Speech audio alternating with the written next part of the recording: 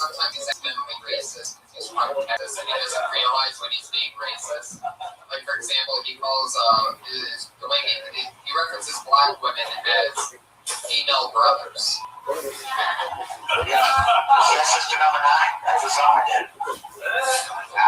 I want to tell you about my life. I did live in Texas for 28 years, but I was born in Des Moines, Iowa. I lived there for 9 years, and I also lived in Chicago from 9 to 12, and I visited an uncle one time in Columbus, Ohio. So I'm a Yankee just like you guys are. Oh, I almost forgot until we just did. So the last couple episodes we've noticed a left arm twitch that happens. It doesn't have anything to do with that. It's not uncontrollable. It's not like some kind of that really scary uncontrollable twitch. It's just did it earlier. Yeah, but I mean, I can understand Just did it again. because I don't think about what I'm talking about. Yeah, so that's an uncontrollable No, it's not. I mean, I can stand here still for an hour and not even move. It's never going to happen. It's just... Okay, try it right now, starting now. But, you know... I remember you guys. I remember that one like that. It's serious about tempo. Hey, Brenda, can you give me a beat? Can you do this kind of beat like?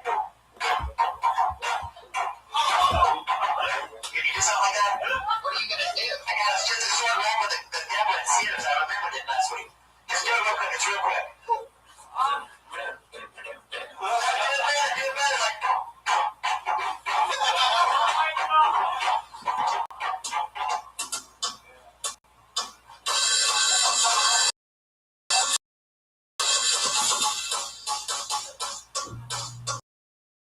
That's a good direction to do it, but like... Just kidding. No. Okay, I'll do it. Not do a song. I'll do it real quick. About 1 year, some time ago, good and was bad, nip and was slow, but living it down day by day, trying to survive with the right for life. Hey, now, don't try to pretend with the right is fast like a rocket, a piece of bed with a hot dog pocket. You don't need them, because that ain't loose. What you need is a chocolate mousse. So the very next day, I think the Sears. I want to buzz for years and years. Bow, bow, bow, bow, bow, bow, bow.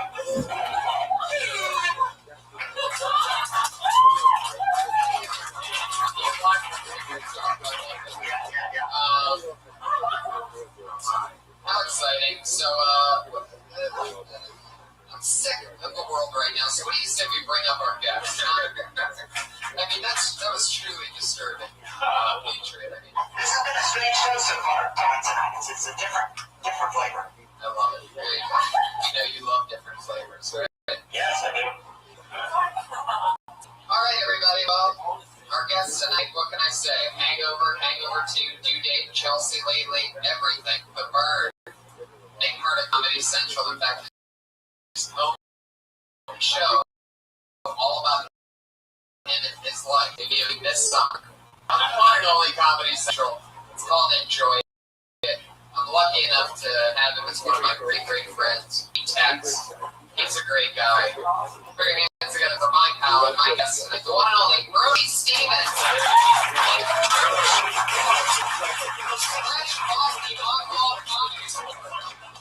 Taking a break, telling you from tens of thousands of people to be with us here tonight again.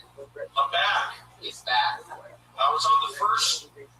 Was it called Phil Tony, the first podcast? Actually, it was still called Pitch Cliffs Notes when you were on. There you go. Pitch Cliffs Notes, because we were adding and helping out. It's the same show. Yeah, it's the same It's show. involved, Yes. but it's a different title. Easier to spell. Gotcha. Phil Tony, easy. Boom. Got it. Hashtag it. Hashtag it. You know, Common Patriot mentioned that it's a different energy here. I think it's probably because of me. I'm a big guy. Back home here in the bedroom, I'm wearing shorts, glasses, and all access badge. The Oddball Comedy Tour will be in Denver on Thursday. I mean, is that just amazing or what? You are on what seems to be the coolest comedy tour you're currently on that has probably happened in, I don't even know since when, right? Yeah. What is that? How does that feel? Feels Part of good. the traveling Woodstock of comedy. Feels good, to be honest with you, going to the venue would be, close to 15,000. There's 15,000. What, last night you did that, right? Maybe more last night. I think Irvine holds more than that. But yes, it's kind of cool, the enormity of it.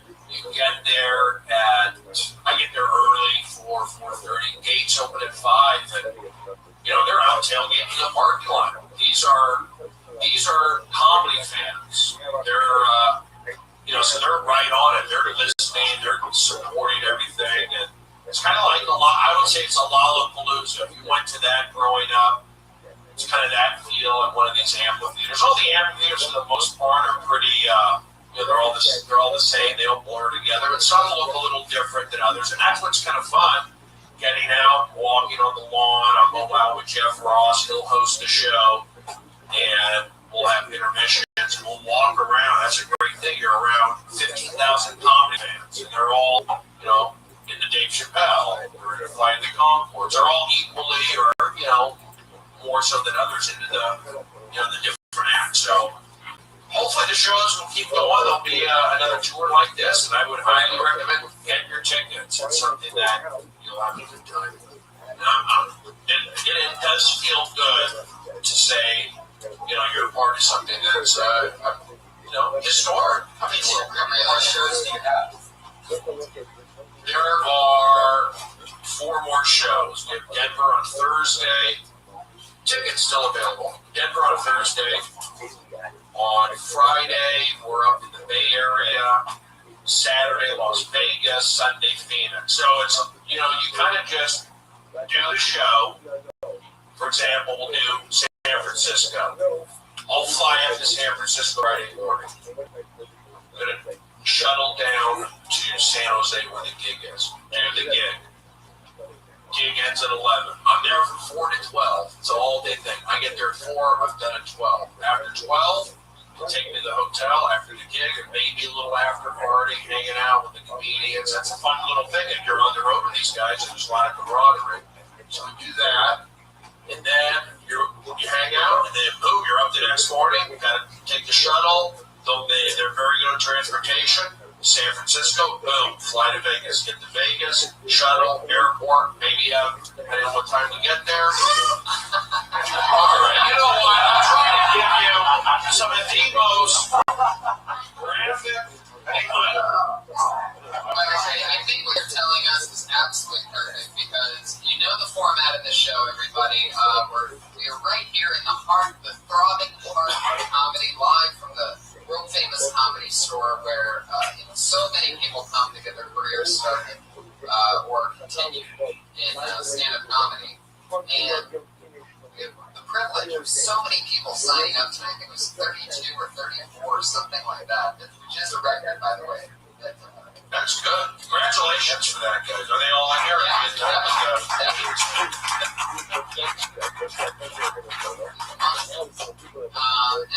So, being on the Outlaw Comedy Tour, who's more in touch with true comedy right now than a guy who has his own show coming out on Comedy Central? Iron Patron has a show. Yeah. Brian. If all goes well, if I keep my sanity, if the editing is, where everything needs to be, What's that name? could be December 1st. Wow. You could see Stephen Burley Stevens on your Comedy Central program December 1st. Possibly. It's all about you. Like, a lot of people get their own show on a TV network, and you end up having, different things. But this is all about you. Well, that's where the pressure comes in. Yes, it's all about me. In your real life. A lot of it, yes. And there is, pressure with that. And this real stuff, it's not like I have a normal life or a normal relationship with my mom. Oh, my mom works at a cake store, and I've got a dog, and, I'm looking for a house, and we go around, they play the cornball music. It's not that. It deals with mental disease. Right. What have you been diagnosed as? I've been labeled as bipolar. It's a daily battle. So how do I handle that? My struggles with that, my reconciliations, my looking back and going forward, and also maintaining a healthy, lifestyle. It's not easy. And I'm under pressure doing See the guy under pressure. Stevens, everybody.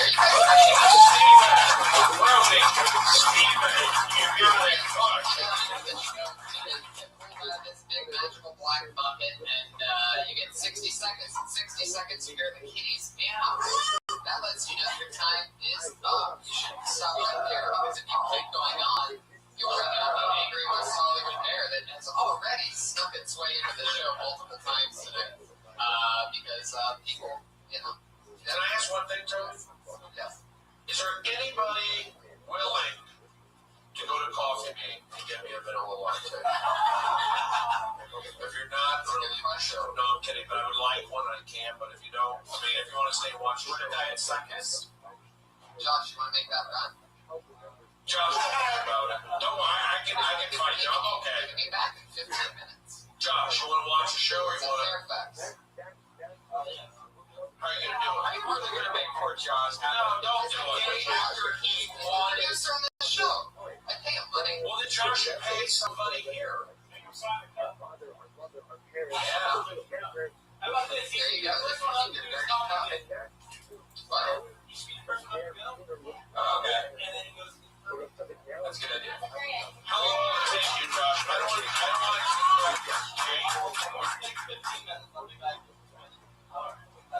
But I like it. Can I go with you? Can I go with you? give it up for Shelton, producer. Thanks Josh. for not laughing at me. Coming through on a live show in the clutch, getting the vanilla latte. What is that, large? Can I get a large vanilla latte?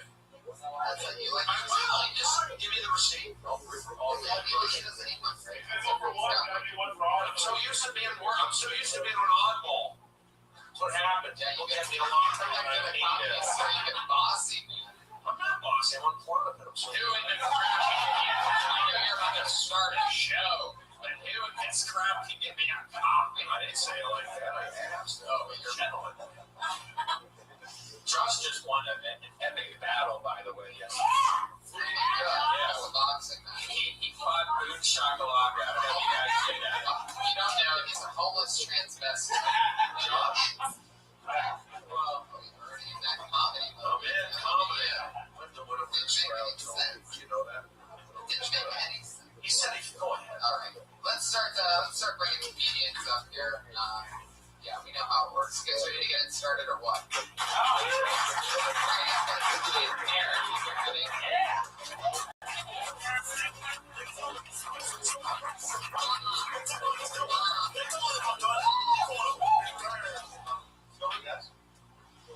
Just had hernia surgery. Yeah, it was a blast. Actually, it was horrible. But the one cool thing about it was that when I woke up, all my pubic hair was shaved off. Maybe wish I had back surgery instead. That's that. After the surgery, though, I talked to the doctor, and he told me that I couldn't work out or have sex for a month and a half. So my life stayed exactly the same. Actually,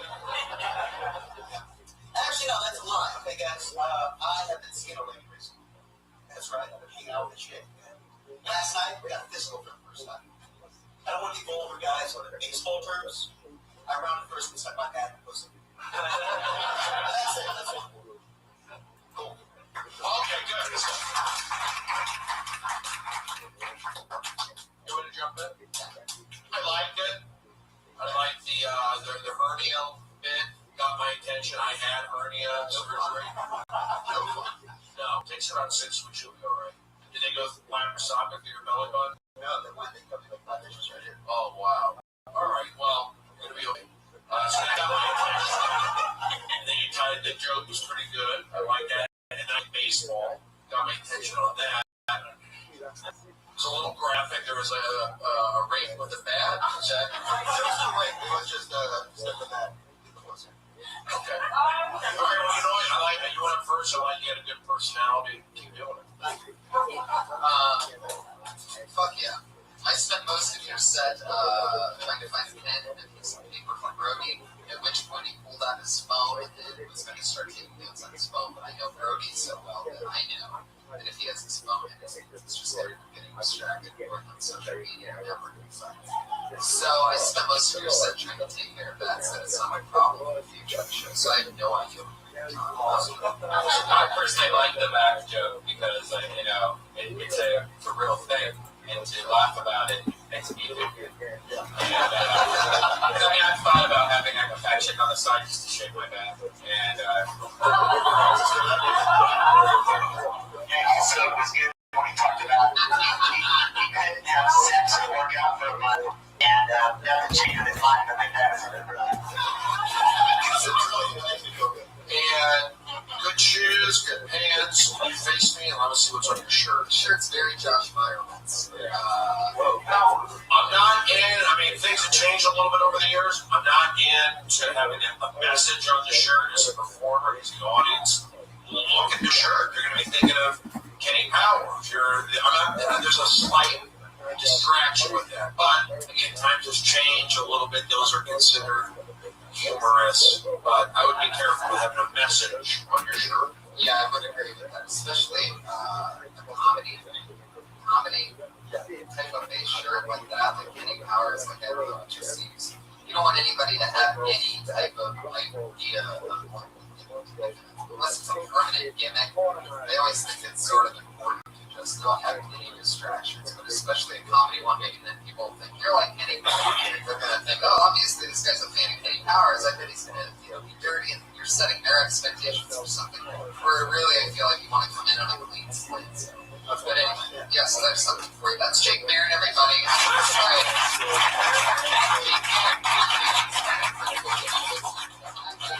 You want to send your tags to the Canadians? A lot of them have their Twitter handle. Tony, I haven't even tweeted it now. I noticed that.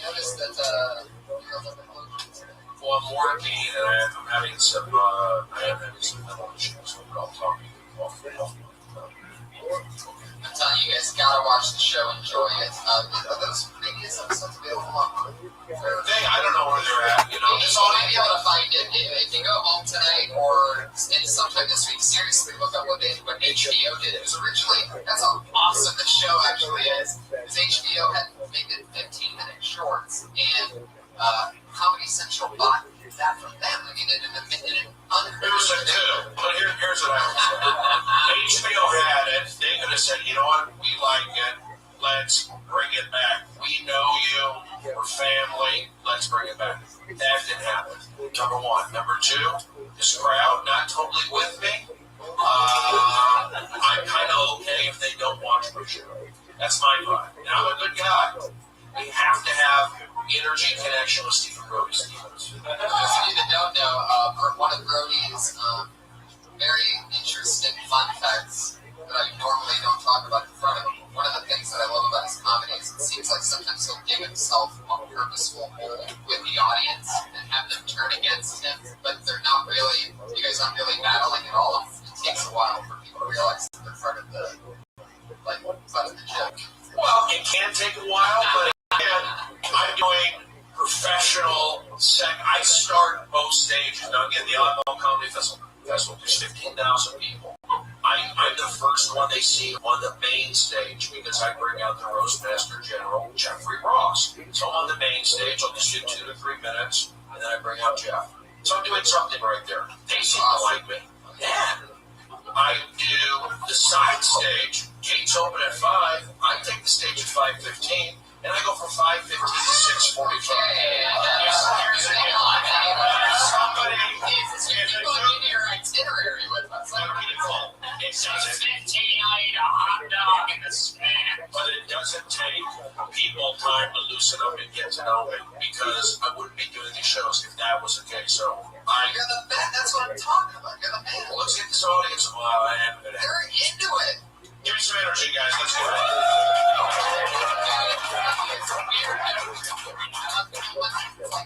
Well, I'm not into weird and I'm not into awkward. I'm into positive comedy. Let's go. You're in a thing called the oddball comedy. Yeah, it's positive comedy. I get to be an oddball with the parameters of that. Let's push it. Trust me, I got a talent pass. I'm doing something right. Let's go. He's all in the good, and he has the credentials to prove it. Thank you, Tony. We're going to go to your next comedian doing 60 seconds. Daria Lauren. Daria Lauren.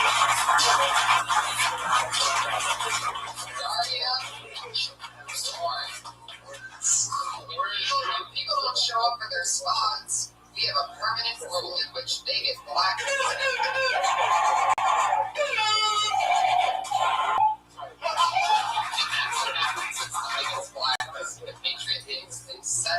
it's How often does that happen?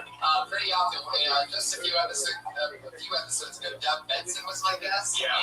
and we just like that. There was no forewarning of what the blacklisting thing was, and he had his cocktail sitting right there, and he's so mellow and funny and everything, but his cocktail's sitting there. He's sitting where you are. And all of a sudden, it really just shocked him so much that his drink spilled. He's just cracking up.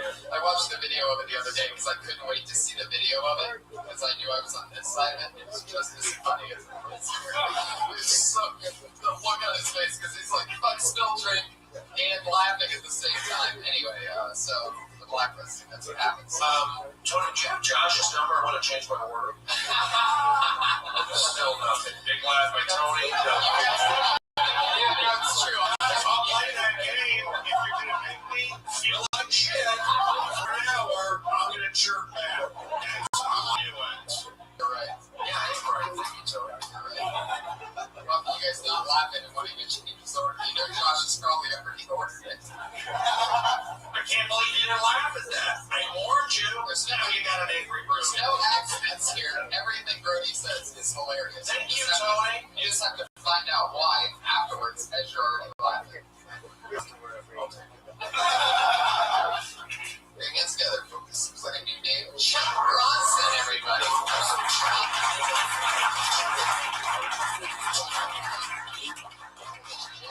You know what that means, everybody. You know who we'll never see again.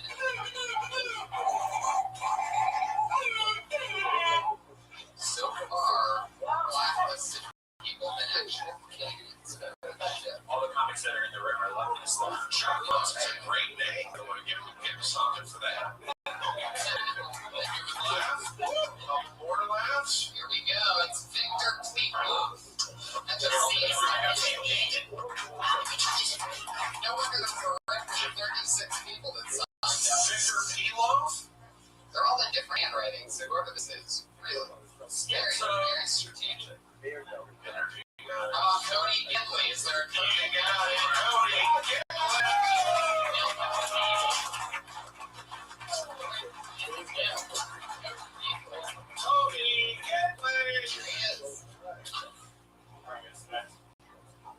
Brody's here. That's super cool, Brody. I want to thank you. I get really, really high sometimes, and positive energy gets me through it.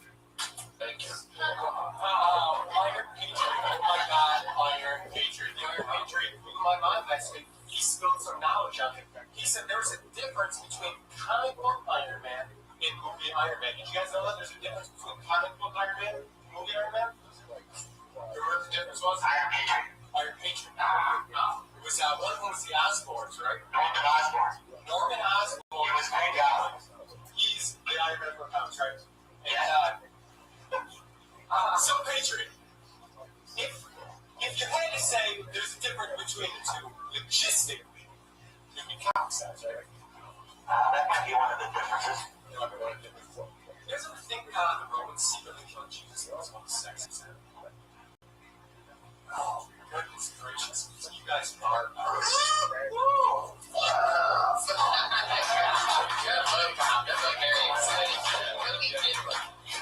It seems like you know Cody it's not that easy. Just step up to the mic. This is where we talk to each other. Be a professional. How's it going, buddy? How long you been doing stand-up? just probably about a year if it was that. Just weed and you say full sir. Oh, I was, we have Oh, I like that. So like everybody will say. Seems like you know the show. You've been here before. Have you gotten on before? What do you normally talk about? When you know Brody, you do the positive energy. That's one of Brody's slogans, by the way. Right. It was a nice gesture. Thank you. I like that. That was a good move. That's a professional move. You look like a comedian. You're dressed. Are you from the East Coast originally? No. Okay, on the way to the East Coast. Okay. But my technique, I like it. I mean, it's different. You know, you have to come up. I always say not that you did this, but just make sure you're not. I'm not big into the guys who do that. It can work. You can do whatever you want. But for me, you know, it's good when the mic's so they can see my mouth. So I mean, you're doing that. They can just be aware of that. But I mean, you got a good style. And you just keep doing it over the years, you know. Really how often you do it? I mean, you started a year ago. I've started a year ago. I usually go up when I have it set. I'll go up. So we're saying what? How many times a week or a month? We'll say at least I try to be on once a week. I mean, I'll go with spit at a mic or something like that. Whenever I can set. So you do it? Are you a hip hop guy? I mean, yeah. You like hip hop? They have a radio show. Yeah, okay. I can tell. I see it. You got that herb. That's what I said. New York. And kind of like. Where in the Midwest are you from? Right. Oh, and you lived in LA for a year? What do you do? I work for an AV. You have to talk to me. I know. I work for an AV company. What's that? Audio? Not audio, video. No, yeah, just visual. Got it. I think you just keep doing it. That's my advice. Yeah, well, you don't need to really hear any material. You got to know it really fit. You got to learn. You got to learn that if you start a conversation with a patriot, it really doesn't end. And you did that in your 60 seconds. So, well, hopefully you keep signing up, and hopefully we'll see you again, and we'll get to maybe talk about what you're doing up there. Cody Gintley.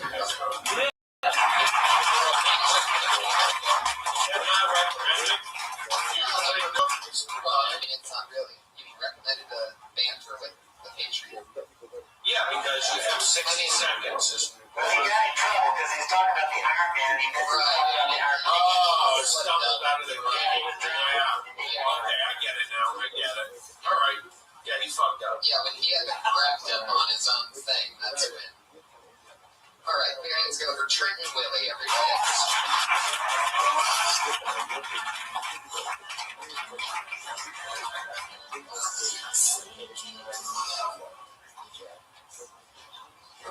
So, I want to tell you about my wife.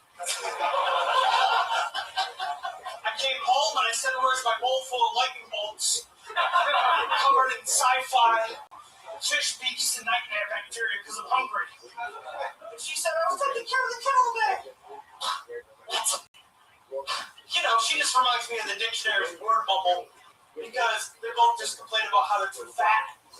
Because the dictionary, all of them are on the internet now. So the dictionary's word bubble is like, "I'm full of too much language." So I popped it. Language goes everywhere. I use it as a parachute. It went the opposite way. Then I went to a planet where everyone was their own dads. What? Let me tell you, there's only two different types of people in this world. Shadows made out of blood and people feeding numbers out of the left eye. And shadows made out of blood ruined for everybody. Hell yeah. Can't even go to the movies. Shadows made out of blood, even fiction, right out of the screen. I'm gonna make shadow blood fiction poop. There you go. Fuck yeah, Trenton Willie.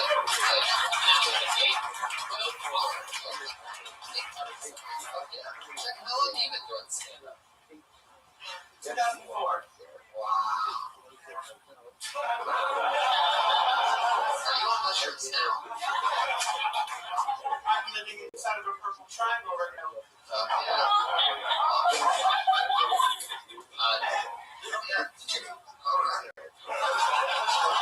It seemed like you walk a very fine line now from people going, "What the fuck is this guy talking about?" to bringing them back by being a little silly. So that must be dangerous. If that's your material normally, that must be a very dangerous line to walk. When I was thinking about it while you were doing that, it almost seems like you came out of the gates with, I want to talk about like it's so funny and goofy. I you said you wanted to talk about life and like bowl of wizard, whatever. And you had me. I felt like when you start getting into longer things, and it's like waiting. You should. I know it's just 60 seconds. You're just trying to get stuff out. Like, how much time do you ever do? Like, what's the longest set that you do on a regular basis? Longest, my friend was there, an hour and a half. Was that just you and your friend with a karaoke machine? Just sit there on mushrooms, just coughing, and you're like, "Dude, I just didn't know." It was my girlfriend recording it for, she had a museum show, visual art museum show in Amsterdam. And she had my worst mic. And they're 4 and so if I talk about living in a tornado made out of apples, their perception of it is different. It should be noted that this is the same gentleman that Don Barris talked to about. He freaked out Don Barris one night, like he's scared of you. Like he showed us pictures and stuff. You know the Don Barris? I saw him and the only question I said is, do you feel at all guilty for making a movie where you exploit somebody who's trying? Maybe, but then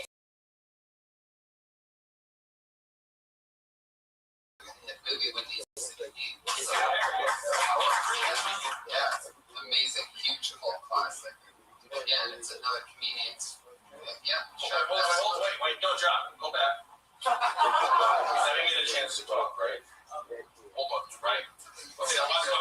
No, I can't get my coffee. I'll tell you why. I forgot to say soy because you're allergic to milk. Well, yeah. Let's just go back to this. I'm a good person. I'm hosting and running the Oddball Festival. Okay, you're getting promotions. This is podcast news. So this is what I think.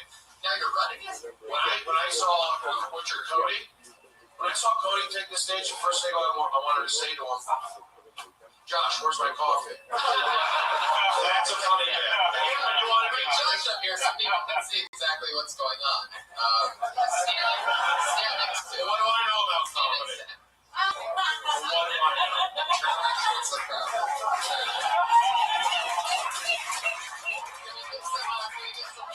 Spray paint for the front of Josh's hair.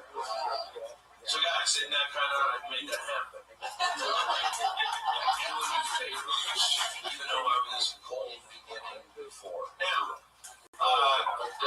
anyone? Yeah, what's your name? Trenton. I like what you did. You got a style. I have the similar the shoes are comfortable. You came up, you took the mic, did your stuff. I can't go into material. I understand all how that works necessarily, but your demeanor, your look, your confidence, it's all good. So just keep doing it. Talk to Tony. These guys like that are, I guess, writing more jokes. But the character, you should be booking commercials. I don't know if you already are. I see you doing commercials. I look at you when the guys come up here, the overall thing. So confidence, you seem to have it. Look, you have it. Looking at commercials as well. You can do both. Yeah, sure. There he goes. I was in a hiccup, so I know. Yeah, you should definitely try to get a commercial. Yeah, he's got a good luck. That's what you got to do to work in this town. It's true. People with faces like mine don't get beer selling commercials. Your watch is freaking me out, by the way. That is a crazy watch. I'm so excited about this. I have this new obsession of, I guess I'll talk about it. A new obsession of going on Amazon and trying to find the coolest watches that I could find for under $10. And this one here, it takes like 3 or 4 weeks to even get these things because they're so made in China. They come in like 7 different little boxes. It takes like an hour to open it. And then you end up with this watch right here that has the time. The Chinese time, which I'll never use, on that bottom left dial.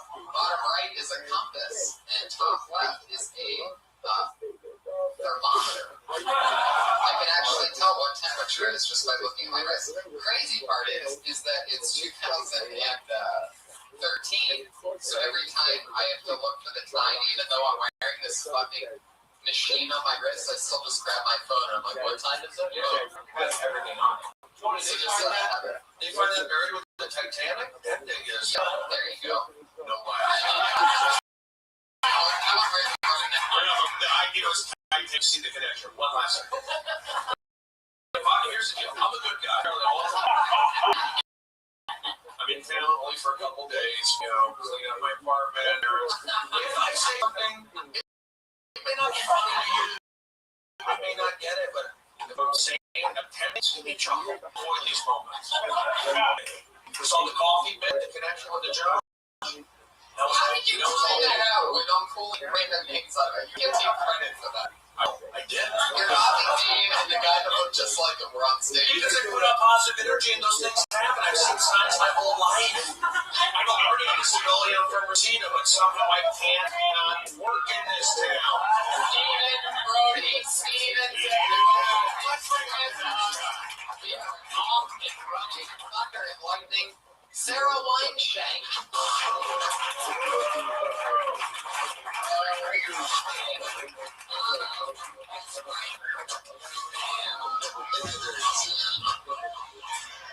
What's up, everyone?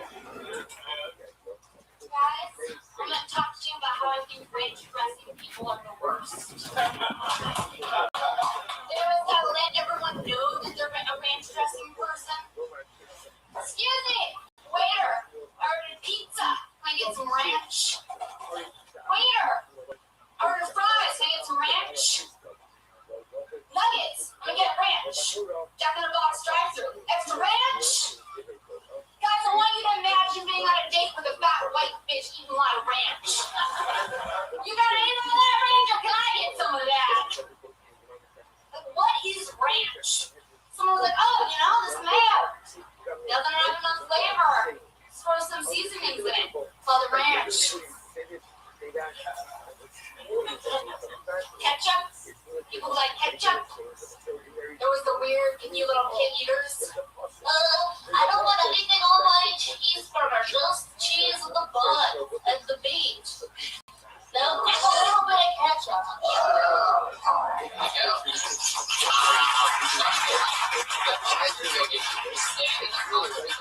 I love that. And I feel like it's almost one of those things. Even though very rarely on this show do I see something that a comedian's talking about that like is an exact topic of something that I once wanted to talk about. But I actually felt that with your ranch dressing.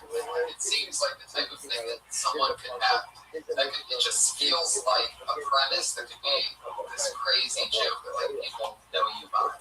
Because ranch is a crazy part. It's one of those interesting parts of life. And more and more, it just seems like it's a regular condiment that somebody's wanting.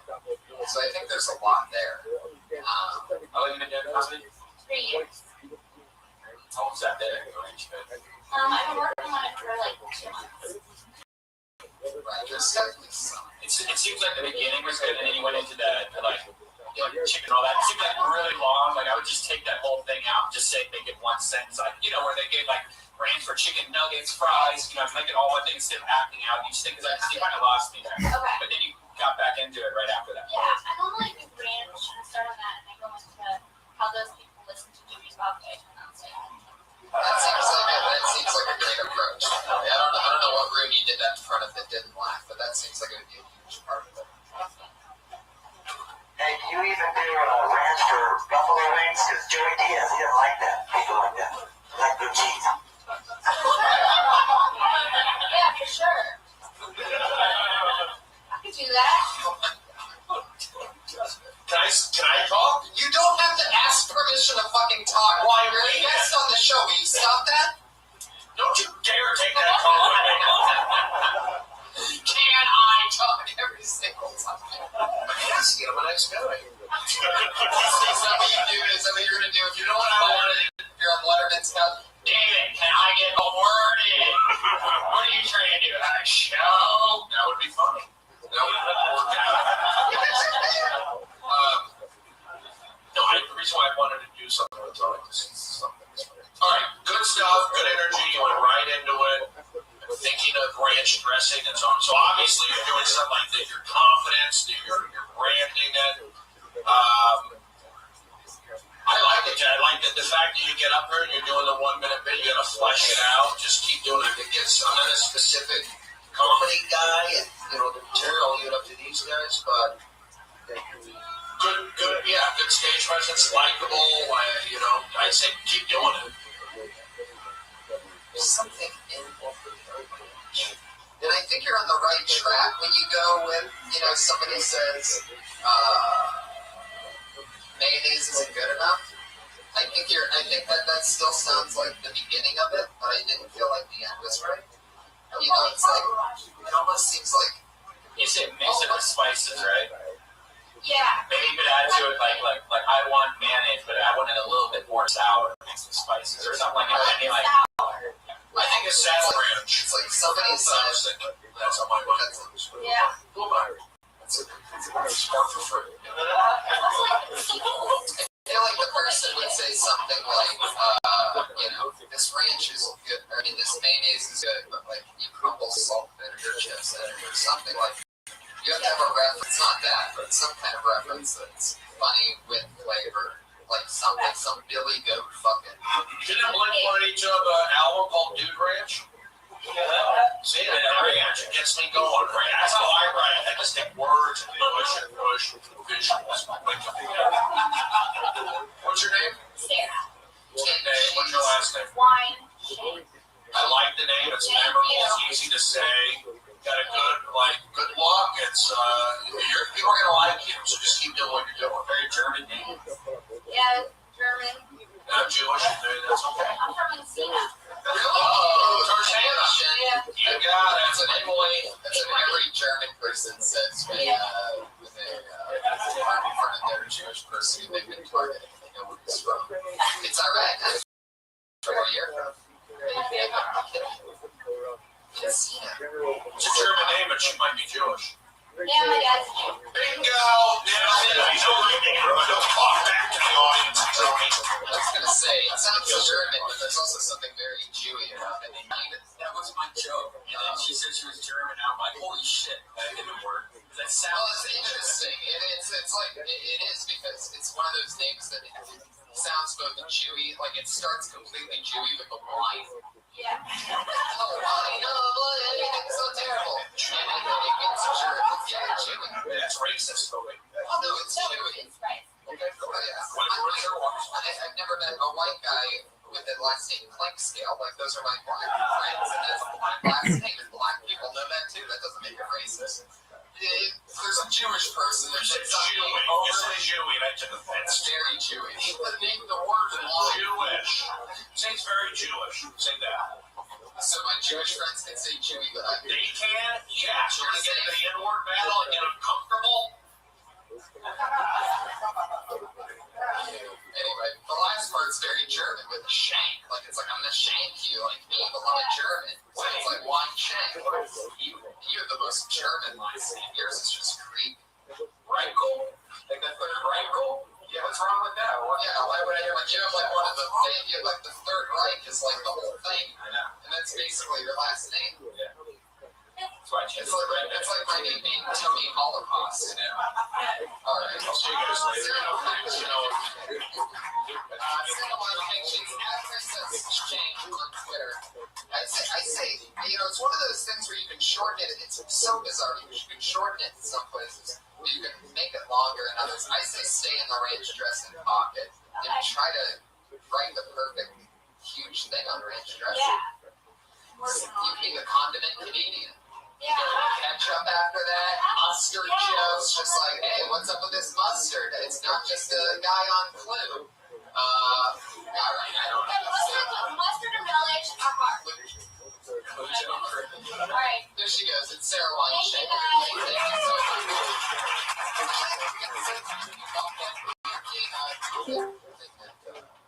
It says we're interested in Jimmy Buffett. But we didn't get the Jimmy Buffett part. Jimmy Buffett's also interested in this big song. What up, Zoo? Which needs a condiment. Rabbi, What up, Zoo? you want the good news? Dog. No one can hear you. What'd you say? You want the good news or the bad news? You want the bad news? Are you there? Yeah. Can you hear me? Why can't I hear you? Just a moment. Just a moment. If you have any goal or you came in with any goal, it's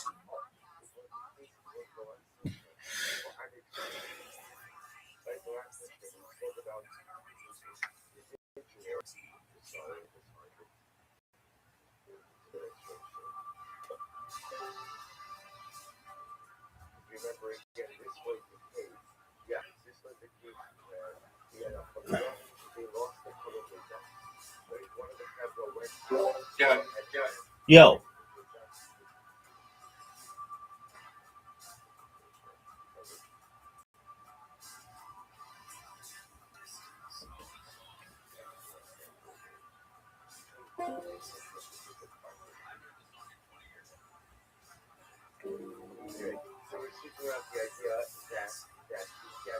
You little bitch. Zoo. Zoo. There was a discussion, but then they end up finding their places. I don't know, chef their places that way. So there's a whole discussion Zoo. about, well, which animal would you prefer? But it's actually what initially it costs. Well, let's say the Chavura has the Kala Pesach. They lost the Kala Pesach. Probably your gold, because I know for a fact not many young comedians have gold on them. So, it's not you. There you go. For you podcast listeners out there in Canada and Finland, that was a homeless guy saying that he found a piece of jewelry. If nobody claims it, he's going to keep it. I don't know how to say that in Holland days, but put your hands together for Dave Greer.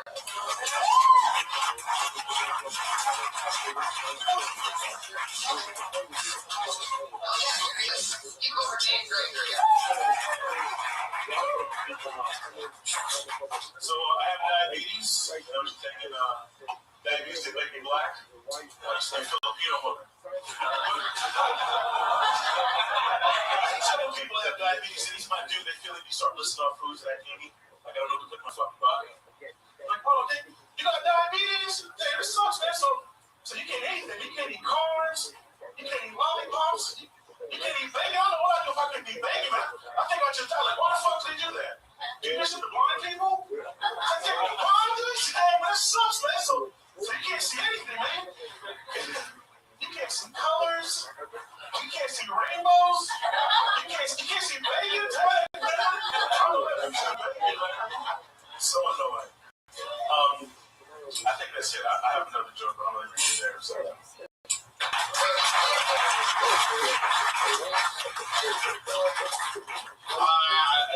The diabetes right out of the gate, that's brave, that's setting the foundation. I like it. Good personality, good style. The diabetes, it's like, it's educational too. We're not all about diabetes.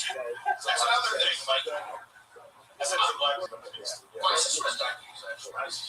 She's one. My cat looks like it has diabetes. You have a black cat? No, it just has that whole I just like it because if you're willing to talk about it, you can also educate people on diabetes. Right, it definitely establishes. It's a great, it's a great way in. Anything that only certain people can talk about is awesome. And I love the approach that we have there because it seems like so wrong to say to a blind person to start listening to things that they can't see. Did it end in Rainbow? Was that the third one, or was it just two? Oh, maybe it was the third, right? Actually switched to list random. I don't know why. Because what I was gonna do was list the foods the second time as foods you can't see, as opposed to visual. Right, that's what I was just thinking. Have you tried it that way before? I've never tried it. I was given a note by this dude. He was like, "You should try doing food." The second time was with one people can't see instead of like sunsets and shit. You could also leave that be the third one on the food one. It could be the same foods. You can't eat bread, you can't eat pasta, or whatever the thing is, because I don't know. Because luckily I don't have diabetes. Yeah. It's really good. Coffee and a counting coke. So I'm probably going to be asking you what I should be eating in about 2 weeks. When women have diabetes, they get like nonstop yeast infections. Their pussies are pretty much fucked. Are you making it up right now? No. I always wonder what the girls I can find out. I really experienced it. This is fun to run their own shit too. This is fun. You got to do your research on diabetic, but That's that sugar pussy. That's what you call it. yeah, that's sugar. Well, I guess I know what it is. Like their body makes too much fucking shit. Candy. You know nothing about that. I know. What do you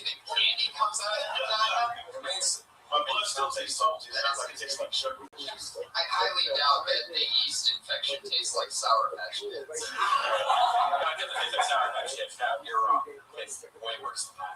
That'd be awesome. It's a ratchet girl in the front. Oh, yeah. Brian Ratchet. Yeah, right. You might be right. We call him around the comedy club. She just happened to have that. We call him Ratchet House Brian. Ratchet House Brian. Do you have to do the shot thing every day? I want to pump. What's the pump?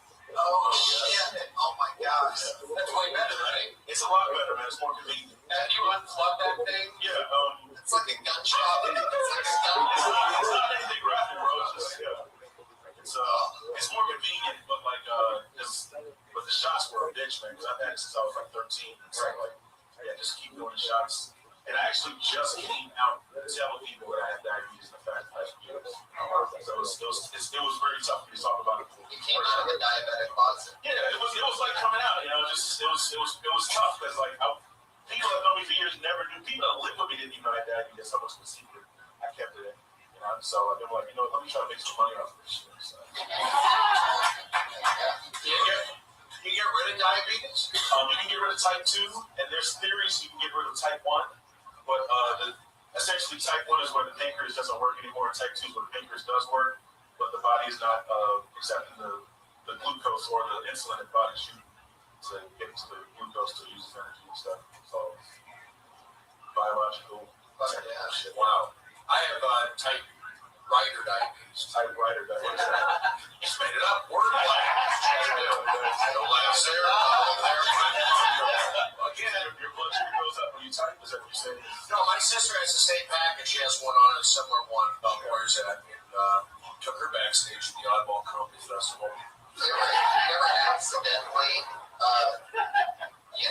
have something sweet that, you ever just, blank out? How long have you known that you've been diabetic? I found that when I was 12. I was diagnosed at 13 officially. Right when people love candy the most. Well, I've never been a candy person. What happened is, I guess I was more like the breads and pastas type thing. And, I guess I had a few scares. I had to walk home. I had to walk home from work. And it was a 5-mile trek at 4 o'clock in the morning.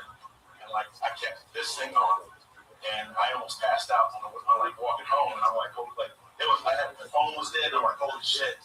And luckily there was a 7-Eleven. And in my head, I'm like, I hope that 7-Eleven is not a mirage. I hope it's real. I mean, it's scary shit. And it's the scary thing about having a low blood sugar is that it's really close to death. And as many as you never get used to getting close to death. As many low blood sugars I've had, it's like you're always facing death. You're like, oh shit. It's continuous. So you passed out. I've never passed out. I've lucked out without passing out. Yeah, and because I wake up in the morning, sometimes I wake up in the middle of the night, sweating and cold. I'm already getting some sugar, so it's just I've lucked out completely. That's really weird, because I told you guys I was a DJ in Dallas. I was also in karaoke sometimes. And one time there was a guy there that passed out. And we were trying to give him some orange juice and some Coke, and he didn't want it. And he passed out, and then he finally took some, and that's when I learned about diabetes. It's a very strange disease. Patriot, as always.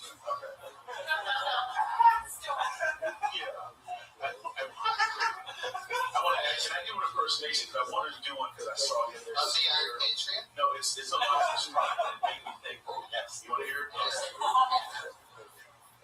Before time began, there was the kingdom. We know not where it comes from, but it has the power to create worlds and fill them with life. I just felt like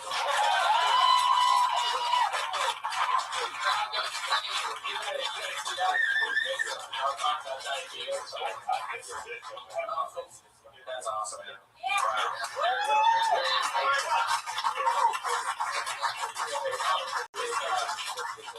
His Twitter is I am Dave Gregory on Twitter. Dave Gregory. You like Diabetic Dave? Diabetic Dave. So you guys like what I'm mean like that? Is that what you want? Good stuff. All right. Keep it. Push. Eric Carter.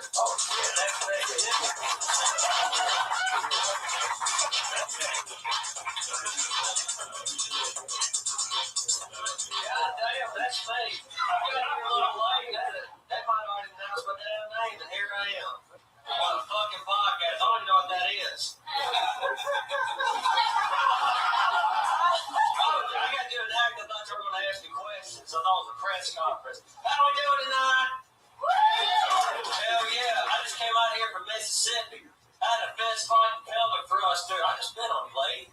I had a fist fight and pelvic thrust in Louisiana, Texas, New Mexico, and Arizona. Here in Southern California now. But being a Southern man, I'm also a family man. I love my daddy. I love my mama. I love my brother. And I love my sister. I love my sister until the bitch broke up with me. I am also a Southern stud as well. Fucked every girl in my family tree.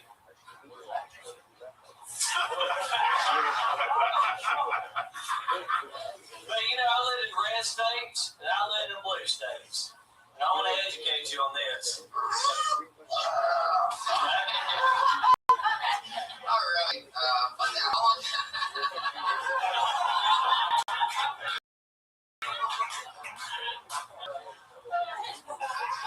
I saw you at the fight last night. You was doing the press conferences with all those prize winner fighters.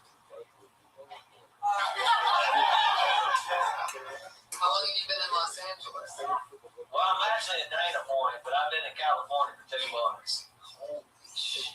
I'm here. Yeah. Well, yeah. I like your style, man. Your cadence is very blue collar comedy. Thank you. Are you wearing pajama pants or are those hospital? I'm on these for some German lady in Hermosa Beach and she owns one of those new age mystical clothing stores. And they're going to go to coat pants when I go to Miami. Coat pants. Yeah, if you go on the ship and do some lines. I think Miami Vice. Yeah. I don't know about this. I don't know about this. Because I got my meth jeans, but I left those at home. Tony, what's your name again? Eric Carter. Eric. Yeah, you speak well. You got a likable energy. I would say you don't have to be so. I mean, I'm not into the hard edge stuff. It doesn't match you. That's my opinion. You're like a likable guy. Southern, you can play. I'm not telling you how to do your act, but I can see it. There's so many different ways to go. Meaning, like you be the Southern guy who lives in San Diego. I don't want to get into that, but I'm looking at the positives. Meaning, you speak well, you have confidence, a little bit of a character there. So there's something, but you know, I'm just not into the harsh. You're gonna go further up front, I think, without doing the cocaine stuff. You can, but make sure it's right on, and there's smart cocaine jokes, and then. You know, the stuff with the sister, that's been done before. Right, yeah, I definitely lose that. Did you do comedy in Mississippi? No, I've never done comedy till tonight. You don't know, Is this your first time, or did you go up there?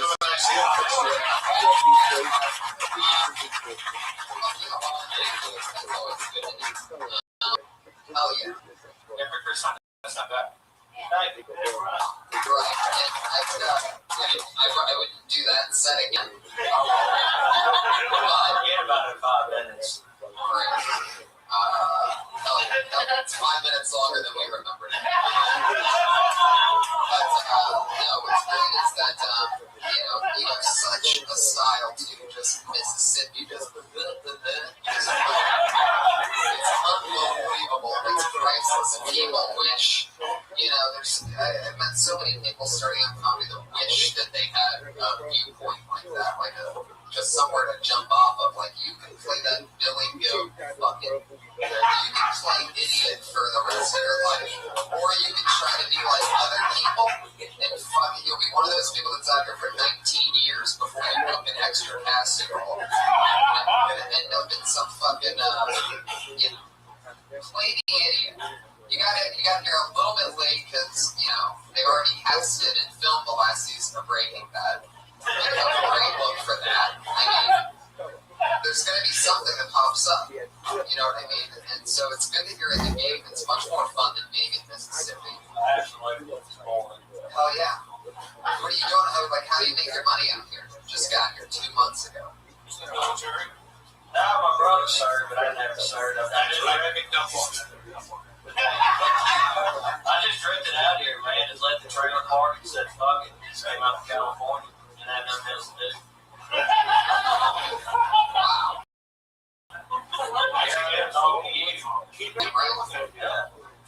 don't know what the hell I'm doing. There's something going on here and showed up. Nobody knows what they're doing the first time or after it takes tons and tons of times. They're already ahead of the curve because most people think that they have things figured out after their first time. And the fact that you're smiling and you're not taking it too seriously gives you a huge edge over people that get nervous and don't believe and trust you their instincts. So good luck with everything. I'm so glad that everything started here. Please come back, sign up again. That's Eric Carter at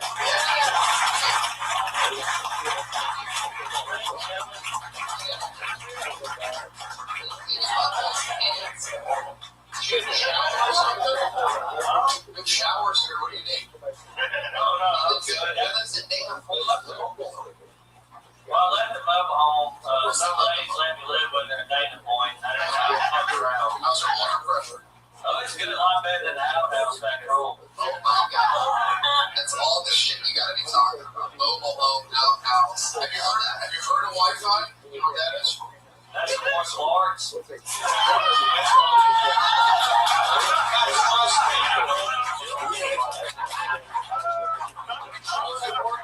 Just starting out, there was nothing that I was on to millionaires.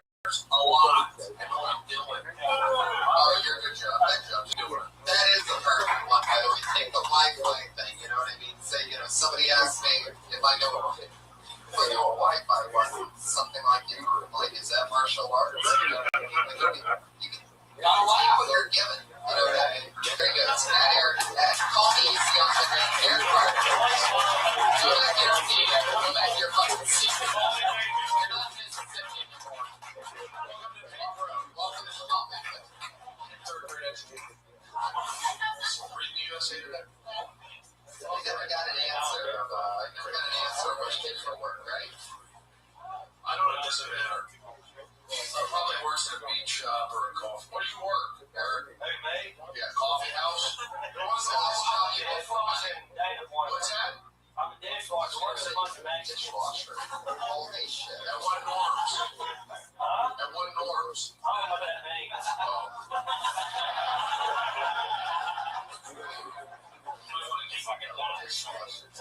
Taking a job from a Mexican. How dare you? All right, everybody. You know what? We should probably move on to our final segment of the show for time, right? Sorry to all the comedians that didn't get up. It seems like a lot. We spent a lot of time on people tonight. Sorry for you guys who signed up that didn't get up.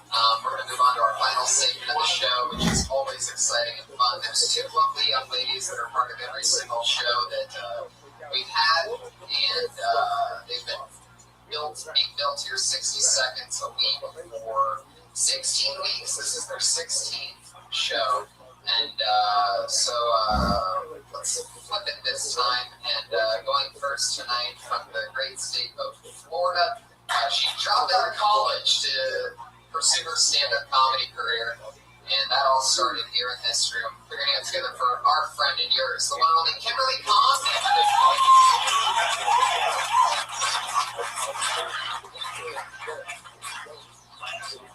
So, I recently started dating someone new, and I'm really excited about it. I think that the best part of having a new boyfriend is pretending that I'm sane. In the beginning, I'm like, oh, you got blacked out last night? That's so funny. No, yeah, your friend Kate's so cute. I want to go down on you. But realistically, like 2 months later, phone rings, he hits decline, and I'm like, who's wrong? I bet it's your little friend Kate, huh?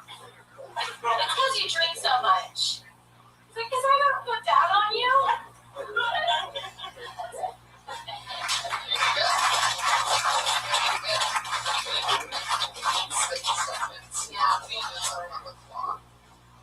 But at least it's a new one, I would make the examples funnier. Yeah, it's really new.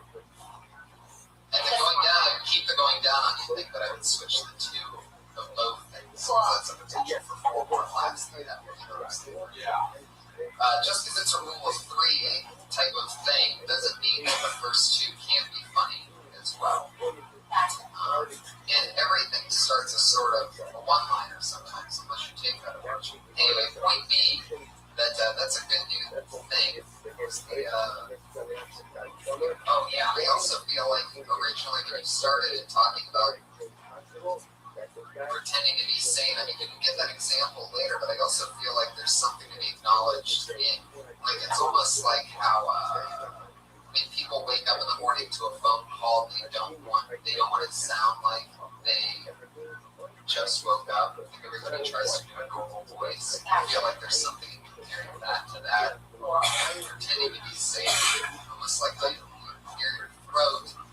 Try to get the broadcast on, cover the phone or something like that. I feel like fighting that type of thing is crazy. You slaughtered last week, bro. Yeah, bro. Did you go? No, I didn't. I liked it. I mean, I don't know what the whole process is exactly.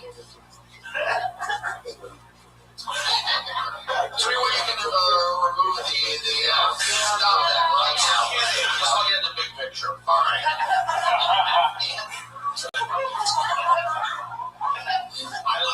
I know it's a new thing, but just like overseeing it all, I felt like, yeah, there was a bit there. I saw there was a beginning, there was a middle, there was an end. So I compliment and commend you for that. And, keep listening to Tony on that. And, yeah, I see. I see other things. I see the likability. I see the smiling, and that's what I would say. All the comedians I see here today, they really have good, got a good voice, good point of view. So, have you ever had a bit about how women are a certain way? Like, I notice you don't talk very much about. Well, I'm a eunuch, so no, I don't view the men and the women are a certain way and this and that. I'm just kind of like in the moment. I'm like Johnny Manziel. I played baseball. I was a failed pitcher. So I kind of do it that way. But yeah, I mean, there's so many different forms of comedy. Yeah, there's different, the guys versus girls, this and that. I just feel I studied so much on comedy. I always tell the new comedians. It's stage time and jokes. Can't go wrong with that, and that's what we're doing here tonight. Yeah, definitely. I give you the overall opinion. The guy who's working, Tony Morris, Brian, obviously we're working, but I see the overall, the big picture. Kimberly, you've been doing a lot of spots, a lot of stage time lately, right? Yeah. And you're likable. That's a good thing. I noticed that all your bits have you playing a character. You notice that? Like every time you're always just like you're acting stuff out. Yeah. Have you ever tried to like do bits that are No, just trust me. No, it could be part of your. It could also be part of your natural thing. yeah. I think that's just like when I sit down and jokes. Right. You become whatever it is in the joke, which is perfectly fine. That's right. That's just part of your thing. We're just making sure that you're aware of that. You have to know that to be committed to it for the long term, because you don't want to be one-dimensional. It's not that it is one-dimensional, but you don't want to develop a comedy voice that you don't want to be doing for an hour a night down the road. So you talk about going down. How does that start? What's the idea? I just start like basically trying to say how girls try to act a little cool in the museum, and he's like, yeah, no, I don't care. Yeah, did you see that girl? She has really nice tits. And then after 3 months, you're like, don't care. Like ouchie. Yeah, it's your fucking trick that you guys all do. Yeah, we all do it. I really dig in. I wouldn't try to make it easy. I would use examples that you actually know about. You know what I'm saying? Like, it almost seems like you're playing to, these are things. And that part's sort of been done. But if you can dig in and make it, you're 22, right? Yeah. And you give a 22-year-old's version of, and you're actually in the game when you're a 22-year-old. There's millionaires around Hollywood who can probably just con over at any given point. Guys that have their own television shows coming out that use that reverse.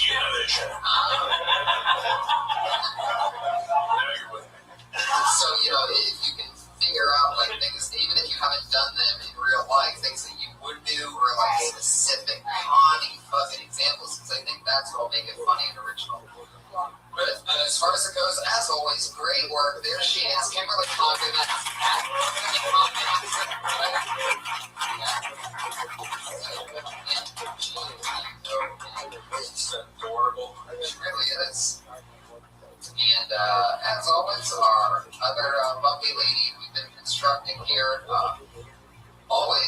interesting to see what she's coming up with each week. Here she is, Sarah Mostajabi.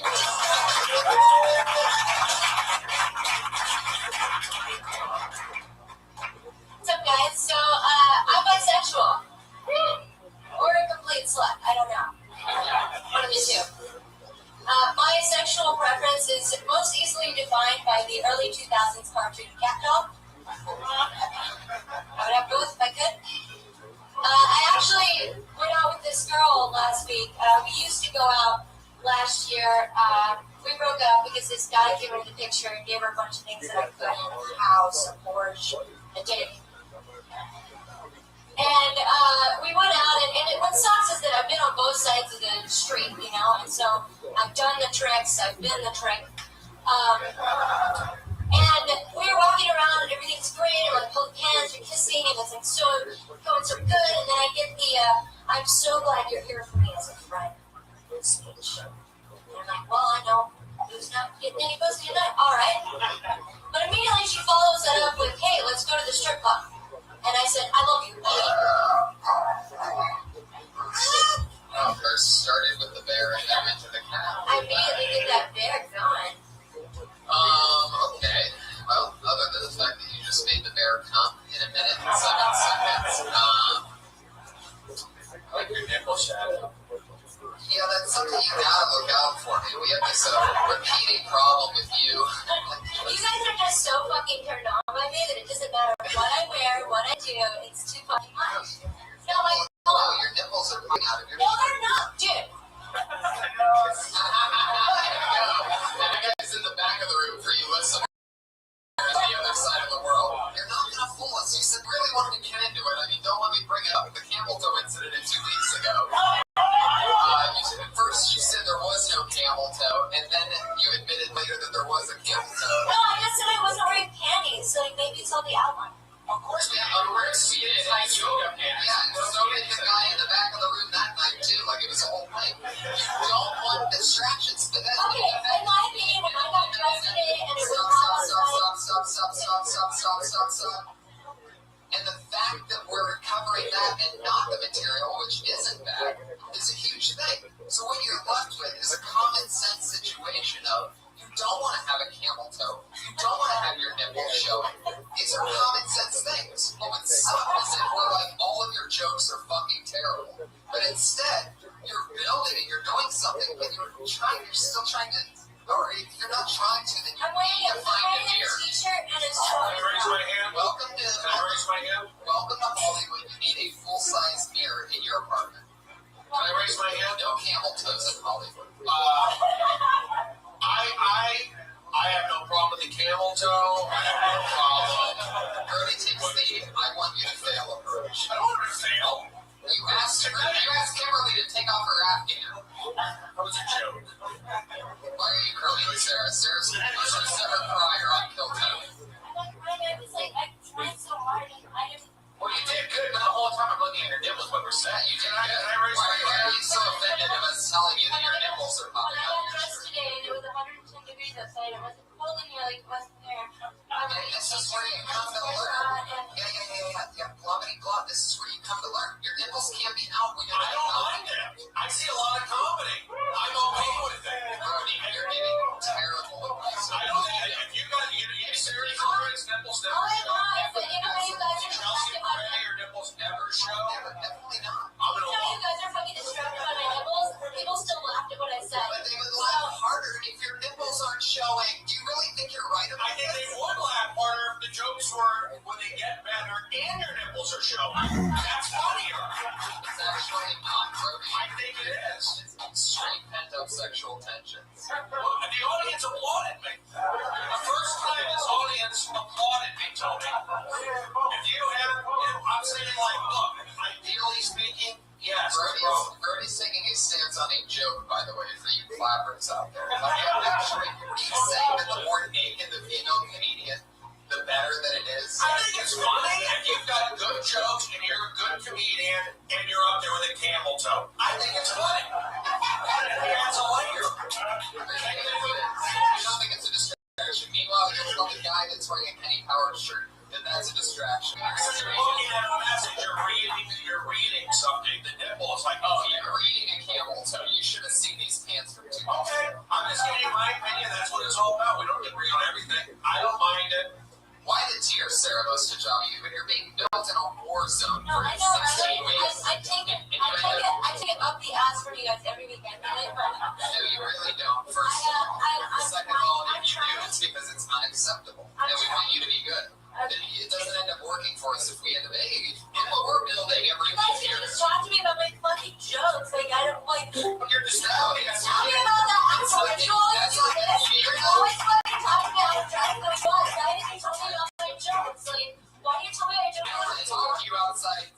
all, Let's hear his joke. no, you come up to me. Second of all, this isn't. Stop talking. Sarah, stop talking.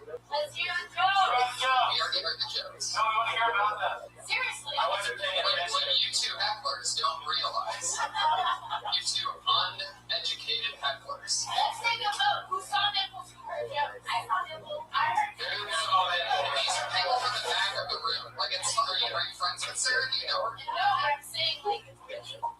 Honestly, the whole never out of her bed, I was looking at her nipples, but why was your nipples?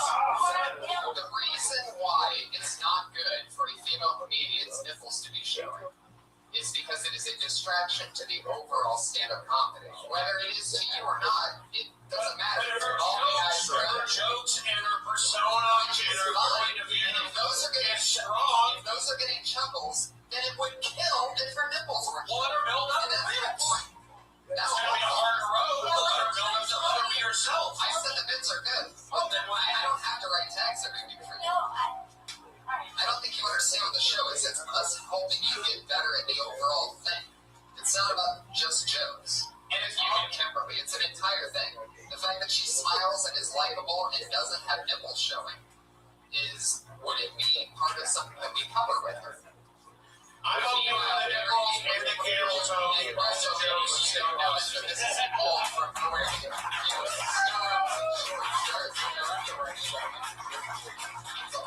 We're not saying anything bad about nipples, and you look fucking hot as hell. We're trying to tell you that you're so hot that you need to fucking not have your nipples, your pussy show, because we want to hear your jokes. so harsh now because these are people that are regulars on the show. It's absolutely true.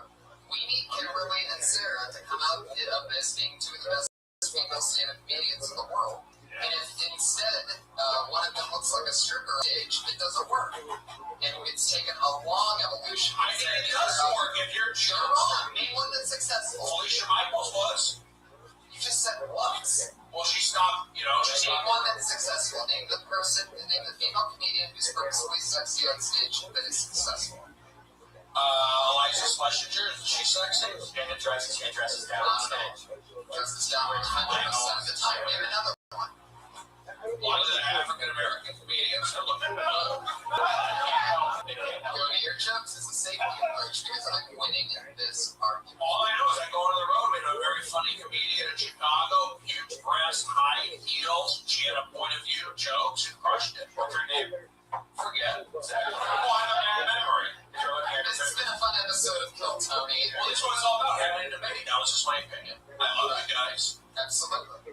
I mean, you took the wrong end of the debate. You could have used your common sense and your comedy education and not left us seeming like two bad guys. They're not bad guys. Also, what am I supposed to go down that road and say something that I don't agree with? Yeah, but you should agree with it. You can't name one successful comedian that dresses sexy that's a female. Maybe she's going to be that trailblazer. Absolutely impossible. I disagree. I wear shorts on stage, Tony. I have fucking glasses. I don't even need them. I'm working. Anything but I wear a white G-Shock. I'm 43. And a purple one. I'm 39. There you go.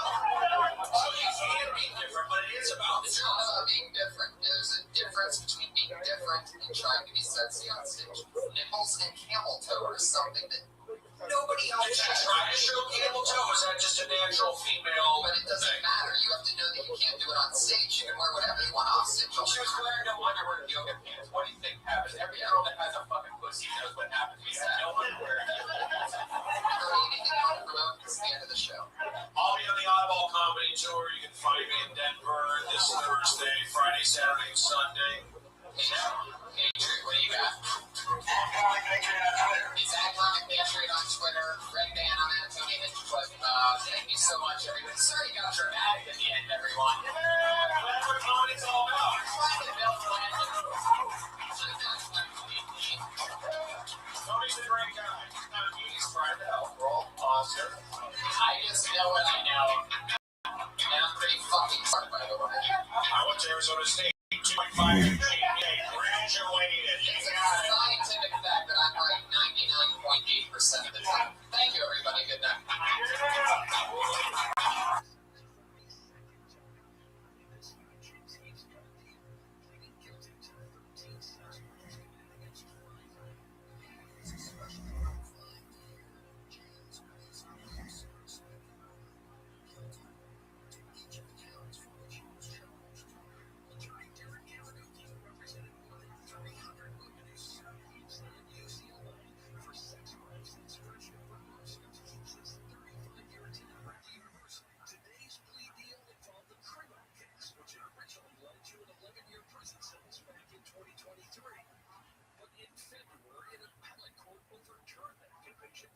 Fuck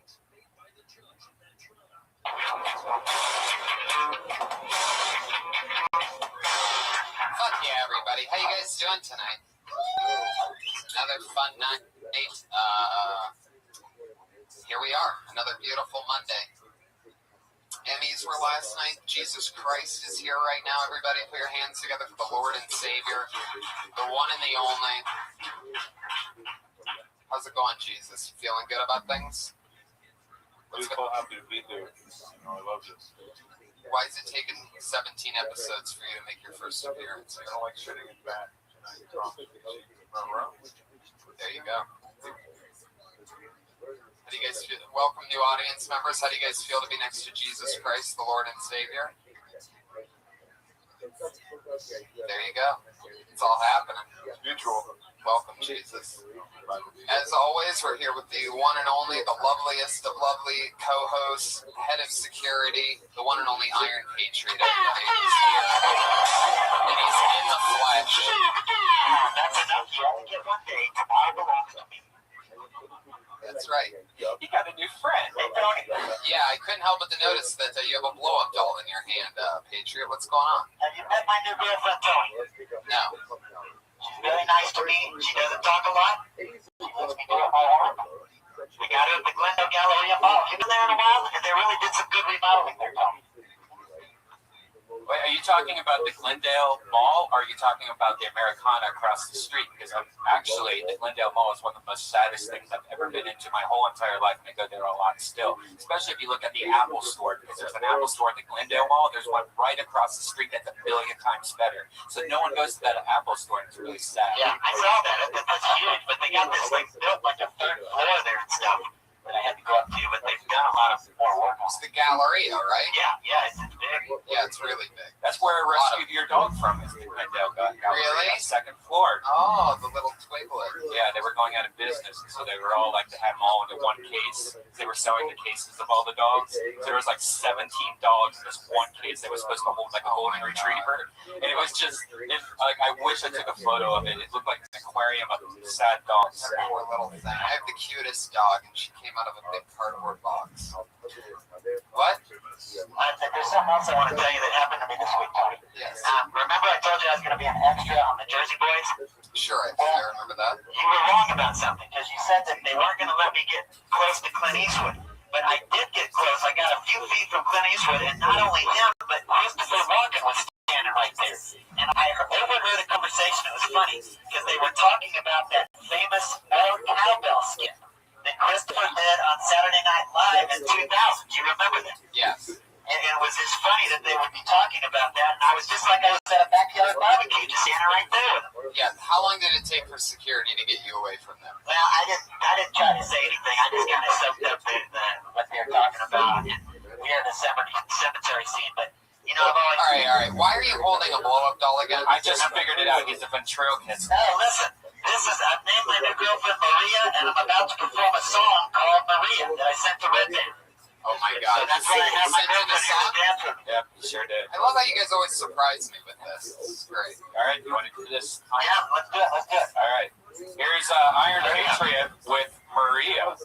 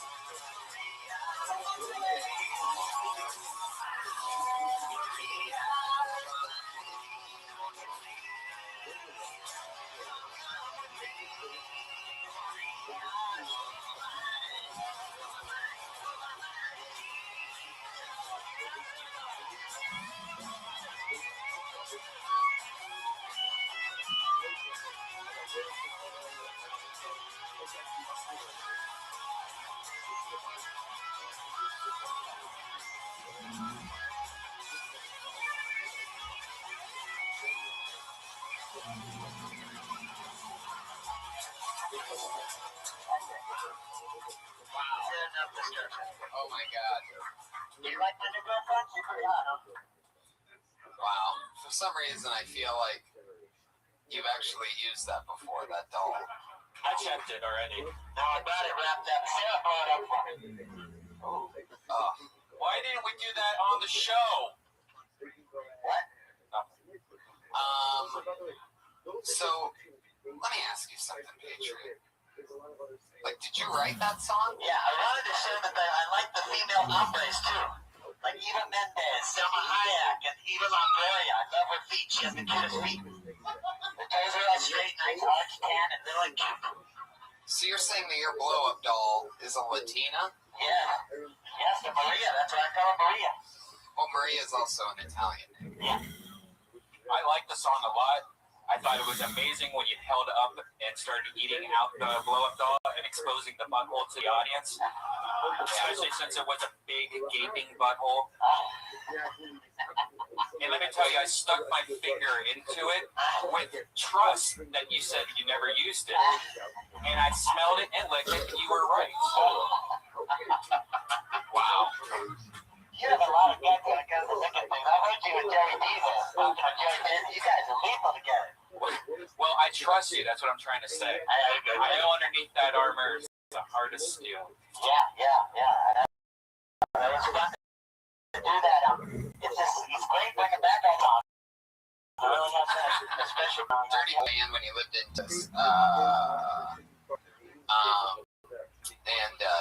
they played music in the grunge era, and he said to us, yeah, that my band played in the grunge era, and I go, that doesn't sound like grunge at all. And he goes, yeah, we weren't successful whatsoever.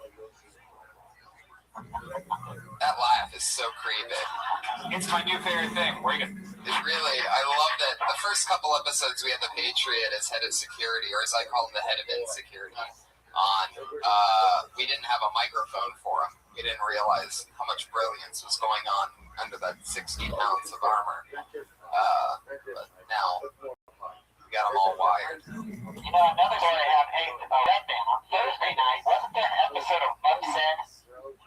Yes. Yeah, I watched that. You guys were watching that trailer of Dawn of Oz that's coming out with Joseph Gordon-Levitt. That looks fucking badass. I was in that concession stand scene when they went to the movie. Did you see that little clip? Oh, you're in that? Yeah, I was in that. I mean, I was an extra, but it was funny because I was in that concession. We know you were an extra, dude. There's no, what were you, the lead role? Yeah, I know. We know that. No, but all extras are almost more fun because they're like Easter eggs if you know them. So you'll be sitting there and be like, oh shit, there's a me in the background of fucking Sister Act 2. You should make a compilation. Thank you. The guy with autism helping me out with my words. Wow. In a rare, that's like seeing a shooting star inside of a comedy showroom. Is the autistic guy correcting the obsessed fucking wordsmith? Anyway. But I was playing a video game and waiting for the scene to start, and then Scarlett Johansson just walked in and just was standing right next to me. All right. Let me ask you something. When you're working at Hollywood and Highland lately, now that you have this newfound... First of all, I got to acknowledge, I love the fact that your penis flap is broken today. And his butt flap. Yeah. Sometimes you gotta let the banana hair out a little bit. So those two things are obviously, now that I see it, they must be connected to each Yes, other. and underneath there's like a Velcro strap. And that attaches your butt? Yeah. That Velcro strap is basically your gooch. Yeah, it's in the crotch. When I was walking here, it must have come undone. I felt it go loose. Did you have a pretty exciting weekend? Are you swollen right now? No, I don't know why. You know, there's just always something goes wrong with my costume. It's very challenging to wear. It's just always some kind of thing that goes wrong. It's a miracle I made it down here for like 16 weeks straight. It's incredible. I mean, without anything going wrong. Absolutely. And, you know, I'm really looking forward to going on my first trip to the podcast festival on the road to take my costume in the car. Between your penis flap and your nervous left arm twitch, I can't keep my eyes off your costume. For those of you that don't know, a couple weeks ago we also caught on to the fact that his left arm twitches every time he gets really excited about anything. Does it ever happen when you're writing? Like does a letter from you have like a lot of like high stock market things? When I'm out of the costume, it doesn't happen. I mean, I used to do it a little when I was out of the costume, but now I got rid of it, but it came back when I started putting this costume on. I guess I don't know what the deal is, you know? Well, when I start talking, I mean, I can keep it still, but I don't know, I just take my mind off it. Patriot, that's a great long explanation. That doesn't make any sense, I know. I'm glad that you're here every episode, Patriot. Put your hands together for the Patriot, everybody. Comic Patriot on Twitter. I'm very excited about tonight's show. You guys know the format. Comedians each do, I'll talk about that after I bring up the guests. Your guests tonight, two of my very funniest best friends. It's like a flashback to what I call the class of 2007. I started in 07, and these two guys did as well. We've been road dogs together since the beginning. We've done gigs all over this shithole of a town and everywhere else. So I'm just going to bring him up. My first guest is the opener for rock and roll bands like Guster and Fun. He's the official tour opener for Curb Your Enthusiasm's Jeff Garland. But most importantly, he's one of my best friends. Put your hands together for Matt Edgar, everybody. Here he is. We started during the same week. And our other guest, a guy who in the LA comedy world is blatantly recognized as one of the funniest guys. We all say that he's going to be bigger than anyone we know and all of our friends. I absolutely think he's the future.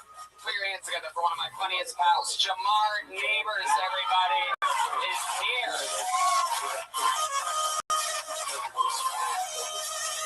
I am so excited for this episode because I've been trying to do this thing lately where I match friends' chemistries up and picture what two guys together can be most functional for a crazy formatted show like this. So I'm so excited to have you guys. Anything crazy happen lately? How's the day going? How's this Monday?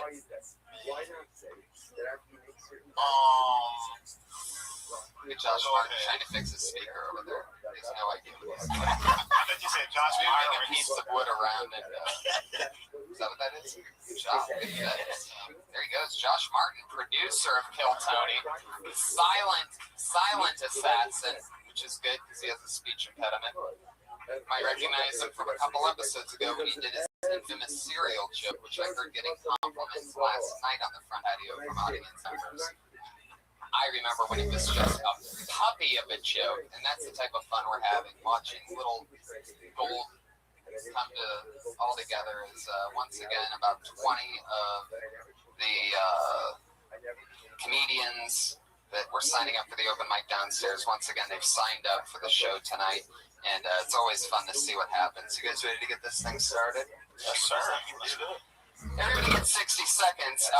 You know that your time is up at the end of that 60 seconds because you will hear the meow of a kitty. And you better get off soon because if you go over your time, that angry West Hollywood bear comes out. It used to be a few seconds. If you ran the light for a bit, the bear would come out. But I don't know, Red Band's getting pretty excited with it lately, and he loves just... See? That bear gets angry quick. So, what do you guys say we get this thing started, huh? You ready for another crazy fucking... Are you drinking red wine over there? You're so classy. The plastic cup. All right, everyone. Put your hands together for your first comedian tonight, and we sit down the mics and when they're performing. Anyway. Put your hands together for Ziggy Cled, everybody. Ziggy.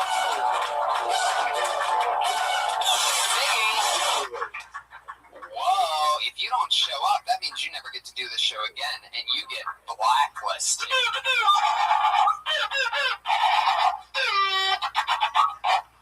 That's what the Patriot does every time somebody gets blacklisted. Oh, I thought every time you say the word black. Well, we have figured out that since he's from Texas and he's very goofy, he has a bit of natural accidental racism that is an ongoing thing with him. Sometimes you'll just notice him say things that are like, what's that song about the girl named LaQuisha? Latidra, Jacob and Latidra, two monkeys What the fuck? in the jungle. You see what I'm talking about? Accidental racism. He doesn't even know when it's happening. Hey, Tony, I wasn't able to prepare for these guys because you didn't put a tweet on with. Did you do that on purpose so I couldn't prepare? Yes. What do you know about these two I don't know guys? anything because usually it puts a tweet where I see the guests are going to be on, but it was strange today. I kept checking. Well, off of the intros that I gave them, do you have any questions for them? No, I mean, where are you guys from? Why is the Iron Picture doing crowd work on this? How do you know Tony? How do you know him? We've all been doing comedy together for years. Good. I want to find out about you guys. It's good to have you on the show. Thanks for coming. Thanks for having me, Iron Picture. I'm afraid to tell them I'm from Compton. Oh, really? They'll start smoking. Film Friday. Malfunction. Film Friday with Ice Cube. I love that. I love that film. I love the bit of feedback that happens from all the tubes and shit that are inside of his suit. Yeah. He has to take the bus here because he can't sit down in that outfit. So when he puts that thing on, he's standing for basically 4 or 5 hours at a time. Yeah. Do you ever get recognized at Hollywood and Highland when you're hanging out there with the I do. others? I've had some people coming up to me lately saying, "Are you the guy from Kill Tony?" It's been great. That's awesome. It's really, and I know Hollywood Jesus. I've known him for like 4 years or something. I met you. Yeah, He would go down there and I'd see him all the time, and he inspired me to get out of that area because I saw there was Snoop Dogg right in front of this club, and I thought, that's cool. He went outside the Hollywood Highland, tourist area, and came down here. I said, all right, there you go. A whole story, a whole background of Patriot and Hollywood Jesus. Let's get back to these comedians, shall we? Let's see if anybody showed up for this gig. Put your hands together for Trenton Willie, everyone. He's here.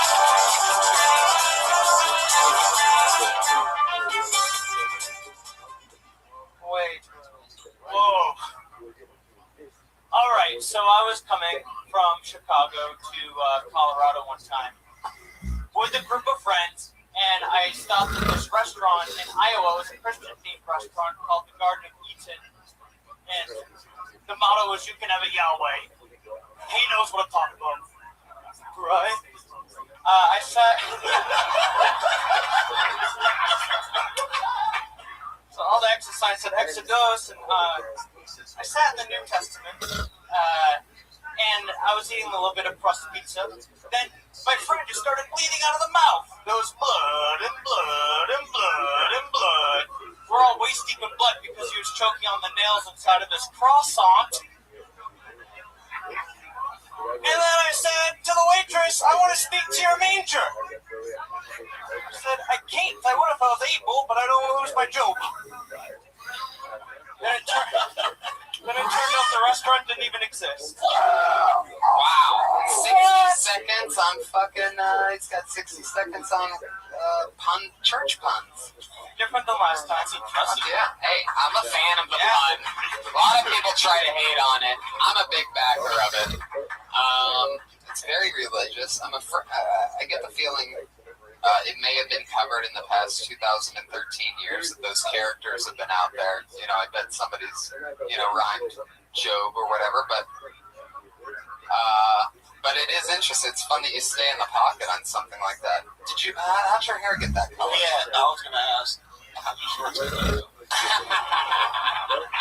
Well, I was hanging out on the bobsled, and I saw the hippie moon with a silent E in Venice. And it just happened. Oh. And then they haven't been washed since. Yeah. This is my, the what do they call that stuff? Moss or Dirt? bacteria? It's coming out of my crotch. Brown sprout. Do you shower? Mold. You into showers? I haven't done one of those since I was a wee little. Don't do it. Oh, really? Why not? The bear angry. Why don't you shower? Well, my dad used to shoot a lot of moose. That's a good reason. Shoot a lot of moose? Yeah, I grew up in Maine. Oh, wow. So is that a Maine thing? White people are a Maine thing. This guy's not. Sound This like an guy Iron with the Patriot all of a sudden. Let's talk about those shorts some more. How long have you had those? I think ever since they came out of God's third eye queen. Oh, you're a wild one. Yeah. Someone's riffing. I get the feeling that you've done mushrooms so much that like it's just become part of your. I got the feeling he's on You're mushrooms. just on the eternal I got trip. a feeling Drugs are illegal. mushrooms. Drugs are illegal. Bad. Cops say no. I love cops. All cops. But tell me, I love what he's doing right now. That's just what he always, that's what you got to repeat to yourself. but they started off with swimming trunks, though, right? Yeah. There were swimming trunks. When's the last time you went swimming in them? I swim. This is not me being a dumb cunt. I swim like almost every day. I swim. Wow. I love swimming. I love the water. So that's your shower. I can tell by the swim shoes. Look at that. I used to have those. Speaking of this guy, those barefoot shoes. Oh my God, they're haunting me. They're superior to other shoes. Superior. He went there. Yep. Those defined toes. I just can't get into that. I can't. It's you know what it is? It's like a Birkenstock. It's like that's what it reminds me of. I don't think toes need sleeves. Oh. You know, You ever pick up stuff with them? like the mitten to the glove. That was a huge adjustment. We needed fingers, but going shoe to covering the independent toes. It's just Why would you want to separate all your little piggies into cells either? yeah. Why are you putting your piggies in stalls, bro? We like our piggies free You range. got farmer feet, bro. All right. Well, Wait. How did Jesus feel about all these church puns? yeah, exactly. I mean, it seems like the material was Did it hit custom close to made home? for you. You grew up in a manger? It was amazing. Manger? I love it. I've never heard so many in a row. I like that there was a story and like it was just puns that got through it. Yeah. Yeah. Wow, the power of Jesus Christ. He's got a kazoo on him at all times. I love the effort that it takes him to get that out of his pocket through his robe. It's always like he hears something he doesn't like, and there's it's like about 10 seconds of him under the robe grabbing the horn. All for the.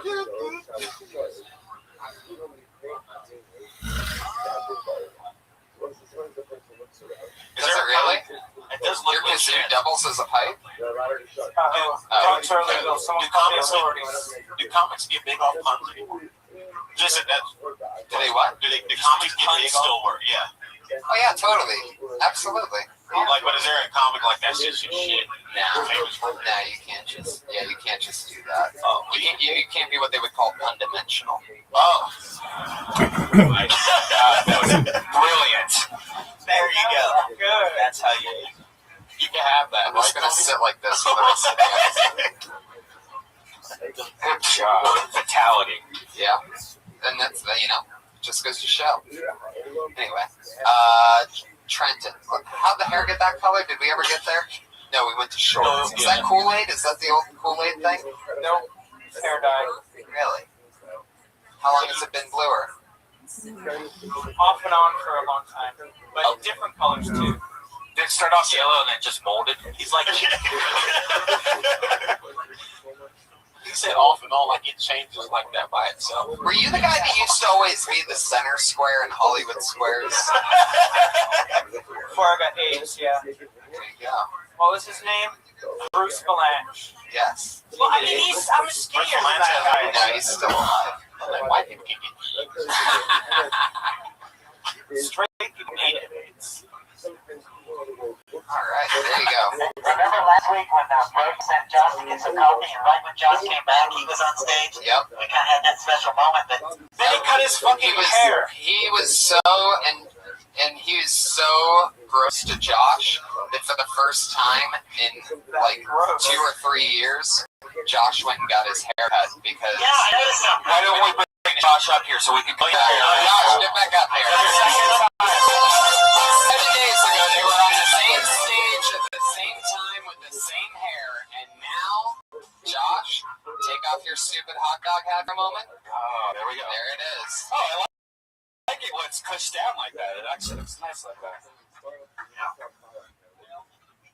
Talk into the Patriots' dick. I just want to talk to the dick flap, guys. I saw him. He tried to talk to me on the front patio.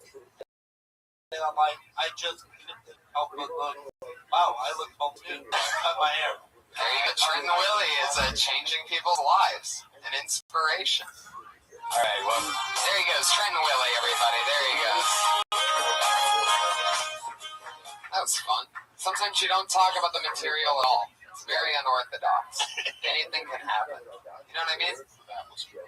Yeah. It was, wasn't it? Unorthodox? Definitely. Still in it? Oh, yeah. Patriot, how do you feel about what's going on so far? I feel good. Justice will triumph over you. How long have you had that blow-up doll for? I bought it a couple days ago. I drove over there and got it. Where'd you drive to? Glendale. Oh, you really went to the mall to get that? Yeah, it was at Spencer's. It was up on the third floor. It took me a while to find it. How expensive was it? Wait, Spencer's is still open? Yeah, it was like $22. So that was my I invested in the show. Wow. I can do a write-up on my taxes for that. Was it embarrassing for you to buy that? Yeah. But You wear disguise? I don't really care. Because when I'm going to do business, I don't give a shit. Yeah. Damn. I'm an ambassador for Kill Tony. When I'm going to get shit done, nobody's gonna stop. Right. Man, that left arm is twitching like crazy. It was. You're a hero. I work in mysterious ways, Tony. There it goes again. You can't even How do you stop feel it about at that, this point. Jesus?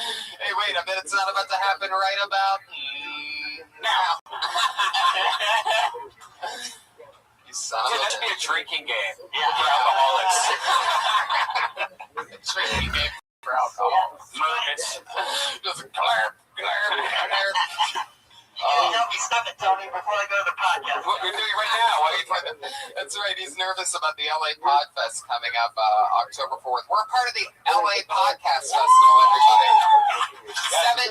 This is episode 17, and we're lucky enough to be part of something that cool, only at 17 episodes. Yeah, and if you want to get tickets, it's lapodfest.com. We're staying at the hotel probably, because last year was like a party there. And we're going to have a live Kill Tony there, and live Pointless with Kevin Clare on Sunday. So Kill Tony is Friday. So it's going to be fun. And we'll be booking comedians over the next couple weeks for that, because that's going to be specifically a show in which, obviously, since we won't be going off the open mic sign-up sheet, we'll just let you know in the next couple weeks if you could be one of the people. And when he says weeks, he means next weekend. So. Not the weekend. First of October. Yeah, next 2 weeks, right? Okay, our next comedian, LA Podfest, October 4th. Brad Sachs, everybody. Here he is.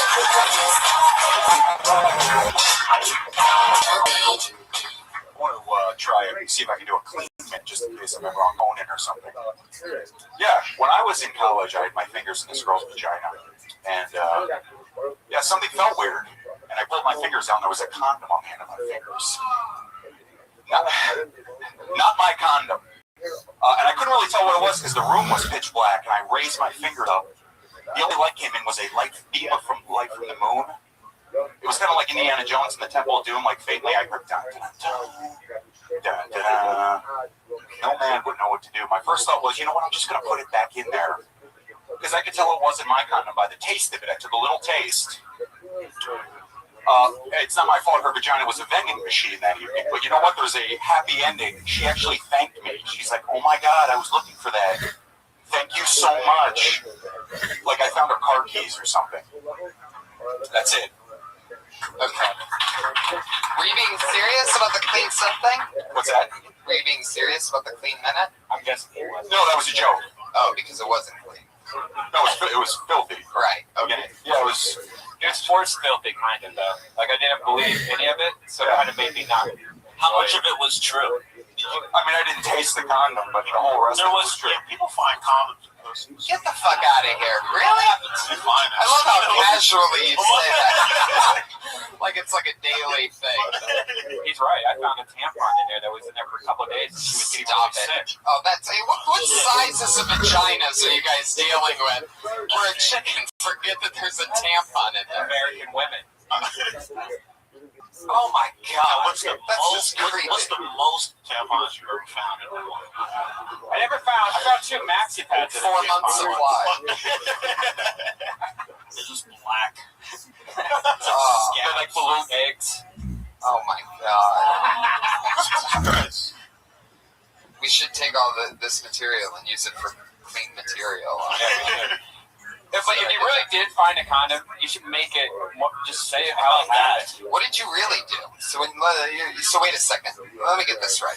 You're with the chick. Yes. You're fingering her. Yes. All of a sudden, there's a condom on your finger. That really happened. Fuck, do you do that?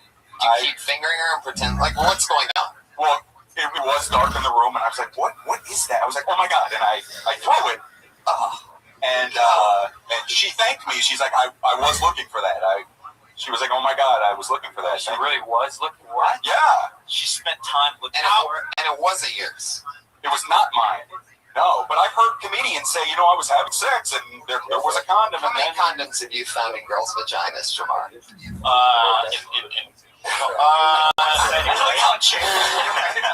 The writer stopped highlighting once or twice.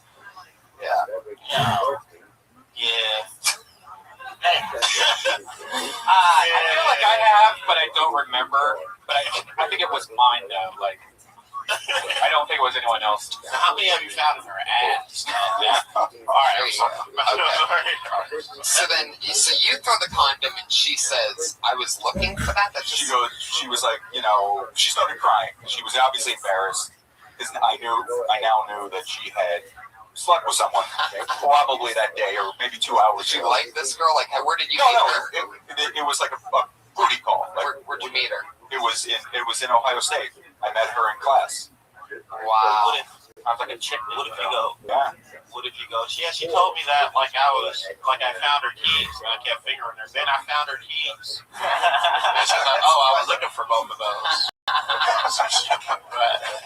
Hey, let me ask you this. Yeah, that's totally it. How deep did you reach into the cookie jar to get it? Not deep. Not deep at all. So it's just normal. Wait, so it was just... Yeah, it was just hanging out on the porch. It was right, yeah. So it's dark in the room. You feel it. You throw it. When she's crying and the lights come up, where was that condom? Where was it? It was like, it probably hit the wall and then went down. And you don't remember though? You didn't see? But how was it so easy for you to find it? Yeah, like it had probably worked its way out at that point. And then I just was the last guy that just plucked that gold.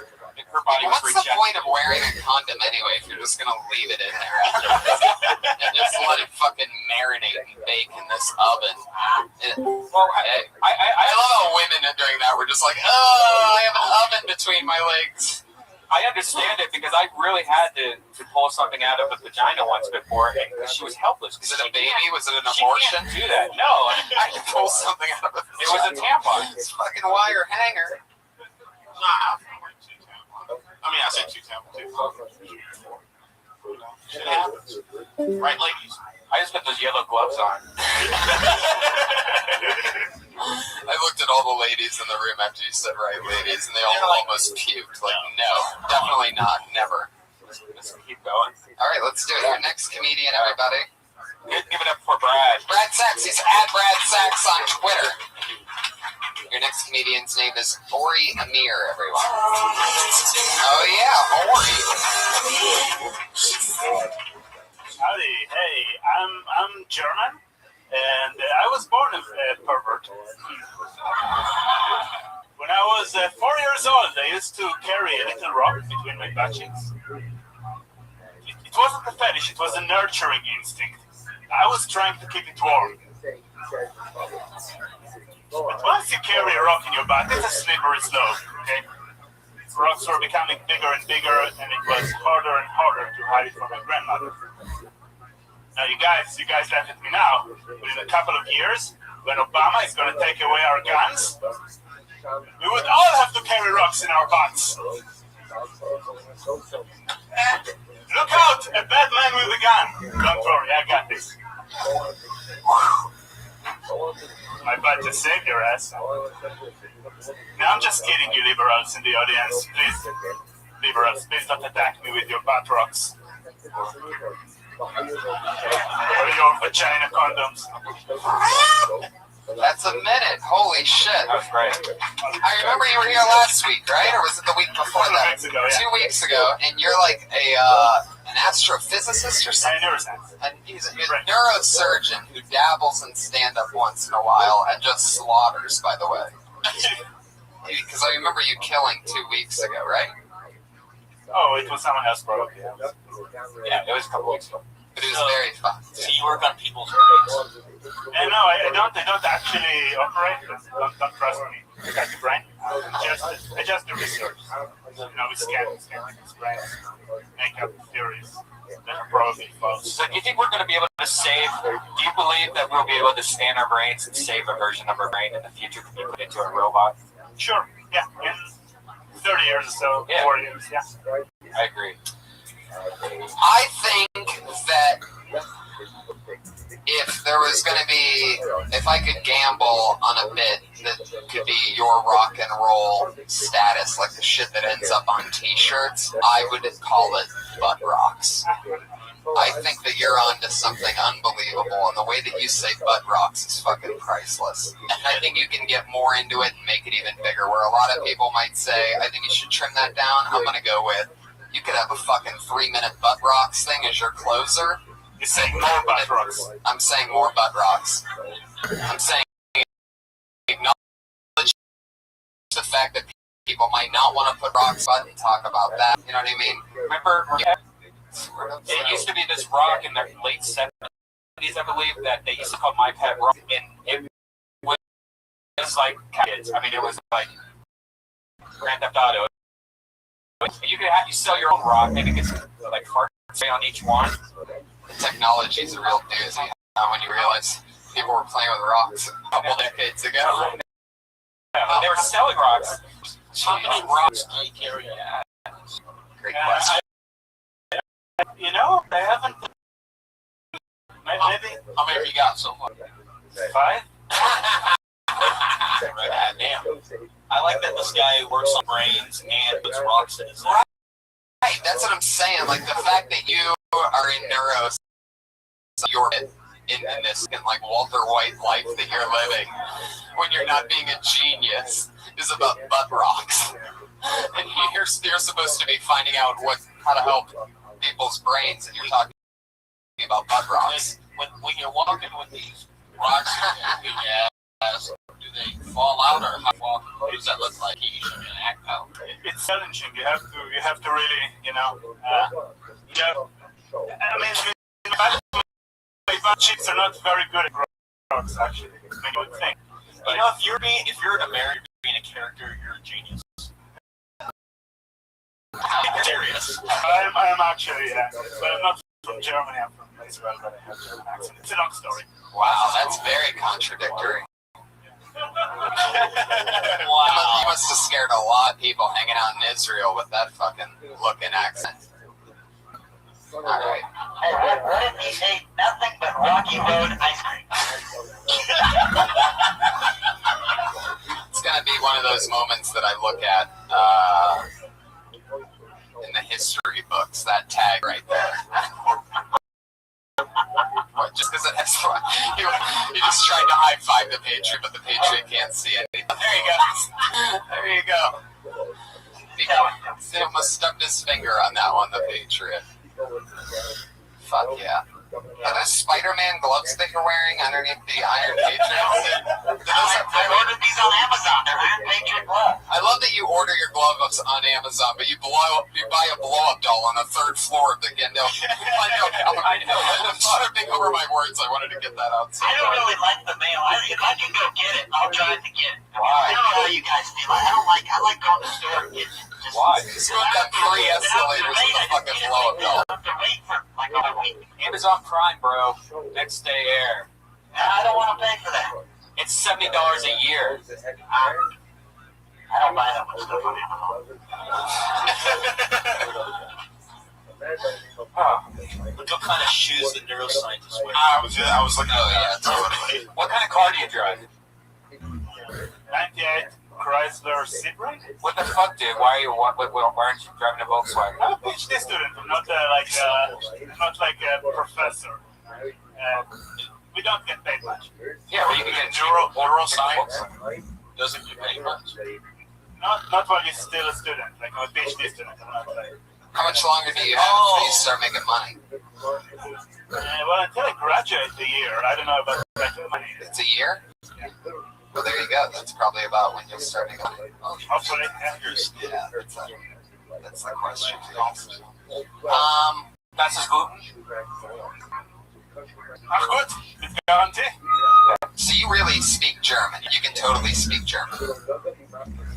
Well, not as good as Hebrew or English. What's something scary that you can say in German?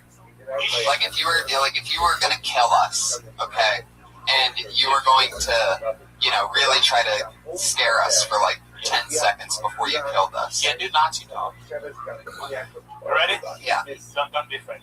I'm not actually going to kill you. Even though the short name is Kill Tony, and I'm very good at obeying orders, so. Oh, I see what you're saying. I thought for a second I thought you were speaking German, and I'm like, wait a second, this sucks. No, the German Alright, thing about to say is, ich finde die Situation ganz chaotisch. That was very good. He looked at me right in my eyes, and then I'm like, whoa, that's what it feels like to get killed by a German. What if he yells it like that? Like, say it like yell. Ich finde die Situation ganz chaotisch. I just saw two Jewish girls pass out in the back of the pit. Or get very, very wet. Oh my god. Dude, keep coming around. I love you. That's Ori Amir. He's at Ori Amir on Twitter. That's ORIAMIR. Funny motherfucker. I'd stick with butt rocks. I'd say something maybe like, a lot of people might not want to stick rocks up their butt, but hey, don't rock it till you try it. You know what I'm saying? Throw one of those fucking masterful puns we were talking about. Or talk about how last year's model is a butt stick. Right, how it's better to have rocks than a stick, because a stick can only reach so far, whereas rocks you can throw. And I love the act out on the floor, by the way, the slow motion and shit. And can I ask you, is it a smooth rock or one that's real jagged? You mean gravel? Well, since you once let your dog eat chocolate off your dick, you probably want. Oh, wait. We should go back into this, because I have been thinking about it. It's been marinated in my head. Recently, he said that when he was a kid, that he put chocolate, which is poisonous, on his dick, and let his dog lick the chocolate off his dick. Yeah. And then the first time, he went outside and he came because the wind blew on his dick. Oh yeah, that's right. The first time he ever came, he was hanging on a tree, and the wind blew hard, and he came. Yeah, I ran out in my backyard naked. Nobody came on me strong. I just had it with these emotions. I just wanted to run naked. It's interesting. I did think about how I put chocolate on my cock and let my Cocker Spaniel lick it off. I basically served my dog Buffy a banana split because I had the chocolate, the banana, the nuts, and the cream. I had it. Oh my god! And my banana was even split when I was circumcised at birth. I love that you have your own sexual maneuver called the banana split, and you've only done it on a dog. I should be commended. I gave my dog a nice treat. No, you gave him poison. Chocolate is poisonous. And you let him suck your dick. I'll just lick on it. Oh yeah. I ain't an animal. I mean, what else would I do? Something. Right. Yeah, it's not like he can't wrap his lips around it. He can move up and down. I didn't come on the tits or nothing. Come on, let's not go overboard.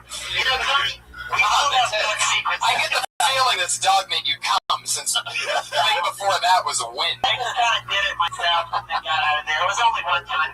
Everybody has dog secrets from their childhood. I did that when I'm 15. I didn't do it again. It was easy. It's youth. You know, you did. It is an upgrade from window. I give him that. If you just waited one more year, you could have had the dog give you roadhead while you drove. 15, what the fuck? You're supposed to like be a young man at that point, Patriot, not feed your dog poison on He had the hair on his dick. Good God. Yeah, I heard the He had hair on his Red Man sniffed his grandma's panties. You did? What? You did? I heard that on TV. I did not. How old was your grandmother? You can't. I've never seen you do whatever this is that you're doing right now. By the way, I've never seen this side of him before. Whatever this is, been friends with him for at least a couple of years now. I've never just seen. You got. That was great. So you sniffed your fucking grandma's panties, huh? Patriot with a little research. I was 7 years old, all right? I thought they were my mom's.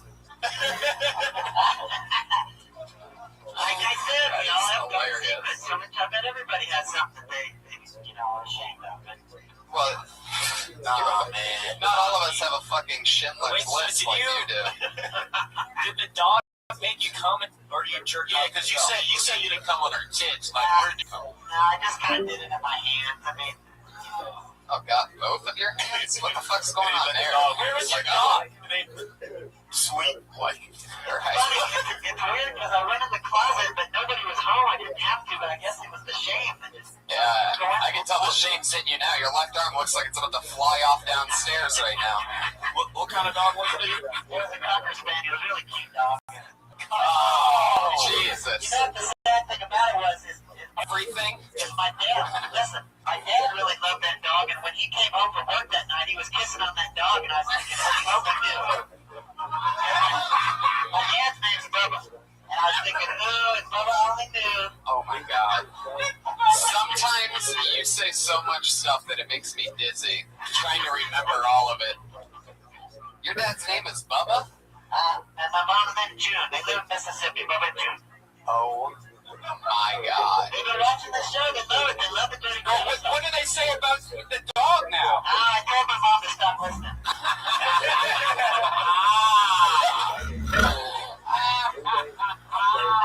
It's been scary for a while. That was good enough, but it's just, she don't understand it. That when you come to the Comedy Store, everybody, you talk about a lot of crazy stuff here, but that's what's great about this place is you can let it all hang out. You don't have to be ashamed. You're right. All right, your next comedian, everybody. Put your hands together for Dustin Emery.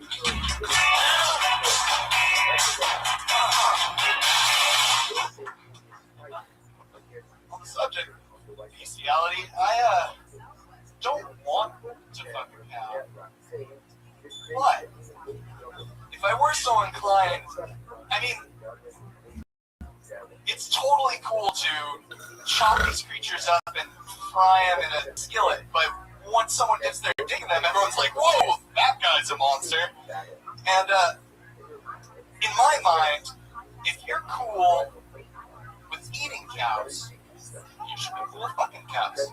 And I'm not saying that every time you go out for a burger, you gotta go jizz in a cow. But I am saying it can make for an interesting first date. And that's it. Did you just write that? Just now? No, it was serendipitous. So you're saying the first date would be with the cow, or you would take someone? I realized like a half hour before this that the bit was a minute and a half long, and so there was some stuff there that led up to that got cut out. Gotcha. I had to edit this bit. Right. What? See the deleted scenes to understand the whole movie. Yeah, you're definitely, there's definitely something in that, the fucking a cow with being a monster thing. Like, you lost me towards the end. I can't even remember exactly what was going on. But the premise is better than the joke is right now, which is a great position to be in. But do you even care about fucking a cow? Like, you really want to fuck a cow? Not particularly. Are you vegan? Vegetarian. But you think it should be okay that you fuck a cow? I don't give a fuck. You want to fuck a cow? Fuck a cow. I don't think That's the point you're making, is that if you want to fuck a cow, go ahead. Yeah, it's. I wanted to irony kind of juxtaposition on the idea of it's totally cool to, like I said, chop them up in itty bitty pieces, but fucking them. oh, that's no good. That's the observation. Yeah. Got it. Yeah. You ever done comedy at a rally? No. You do seem like you would be cast as a college student in San Francisco, or like an Ivy League school or something like that. Like you look like you should be carrying books with you. Has anybody ever told you that? No. You're partner.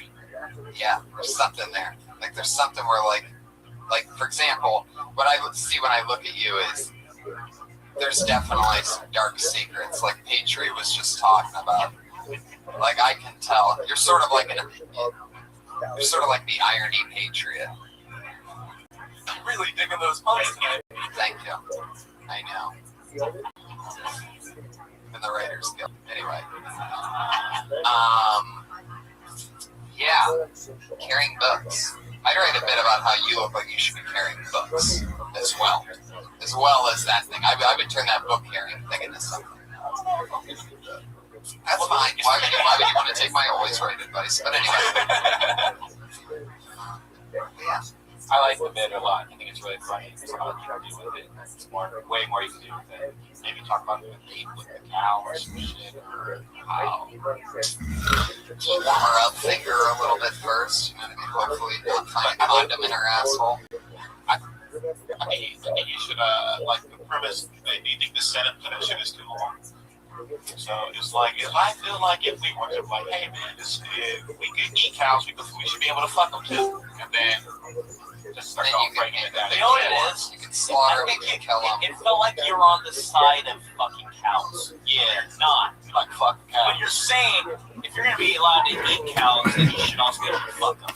Outside of you, Good on Zoom. Yeah, I don't know if it came across, but my intention was to make it seem like I was on Give me the side, bad news and then the good news. and like, Give me the bad news and then the good news. but you don't. no. Yeah. The bad news is that our game forfeited for inactivity. The good news is that I got my phone fixed. Oh, that's great. Good job, Zoot. Because that's not even honest. You know what I mean? Like, you really don't think there should be cows. All right, Zoot. And my Zoot, come back in an hour and we'll play. Okay. You ever fuck a fat chick before?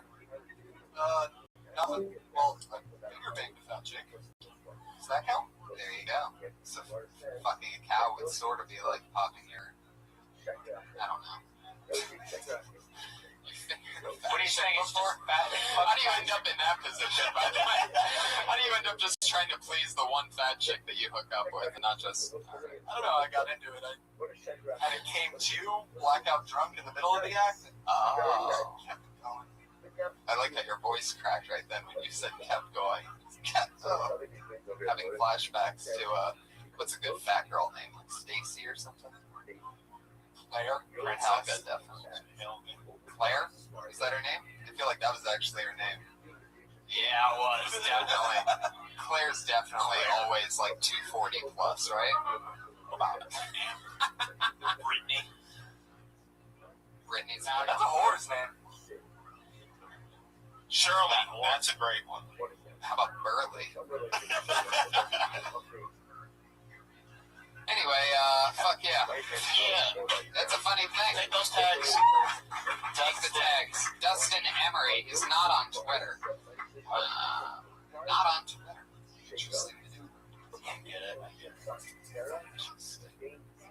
The next comedian's in. Whoa, look at this. It's Josh Martin, everybody.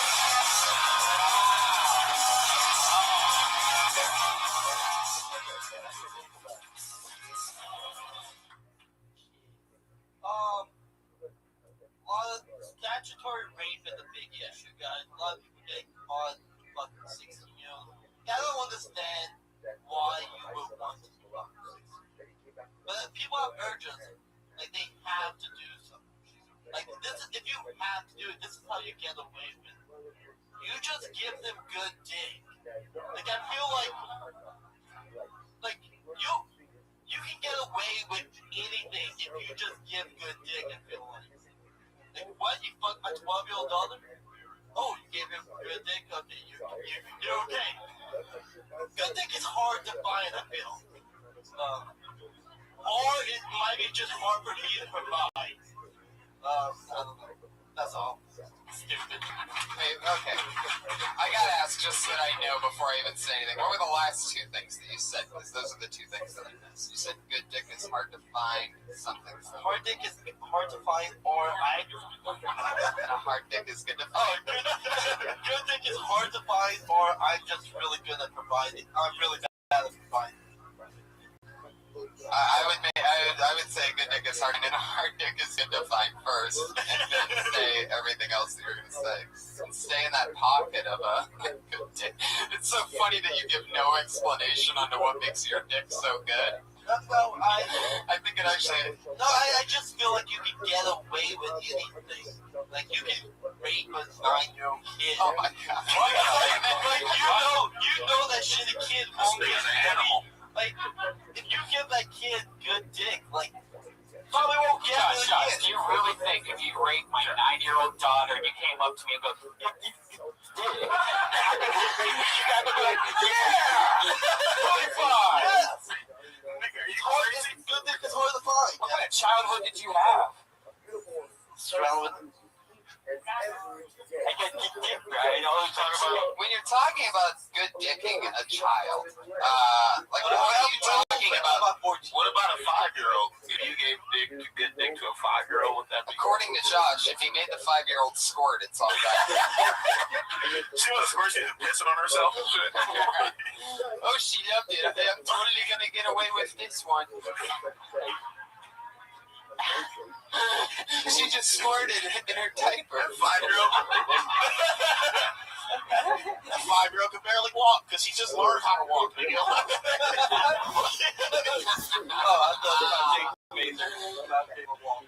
I mean, if you're gonna do it the way that it's written now, I would say keep taking it that direction, where you're just stay in that grown pocket of like the shit we were just talking about. Squirting in diapers, the barely walk thing. That's all funny. If you're gonna stay there, you know what I mean? Just we're prepared to have a lot of fucking bad sex. Yeah, I did it. These kids don't know good dick. I did it really bad. I had a really bad set last night with that one. As soon as I did that joke, It was a really bad childhood. this one old guy wanted to kill me because of that joke. Because of what joke? Because of that joke I just did. Well, you know. It's a very dirty You joke. can understand why. Yeah, I understand why, but Any guy with a daughter is gonna never work with you in this town, but people need to learn how to fuck, you know? my good, 7-year-olds. Yeah, well, let me ask you a question. How come none of these girls that you're talking about that we've mentioned since you brought this up are any of them over 18? Why can't I don't want to fuck them, but like people have urges, like they have to fuck them. So you're saying, what if the pedophile Like has the pedophile could get away with, I feel, like if they gave good dick to them. 16 is not. I feel them kind of. You know? I mean, because some states it's legal to fuck a 6-year-old, like Las Vegas. Like if you took Las Vegas, you can fuck her Las there. Vegas. Yeah. Excuse me. This state, Nevada, you can fuck her there. Shit. But God, your search history, both of you, I fine. actually know all the 80% of all the states. Just in case I gotta be on the road. Right. I got a tattoo right here. I love that. So you're just getting roadhead and you're like, baby, we're a mile from the state line. We either gotta wait a year or go the other direction. State of Las Vegas. Yeah, stay in the pocket with it. That's Josh Martin, everybody. At Josh Martin Comic. He's got a speech impediment, if you didn't notice. It's pretty blatant. It's almost like you could have changed that routine to hot girls, because they can, if they get good pussy, they can get anything they want. You know, but you're talking about to catch a predator or whatever. It is, and you could do that. You technically could leave the kids out of it and just say you could rape a woman.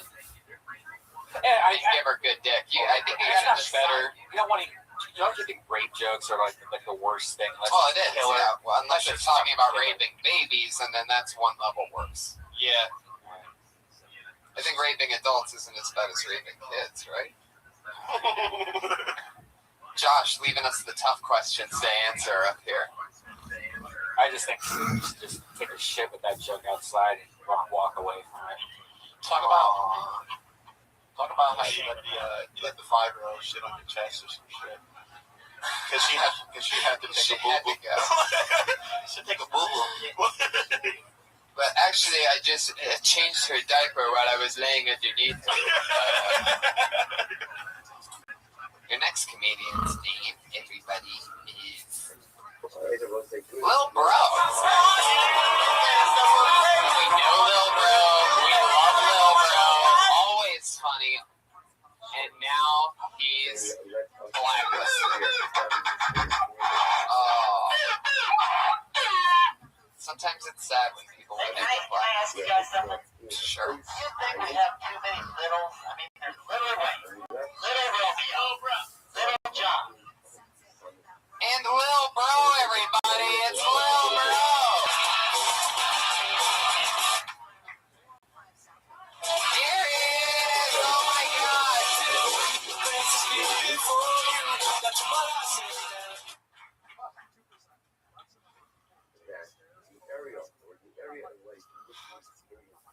I want to say, man, black men, take care of your kids. Be there for your kids. I take care of my kids. I got 3 boys. I'm there for them. My kids stay with me. And my ex-wife and her husband.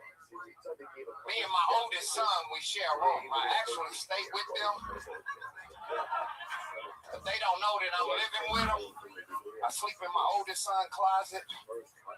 So I'm pretty much thinking, you know, even though I'm at a bad point in my life, I'm realizing if I had a job, I have everything that I have at the house now. I have Wi-Fi, free cable, get free food. Like, why should I get out? Like, even once my kids leave home, I think I'm going to still stay there in the closet. That's all I have. That's a sitcom pitch. That's a great idea. Sitcom idea about lives in the closet.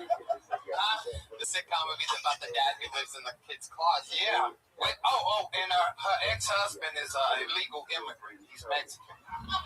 Wow. Yeah. So I'm thinking about confrontation with him, that he finds me and threaten him to get him deported. Yeah. Brilliant. Yeah. So that's a sitcom idea. I got like 3 episodes, bro. Wow. Wow. You already wrote the Can I be an extra in it? And the Iron Patriot. On a date in the background. What about you having a girlfriend on the side, shit, but she can only come to y'all closet and shit, and then y'all end up having kids and raise them inside of that closet? Yeah, this is an animated series. It has to be an animated series. Yeah, have them have a candlelight dinner in the closet with her. And there's something like something about your new kids coming out of the closet. Somewhere. New kids coming out of the closet. Maybe you're in the closet and all you have is a laptop and everything that you do is from that laptop. Like, and you have to learn how to do like everything. And I sneak out at night because I still have a life. I just stay there. You know what I'm saying? Like I still like when everybody's gone, it's pretty much like me and my dog that used to belong to me anyway. And now they have a dog. Yeah. Well, I mean the dog once because she divorced me, and you know, like some men drive their wives to lesbianism. I drove mine to Home Depot and told her to pick one.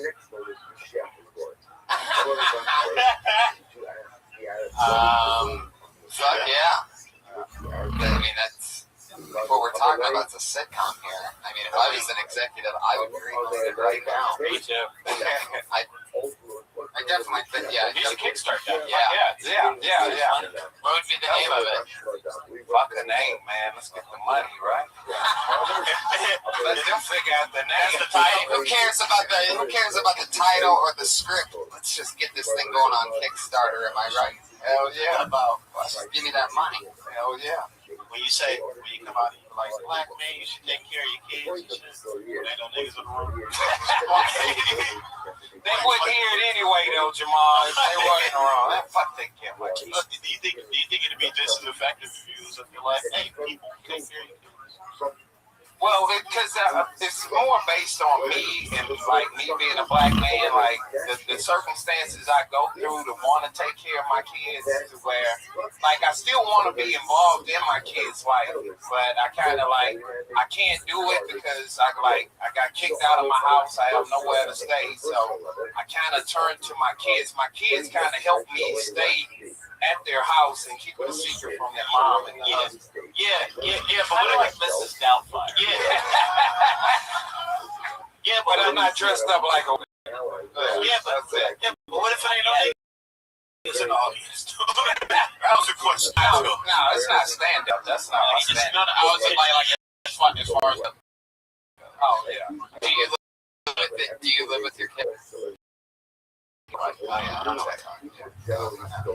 But I thought about it. Like I thought about how could I spend more time with my kids and be there in their every day. Mom or not together. You see, so I make the sacrifice, but place to stay. So my kid is kind of share his room because they have a big house. So it's the house they used to stay until the divorce, and she got it. Maybe you bang the cleaning lady when she comes into the closet. If she cleans everything for you, gives you food, that's how you get your food. Yeah, so she sneaks shit into you. Yeah, she nurses the kids for you. Like we have like a love affair, but I eventually want to try to get back with my ex-wife in the sitcom. So that's what's great, and then you can get back with your ex-wife, and you can hook the Mexican cleaning lady up with the Mexican from Home Depot, and they can get together. You guys can maintain new friends and take care of the new kids that you just had. Right, and the Mexican can go build himself a guest house in the back, and then you can all. We can get to season 7 with this shit. Season 7's where the pit bull, you get a pit.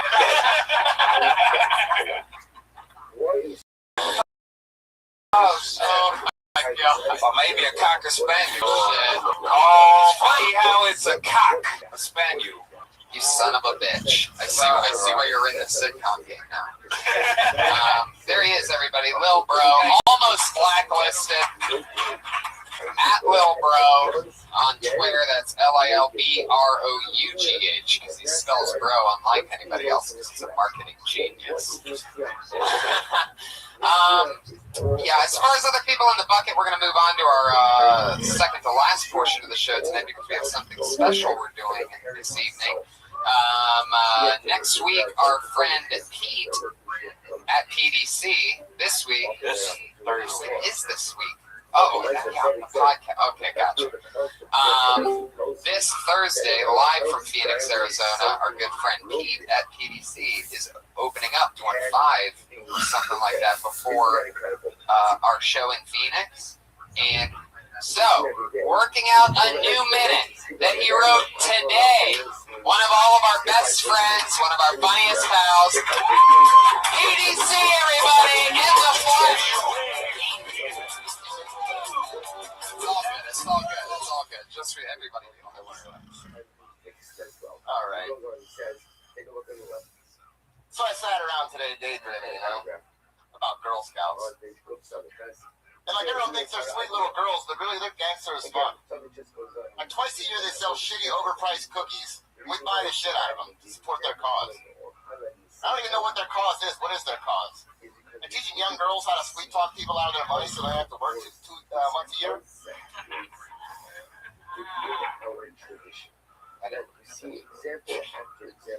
They should rename them the future gold diggers of America. Like, where do they sell these shitty overpriced cookies? Right outside the place that sells the good cookies for cheap, the grocery store. That's like you go into the weed store to buy some really good weed for $30, and there's a Boy Scout out front selling shitty weed for $40, and you just buy that instead. And it's not like they're making the cookies, they buy that shit from China or something. And there was some kind of plan to get young girls back in the kitchen so my son, his future wife, doesn't have to serve them TV dinners every night, I'd buy a whole fucking truckload. Coming in exactly 1 minute, like the kingpin that he is. Pete, that's fucking hilarious. That was great. I like all that. Very funny. Did you really just write that today? I wrote some of those parts. Yeah, that's so great, man. Fuck yes. You could totally tell with you 100% the only thing you need to work on is stage presence. You can tell the nervousness up there, and that's all just because this is new to you. But joke-wise, you can fucking destroy it. Yeah, you can compete with just about anybody. You know, He already has respect. right, totally, because he's been hanging out with all of us for years, you know, and he's prolific on Twitter, and great writer, always a great mind. But I totally agree with Red Band. All we're working on now are the nooks of just fucking breathing and shit. You know what I mean? You have a hint of anger whenever you say something funny. I've noticed it about you always. Like whenever we hang out and you say funny shit, there's like a chip on your shoulder type of. And you use that, and you use that as fuel the right way. You channel it the right way. So where there's anger, there's something funny.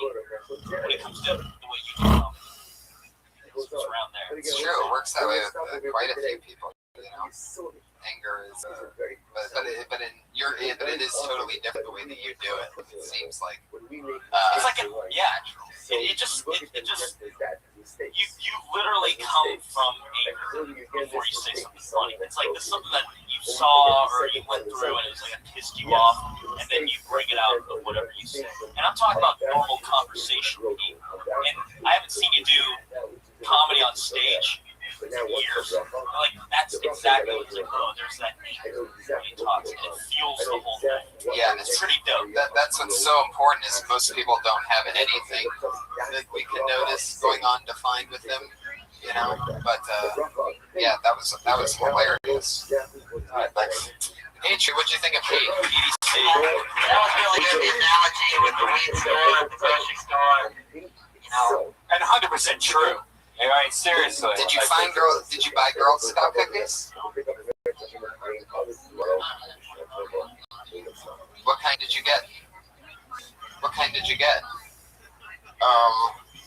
I get the fucking ones with the chocolate and the peanut butter in there, you know. Caramel Delights. Don't they have like the generic fudge stripes or some shit like that, you know? Yeah. Shortbread, whatever. They come to your door. No, they're sitting outside of the grocery store. And they get you Like, how that, does the grocery store even let that go down? right? Josh would just rape them. Hey, wait for the cookies. I give you a good dude. Yeah, they don't go door to door anymore, do they? 'Cause that seems like really scary. Yeah, but imagine how they used to do it. They used to like these little girls just Door to door is just creepy. That's crazy. I wonder how many of them went up missing. You know what I mean? Okay, that got weird. Wait a second. Josh Meyerowitz has a question. Way out, far away from the microphone so no one can hear him. Josh Martin. Josh Meyerowitz. They will go door to door if it's Calabasas because it's private communities. They'll get their own seat. He raised his hand to say that. Wow. Just to let us know the Girl Scouts do go door to door in Calabasas. There he goes. Pete Cornacchione, everybody, at PDC. Yeah. PETEEC on Twitter. Josh brought up one good point. I would love to see Josh talking to Girl Scouts coming to his store. Wouldn't that be amazingly hilarious? I have no idea how much I love to buy your cookies. You do not have money at this time. I'm so sorry. Is it coming? No, that's what you sound like. No. All right, just relax. Yeah. You son of a bitch. Yeah. Well, we've come to that part of the show where we've come to our two final regulars, as always, here. It's always fun to watch the constant growth of two of our favorites.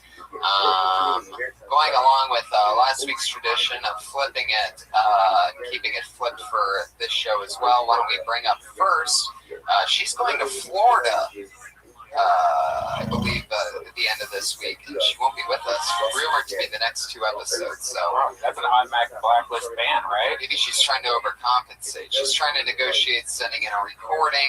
We're talking with, I think Bacon needs to go up in her place. wow. Bacon here. There's Bacon in the back. Would you step into your cousin's footsteps and do 2 sets while she's in Florida? She doubts it. She wouldn't even save her own cousin. To save her cousin from a blacklisting. She just destroys. Yeah. She writes the jokes and you do them. Yeah, that'd be great. Be fantastic. That's what we should do. Have Kimberly write it. It's a stunt double. Yeah. Fantastic. Her stand-in, her blood stand-in. Well, here she is tonight, everybody. She was built and created here, dropped out of college to keep doing stand-up in Hollywood. She really did. It's fucking hilarious, and every week we root her on. Here she is, Kimberly Congdon, everybody. Guys, Miley Cyrus and Liam Hemsworth broke up today, or a few days ago, I think. I think they were having problems after she phone fingered herself, and she tried to fix it, but it just wasn't working out. In other news, I'll be turning 23 on Wednesday, so I'm excited. I'm excited to get my shit together. Like, I think I need to stop flashing my tits for ice cream and start flashing my tits for cars. You know, I think a relationship is nothing without a little bit of trust fund.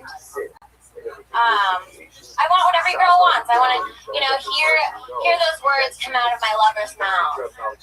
I put you in my will.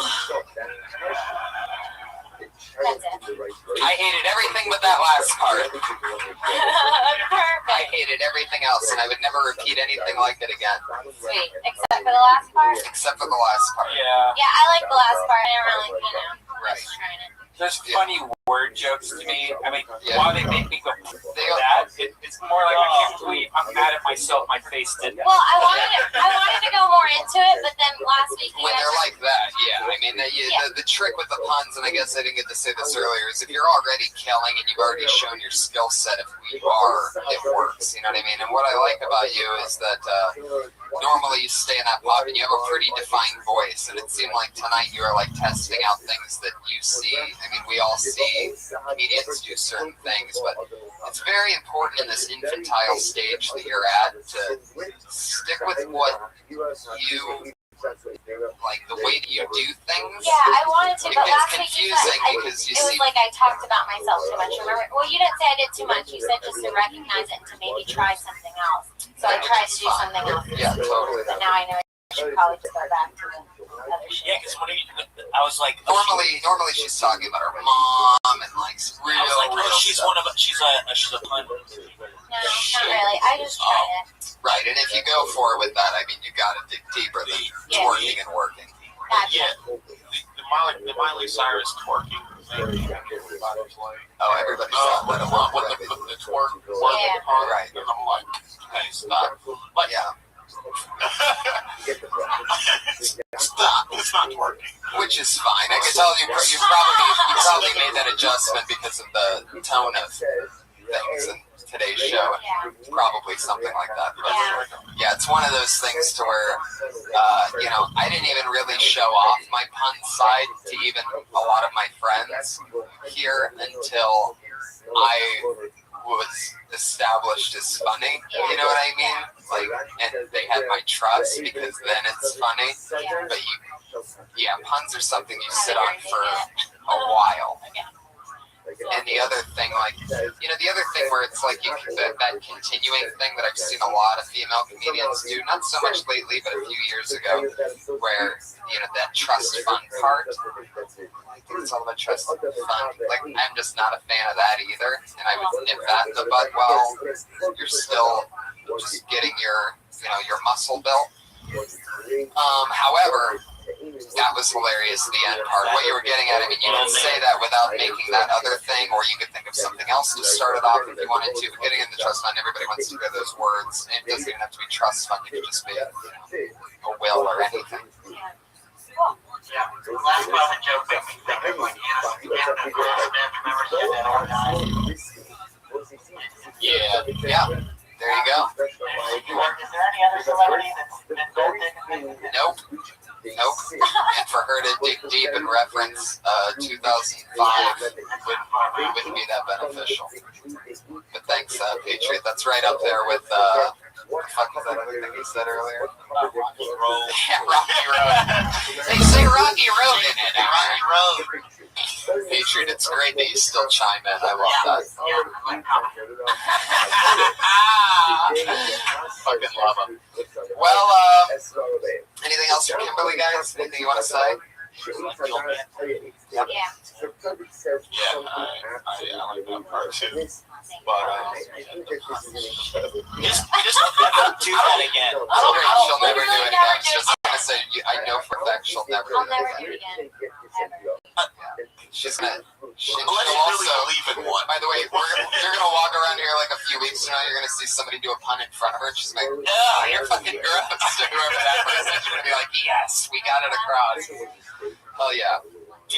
But there she is, everybody. Kimberly Condon, right? Fantastic. Every week she's here. I believe she's at Kimberly Congdon on Twitter, spelled how it sounds, Congdon, and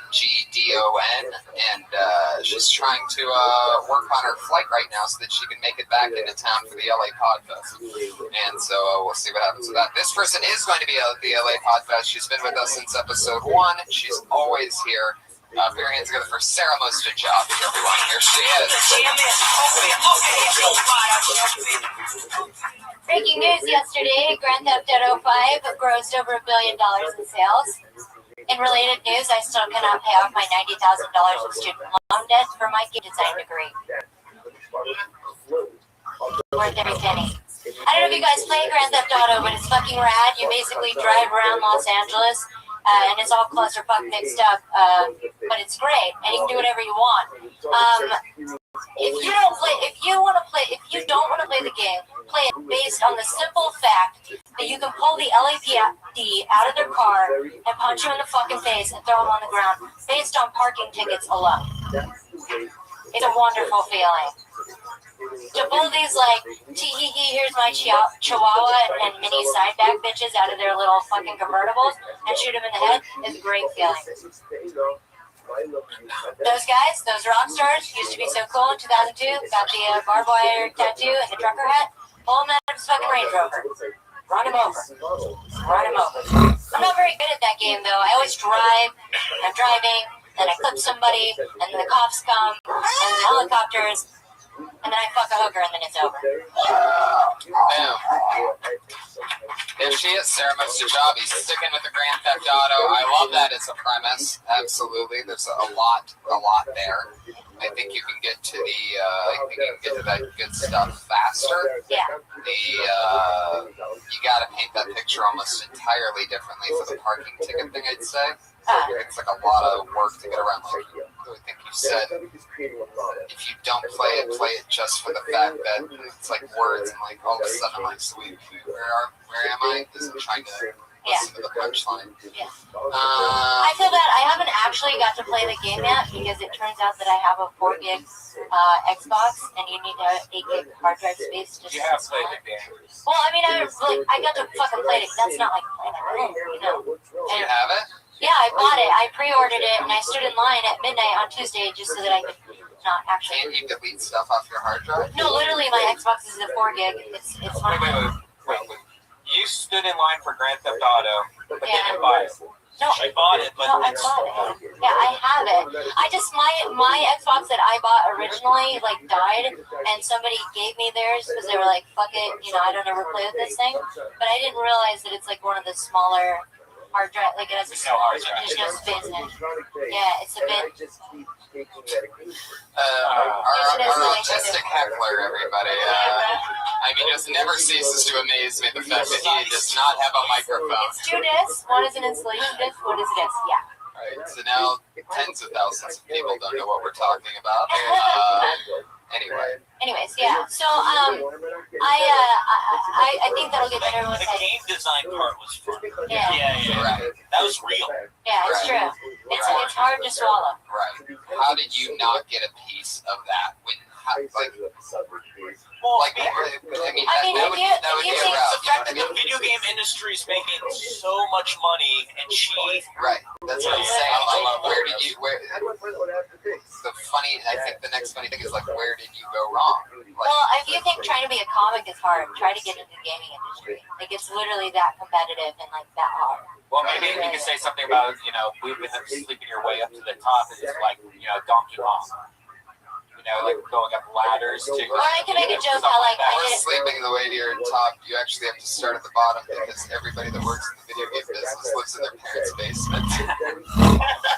Maybe that I like didn't meet the right boss or something. Like I didn't. The other stuff, like bringing out, whenever I hear a Grand Theft Auto joke, it ends in reading. I don't know. That's you really don't want to end with the fuck with the hooker. That's like that's where everybody thinks you're going for sure. I totally agree with that. And going into the whole cop thing, But what's personal? It's personal that it's like you actually went to school to design video games, and this video game broke records. How much money it made on the first day, and you're playing it, and the hours and hours that you're playing it is a constant reminder of how you worked with that. Like it almost seems worse to have lived in the video game world. But also, don't you see where, like, when you said you never really played it? So the places where, like, you were making up stuff was like you had never even done that. No, I played it at Red Band's house like earlier this week. Like he went to get a 5S, and I went over to his house and we hung out and played GTA for like an hour before we went. And so I played it there. I mean, I played it. A special producers meeting. I see. No. Trust me, it was a weird ass experience for me. I'm like, I tweeted, does anyone want to go with me and wait in line and get an iPhone 5S? And you were like, I'm down. And I'm like, okay. And then she waits, she comes over, and then we go over to the iPhone store, and then like we're sitting in there for a while, and then she goes, well, can I go sleep in your car? I felt really bad. I'm like, wait, why? And I'm like, oh, I'm not getting an iPhone.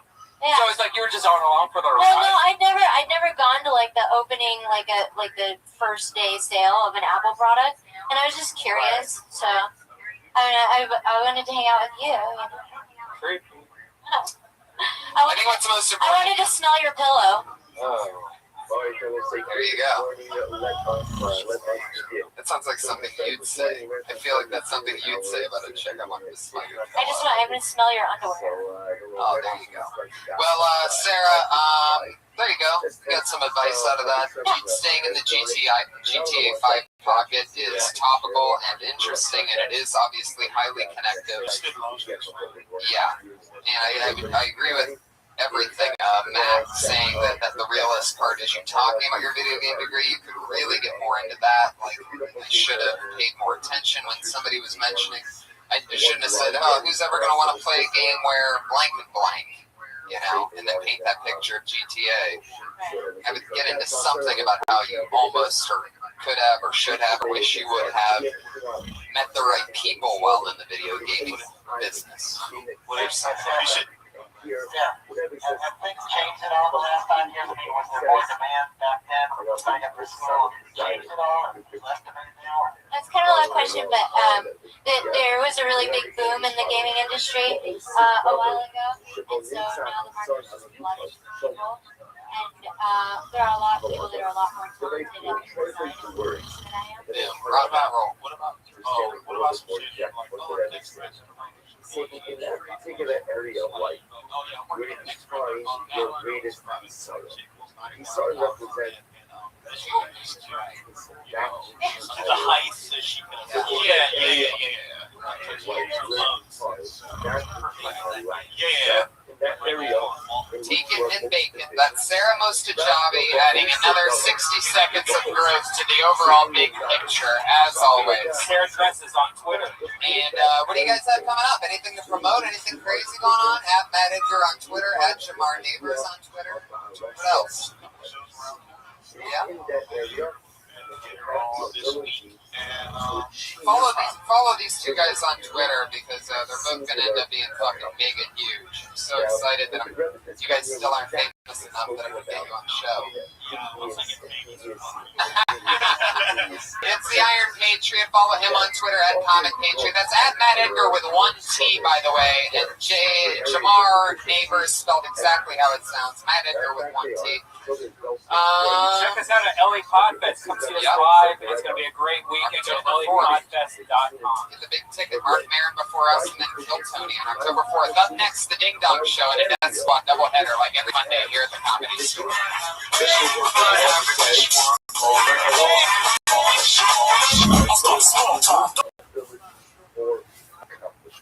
What is this entail? So first of all, you take a quick look. He says in footnote basically below. He says, "Ra mashakasa rabbi Lael, mish lo tishuka gidulba." Mish lo tishuka gidulba. The Kaaba cycle. How is this that he gives you that someone has incredible heights, incredible desires? Sometimes when I take a look at their desires and say, "Oh, what a lowly individual I am. Look at these things I want. Look at these things that I desire." So the Rebbe says something amazing. He says, "Yad Rabba, u'klimuchan v'tokef avos u'tishuka d'rishas ha'emes." So, for example, he actually calls them here a little bit of good Chazara. Starting in the sentence of Sukkah, where the Gemara quotes it over again.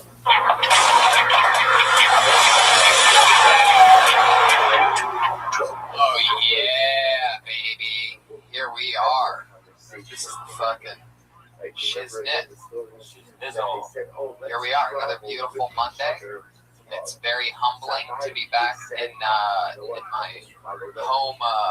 my home court here in front of a Thunder. It's what appears to be about 14 people. Not even a laugh on that. So we're off and banging. I think the audience is feeling probably like what? I think so. Maybe you are. Post breaking that hangover. No, just very tired. This was a long 5 days we had. We went on an adventure. It was unbelievable. My God. You, Phoenix, and Ohio, and everybody that traveled to those shows, those Kill Tony fans. I mean, it's always been amazing touring with the Death Squad and everything, and getting to feel that thunderous fan base in the beginning. But to think that we're only 18 Mondays in a row with this show going and pumping, and to hear everybody's input. I must have been asked 100 different questions, and at least 40 of those questions had to do with the one and only head of security for Kill Tony. As always, put your hands together for the Iron Patriot, everybody.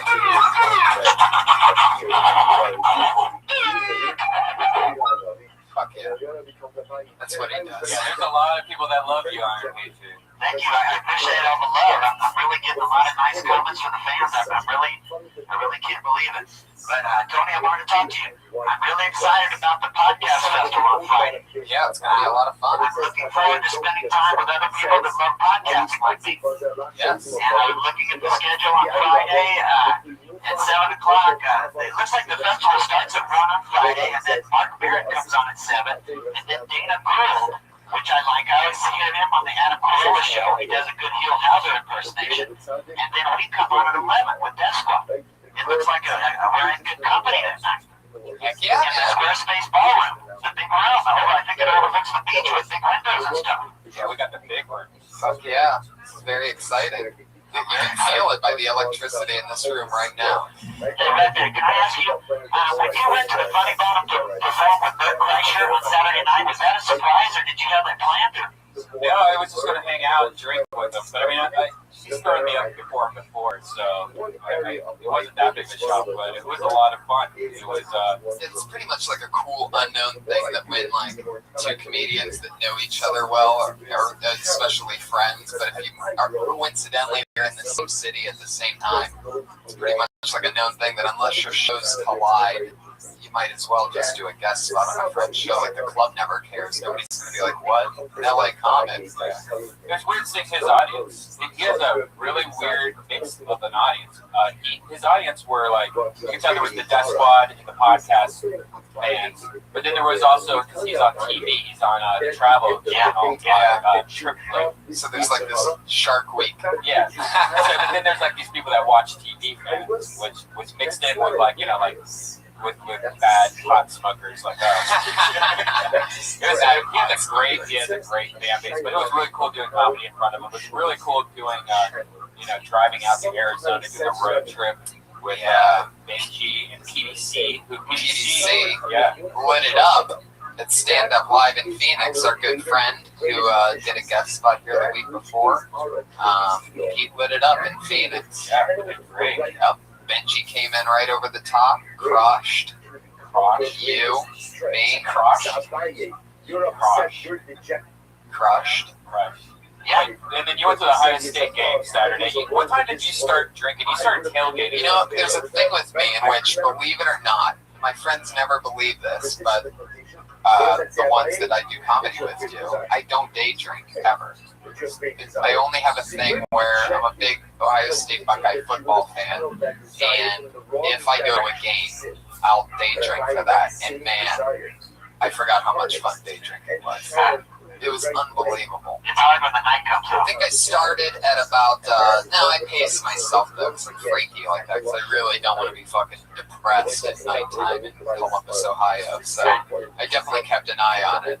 But I started drinking at about probably, I woke up very late because I knew that I was in for an 8 p.m. night game. So I woke up at like 2:30 in the afternoon, went and got some lunch, drank a coffee. I probably started drinking at about 4 o'clock. I was probably drunk by about 4:02 because my tolerance is non-existent anymore. It's pretty exciting. For those of you that like drinking, I highly recommend trimming down, having a nice lean cut ripped body, and just let that alcohol flow straight into your intestines. Why have extra weight on your body? Trim it down, become a vegan, get strong, do cardio every day, and then you won't have to drink a lot. How many spritzers does it take for you to get drunk? I bought this shirt because I live, you don't know, Ohio State hates Michigan. It's like this rival thing. It's the oldest rivalry in sports, yes. So I bought this shirt, which I thought would be funny, not because of wearing it in Ohio, but coming back to Los Angeles where no one understands what the fuck. It just seems like I'm being a dick to Michigan. It says, Jesus hates Michigan. Yeah, Jesus has a picture of Jesus on it. Yeah, so in Los Angeles, it just seems like I'm just being a dick to Detroit or something. Which is hilarious, A, and B, it's so worth it when like Don Barris and Fraser Smith and a few other Michigan fans, when they see that scarlet and gray, it just tells a whole story. It's amazing. So that's the real reason I buy it, just the Don Barris. Yeah, exactly. It's so much fun. Oh, you son of a bitch. How was it hanging out with Tom Segura and Christina? Always fun, man. We've done shows with them before.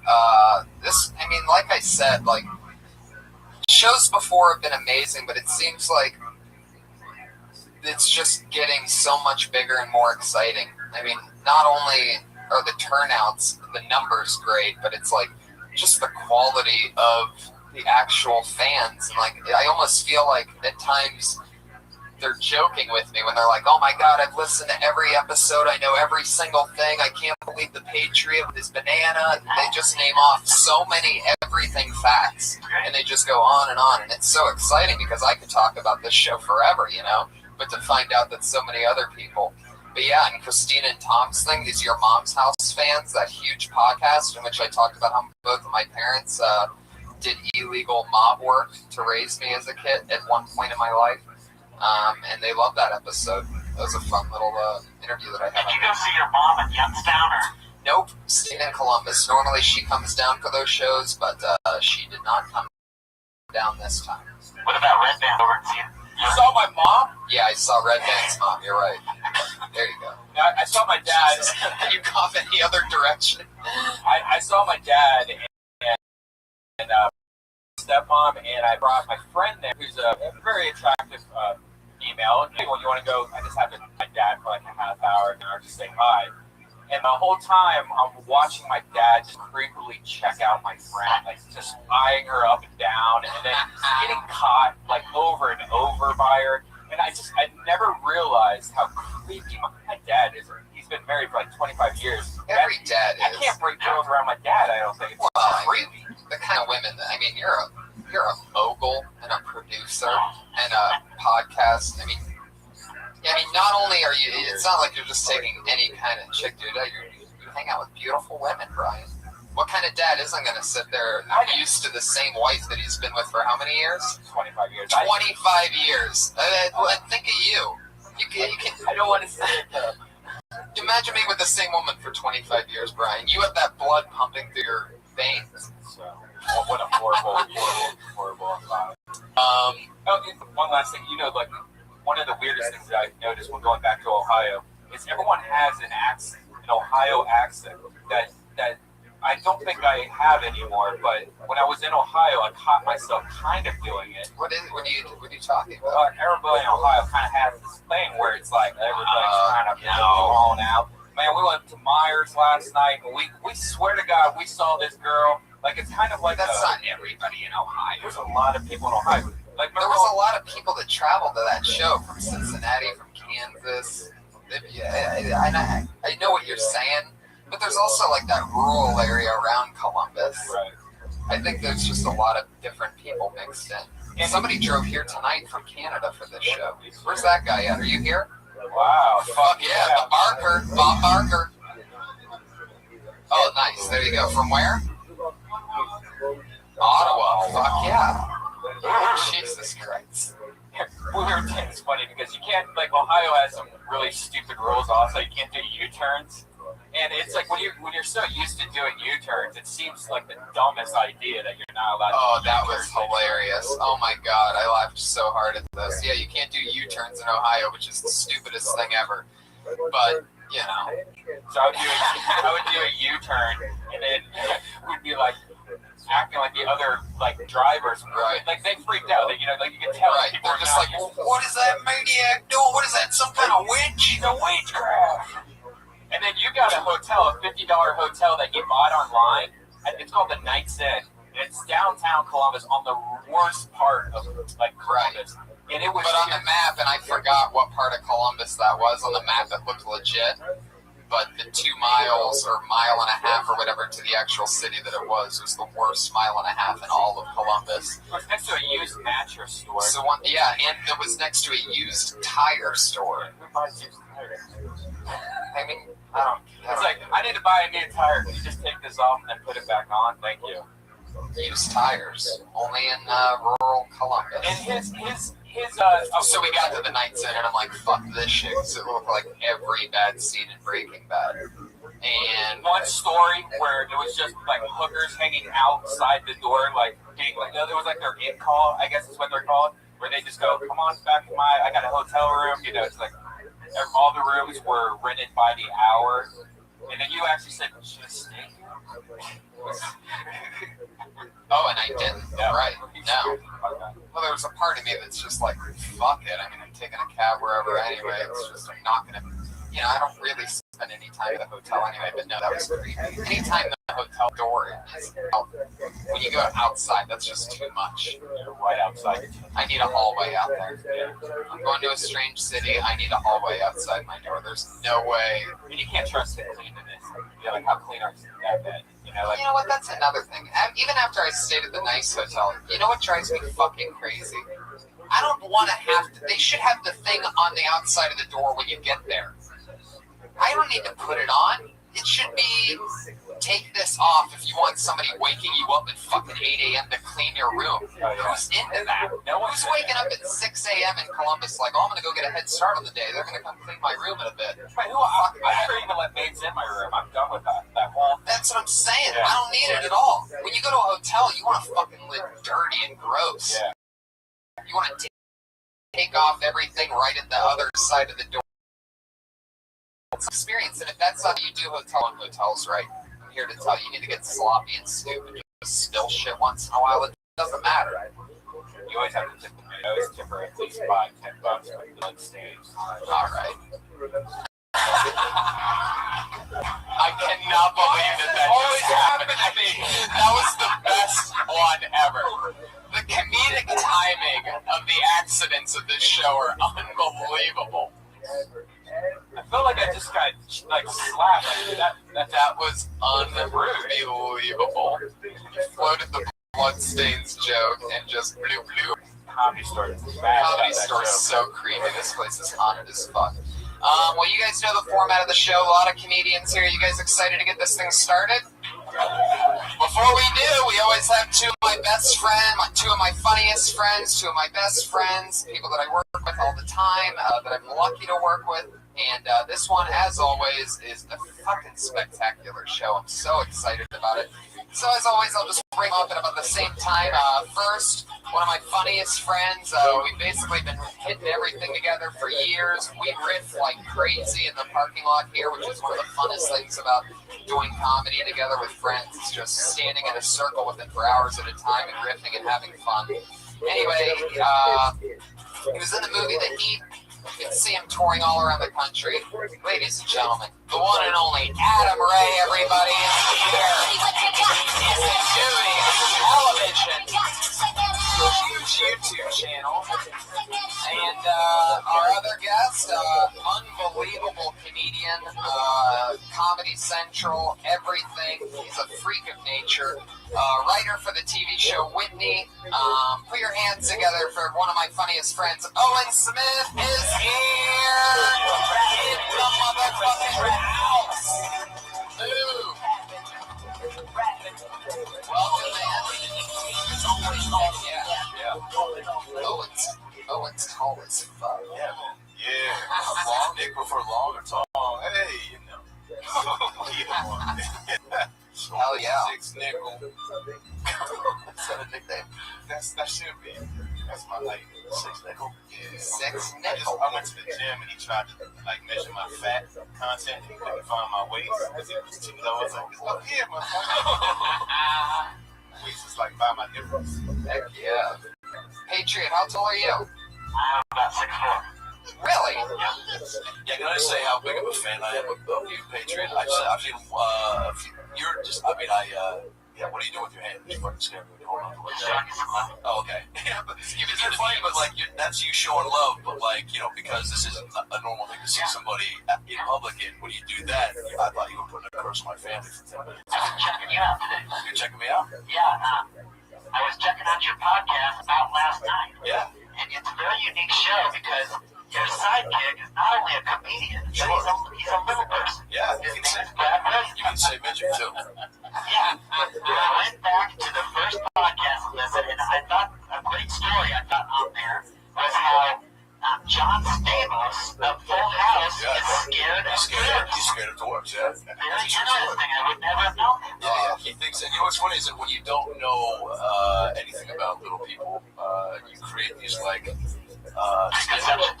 and fears and stereotypes that could happen. And Stamos told Brad that he was like, I don't know what's gonna happen if I hug you. Like maybe I'll turn stone. Yeah. And he was serious about that. Yeah. You ever met a little person? Well, I mean, after Wizard of Oz, I love little people. You see them sing the Yellow Brick Road, all that stuff. Wow. I'm just saying, I mean, how can you be scared of them? I'm just saying, how could you, the great time bandits, I love them. I mean, they're great.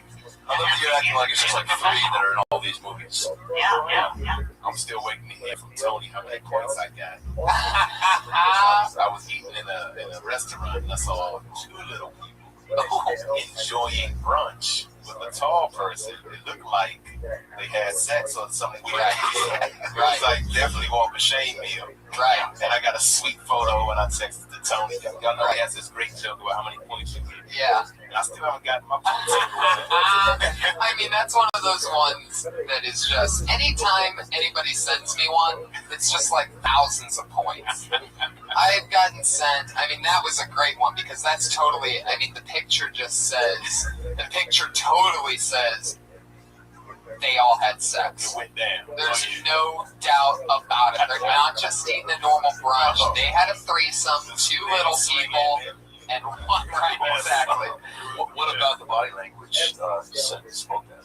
Oh, I mean, I can't tell you. It's hard to describe. Well, just the fact that you know that some shit went down. If there's two midgets, they definitely fucked. So then you're wondering if they're having lunch with this guy. Either this is the fucking pounder, you know what I mean? I wonder how that works. I bet that they could like double 69, like build the bridge. That's my next question. What position do you do? Like the guy could lay on the bottom, right? And then they could build like the Golden Gate Bridge. One person like that, and then another. What it's called? Yeah, Golden Gate Bridge. Somebody's peeing on somebody. Definitely. Even if it doesn't happen, then they're peeing on them Afterwards, that's how they say goodbye. Right. And you know a midget that gets a lot of respect is that Peter Dinklage on Game of Thrones. I feel like you secretly have this giant shrine to midgets in your where you live. Your basement. Do you live in a basement?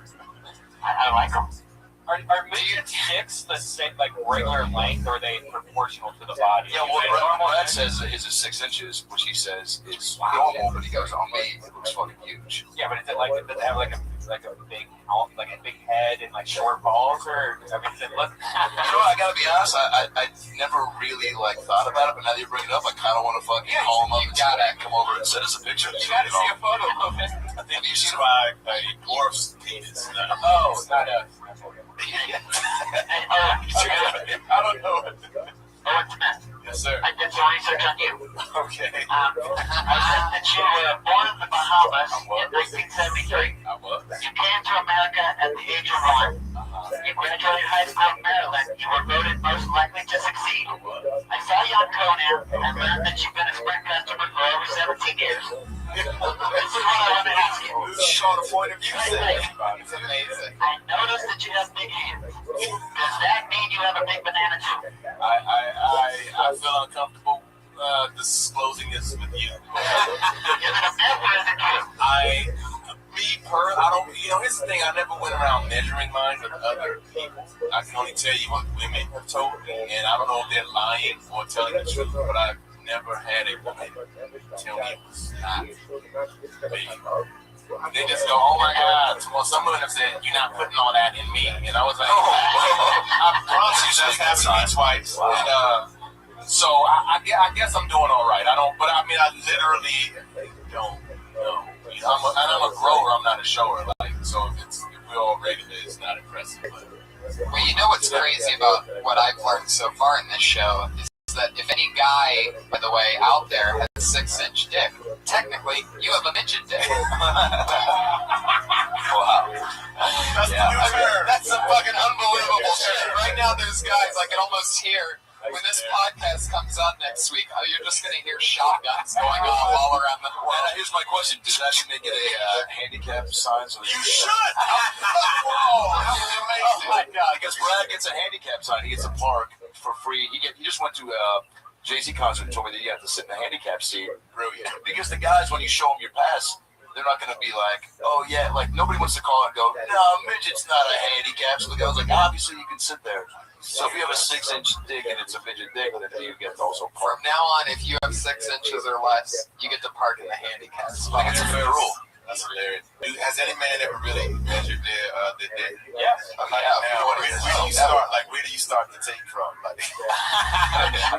the backside of your butt cheek. I wasn't happy with that number. 1996. Start from here. Right. Exactly. You said 96? Yeah, I don't know. I feel like that's when it started. The taping of the butt cheeks. Oh my God. From the back of the butt cheeks. I do it right at the base. So.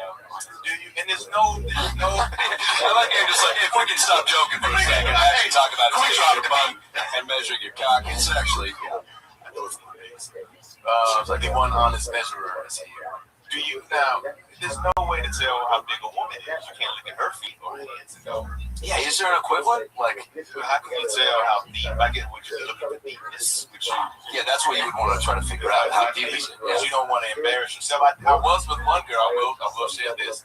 And I'm pretty good, but this one girl kept going deeper. And I was like, Oh God!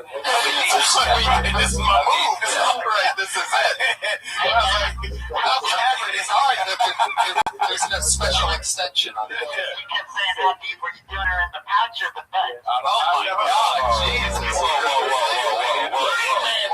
Watch your fucking mouth. Ouch. We got crazy with that. What? Well, I'm gonna go fucking combination. You said pouch in the butt. So What are you, fucking kangaroos over there? The pouch. Has anybody?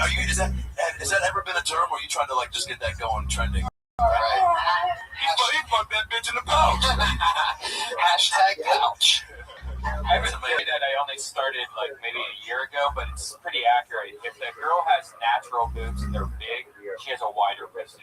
Wow. Okay. You know what? I'm not going to argue that because I don't have any like basis for comparison. Wider. Wide boobs. Just try it out in the future. Yes, if they have big boobs and they're natural, they usually have. It's not as tight of a pussy. Okay. Oh. What did he say? What did he say? Bill Nye perverts back there. What did he say? He goes, that's actually true. Yeah. Oh, wow. I read on Wikipedia actually. All you need is one other guy to agree. And it's largeboob.pussy.com. Yeah. Somebody buy that domain. Big Pussy Digest. Fuck yeah. Patriot. Now, why? I mean, your voice box is coming from not where the mic is, correct? It is in the chest. Now, that looks like it's pointing at your pouch, not your chest. Yeah, I got a cord going from my mouth down in my chest, and the sound's not coming out in that direction, so we figured out this is the best position. Patriot, have you ever measured your penis? Yeah. It's pretty good size. I've never had any complaints. Nobody's ever You've asked never me had that. any complaints, but you've only gotten laid a handful of times. I have had a lot of good girls. This has been a while, but I'm working on myself now, Tom. You want to work on yourself so that when the next time happens, you want to make sure you're bringing the best Patriot. Yeah, the podcast best, so I'm going to get some action this Friday. Now let me ask you this: do you like how like midgets like to fuck other? Do you like to fuck other robots? I wouldn't mind getting with the Black Widow in Iron Man 3 or Iron Man 2, Scarlett Johansson. So Scarlett Johansson. Yeah. Who's not a robot? The Filipino ladies and the female hombres. I call that pouch the chili quesadilla. Oh my god. Yeah, that's really good. You get that out. It's $30 on release. Check out my YouTube videos if you get it. I definitely will. Who are you talking Yeah. to? Do you have special moves though with that suit on? Like, is there like the fucking like? Do you have a what you did to me with the? You just put my and you're doing that in her pussy, right? Yeah, and she likes that. Yeah. It's all kind of good. Patriot has a knack for calling the penis a banana, by the way. Okay. It's cute. Yeah. It's like it seems like your dad said, "Hey, little suck this being banana," and it just stuck. Well, we got that song, and I just go to the grocery store every time back in the early 90s and get a big bag of bananas and throw them out. Yeah, and it was just a good stick for a show. It seemed to catch on. You rock the girth also. Do I like the good? Yeah. It's a good Quarter or yeah. $50. Yeah. Wow, you got very excited when he said $50. Yeah, I'm a good catch. Some woman better snatch me up because I'm ready. I've been working out. I haven't had sex in a while, but I've been practicing for porn and I can last a long time. I'll be doing that now. Wait a second. Just because you can last long with porn doesn't mean you can last long with an actual And woman. back in 2002, when last time I had sex with that girl when I was in last episode of Friends, I already noticed I was doing good. But you know, the nice thing about me is I'm squeaky clean. You don't have to worry about me having diseases. You're definitely squeaky, all right. That suit needs some WD-40. Now, Jesus. I think it just came. I think that's what that sound was. I know, right? Unfucking believable. I work in mysterious ways, Tony. Oh, yes. What kind of music do you like? The soundtrack from Short Circuit, or like what do No, it's funky with rock, a little pop in there, you know. It's you see the soundtrack from Rocky? I love rock. Gonna play now. I love that song. That was a great movie, man. That was touching. Do you like to have movies on in the background while you're doing it? Touching. Rocky was very touching. I just watched the Behind the Candelabra. You guys watched that with Michael Douglas? That's the And Matt Damon really good. So when you're watching porn, you sit there with a stopwatch, you hit start, just like you're practicing the last. I can just tell I got control of my banana. I'm not gonna be like an American Pie. You remember when he blew it real quick? You know, with the Shannon Elizabeth. Okay, well, let me ask you this. 2004 was the last time you were late. And we're coming. Last episode of Friends. Oh my God! It was during the last episode of Friends. I don't remember whether I watched it. It was good, but she let me play with her feet and touch her toes. Song went off, and the next song. Then I moved back to the bedroom. I remember it very vividly. What did you say when you took the first sock off? Like, ooh, look at those. Or some sort of catchphrase. Mom would see what I said when she went to stop me, but she didn't like it, so I started playing with her toes. Massaging the arch of her foot. She had the cutest little feet. Right, but when you first see the foot, you have to say some sort of compliment to her, right? To let her know that No, I didn't want to say anything. I wanted to stop you. he was stealthy. Quietly. The jokes, his friends are so funny too. So you started the feet. You moved to the bedroom. At what point do you kill her? That's my question. What's the part where you just start strangling It's a her, decent question. starting to chop up the body? No. All right, well, here we are. Everything's set. The wheels, as always, are in motion. I feel like the energy is here. You guys ready to watch? This place is comedians, as always. I'm here to test out a new 60 seconds of material and get a chance to be interviewed by us and talk with us a bit. You have 60 seconds. At the end of that 60 seconds, you'll hear the meow of the kitty. That means your time is up. Don't go any much longer, or else you're going to hear the angriest Hollywood bear. Very angry tonight. So what do you guys say we get started, huh? Start picking names out of the bucket. Our first comedian tonight, Carlos De Jesus. Yeah, right. Yeah. Comedy Store employee.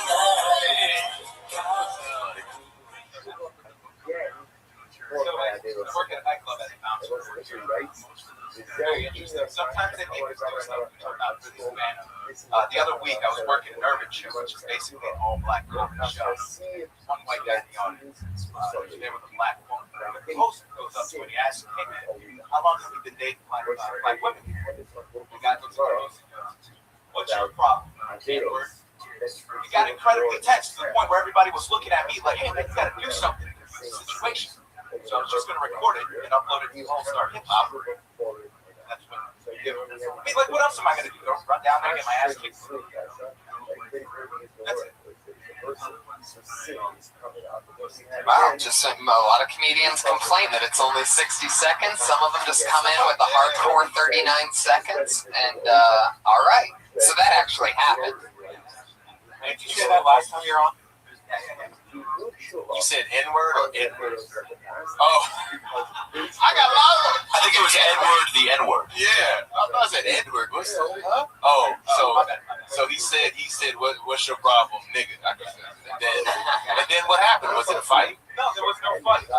Basically what happened was he was looking at me, and then he was he saw on stage. Yeah. He saw basically like, whoa, hey man, what's your name? And then the guy goes, the Kington. Okay, then what happened?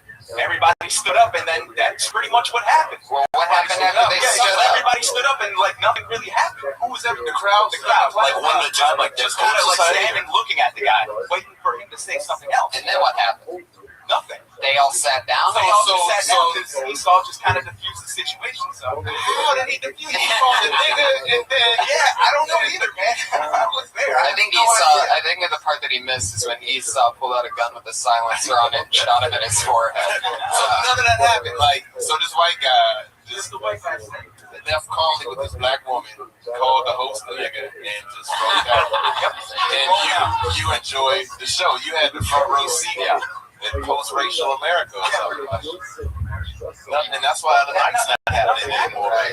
Like, nothing happened. So I was thinking that somebody was going to get their ass kicked that day. That's why I was going to report it. Like, but nothing happened. So you got to establish. Have y'all heard of World Star Hip Hop?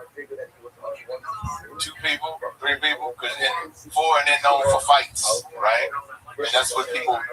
Yeah, so you gotta. Yeah, I had no idea what it was. And you gotta talk about how you wanted to get a fight up. What could that do for you? Then Maybe what you were expecting to see, like to catch on the videotape, like maybe you could instigate. He called you a nigga. That's all you gonna do. Yeah, It sound like something like Right. like nothing happened. Right. Were you disappointed? Like that's the joke. Yeah, because there's few guarantees when things are exchanged where you feel like a situation's about to go down, and you feel like one of those guaranteed situations didn't happen. You were disappointed. It was like you went to go see a movie. Yeah, you make it hyped up. Yeah. And it sucked. Maybe you go order some sort of meal at a drive-through, and Yeah, it was like besides it, they don't. Yeah, it's like if you meet a girl with big natural tits and her pussy. The pussy's small. What That's not what I'm learning. Yeah. And even that, I think the crazy twist in it is that in a room full of black people, some white guy said the N-word, and at the very end, because all you wanted was to get a good video clip, you ended up being the most offended when nothing happened, when the situation was diffused. Yeah. Well, there you go. That's a big bunch of tags. I will say it was a suspenseful story. That was very interesting. I was like, what the fuck's happening? Yeah. And it's so real. You're using your perspective as a door guy. People are probably wondering when they come see a comedy show, man, I wonder if anything crazy ever happens. So, you can own that. Yeah. There you go. Some of those crazy things too. Just filling those blanks. Yeah. There you go, Carlos De Jesus. Not on Twitter, huh? Wow. Carlos De Jesus. He works at the door here. I used to work at the door here. It's crazy. I did my door time in South Bend, Indiana. Oh, yeah? Funny bone. I was still in college. I used to see people and then be the house. Notre Dame? Yeah. Wow. You were going to Notre Dame, working at a comedy club. How cool. My 10,000 hours in, baby. I didn't know that this was a thing. Yeah. You can come out here and do it. I know. That's exactly how it was for me. Same. I had no idea. You saw comedy only existed at Indiana. No, not that. No, but I didn't know that the same thing I did in Indiana happened here. Yeah, right. With the same, thing, except you can, from here you can go and, get on the show. Yeah, I just been in headlines like Ohio. You know what I mean? Yeah. Then moved to Chicago. Any crazy door stories like that? Nah, well, the owner was racist. He's dead now. His name's Paul Lane. He was mad racist, but I didn't know that he was racist. I grew up in a black neighborhood, and I was just happy to get stage time. I had to have another black comic tell me, "Motherfucker's racist." I was like, "Oh yeah." I had such you were so high. and he never said anything to my face because I'm a big dude, so I never caught it. But I mean, I will say this. This is not. I don't know if this is funny, but this is some ill shit. So to go to the Funny Bone back then, it was like $10 a ticket for a white comic. But then whenever like D.L. Hughley would come to town, or Cedric the Entertainer, or whoever would come to town, the tickets would be like $25, and they would up the drink prices. So it's a blue collar town, so black people made the same amount of money, if not less, than white people. So the money cost more, so they would tip less. It was like, so they people like black people don't tip. It's like, well, it's triple to come here. To one night, they can afford it. They work under you. You know what I mean? So that was something that I didn't know that existed. It was like, some shit might pop off. I need security. Nothing ever happened. Right. I mean, shit, you can call this nigga down and, nothing will happen. Yeah. We the last person to do shit because we afraid of that's evolution. So I remember seeing that just going, wow, this is wild. And then they do the same at the Improv out here. On Monday night, they used to up it. And it would be like, if you go to Monday night, that's Black Night at the Improv, and then you leave and try to stand around, there will be a cop with a gun telling you, oh shit, move on. Like, white people don't have that experience. Like, you just leave and hang out and talk about what a nice night. You don't have an armed person going, beat it, get to your car. I was like, I'll just pay like my rent, that motherfucker. Can I just talk outside? So that was something that I never forgot. Business, I guess. And there really is no white equivalent of shoot bomb from some experience. Outside of Ellen taking maybe say the wrong thing. Ellen's people coming at you. I don't know. Yes. All right, well, let's move on to our next comedian. Hands in the bucket. Here we go. Who's it going to be? The name is Lil Bro. Lil Bro!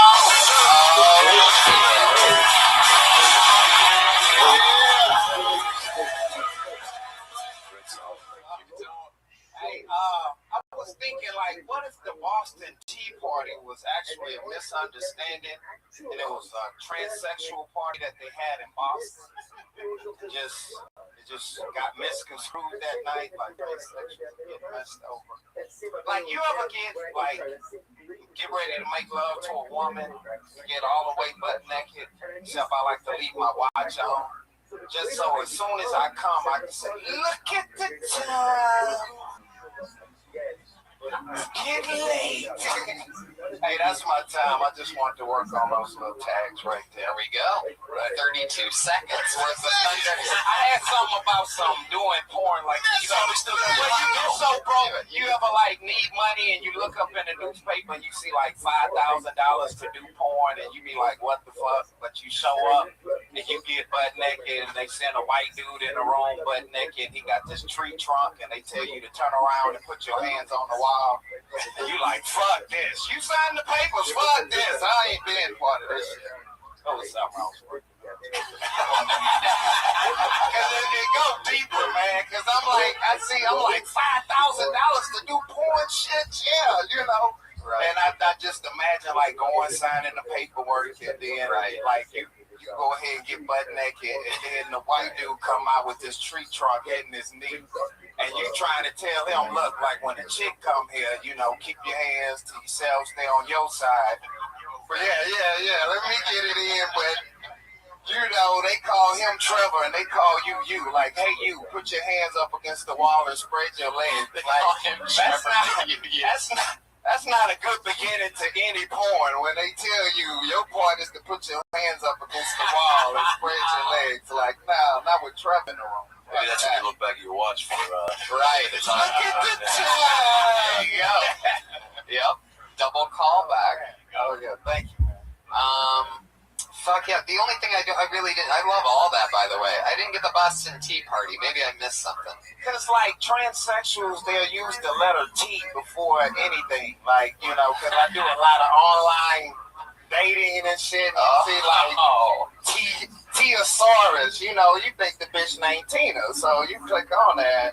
T-asaurus. Yeah, it's like, it's a transsexual, so they use the letter T. So I'm thinking, you know, like they had a party in Boston, because they call it the Boston Tea Party. You gotta say that part first. You gotta say I do a lot of dating online. You gotta say all that first, and then that. Yeah, they gave me a minute. At first I was thinking, because of their outfit. You took 32 seconds. Because I wanted to hit that and hit a couple more.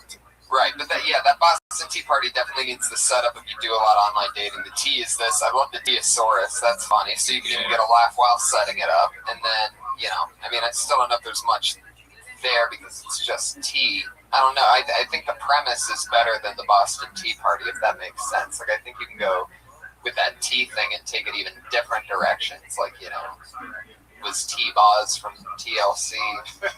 I don't know. You know, you can get weird with it. That's just the first T I thought of, by the way, for those of you that are hating on my T-Boz joke right now. It's just an example, and it's still got some laughs. Wait, what I'm curious about is that you're on a dating site how are you seeing so many of these trannies pop up on your profile page? That's what I want to say. It's like, no. Because he's available to sub. Yeah. If T-Asaurus looks like a 9, he's getting a call. It's like these dudes, so they'll go in the women category. Like, they don't see, like, you know, I put that on my profile, like, the requirements, you have to be born a woman and have a steady pulse. So they don't have, like, right. Yeah, like, is that how your bio starts? Yeah. You gotta be a woman, bitch. I need to see baby pictures and everything. You know, I'm like, you know, because they'll try to hide and do certain shit, you know, like, no. They don't list that they have their trainee in their profile. profile. They'll put the T in. They think that's enough. Like that explains it. Like, oh, you didn't get it? No, bitch. I thought your name was Tina. You know, like this is funny. That's funny. See, that's what I was saying when I think the premise is funnier than the Boston Tea Party. That what you just said about Tina and the I need to see baby pictures. Yeah. When you're painting a funny picture of a different. It's hilarious the fact that you're online dating and because you get trannies because some men really believe that they're women. So and then at that point you're in and by the time you are into it, baby pics, the Tina thing. I mean that's hilarious. Yeah, listen to all the takes you just had on this whole issue. That's why I asked that question. I'm curious, how many have you had this conversation with any other comic friends? Because look how much. I don't tell nobody. The question, but I feel like that's a way. So, you had the beginning thought of the whole trainee bit. I feel like then I'd encourage to ask yourself questions like why you even thought of that bit, and then keep peeling back all these things you just brought up based on that one question about why you seek training on your dating site. Then all these things you just brought up, all these opinions you just had about that.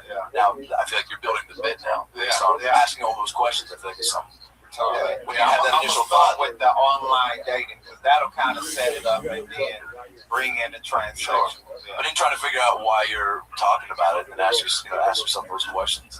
Oh, I know why I'm talking about it. Like, how the fuck you gonna call yourself a woman when you not? What the fuck?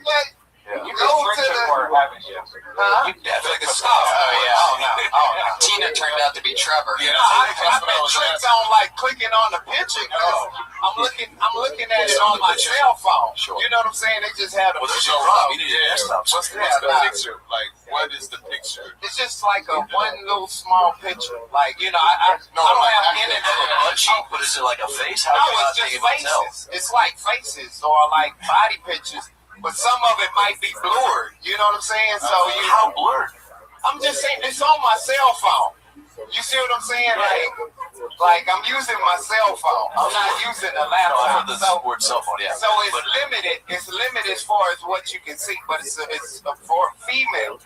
You know the face, and based off that headshot, you can't tell. Which site is this? Is a free dating site? Yeah, it's free dating. It's free as fuck. When Tia-saurus. I'm saying I've been to a lot of sites where especially out here, you don't meet Tia-saurus on Christian Mingle, you know what I'm saying? Because they are, man. I'm telling you, they're everywhere, and they're like, no. They're everywhere. Yeah, I'm telling you. Everywhere. How about that? You might want to check your settings one more time. I've never had this problem ever. No, I'm talking about just out in Hollywood. Yeah, I'm just saying, since I've been out here, I've never seen that shit. Not like that. Houston. You gotta say that too. Yeah. I'm like, I do a whole bit about that.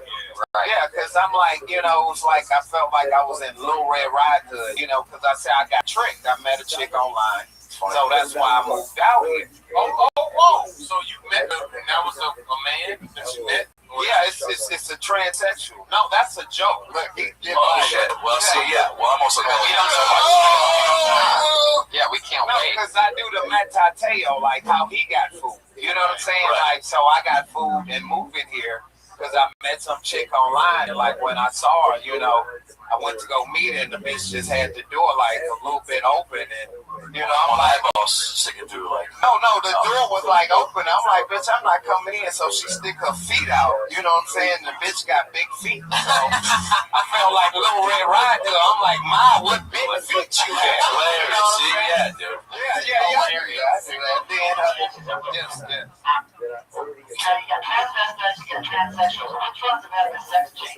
I don't know, man. I don't even keep up with it. I know they all dudes, motherfucker. That's all I care about. It's another thing to add with it. It's all stuff to take. This is all now part of it. I just know it happens. If you click on some shit, because, you just clicking on, just see a picture or whatever. It could be a trick. They back could be turned, or it'd be a lot of people in the picture. They get you with that, It's either 2 or 3 women. You be like, well, which one is this? We're new at this. We still have our trainee wheels. That's hilarious. So what's your requirement for the full? What do you need? You need a full photo, no friends? Email. That's all. Start the count. More like she-mail, if you know what I'm saying. Oh, that's it? All right. This is a fucking weird crowd. Winning room. They have that sex tape. They just wrap it up. They turn that banana inside out and make a pouch. So they can feel, have orgasm, have Iron Patriot, would you ever have sex with a post train? I don't do that. Even feet, like pretty feet, like if you had, look, hold on, like you never seen a guy feeling so good ever. And what does it mean when you teabag somebody? Because that could maybe be a Boston party or something. But what is that term? Is that a sexual term when you teabag somebody? What does that mean? How do you not know this, Patriot? Anybody in the audience want to feel this one? There you go, buddy. There you go. It's That's the scientists from earlier. Where? But maybe with the Boston Tea Party, you can connect that somehow. Teabag. I don't think you need it at all, man. I think it's a whole different bit, and that should come out of lane. If you take all the things that just happened here, I mean, that's at least up to a You couple came over minutes. here with as soon as you grabbed that mic, I felt like, oh shit, this guy's got something to say. Yeah. I'm curious, and then I heard a couple really tiny pieces of something much bigger that I think you either thought about or not thought about. It sounds like as you start talking to us, you're like, no, I've thought about it. Well, then fucking say that. Say the shit that you're thinking about. Anytime you're like, oh, this one, I feel like what you came in with was something you started to sit down and write, but maybe have conversations with people about this shit. Because look how much naturally funny you just float out with all your takes on it. Yeah, like one thing a lot of people try to do, don't cheat the bit. Like, just say the whole thing. Like, don't think we won't get it or won't understand it. Because we enjoy, like, all those pieces. You might not know where you can jump off. But, like, if you open with Boston Tea Party right now, this the whole political thing with Tea Party. And so it's I'm trying to follow it. Like, who you are specifically talking. You're not even talking about that. You're talking about being tricked online. You're talking about being lied to. And then it's a much better. Yeah. It's much more real thing, too. You say Tea Party, I'm like, oh, fuck, I don't know what Because it has so many different meanings now. And you've been tricked so many times. You know the tea thing. Talk about the big toe you suck. Heck yeah, there you go. Lil Bro, everybody. He's at Lil Bro on Twitter. LILBROUGH. Fuck yeah. That's fun. Oh, and man, I'll tell you defense, because I went to Notre Dame. It is easy to have an imagination. Imagine whatever the fuck the word is, girlfriend. Imaginary girlfriend at Notre Dame. The pickings. Hustling. It's better now, but I can see how a lot of dudes go there, right? Yeah. I'd rather have an imaginary girlfriend than be fucked in the shower. Like Penn State. That would be a good, that would be a good, I don't know, like a Jeopardy question. I don't know. What game show would offer up those options? Yeah. For what? I guess, like, let's make a deal. For have an imaginary girlfriend. Or what was it, getting in the shower? Let's make a deal. What's behind wall number 2? There you go. It's a shower. Pulled on your pants. All right. Your next comedian, everybody. Eric Svedin. Hey!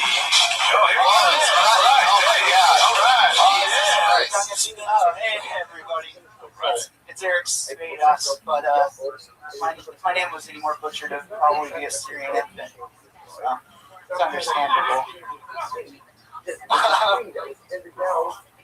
Yeah, I know. You guys, I really don't like getting charged for goods and services that I didn't initially, agree to. And I found out recently that I've been paying both AT&T and the U.S. government to spy on me. One of those services has got to go. I can't be paying double for privacy invasion. Is it just me, or does it seem like we're like as a whole we're just, this is terrible.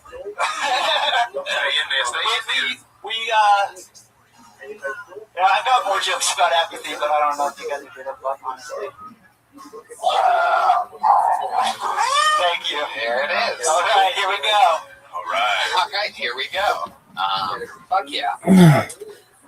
All right. Well, I mean, just right off the bat. I mean, just do you give a fuck about those jokes that you just said? Do we give a fuck? Like, I don't know if we'll give a fuck about them. That is a joke because that's the definition of athlete. Not giving a fuck.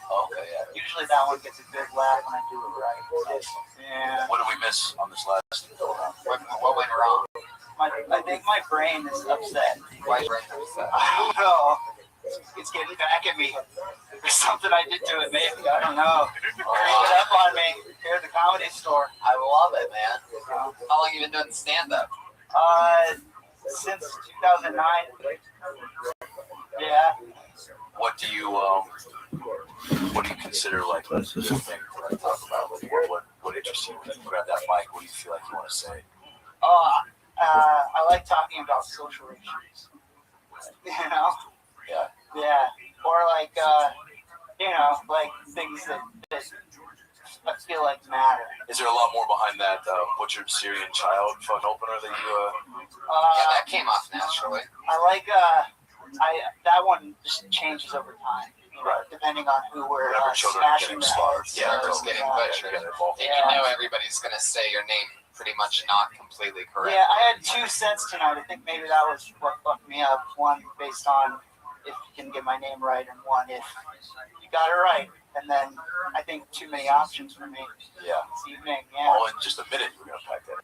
Yeah, I was gonna try to fucking pack in there. Oh wow, Jesus. All right, so where'd you start stand-up at? It's San Francisco. San Fran. How long have you been in LA? About Yeah. AT&T joke was good because it's true. But it also made me go not enjoy the joke so much because I was like kind of bummed out about it. You know what I mean? Because I was like, oh man, he's right. They both what? I don't know. You should find something more zany to put in there just so you don't bump. Because I mean, it's funny. The idea is very funny, but I feel like I lost my boner like over there. You come out strong. It's surprising that people will laugh at how horrible the world is. Right. But that didn't happen tonight. How much material would you say, since you started in 2009, like if you had to do all of your material that you had, how long did you say that would come out to? I think I have like good, like a real good, but maybe only 6.5%. Oh, I see. When you looked at your paper in the very beginning, what were you looking for? Is that a part of your persona, or did you really go blank and you wanted to see? No, I think this is the problem. What is it? I do that too. Sometimes I do this. Oh, did it help you tonight? Did you? No, it fucked me up. Because I sensed that. I think if I would have just gone with what was on my head, of my mind. When you usually go on stage for longer than a minute, do you stay in the pocket, as they say, like with your material, or if something doesn't go your way, do you feel like you naturally just kind of give up on it, or do you try to just fight through Stay in it? the moment, Yeah. So why wouldn't you do that with even just a minute? I mean, just because I definitely, I feel like it's obviously it's tough to get your point of view and a lot of funny to just a minute of stand-up. But I think I did that when I said this was terrible. That was my shining moment of recognizing the moment, of being in the moment. Yeah. That's when I said, this fucking sucks. Yeah. So maybe take some of that in the momentness and just carry it all the way through. Because obviously you never get a fair chance for yourself to get a gauge on your material or getting better, and also we don't get a chance to get a gauge for you if you're just not fully getting a shot. You deliver pizzas? You look like you do, and you should definitely talk about that. Oh, really? Yeah, either that or you look like you got your wardrobe from the set of a pizza delivery. Hey, a pizza pie! Yeah, I don't know. Or maybe don't do that, but maybe not the accent so much. Not so much the guy who's making the pizza, as much as the guy in the hatchback that has to get it to a place. Is this your normal look? Like if you were an action figure with punchlines about killing children, if you pulled the string, that would be like this would be your attire. Like, is this a normal getup for you? Always a hat? I wear a hat. Because I dig it. Yeah. Sometimes, or take the hat off. Oh wow. It's Matty Edgar. It's who's that? What's that British show? Oh, Doctor Who. Right? No? Okay. You watch Doctor Who? No, I don't, but I just think he looks like the DVD box set that Amazon's always recommending to me for some reason. When you found out you're paying AT&T and the government money to spy on you, what did you do about it? Well, I talked to an AT&T representative about it. Yeah, what did they say? They didn't know what the fuck I was talking about. They told me to go talk to the government. They gave me the number of the FCC. And did you call them yet? No, I didn't call the FCC yet. That's where the joke is. Yeah, that's like you said, like you made a good point. A lot of times people say stuff that's just correct. Well, career is a fact. That shows that you're smart and you're very observant. When you say something that's correct in front of a group of people who don't know you, they just go, that's correct. They may not laugh. I see a lot of young comics like expecting for the laugh. You just said 2 + 2 is 4. Yeah. So like this, what did you do? Yeah, where it becomes and like you don't need to like rebel rouse and be like, oh, with me, man, just tell the story. Like, what did you do? Well, in Brian's instance, it made him make it. That's what I'm saying. You did 2 + 2 = 4, but then I was like, God damn that 4. Yeah, it's disappointing. But even people that are hearing that and getting angry about it, then like take them on, like, what did you do about it to make them? Obviously, you're making them feel something emotionally connected to what you're talking about, which is great. So now they're with you, and so now it's like where you make it a unique bit to you is where you follow up on whatever your actions are after that. Maybe there's even something in like, do you even really need to call and complain? Because if they're really listening, they should know you're already upset. Just tell them to call you. Yeah, right. You could just sit there on hold and give them. When they put you on hold, you just start spouting off every complaint you have. Because if they're listening, then they'll hear it. If that makes sense. I mean, it's sort of another 2 + 2 = 4, but you get silly with it. Yeah, exactly. Using the idea that they're already listening and already watching, you can go into these weird paths and craziness. I love that it says there's always 3 lines here on the sign-up sheet: the name, their Twitter, and the topic. Eric Svedes. Your topic was burgers. Yeah. You didn't mention burgers at all. Yeah, that's not worked out yet. Do you flip burgers? No, I don't flip burgers. You eat them? Not lately. What's the social commentary on burgers? Well, I feel like burgers are pretty American. Right? So, yeah, they're definitely German. Germans like burgers. What? Hamburg.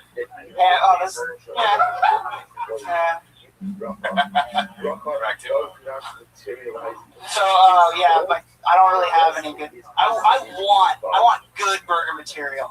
I'm working on it. Daily, I sit down for hours and I write, and I'm like hoping for the, to have the, to connect with true creativity and get the cheeseburger fit. Yeah. There you go. See, I found it. It's very specific. I just found it very funny that you got really fired up there. The most fired up you've been up here about wanting a good burger bit. Like, what the fuck? Like, I haven't had burgers in a while. Yeah. It seems like that's something that you have felt more emotion about than the actual even social commentary on the stuff of the spying on you and stuff like that. It seems like you really are passionate about burgers. If you're talking about Syrian kids getting butchered, I feel like that because you're getting a reaction, but then it's like, now I want to hear like what you have to say after that. Unless that's just seems like I just want to talk about things that are important to me and them. So if like I have to bridge the gap with a burger, I'll do that. So what would you say if you were going to bridge the gap with I'm like digging myself into a big hole here. I'm telling you, I sit there for hours. I'm waiting to get the burger bit. I don't have. just when you're sitting there for hours, what are you thinking about burgers that's frustrating? Just thinking about fucking Americans just eating burgers and being like, oh, cereal. Oh, cereal? Yeah. I mean, that's what I eat when I eat a fucking burger. I think about little children that are starving when I eat a burger. Right. Yeah. Fuck yeah. What do you think they think about when you're eating that burger? What do little kids starving in Africa think about me eating a burger? First of all, it's little kids starving in LA. Everybody goes to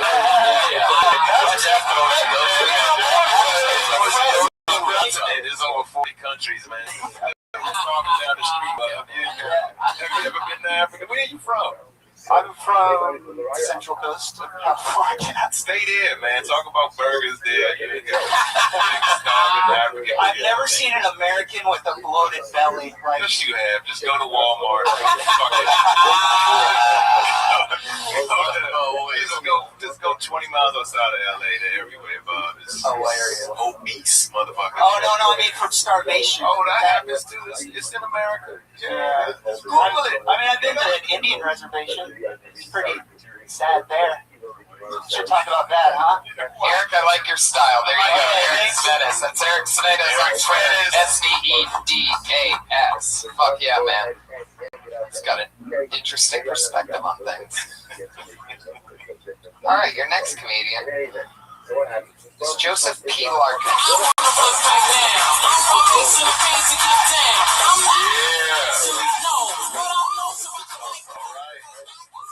Alright, hey guys. Good evening, ladies and gentlemen. Just Larkin from Slidell, Louisiana. I'd like to start off with an impression. This is my impression of stand-up comedian and best-selling author Jerry Seinfeld suffering from throat cancer. What is the deal with hospital food?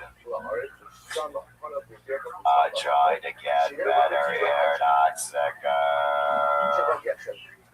Alright, this is a $100 prop, you stingy fox.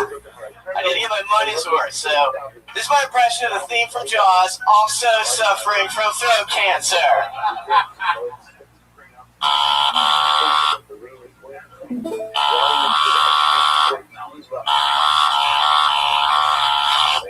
Yay! Alright, that's it. That's all you get. That's awesome. I fucking love it, man. That's hilarious. Thank you. That's a Can I ask you solid guys a 54 question? seconds. Sure. Is your robot autistic? No. Like, what's going on in there? He has throat cancer. Oh. But that's a scary tool. It really I is. hate that tool. I remember being a professional wrestling fan when I was younger, and there was a part where the Undertaker's brother came out of nowhere, made an appearance for the first time. His name was Kane, and it was like a huge deal when I was a kid in wrestling. The Undertaker had a younger brother that was the same height as him. He had gotten caught in this house fire. There's a whole storyline. I mean, we were all on the edge of our seats.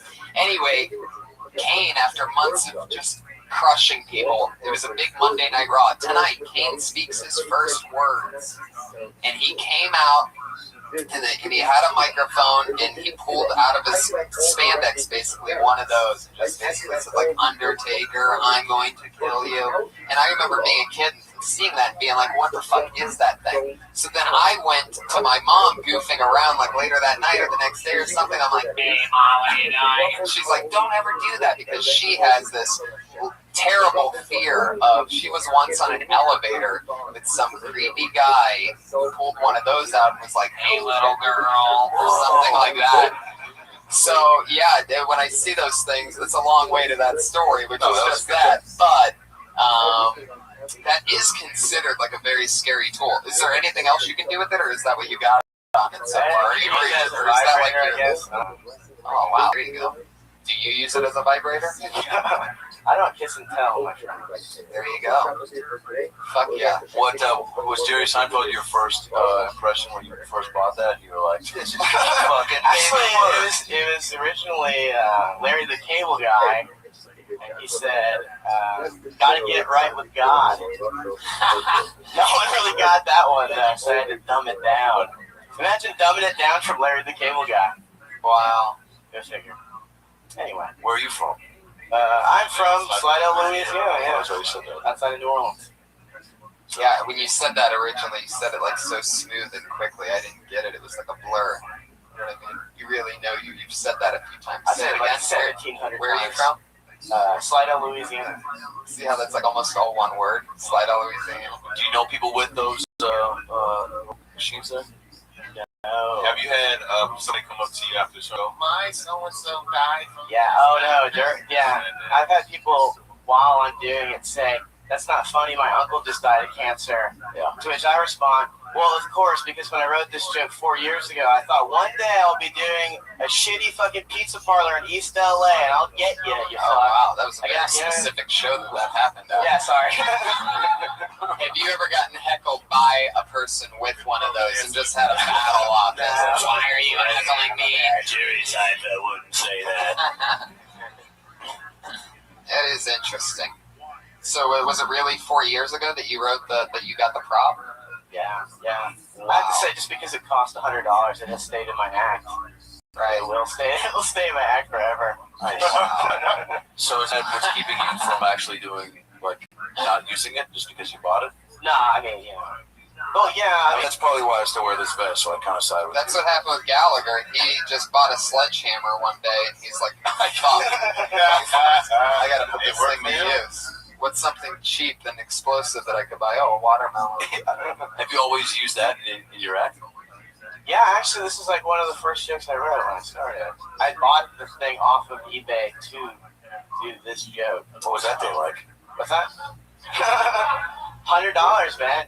Right. I mean, look how shabbily dressed I am. I don't have $100. Like, what happened leading up to that day where you were like, fuck, I gotta change it up. I gotta stand out. Yeah, when did you decide that your comedy voice was going to be through a voice box? Was eBay already up in your browser staring you in the face? I don't know. You were like, I need a fucking dildo. Wait a minute, that thing I can shove it on my neck and get some comedy out of it. Kill two birds with one stone. Yeah. Like, what was the thought process? I'm asking to pick that up. I really wish I did, man. I don't know. There's a bolt from the blue. Yeah, don't know what that means, but divine intervention. There you go. Yeah, I mean, if you're gonna do it, I'd say fucking extend it. I want to see an hour next time of all with the voice. I want to see all. I don't want to know what you should do. You should just come up and immediately. Maybe you're the guy, right? Why don't you be the guy? Yeah, impression. Absolutely, that's brilliant. If you start with it and never mention it, and then all of a sudden, and after everything is, and then you go throat cancer joke. Every impression's throat cancer. And then you can just do an impression of anybody where you just say, this is my impression of Mariva, and they're going to be waiting for throat cancer, and you just take it away. And do an amazing impression that actually sounds. You're going to standing O. Yeah, that's how that shit happened. I think we just figured out your career for it. Hell yeah. So I think Andy Kaufman figured that out, though. He did something like that. Very similar. Voice box. Right, well, I mean, this is like 21st century Andy Kaufman. I wouldn't go there. Whoa, okay. Right, it's definitely not. I wouldn't go there. But, other than the lung cancer part. Only, I just don't. Anyway.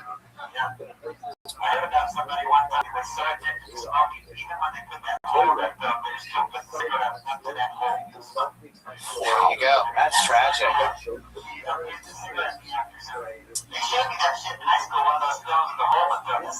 It is scary. Well, there's like.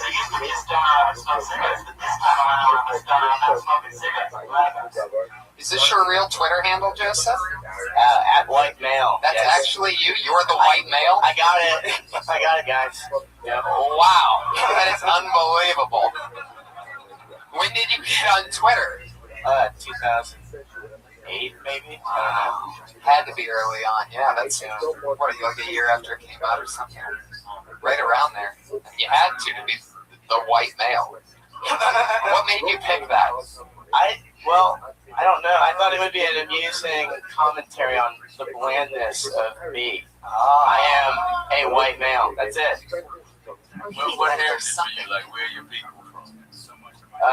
My mother's family is Polish, and my father's family is Irish. So we're so stupid we don't remember to drink all the time. Don't ever do that again. That might have been a good time to put the voice on.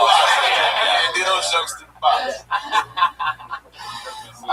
It's interesting to me that you keep labeling yourself as like you wanted to do something innovative, and you just called yourself bland when you were naming white male. Like, I don't know. Maybe there's just a lot of material in that too that you think that you're. But what is it about you that makes you think that you're so plain and bland? Oh shit, man! Look at me. I don't know. That's a good one. I say 90% of my act is just me talking about how much I hate myself. Also women. And minorities. What about oh, Jesus. All right. Now we're getting some. Don't get me started on this gays. Don't get you started on what? No. Oh my God. No.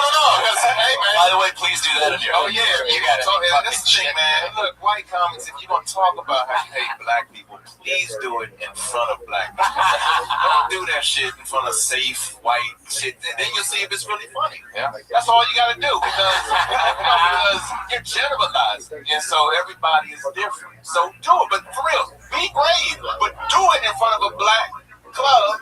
If you're doing cancer jokes, you feel this, do it, and then see what happens. You might go into something. Because if but I'm curious. Should we get into this? Yeah. What do you hate about black people? Yeah. What do you hate? I don't actually hate black people. Right. About women, you listen to that. I definitely hate women now.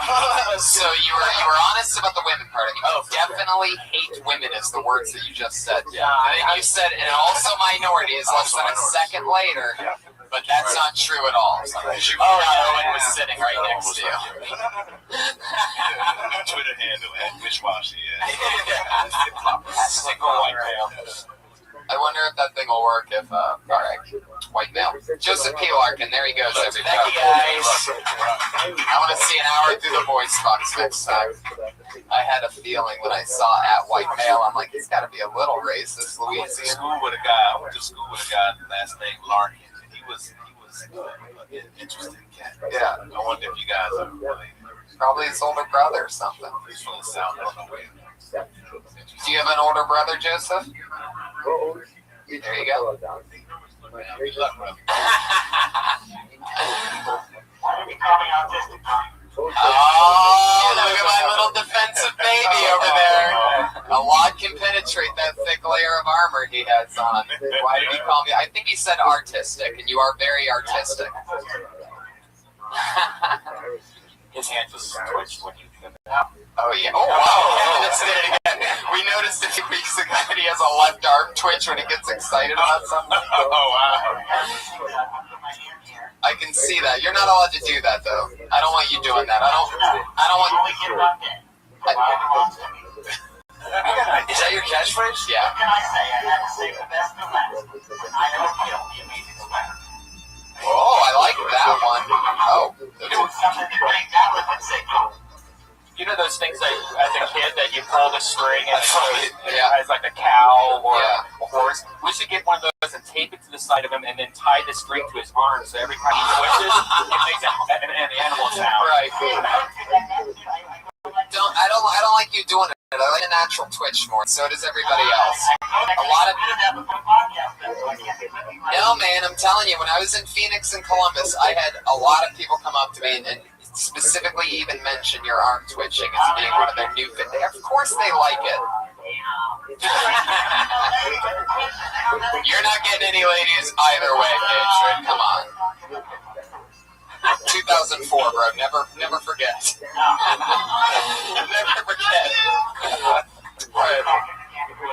Let's get another comedian up here. This is so much fun. I'm so glad you guys were able to do this with me tonight. Coming down the straightaway. Put your hands together for Keith Soul. Oh, he's not here, and you know what that means. He gets blacklisted. Dude. He'll never be able to do the show again. And that is how it works. Yep. Wow. And sorry, Keith, but you're done. I was pretty surprised because we were just about to make it through with no blacklisting. What if he was bidding for one of those voice box things on eBay and he had to take care of that tonight? Like, what if they have a legit reason and they don't show up? There is no legitimate. Fair enough. Wow. Sign up to be a professional. Fair enough. All right. Put your hands together for Kenny Lyon. Kenny Lyon!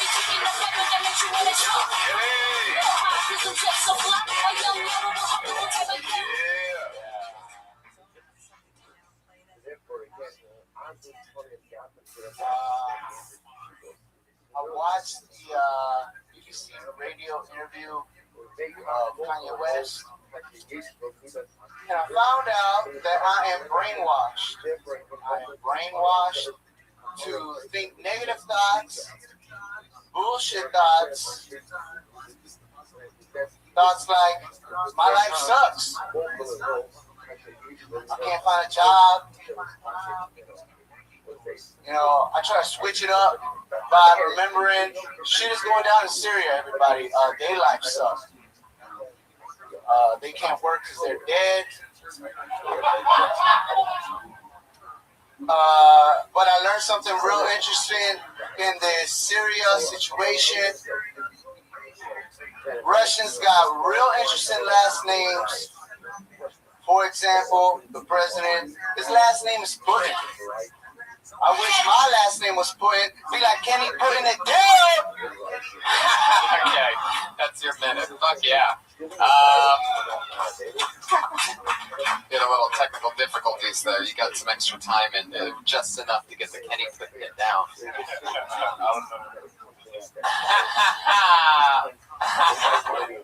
Yeah, definitely. It's a fun adventure to get to the because they're dead. Funny. You do normal sets a lot, don't you? Like 5-10 minute sets. I would love to see that. Yeah, you do. You hit the circuit a lot, right? I always see you around. You show a lot, right? As a matter of fact, Jen went from being homeless to living across everybody. It's a little, fuck yeah. That's great. Jen? Yeah. You're talking about some other guy? No, yeah. Right. What? Are you dating him? You were homeless. Well, I crash at wherever he stays. He's cool. Took me under his wing with a hernia. And, he had a hernia or you had a hernia? he had a hernia. Right. Somebody had a hernia and was homeless, and you're hanging out with him. So now he's got a place and you got a home. And you're at his home. How's his hernia? Luckily, he got it surgically removed at the USC hospital. It's great. I had to break up today, so that's why I didn't get to move. Is it a house or an apartment? Yeah, it's like a house. He's got a house? Yeah. That's what I'm saying. Like, he went from nothing to something. Are you sure you guys aren't squatting at some empty house? Breaking the lawn at a house from homeless to How house? quick was his transition from homeless to house? Real quick. It just went from like 2 months. Like, 2 months. Right? That's what I'm saying. I know that's what you're saying. You just said it. Yeah. But what happened in between that time? He was basically taking care of other comedians' crib, like while they were going out of state. He was taking care of the dogs. Well, I was taking care of the dogs. His hernia doesn't allow him to. Sure.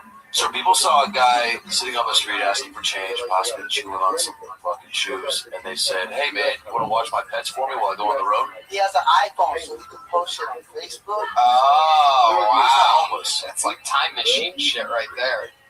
He's got an iPhone. Okay. All right, Kenny, we're done with you.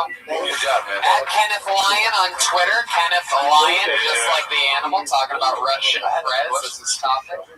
You have a question? I had other questions, but I could ask you a ton of questions. Yeah, we're getting towards that end of the show. We're ready for our final segment.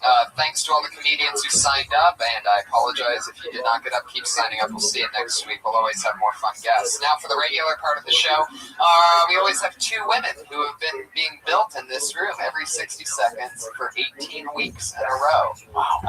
One right now is in Florida. She let us know that she was going to be away. She still wrote a new minute. She sent it in to us, but we're in between some technical difficulties and another previous plan. We're not going to get to her material tonight. So instead, we're going to just go with the woman that has been with us since episode 1. She was the only female on the show then, and she's still with us, episode 18. Put your hands together for Sarah Mostajabi, everybody, with a big 60 seconds.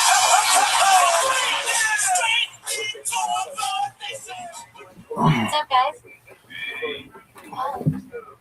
So I'm bisexual. Not nearly as supportive as my parents. Or as the guys I like to date call it, yes. I don't really understand that reaction. I think there's going to be a lot of threesomes in there. But I think we all know when you like a girl, the last thing you want to see is some dude fucking her. So I don't think so. I guess being disappointed by like one gender wasn't enough for me. I wanted to like double my money. So it's great. I actually, to be honest with you guys, I had a show last night, and so I haven't really focused on this very much. That's all I have. Yeah. Sorry, I was being so You could have fucking just said awkward. that's all you have, but you also mentioned that you had a show last night that was more important to you than our show. But I'll tell you, you know. I had to do 8 minutes. So I had to really stretching it. focus on it. Hell yeah, you did. Yeah. But luckily, thanks to this, I have like almost 20 minutes. Not really. I think I have a good 13 minutes because of you guys. Holy shit. That's exciting. Hey, I like that 40 seconds a lot. Yeah, no, and I would say that that's probably my favorite everything. And it's so much fun to see growth. Like, you stayed in one topic, and it's an interesting take because it's pretty true, right? It's unfortunately true. Right. And I like how you played off of their response and the way that you did that. I mean, for 18 weeks or whatever you're at, I mean, that's pretty cool that you're just naturally playing around and just feeding off of that.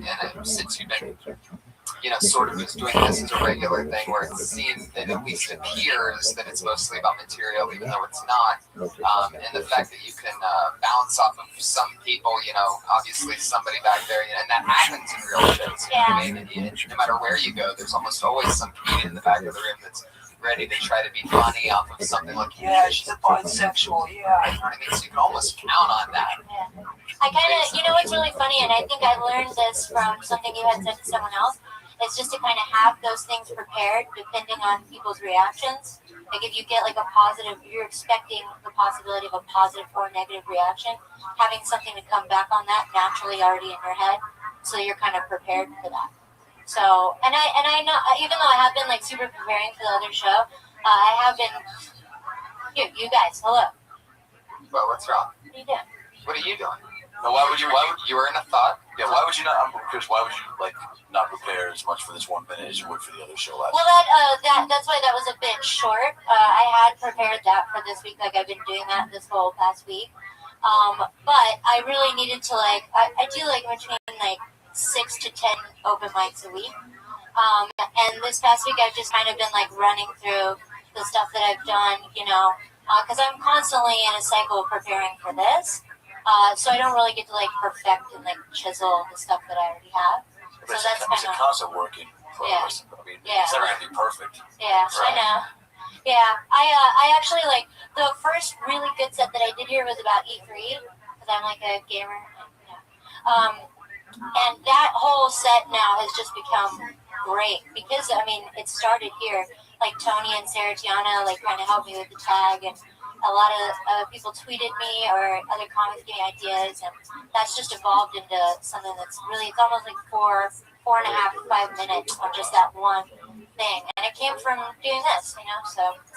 Maybe there's something funny in that since you're trying to attract both boys and girls, maybe there's almost a joke about your haircut. Yeah, I was thinking that too. Yeah. But I couldn't word it. I don't know. This side is kind of like a lesbian, so. Right. This side is kind of and the front's sort of like a boy. So you have two lesbians. I've got the Justin Bieber swoop for the guys and the girls right in the middle. Your pussy smells like balls. Wow, there you go. Yeah, there you go. There's a classic Brian Redband. I love right there. Just when you think Redband's just playing it cool, he's got a gun filled with bullets in the chamber. Those bullets go by the name of balls, asshole, vagina, penis. That's Sarah Mostajabi. Another great week of work. We're so happy. She's working hard. Shout out to her at Sarah Dresses on Twitter. And as always, at Kimberly Congdon, who will be with us back before Friday's appearance at the LA Podfest following WTF with Mark Maron and Dana Gold's podcast. That's Friday night. We're going to be talking with some comedians tonight. If any young comics are still in the room, we're going to be finishing up our booking of that this evening right now after this. So if you're interested, come check in with us. The roster's just about full, but we might try to figure something out. Guys, what's going on? What do you want to promote? Adam Ray Comedy on Twitter. Yeah, Adam Ray Comedy on Twitter. My partner Brad Williams, the midget thing, which we opened with tonight. So we do a podcast called About Last Night. You can find it at aboutLastNightPodcast.com on my tour dates. That's AdamRayTV.com. There you go. I love it. Owen? I'm at Owen Smith for Real on Twitter. For Real on Twitter. I'll be at Zany's in Chicago, downtown Zany's, this Thursday through Saturday. Doing 6 shows. And what else? My YouTube channel. I put my hour special up that I shot in 2007. So everybody will watch it and, like it and subscribe to the channel. It's Owens TV. So check me out for an hour. You guys are so fucking funny. Thank you so much for doing this tonight. Iron Patriot, as always. He's at Comic Patriot on Twitter. Tony Hinchcliffe. And me and Tony will be at we're announcing that we're having a Halloween show in San Diego at the American Comedy Co. Go to AmericanComedyCo.com or DeskBot.TV for all our tour dates. Thank you so much. See you next week.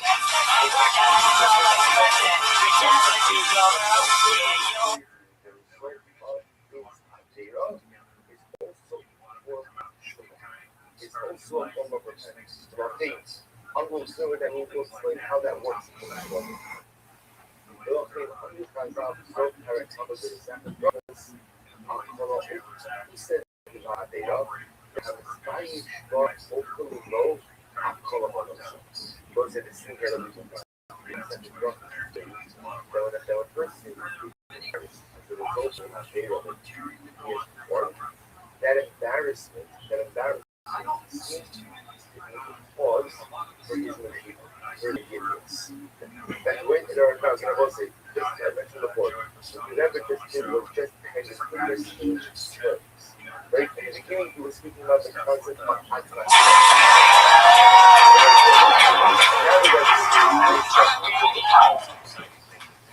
Yeah. Hi, everybody. Here we are. Holy moly, how exciting. We're at the LA Podfest right now. This is fucking ridiculous. We're in the penthouse at a family I've never heard of it before. Thanks to everybody watching in Daily Motion. I would say make some noise, but we wouldn't hear you guys. You're in bedrooms right now. I brought my dog. I got the this is a dog-friendly hotel, so you can pay the $75 so your dog can fuck the shit up in your room, and you don't have to pay any extra. So they don't want some piss and shit in my room. I know I already did. The dog, when we were in there, the dog actually came out and had a little something in its mouth. We thought it was poop for a moment, but what was it? It was a little chocolate. This tiny dog found a tiny chocolate and was walking around with it in its mouth. So thank you, Sheraton Delphina. Yeah, thank you. Thank you for allowing my dog to find poisonous chocolate underneath a fucking dresser. That's right, the Sheraton Hotel, where we kill the cutest baby dogs you've ever seen. Hell yes. As always, please put your hands together for our head of security, the one and only Iron Patriot is here, everybody. Huge fan favorite of the show. There is a real human being underneath that suit. And tonight was the first night after 18 episodes of this show in which we actually, Brian and I, and some other people close to the show, got to meet the man under the suit, Jeff Crabtree. Yeah. Saw his face. Yeah. I'm excited to be here tonight, Tony. Well, we're excited to have you, man. It was amazing because, you know, we always knew that the $5,000 suit shipped from Norway under $700 of shipping costs was a really big deal. But when he pulled up today, he got his car valeted, and he needed all of our help because the suit actually is in 3 separate crates and 2 gym bags. Am I exaggerating? No, it was quite challenging to get it down here, Tony. But it's worth it because I like being with so many people that enjoy podcasting like me. It's unbelievable. And that's how he found us in the first place. He showed up after episode 1 in that squeaky, fantastic uniform that we all love. And he came right up to me and he goes, Tony, I'm a big fan of the Death Squad. I'm a big fan of you. I'd love to be part of any show, anytime. And I go, well, that's great, because you're our new head of security.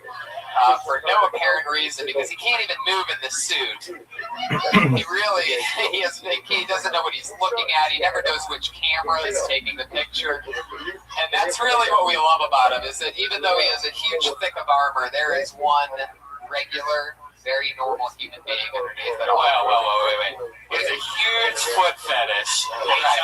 Also, in the past episode, he said that he put chocolate on his dick the second time he ever came, and let his Cocker Spaniel lick it off of him when he was younger. And he's not known to lie about things either. And he actually changed into this outfit in my room when I wasn't there with my little Shih Tzu. Did you fuck my Shih Tzu? Yeah. Was that your chocolate? Yeah, were you the one that planted the chocolate there? This whole thing's coming full circle right now. I basically served my dog Buffy a banana split. I had the nuts, the banana, the chocolate, the cream, and I was even circumcised when I was a small baby.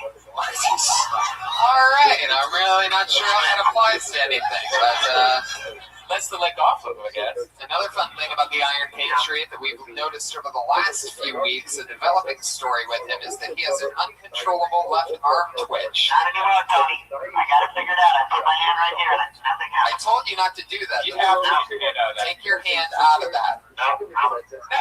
That's awesome, though, man. Like, your character has to have an arm twitch. Yeah. The left They're arm. going to turn on the ladies now. They're going to think I have Parkinson's disease or something. I don't think you're turning on the ladies regardless, Patriot. I don't think that should be your worry. No, I'm a good kid. Some woman better snatch me up quick. If you don't take your hand off of that little pocket that hides your left arm twitch, I swear to God, we're going to hire the Illuminate Patriot next week to take your place. I'm going to slightly push you down. Right. No. Well, this is so exciting. Patriot, yeah. By the way, Patriot used to be in a band in Austin, Texas, was it?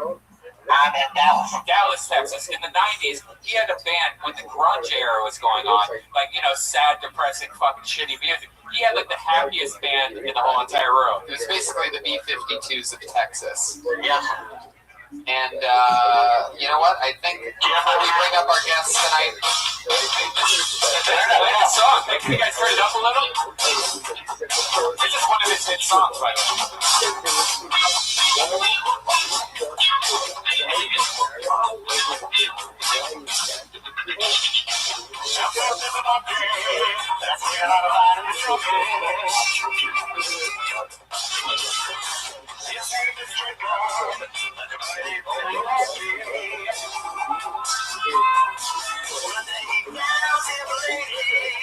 She was lying on the tree.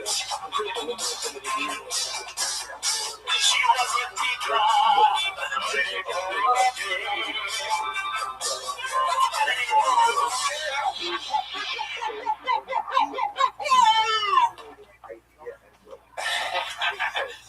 you can see why the band didn't take off. The Iron Patriot, everybody, and his banana helper. And that's actually a very racist song. The lead characters are monkeys, and the names were what? Laquidra. It's Jacob and Latita, two monkeys in the jungle. The teacher was playing hard to get, and Jacob said, "Come, I want to share my banana with you." Yeah, I like the female brothers, Tony. I'll tell you that. I like Beyonce, Kerry Washington. I like, all the female brothers. One thing you should know about the Iron Patriot is he's from Texas, so he has that innocent racism that he doesn't know he's being racist. It's accidental racism when you don't know that it's racist, like when you call black women female brothers. Yes, That is not a natural thing. You created that. Other people don't do that. Yes. I like the female hombres too. Even Liberia, she has some really cute feet. I like the lick of her toes. Well, what's amazing is that the Patriot is just here to make sure that nothing goes too crazy during the show. The actual format of the show, for those of you just joining us for the first time, is We take, normally we do it out of the Comedy Store every Monday at 8 o'clock, and there's about 30 to 35, sometimes 25, sometimes 40 comedians who sign up and hang out in the room to be part of the show, hoping that their name gets picked out of this here bucket so that they can do 60 seconds of material in front of us and always two fantastic guests in hopes of some kind of constructive criticism, either positive or negative or anything in any way to help them for the future. And they are open for any advice whatsoever. And tonight we have pre-booked 10 of the finest young rising comedians around. One person, I do believe it's their first time ever going on stage, which is something that naturally happens on Mondays at the Comedy Store. And we are so very excited. You guys ready to bring up our two guests tonight? I think you're going to be very pleased with the quality of our guests. First, return guest. You know him from the hit movie Super High Me. His new show on the internet, Getting Doug with High. Put your hands together for Doug Benson, everybody. Hell yes, he's back.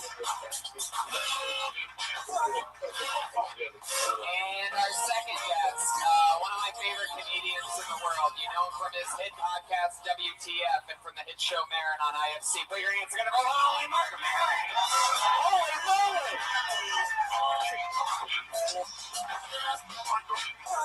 Wowzers! Holy moly! This is like a dream come true, guys. Thank you so much for being here. Hello, my female brothers. I want to take this out. Mark, I gotta ask, what's your initial reaction to the Iron Patriot? What do you think of I was in the elevator with him. And then he said, I'm on the same show as you. I'm like, oh, fuck. Really? What is this circus? What is this red band fiasco? What sort of strange, desperate activity am I involved in? Is this something you do at parties or specifically for this? Yeah, I live down Hollywood Boulevard. I'll take pictures with people for tips, and I come to the Comedy Store every Monday. Something I want to say to you, Mark. On the third episode of Kill Tony, we had Dean Delray on the show. Yeah. And I was telling him how much I enjoyed the podcast you did with him. Yeah. And there's something you don't know about that interview, though. Because 2 days before that, he hurt his balls riding a bike. I know. And he was on medication, and he said he didn't even remember your interview.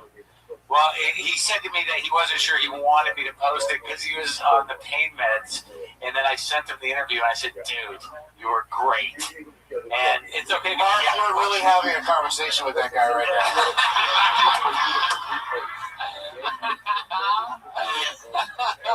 Doug, I want to say something to you, Doug. Doug, can I talk to you for a second? Patriot, I'm sorry, Patriot. What's up? Oh, do I gotta call him Patriot? Call him whatever you want. It was great meeting you, Doug, in August on Kill Tony 13. We bonded quickly over our mutual love of Bridget Fonda's feet and Jackie Brown. Now, you remember that? We do both love her feet and Jackie Brown. Yeah. So he's one of the guys that hangs out on Mondays? He comes to the store dressed like that? Yeah, He has to ride on the bus standing up because he can't sit down in that suit. Once the suit's on, This is like your thing? Yes, that's my gimmick, my stick. And he's also an extra, though. He's also in a lot of TV shows. You can find him on Easter eggs. Of course he is. right. Hey, can I say one more thing, Doug, before we go? This is what I want to say. Please. One more thing. Okay. 3 of the biggest podcasters, Joe Rogan, Mark Maron, and Adam Carolla, all started in 2009. You started your podcast in 2006, Doug Loves Movies. How did you have the foresight to start podcasting so early, Doug? Wow. That's a great one. Put your hands together for the Patriot, everybody. Awesome. Yeah, Doug. I thought, if I get into this thing early enough, maybe some other guys will come along and they'll be much bigger than me at this. He was begging me to be bigger than him. I don't think I am, though. I think you do really good. Yeah, I do okay, but it's like, there was this thing called Handheld Comedy. It was like a site that Never Not Funny and my show and a few others were on. So they'd come to me and said, they thought podcasts could have advertising and whatnot. We did it for a while, and then they went out of business. And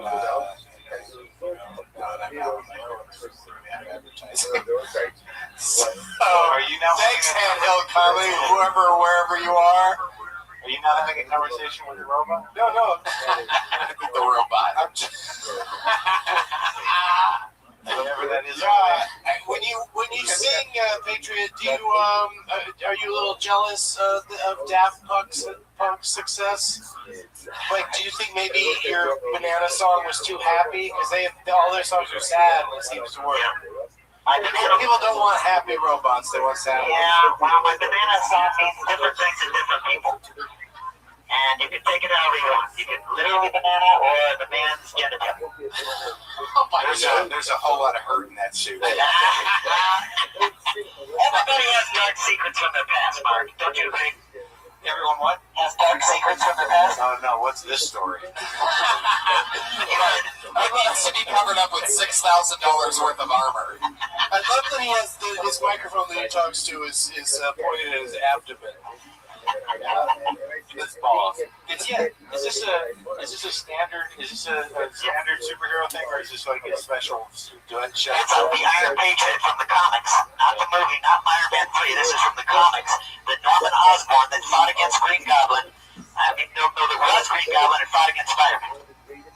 And he stole Iron Man's suit and became a villain. He tricked America into thinking that he was patriotic, but he was really a villain. The Iron Patriot. This is what happens right before he loses his fucking Right. Oh yeah, exactly. You like that tone? It's like, no, you listen to me.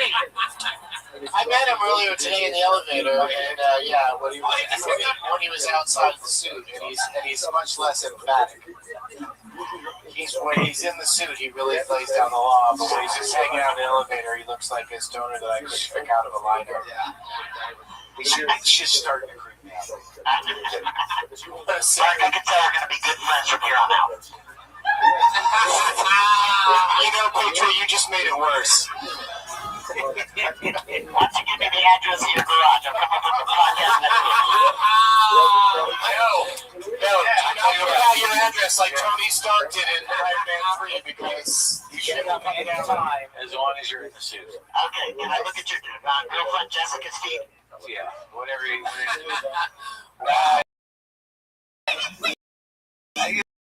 You're gonna have to ask her, and it's a weird.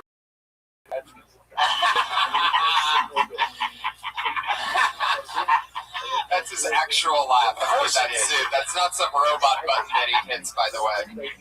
Why would you take someone loving your girlfriend's feet as an insult, no matter who it comes from? Because it was prefaced by a guy in a fucking suit saying he's gonna come to my house uninvited. Right. That's like I'm supposed to say, oh, thank you. What do you mean uninvited? He asked for your address, and I told it to him earlier tonight. Mark, this is another podcast I liked. I liked when you interviewed Aubrey Plaza, because I am an extra on the show Parks and Recreation, and I saw her on the set, and I told her how much I enjoyed that podcast, and she told the story about how she almost had a heart attack. Remember that story when she had a stroke? Yeah. I love that podcast, Mark. I'm a podcast lover. The repetition of my name is weird. Right. Yeah. Also, that Aubrey Plaza told you a story is hard to swallow. Like, how long did you talk to her for? No, I just told her how much I loved hearing her on there. Yeah, and then she called security. Yeah. Which is not you on that set. You're just an extra. Yeah, I am just an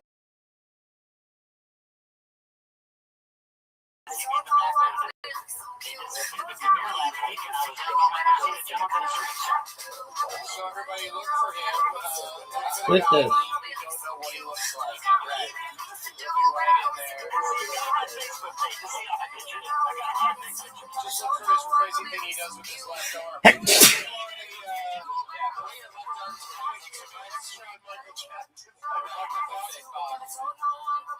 Yeah, you should be on Michael Jackson Recreation. I'll take that as a laugh. As amazing as it is, the Patriot is only secondary to the main format of this show, as you guys know. I thought this show was just talk to the Patriot. I know, just that's one of the special bonuses of the show. Talk to the glowing hands of the Patriot. While that on itself could totally run as a podcast, I know. The actual format is comedians, trying out 60 Patriot seconds. even in the shot in the Daily Motion live feed? That's a good question. Daily Motion knows what's going on. I know they do. Saw it from deep in the back of the room. It would be great if he was framed out and we all looked insane. Just looking over there and talking to a robot voice. Oh, it's hilarious. I'm sorry, keep explaining the premise of the show. No, but yeah. So comedians do 60 seconds. Doug, you've been on it before. Mark, first thing when I saw Doug, I'm just gonna tell him, Doug, no lobby. I go, hey, what's up, Doug? And he goes, I just can't wait to see what Mark has to say to these comedians because we know you are so, I don't know how to word it. I mean, there's no way to word it. You're so balls deep into comedy. I mean, you are. I'm sure that was the best way to word it. You're definitely not. That's why I preface it when I don't know how to word it. Yeah, my dick is way up into. It's super in comedy. Like, there's anything you ever think about other than comedy? No, man. Not being balls deep in comedy is my life. Right. Well, I'm not going to be mean. I'm not going to be supportive and fucking minute. Right. No, of course. Yeah. Oh, hello. For real? Glass. Was that for real? That was the loudest breaking glass I've ever heard. Like someone jumped up on their chair and then threw it down on the ground as they dove off of it. It's excited. Was that real? It's excited about the sound. At least we know the Patriot is ineffective in those situations. I'm watching very much, Doug. You don't know what I'm looking at right now. I can guess what you're looking at right now. There's some people with feet in the front row. Open toe sandals moved to the back. So they do 60 seconds. And 60 seconds, when they hit that exact time frame, they hear the meow of the kitty. That's what it sounds like. And if they go too far over their time, was it your idea right there? What the fuck, Mark? Is that a real question? Because feet don't make noise. And if they go too long after their minute after that, if they can't wrap it up after that, the angry West Hollywood bear comes up. That sounds extra angry tonight. It sounds like he's up his game for this one. West Hollywood bear. There's no. Normally we're in West Hollywood. We do this at the Comedy Store every week. Wow, did you download extra growls for the special event? So what do you guys say we get this thing started? 10 rising comedians doing 60 seconds each. We randomly pull them out of buckets, so it's spontaneous. Let's get this thing started.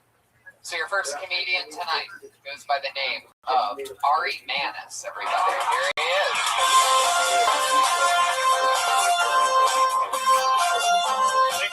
Thank you guys. My name's Ari. I'm a t-shirt jeans kind of guy. I think my bank knows me a little too well. I recently bought my first suit as soon as I walked out of the department, so I get a call from Chase. Hey, I think your credit card got stolen. Doesn't match up with your nightly purchase at Taco Bell and filling up your gas tank $6 at a time. Girls say they want a nice guy. Guy who's not going to take advantage of them. Girls don't want a nice guy. Girls say they want a nice guy. They want a nice dick. Girls say they want a guy who's going to write them poetry, take them for long walks on the beach. Yeah, that's true. Girls want those things. Have to get pounded by a dick. Thank you, guys. Wait, you only did 27 seconds. Pounded by a dick. Good night. Wait, he's got two more jokes. Two more jokes. Yeah, Two more dicks. Recently was cuddling with a lady. She gets, thank you guys. Thank you. She gets up to go to the bathroom. Well, yeah, no, I was telling with her. She gets up to go to the bathroom. It was really cute. She turned on the sink so I wouldn't hear her pee. It was so sweet. She was embarrassed. Do you guys believe that? But then I heard it. Spoosh. Disgusting. I did not know girls did that. I was not told. Maybe you should have stopped at 27. Yeah, I should have stopped. I was on 27. We see why you brought the 27 seconds. He's like, I got more time. Check out. Yeah. I'm going to do that joke where the girl takes a dump. Didn't work out the way I wanted. I'm going to go to the saver on this one. Oh, boy. So what are we supposed to do now? Anything you want. Now you Whatever ideas. constructively Talk criticize to him. the What's your name? Ari. Ari? Yes. Jew? Yeah. Oh, surprisingly, yeah. All right. But first of all, you want me to get my starting? Yeah, sure. Are you a teacher? No. 24 years old, college graduate. So what was the first bit? Sort of a teacher and jeans kind of guy? Oh, a t-shirt. Oh, a t-shirt. Okay. All right. Yeah. It's good to know you lost mark at your third word. I just think I'm a teacher in church. You did an interesting thing. Good setups and then more setups. Like the punchlines were not.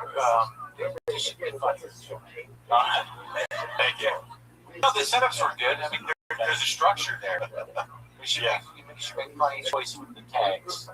That's my note, was that I felt that you delivered it all extremely professionally. Like you seemed confident and you seemed like that everything you were saying was funny. And now you just need to get something that's funny to say. Slip that in there. Like for instance, like $6 withdrawals at the bank at Taco Bell. Yeah, it's funny, right? Like the setup's good. They're like someone's fucking with your credit card because they just bought a suit, which is unusual because you usually spend the money on funnier things. Yeah, so that's solid feedback. Right? Yeah. Yeah, my girlfriend went in the bathroom. I can hear her whispering to herself. Glad I signed up for this. This is nice. Don't get discouraged. No, seriously though, you've got your polish, so just keep doing what you're doing. Ari, I like the idea though. It's a good idea because it is like putting $6 of gas in your tank. We've all been there. We've all done the dollar. I've done the dollar. Putting in the dollar. No. I think his heart's in the right place. Totally. I think that the six. Also, Mark, he's probably going to be the best one of the night. No, come on. Oh boy. I think that the $6 worth of gas. You did 2, right, on that? There he is. What up, Zoo? Congratulations on getting your phone fixed, big man.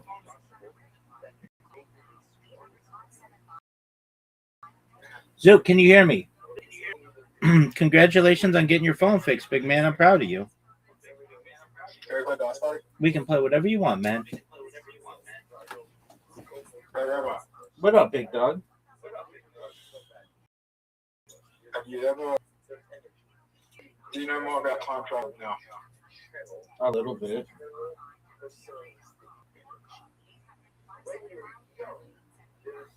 How are you doing? How are you doing? Not too bad. You know more about time travel? I mean, just what we've discussed generally.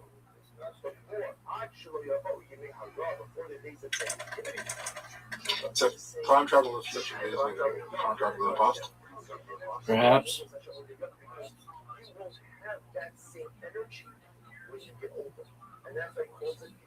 Do you think it's possible to go to the past by design? Perhaps.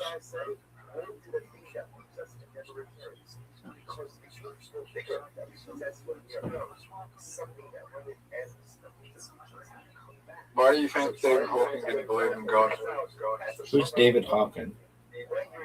Stephen Hawking. Oh. I mean, it's his own prerogative. Wow, 5 in a row, dude. Prerogative. People Did like. you say that I just got a phone call off the bat? Yes, I did. You say that you're about to get a. Oh, you got time talk. You better apply the phrase here. Breathe. Do I play the phrase or the sixes? You play whatever you want to play, big man.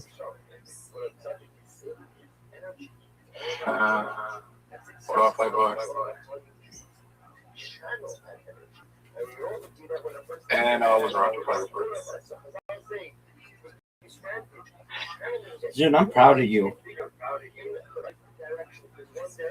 Good job getting your phone fixed. Yeah, Yeah. I didn't have a choice. Why didn't you have a choice? My whole phone just would not turn on. Oh, it got worse?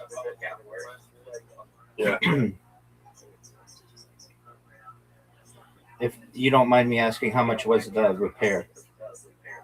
210 Australian. Ooh, okay. Well, you did what you had to do.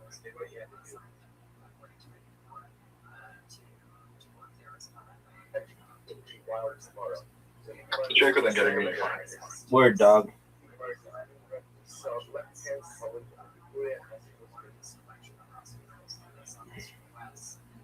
I just lost.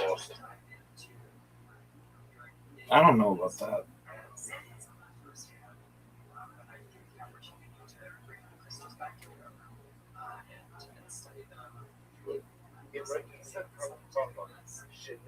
I fucking just won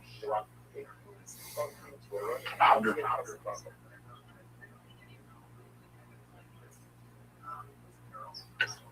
Yeah.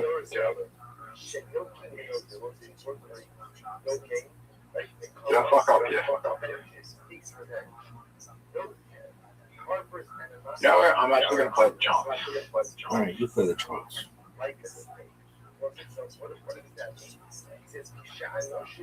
You haven't played anything on the left side of the board yet? I know. Oh, no, I haven't. Sorry.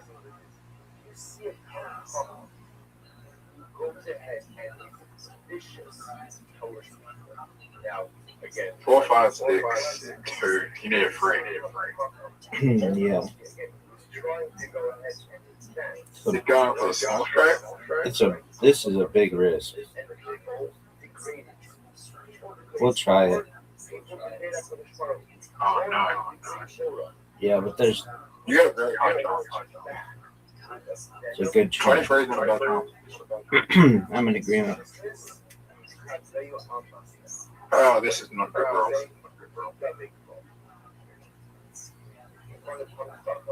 I'm also going to take a huge risk here. You love Dice Party, don't you? I'm good at it. You can't really be good at it. Oh, floor. I can't be good at it. I mean, you can. I shouldn't say that. But it's just like... I've seen some luck. Like you said. Luck? Like you said, you're like basically...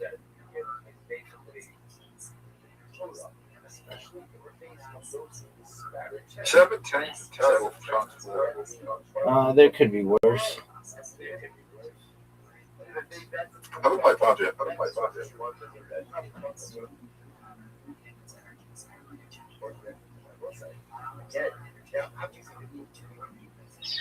Yeah, I'm going to play the 5 yet.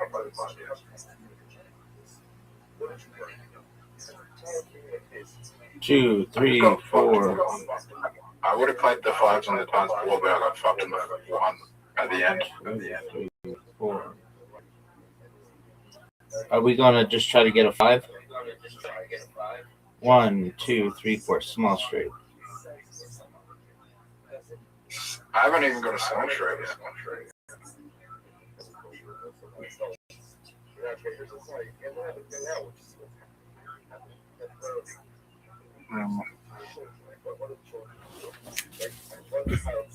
I haven't played 4 yet. Okay.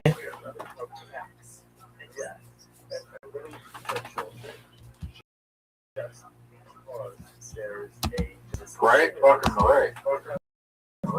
Times 4 is hard. What do you think that much is getting enough times 4? You mean at 5? Like 1 and 6?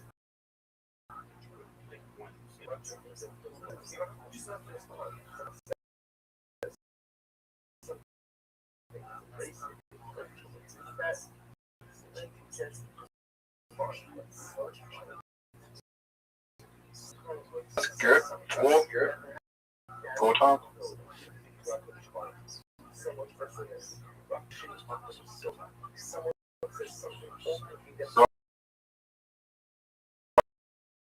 No.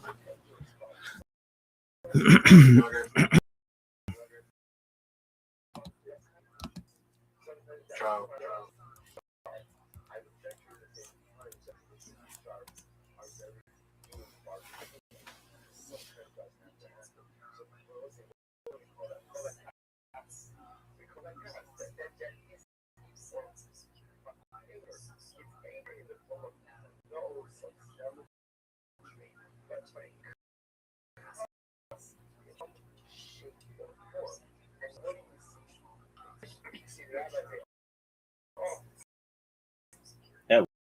What are you laughing, son? The comedian so controversial that we're trying to pick it controversial, and I'd like that people go to his.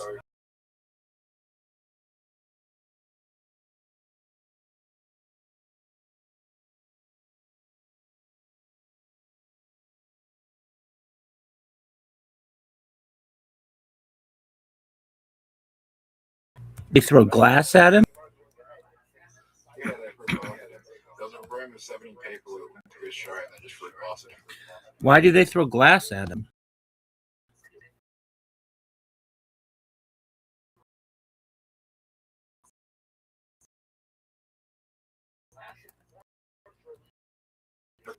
Someone was talking during comments and they said, fuck. They found that really Adelaide, he was like a YouTuber in Adelaide. And like he was a comedian and he was doing like gigs. Then he got banned. He went from having 1 million followers on Instagram to 7,000 on his New York account. He was the biggest guy on YouTube. He was one of the biggest comedians in YouTube in like the 2010s, to like from 2010 to 2015. And why did they throw glass at him? Because he told someone to shut up during his show because they were talking. I mean, that doesn't seem that bad. No, he got angry. He got angry at like really offensive stuff, and he told him to shut up, and then just started throwing glass at him. That seems dangerous, though. Yeah, there's a video from 2020, before COVID, I think just before COVID. Might have been a year or two before COVID, but there's a video that if you type in runner with glass throwing, it will come up. And he was trying to book a show for the runner, and the runner told him to fuck off. Dude, you got the bonus? Bad.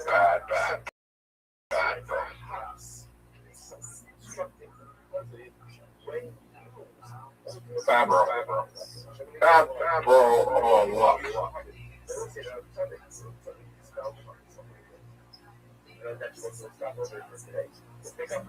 No, it'd be good. What's that, big dog? If I roll 5 tickets in. 5 of the tickets would be the best thing I can have.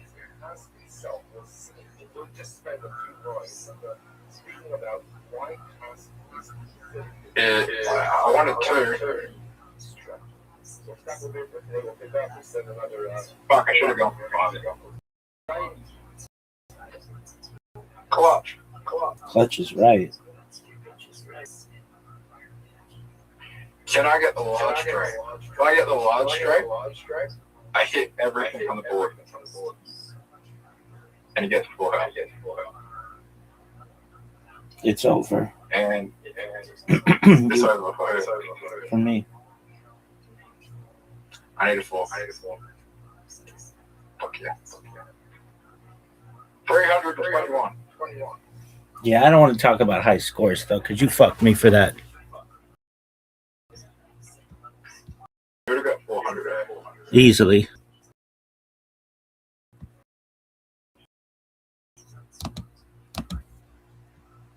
What?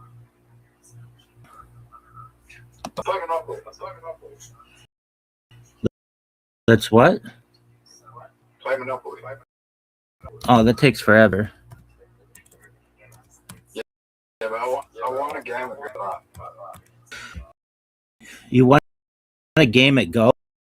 Like that?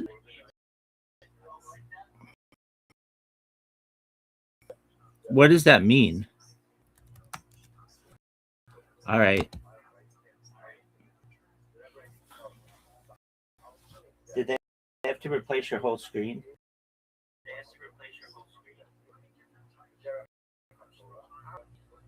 Yeah. Okay, well, seems to be working well, so that's good. There's no damage on it.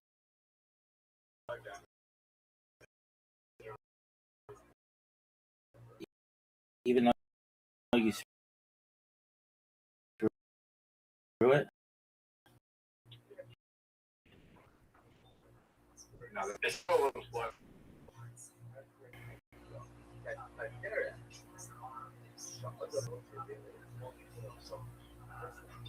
What's the name of the game?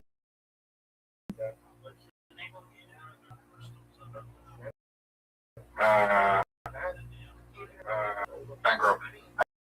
What's the one's great?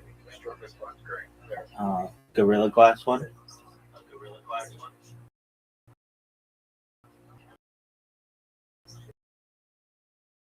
What is that? It's like a phone that has really strong glass. Gorilla Glass? Sorry. Supposed to. That sounds dangerous. Glass. Okay.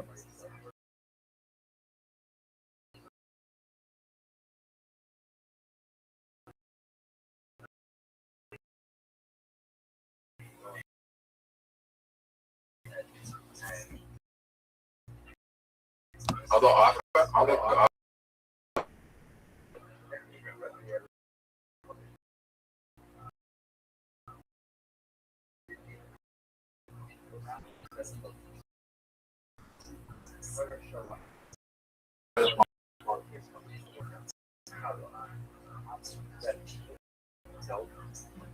Dakota.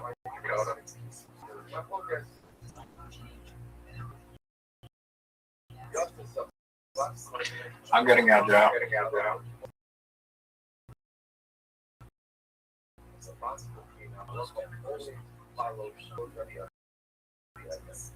I'll pay you whatever I said. No, you wouldn't, but I appreciate that. Depends what you got. Depends what the job is. But it's what if it's for telling someone to go fuck themselves? Yeah, I'll pay the charge. That's not bad. Cool. Pass.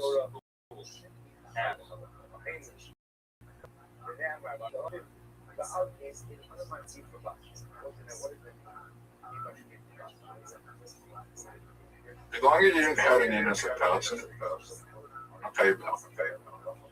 Cool, dude.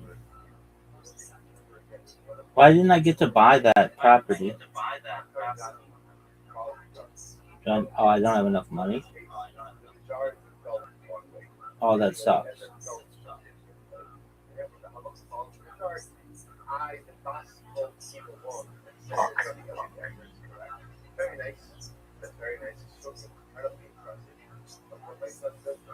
I wanted to.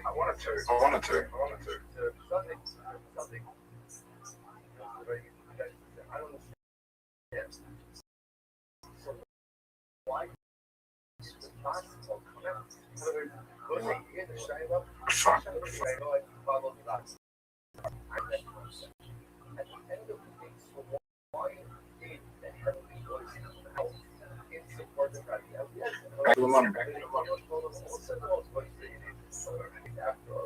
I could be drunk.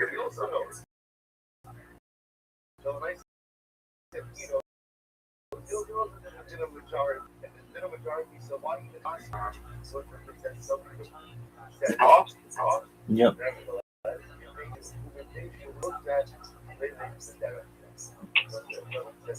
Bullshit. I want to find.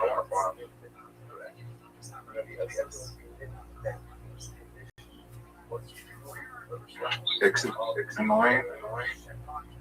That's annoying. That's not that.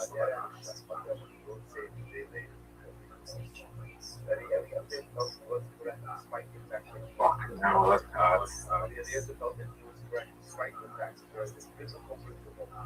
That's a lot of fucking shot.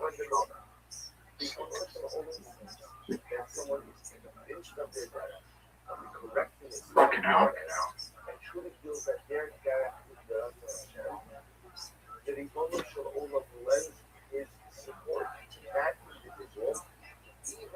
What do you want? What do you want to pay for?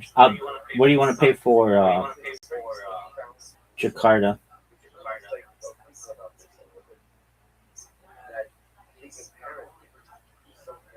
Too late.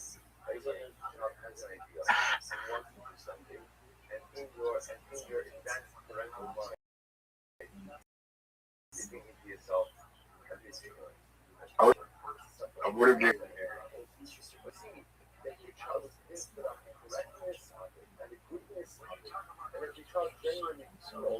But Barb, not in a good situation here. No.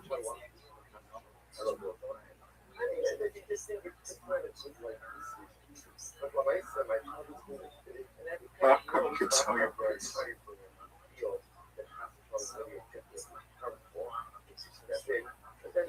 Yo, Rabbi. What up, Zoot? That's bullshit.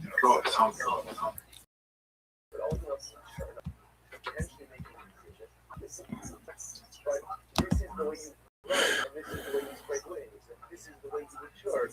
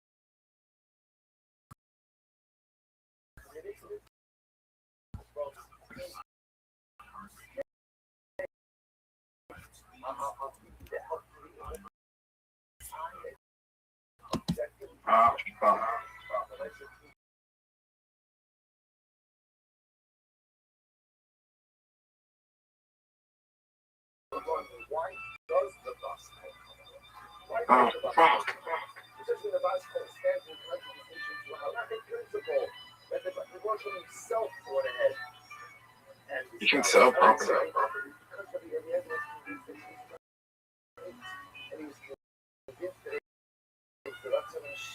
I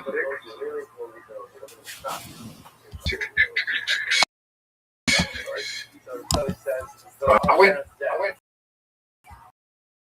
Did you? Nah. About to win. Oh, about to win. That's a good roll. Are you proud of it? No. If you roll, I'm in trouble. Right, you're in trouble. How did we roll this?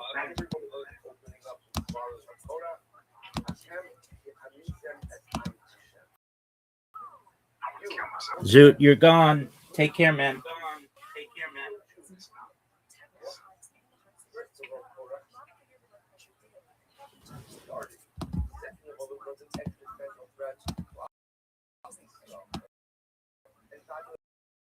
Get yourself some help, man.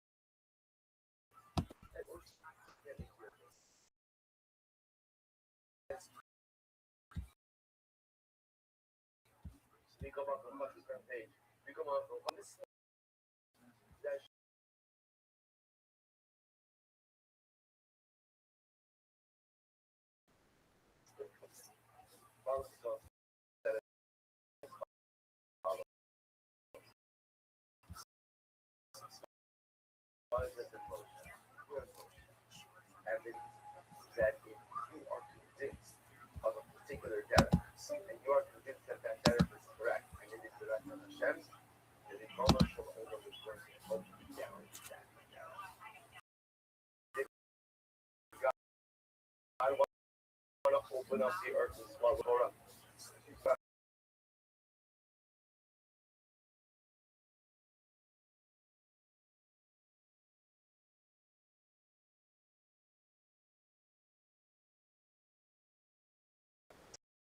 Literally, what you're saying is bullshit. You're like Rabbi Eliezer and Hanasalach. Like the back. Rabbi Eliezer was wrong. He was the minority. The problem is that you have convictions. And at the end of the day, most of them are not correct. So the motion, you're dedicated to your cause. And the problem is supporting you, you know what? You know, that was there. That was like, almost like this goes. And what that is a couple of times. Number one, you see the there was just so many times that like, you're like, yeah, you can find one last. You're too fucking structured. You don't have fun jokes. You know, there's something like, open it up, dude. Open it up. Don't dwell on jokes. Yeah. Hey, let me ask you something. Are you the guy from Kill 26 that took the girl rock climbing? That's me. You wanted to impress her? Remember him, Tony? You remember him? I do remember that. That was one of the most popular bits that came out of all the shows, where he on Valentine's Day. Right. But none of that was part of the original joke. But getting out all this stuff, just asking questions. For example, like when the girl, did that actually happen where a girl went? That one was alright.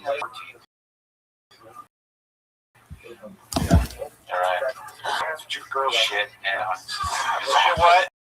Sell that bit to a 14-year-old.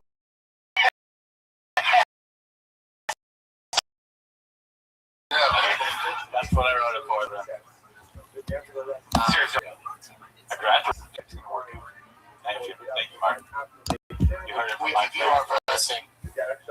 But yeah, I go on TV and like you. That's great, man. Hell yeah. All right, Dennis, everybody. That's number one. We're down with one.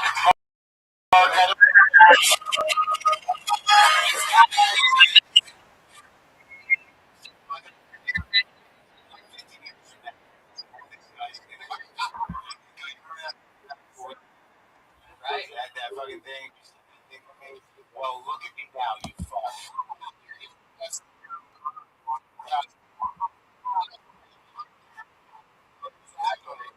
It's the magic of it, you know. There's been a lot of episodes, or I mean, just a lot of times since we started this podcast where somebody will come up to me and go, "Hey, man, you know, dinosaur vagina thing. That's a 4-minute bit now. It's my new closer." You know what I mean? It's amazing to watch how sometimes there'll be some, dinosaur vagina. Again, that's like the balls deep of references. No, it's good.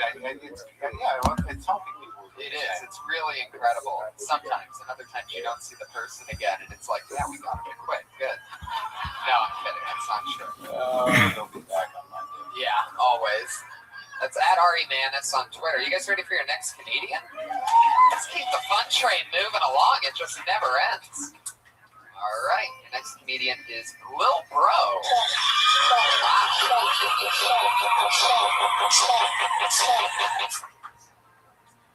Just moved down to LA. Really didn't move down here. Don't have enough money to get back home. Met a chick online, and the bitch Matatayo'd me, man.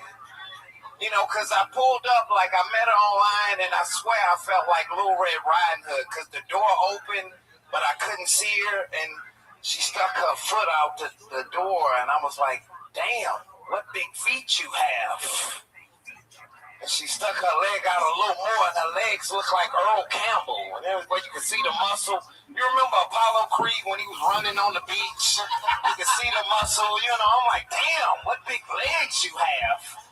And she finally came around the door. I'm like, bitch, is that an Adam's apple? Like, you can see that. I swear to God, I met EJ.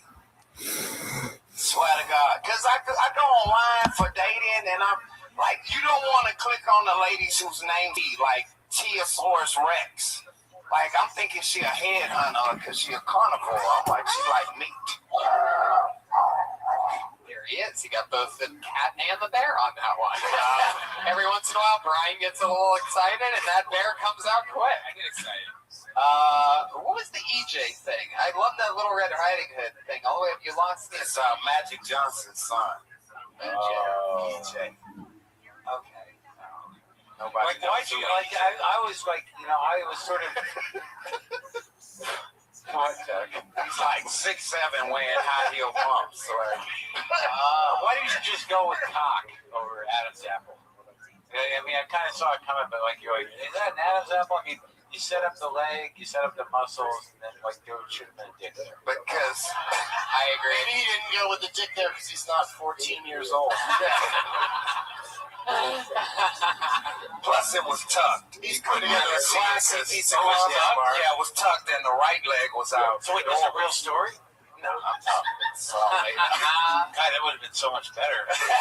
What's the name of the dinosaur? Tiosaurus Rex. I love that. I love that you say that way. I'm not good with dinosaurs either, but I think you mean Tyrannosaurus. No. I'm like online. There's another one called Tiosaurus. They no online. Like That's what you sit down with in the afternoon, and trannies. Yeah. They don't like that word. Trannies don't like to be called trannies. What do they like to I hate to break it to you. Transsexuals. There's something about the with their transgender. Yeah. Just trans. But I grew up loving trains as a kid, so I just Yeah, it's like you grew up with trans. Trans Am if it's in the morning.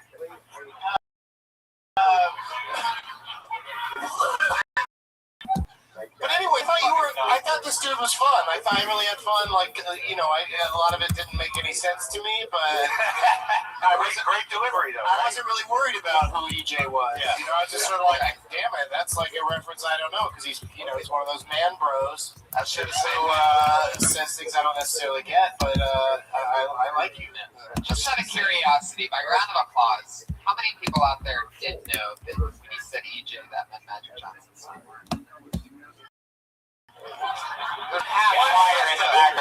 a sister brother. So there's a disconnect there, but it's disconnect because there's but it wasn't bombing. It wasn't. I'll make him into Dennis Rodman. I can say it was Dennis Rodman. Totally. There's nothing to see. I don't know about that. Good delivery, man. Yeah. It's very comfortable. Yeah, definitely. Lil Bro, always a pleasure. Very relaxed. That's at Lil Bro on Twitter. Fun fact about Lil Bro, I don't know who his marketing advisor is, but he spells the bro in Lil Bro, B-R-O-U-G-H. So I thought it was Lil Brogue, and it was just going to be a small person with a Scottish little to their voice. No, that's He has a little dick. There's no accounting for nicknames after a certain point. yeah. Mark's busting out some pills. What are you eating? Just to get correct. Are you still Just ate half of it. What's that? Isn't that supposed to be just like temporary to get over? Are you still on weed? Are you still on weed? Yeah, and it helped my cancer. Thank you. Well, this is helping me not get cancer. That is amazing. I mean, I wish I could do that. Do you ever? I'm trying so hard to convince myself that I need to quit smoking soon. I think about it about 100 times a day. It's starting to affect me. Is that the start of quitting? Put a lot of times. I just like nicotine and the most safe delivery system. Mark, didn't you say that? I heard you say that it's. Jesus, could you roll it for me? It's too bad. It's living in heaven. I think sometimes it is not convinced that that's what gives me. Yeah, but I think they do give some people. It does something to you because it's here. Which is some blowhead. No, was the stuff they put in blow that remember? Did you just say Lil Bro Heads? Are those Lil Bro fans? Is that the name of it? They call them Lil Bro Heads. Jesus Christ. Look at this shit. Like, fucking Daily Motion, deep video. I just watched myself. Ridiculous. That's really good quality. I think we're gonna die tonight, Tony, now that we just watched ourselves on What is that? Brian's phone. That's crazy. How did we get inside that phone? That's amazing. Why do these mics do this? Oh yeah, they got a weird That's not turning it on and off, is it? No, but it's kind of like uncircumcised penis. Yeah, it is. Definitely. It's interesting stuff. What do we got, like 8 more to go? Yeah. You know, the bar here closes at midnight. That's hilarious. That's some interesting stuff. When in doubt, when you have nothing to say. Right. Wow, that's something. That's when you know the hand. Your next comedian? Yeah. His name is Hormoz Rashidi.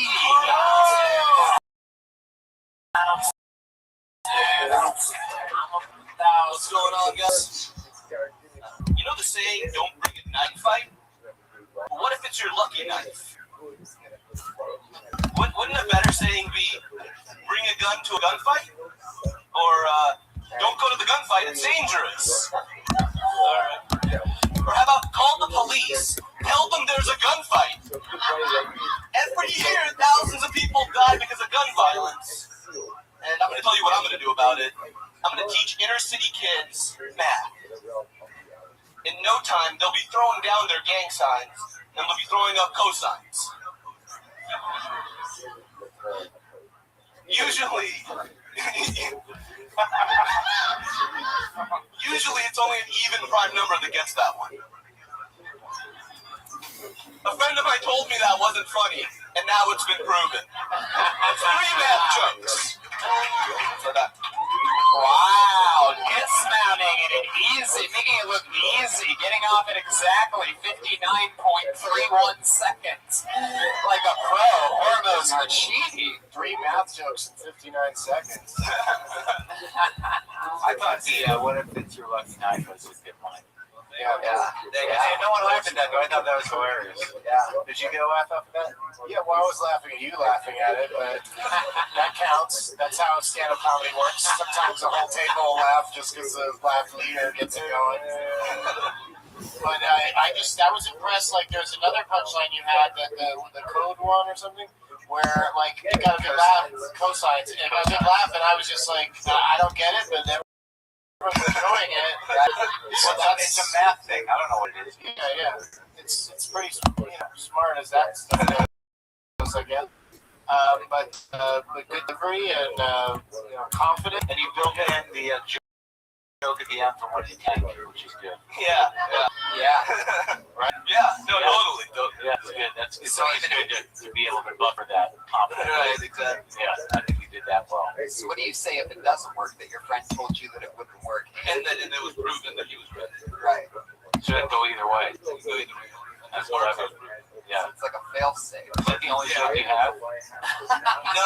You got a few? I got a lot of jokes. That's great. Yeah. Do they all involve math? Is that like No. thing? This was Like, do you have anything about something more universal, like Hot Pockets? This was I think we can agree this was a math-heavy set. This was the most math-heavy set. And a friend of mine told me that my math jokes weren't funny at the comedy. This was sort of the stand and deliver of your set. Yeah. Exactly. Math jokes are pretty hard though. Like I have a math joke, and half the time it works. Yeah, it just doesn't always add up.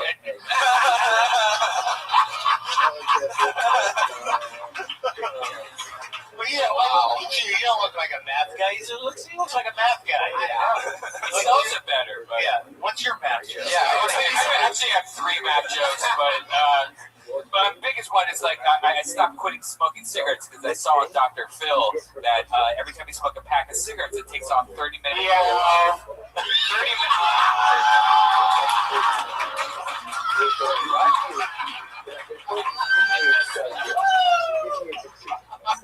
But Dr. Phil says every time you take a pack of cigarettes, or you have a pack of cigarettes, it takes off 30 minutes of your life. So I freaked out, stopped quitting. I stopped smoking. But then I realized I could just wake up an hour early every day, and everything will be fine. Yeah. See? Math jokes. It takes a long time to get to wherever that was going. I think that Hormoz is in a math gang, actually. Look at him. Throwing signs, involving numbers. No, I like this guy. This guy's a good guy. Yeah, we love him. Did you ever use the somov, the Persian spice that I gave you? Yeah, it's good. Oh, that was you that gave me? Yeah, it was interesting. It's an interesting flavor. Wow. Yeah. What? Give me. Yo, you try that Persian spice? That shit I slipped through, what'd you think of that? Put some stevia in there, it'll kill you. Do you guys have math jokes? Do you guys have jokes that involve numbers that you're like, oh, you kind of have to? Yeah. No, you know. I feel like I had one at some point. I try to remember. A lot of people that watch my comedy always go, I like what you did, but not enough math jokes. And it's something that I'm trying to work on. I'm trying to get more in there. What's this Persian spice thing that you gave? I heard on the podcast, like, he cooks a lot and likes to try all this different stuff, so I brought some somov, which is like the main Persian spice. Yeah. And I just gave him some little packets. Yeah. It was good. Yeah, I appreciate it. Yeah, that's very nice of you. I don't know if I would use it on everything. It's not good on cereal. No. But kebabs? That's what you put it on. Yeah, I fucked up then. I went ahead and put it in cereal. Yeah, no. You said it can go on everything. So. Savory. Oh, okay. Right. That's why. Not good. Does Persian spice taste like Old Spice at all? Or is that a whole different Oh my God, are you going to go up there? Because they wear cologne. I have a question for Hormoz. Are you disappointed that there's no actual helpful advice or anything in our quiz? Like, are you happy that we just liked it and that's the end of it, or would you like us to tell you something that we think you should improve? I'm glad you guys liked it, but yeah. Okay, let me tell you some things that are wrong with you. Let's start with your face. No, I'm just joking around. Yeah, I thought it was great. Thank you so much. Hormoz Rashidi. He's on Twitter at Hormoz Rashidi. Persian spice. What did you make with it? Do you cook a lot, Mark? Yeah, I used to. I mean, I've been a little busy, but yeah, I like to cook. Yeah. Do you remember what you made with the Persian spice? I think I put on some salmon. Does that make sense? Yeah, that's good. Yeah. It's just it's got the next one. Let's not talk about how the mic thing moves up and down. You ever listen to the Persian Spice Girls? Yeah, all the time. I don't understand them. Well, they try to tell you what they want, what they really, really want. But they're speaking in Persian. So yeah, it's very difficult. There's a language barrier.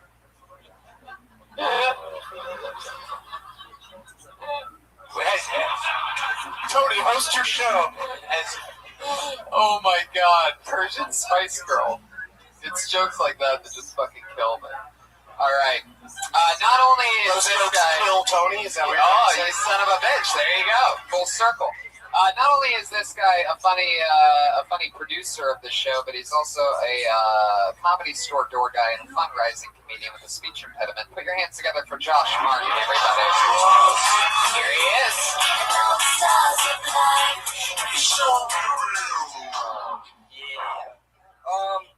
Recently found out that cannibalism still exists, guys. It's just crazy. I didn't know that it exists. Like, I feel it's crazy because we already know what stuff tastes like. Like, I know what cookies taste like. They're delicious.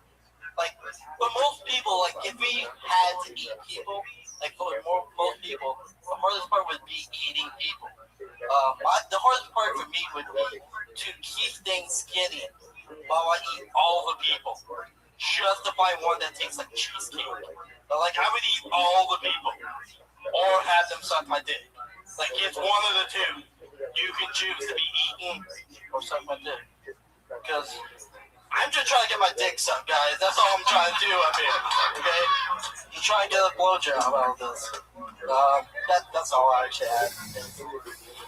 Wow. So the minute that you put together was basically asking everyone for a blowjob? Pretty much, yeah. Hey, is that like open to anybody, or are you looking for specifically a man or a woman to do that? Mostly a woman. Mostly a woman. I don't know. Do you always do you have people bring you up as a down your speech impediment? People do. Oh, so you didn't write that intro? No. Because I would leave that out and let that be the surprise. Right. Yeah. There's no reason to dwell on that. Yeah. Because it's good. It's your style. I sound a little retarded, but Yeah, but that's charming. it's me. Yeah, it is. It's transgender, by the way. He's not transgender. He's just having a speech impediment. Yeah. You can't even say transgender. Transgender. I can't. Please say it, please. Transgender. See? Wait, what was the word you couldn't say today? You're like, I can't say that word. There's a lot of words I can't say. What was the one today? What was the one today? I don't remember. I try to forget the words. Was it ennui? What was it? What? Diet right. You can't say diet right. Diet white. I have a problem with Josh, I have a question. I think you should make a list of all the words you can't say and say them. Could you? Oh my God! Here's a good one for you to say. Yeah. Could you say or sing Katy Perry's "Roar"? Wait, what? Roar, the word roar, like a lion. War? Yeah. Josh, I have a question. Who's the what's the name of the character that leads Santa's sleigh? You know, my favorite reindeer, Rudolph the Red-Nosed Reindeer, which is the best reindeer of all. Let's be honest. Oh, you should just do that. Who is it that That's actually one of my jokes where I sing that song. Who is it the wolf is trying to eat in that fairy tale? I'm just getting little. She's little, but what else is? How else would you describe her? I don't know. Like what's she wearing? Red Riding Hood. I feel like I'm getting raped on the stage. Well, you wanted a blowjob. You're gonna be so free. Oh my God! I hope you're never raped because if you're yelling, "I'm being raped," people will just giggle and move along. So you should open with it. Hey, are you, The Patriot piles on. Our Patriot's like, "Can you say my name?" He is one wooed robot. See, people are already doing impressions of you. Yeah. You gotta, that's good. Most comedians. I have a speech impediment too. It's a little more subtle. But I have trouble with L's too, but it's not as extreme. Yeah. I can't. What kind of trouble do you have with them? Like, I don't use my tongue to say it. I don't go, la, la, la. I say it from my throat, so it's la, la, la. So it's really dumbish. But, like, now you know that I just told you that. You notice it, but I'm very good at it. But I think that. I'm so good at covering up that horrible impediment. It's called the rolling L. But I think you should just lay into it, right? Yeah. I don't hear it myself. Yeah. Seriously? In my head, it sounds like I'm saying it correctly. That's until I actually Maybe if you take off the hat wig thing, you'll hear better. Like if I hear like a recording of myself, I hear how I'm acting. Yeah. But while saying it, That's good. That's good. I can't talk.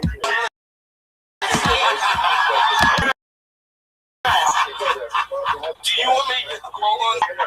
I'll sing the banana song again. Yeah. No. Can we try to download that real quick? Josh Martin, Good guy.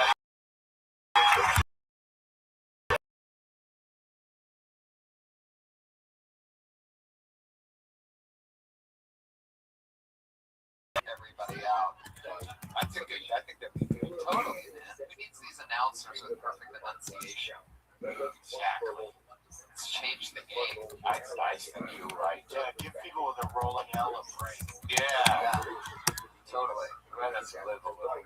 For those of you on Twitter, you could tweet Josh anything you want. Josh Martin Comic. That's his Twitter handle. That's very interesting. God damn, this thing looks amazing. Brian keeps pulling up the live feed of what's happening. That's amazing HD. Patriot looks pretty good. Pretty soon, we're just going to be watching what we're going to say next on something, or we're going to just, I don't know. Daily Emotion. That was like half the stoner thought. Totally.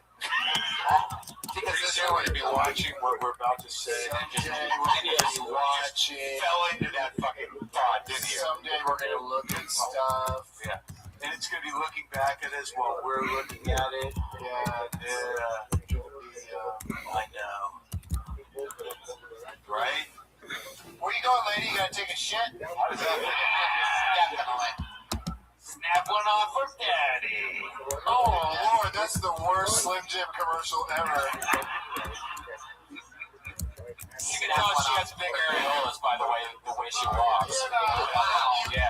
Yeah, you can tell. No idea. There's no way you know that. Meaty, big areolas. Wow, that's interesting. He just likes to show off his arm pronunciation. Yeah. Right now, Josh is wondering what our areolas. All right, your next comedian, everybody, goes by the name of Frank Castillo.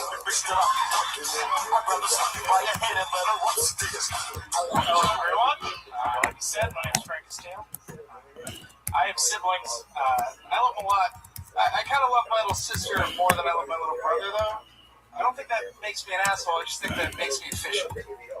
Like, if our house ever catches fire, I know which kid I'm grabbing. Like, we just run outside and just like, wait, where's Sam? No, I told you guys. I would grab Ossadet in my season 1 of The Wire. That's all I got. Wait a second, that was 23 seconds. I can do one more. It seemed like a video you playing it. The bear is mad at 23 seconds. Alright, I'll do one more. Yeah, you're good. Wait. Let the baby finish crying first. Set the clock.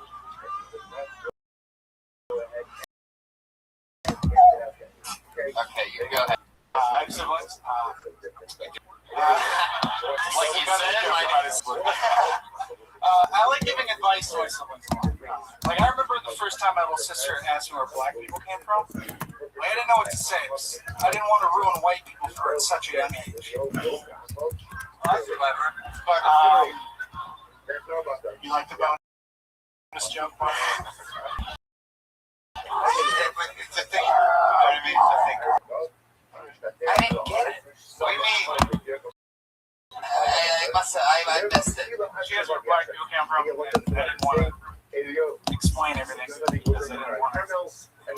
Why people were such a young age? Oh, gotcha. Yeah, definitely. Now I got it. It wasn't wordplay in it. You kind of eluded you. Why is it uncomfortable now? What was the thing about the other thing about the siblings? First of all, you used the word siblings too many times. But the other joke was he took his sister in The Wire, not the other kid. The Wire was Season 1 of The right. Wire. It was more important than the brother. I think a lot of us were just, caught in that moment going, is that the best season of The Wire? Because I was pretty into season 4. Yeah. Yeah. But, So we don't mind the other kid dying, but pick a different season of The Wire. Oh, okay. All right. I'll make sure to get home. I think they actually make it pretty specific. I think it's a good suggestion. I appreciate your suggestion. Thank you, Mark. Yeah. When you The other joke's good, but it's yeah, I thought it was clever. But you only have 2 jokes. Well, I got like a solid second. I got solid jokes. You gotta remember the first 4 seconds of that were him saying, like he said, my name is Frank Castillo. Do you always open with that? Only on your show. Thanks for putting the thunder just for me. I'm a huge fan of both. Well, thank you. Which 2? There's 4 of us sitting here.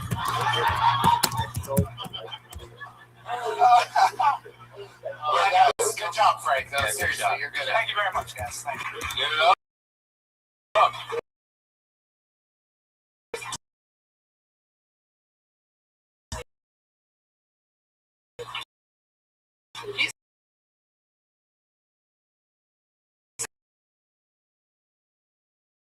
Frank C. Comedy on Twitter. First person ever spelled Castillo right. I find that hard to believe. Half of the major leagues is Ensign Castillo. Louis Castillo, Frank Castillo. There's even a Frank Castillo. Third baseman for the Pirates. You know what's exciting is I just pulled this name, and this happens every week at the Comedy Store, and it's happening right now. This name I know for a fact because he contacted me on Twitter and therefore got booked on the show. This is his very first time ever doing any stand-up comedy whatsoever. 60 seconds right now. Put your hands together for Mark Murray.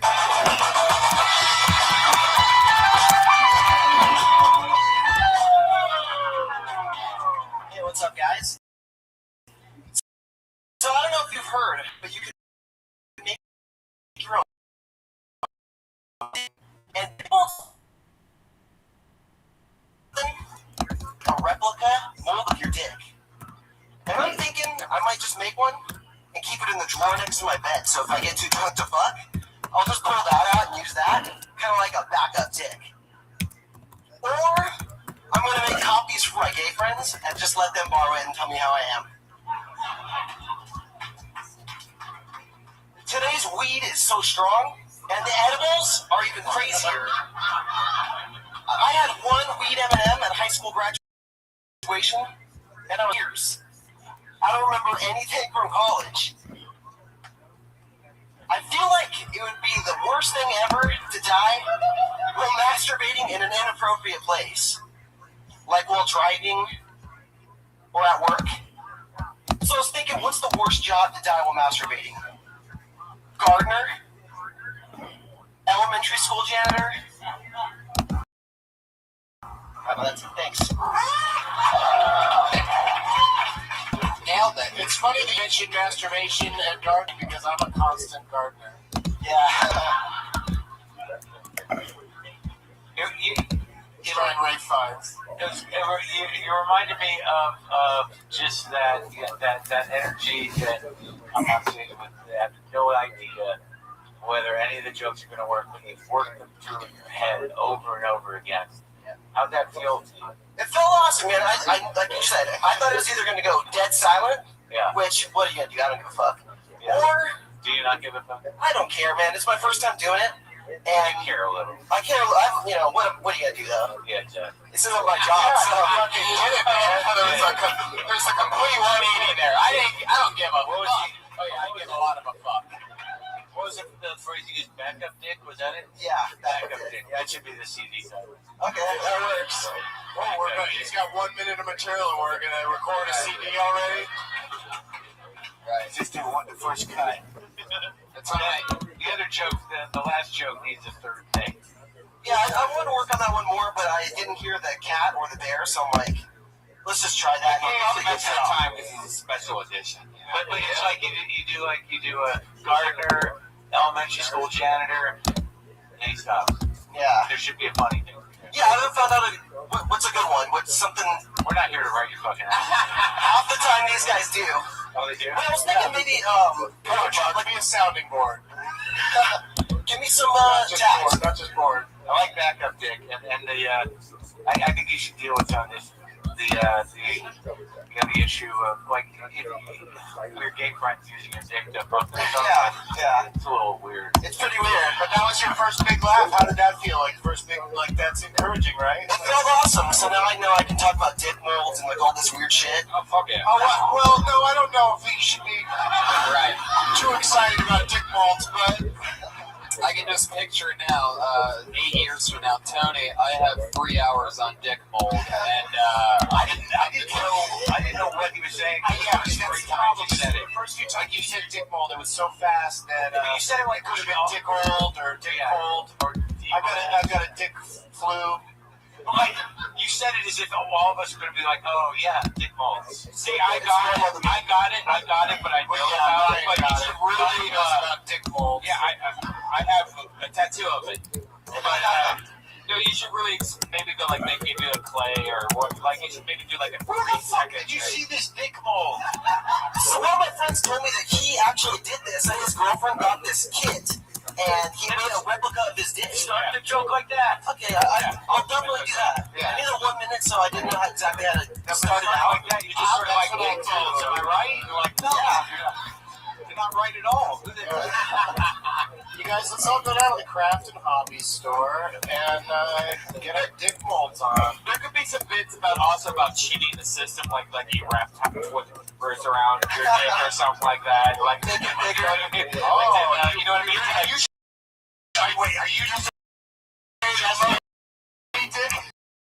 yeah. That he on his dick molds? Well, just looking at me, I agree with that. Well, what's your point? What would be the point of cheating on your dick mold so you can look at it and go like, oh, look at that. That's what I think I'm lying about. You give it as presents and go, this is my molded dick dildo, and give it to girls for a present, and just have a bigger dick. I'm thinking I could get some of those. What world is this where you're actually saying that to me seriously? Like, give a dick mold to a girlfriend? I can tell a squirter when I see one, man. That's what I'm saying. You don't even know what they're talking about when somebody asks you to DM them. What a dick mold! I like that DM. It's almost midnight. Let's wrap this up. Are you talking about Daily Motion? Yeah, you need Daily Motion. You got to stand a dick mold. You got a good attitude. You got a good attitude. One of my favorite things. Check out that dick mold live streaming from the penthouse of the Melfina Delmina. Just a little plug. I thought his first. What? I thought the first. Look at him, Mark. The visual. I thought the first thing he was going to say is, "Come on, feel it, feel it."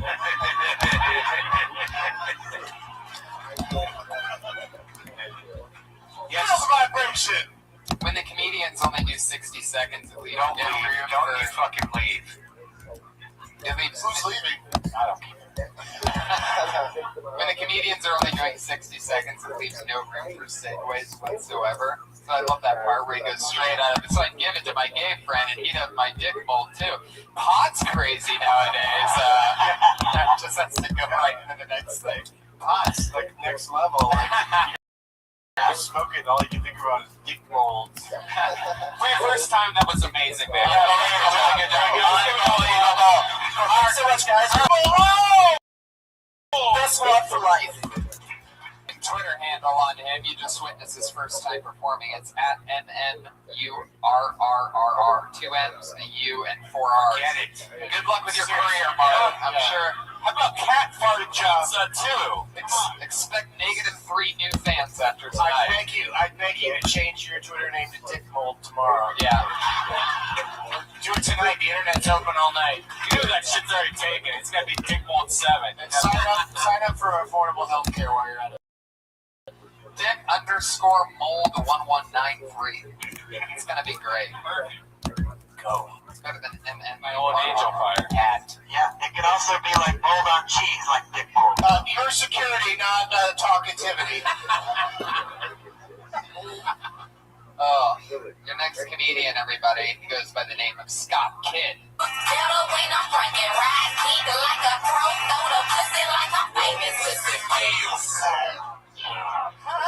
everybody! How y'all doing? I gotta be gone in 60 seconds, kind of stressful. That's okay, I work well under pressure. That's why fat chicks like to fuck me. Why buy the cow when you got some magic beans? Be careful with those. One of them's a morning after pill. Found out the other day I got a girlfriend. I found out because my box of condoms turned into a box of tampons. Oh, jeez. I woke up next to her the other day. I thought I had my very first wet dream. Turns out it was diarrhea. That's all I got. That's all I got. Okay, I'm drop the voice. So you're going? I'm going for the electric Pee-wee Herman. We've seen this happen before, Doug. Yeah. You put a little thought into your weird guy. Harlan Williams and Neil Hamburger had a baby. Yes. They named him Stuck too. How'd you feel though it happened? I had fun. How about you, man? It's all right. But I felt like there's a lot of effort going into it. That's my grandfather. That's your grandfather? Hi, scooter-rooter-rooter-dooter. Beep bap, beep bap, beep-a-boo. Did he say it in his? No. Is that really him? Yeah. Really? impression of him and then do the act right. I don't have a banjo. You have a banjo? I don't have a banjo. No. What's I gonna do? That's what you used to play. I have no idea. It's like two spies meeting in alley. I don't have a banjo. I don't have a banjo. I just think you gotta be careful with the weird guy decision because I think you've already hit the wall with your weird guy. Okay.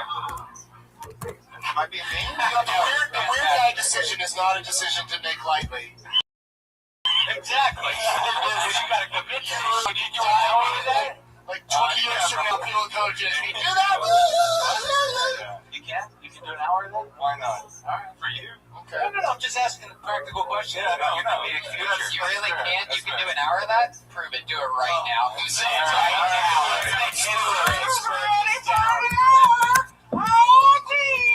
Don't do it anymore. And sometimes, like, he can do the weird guy thing for a while until he finds his own true voice, Mark. You know, like, sometimes it's hard to get up and just be yourself right out of the gate. Maybe you should do the weird guy struggling with you. Myself. Mark, Doug, was it like hard to find your voice? Because it does take a couple years to find actually your voice usually. The last week was when it happened for me. Yeah. Yeah, it takes forever, but it's and it's also not necessary. Like character comics don't really exist that much anymore. Like we don't see that many of them. But it's not like there's a rule that you can't do it. You can't succeed at it. But it seems like it's just hard to like just kind of get by on oddness. You know, like you gotta. You don't want uncomfortable after you want to after. So I think you could write really good jokes. Probably deliver them in a more normal way. How many times The thing is, like, it's weird, Doug, though. Like I knew Doug, 25 years ago. And do you ever watch, do you ever watch, like, those old evening at the Improv? I'm not that much different than I was then. Neither are you. It's a weird thing that you think, like, you find your voice, but when I look at that guy, I'm like, I know that. Well, no, but that's true. That's truer of you than a lot of people. Like, I had more of a shtick when I started. We had glasses. Glasses. What a crazy shtick. I can't see for shit. What's he gonna tell us? I had glasses, but not so much the look. I'm just talking. I mean, the look also seems to fight against what you were doing because it's like it's kind of a slick suit. You seem like you would, be Hard shuffler. Yeah, or.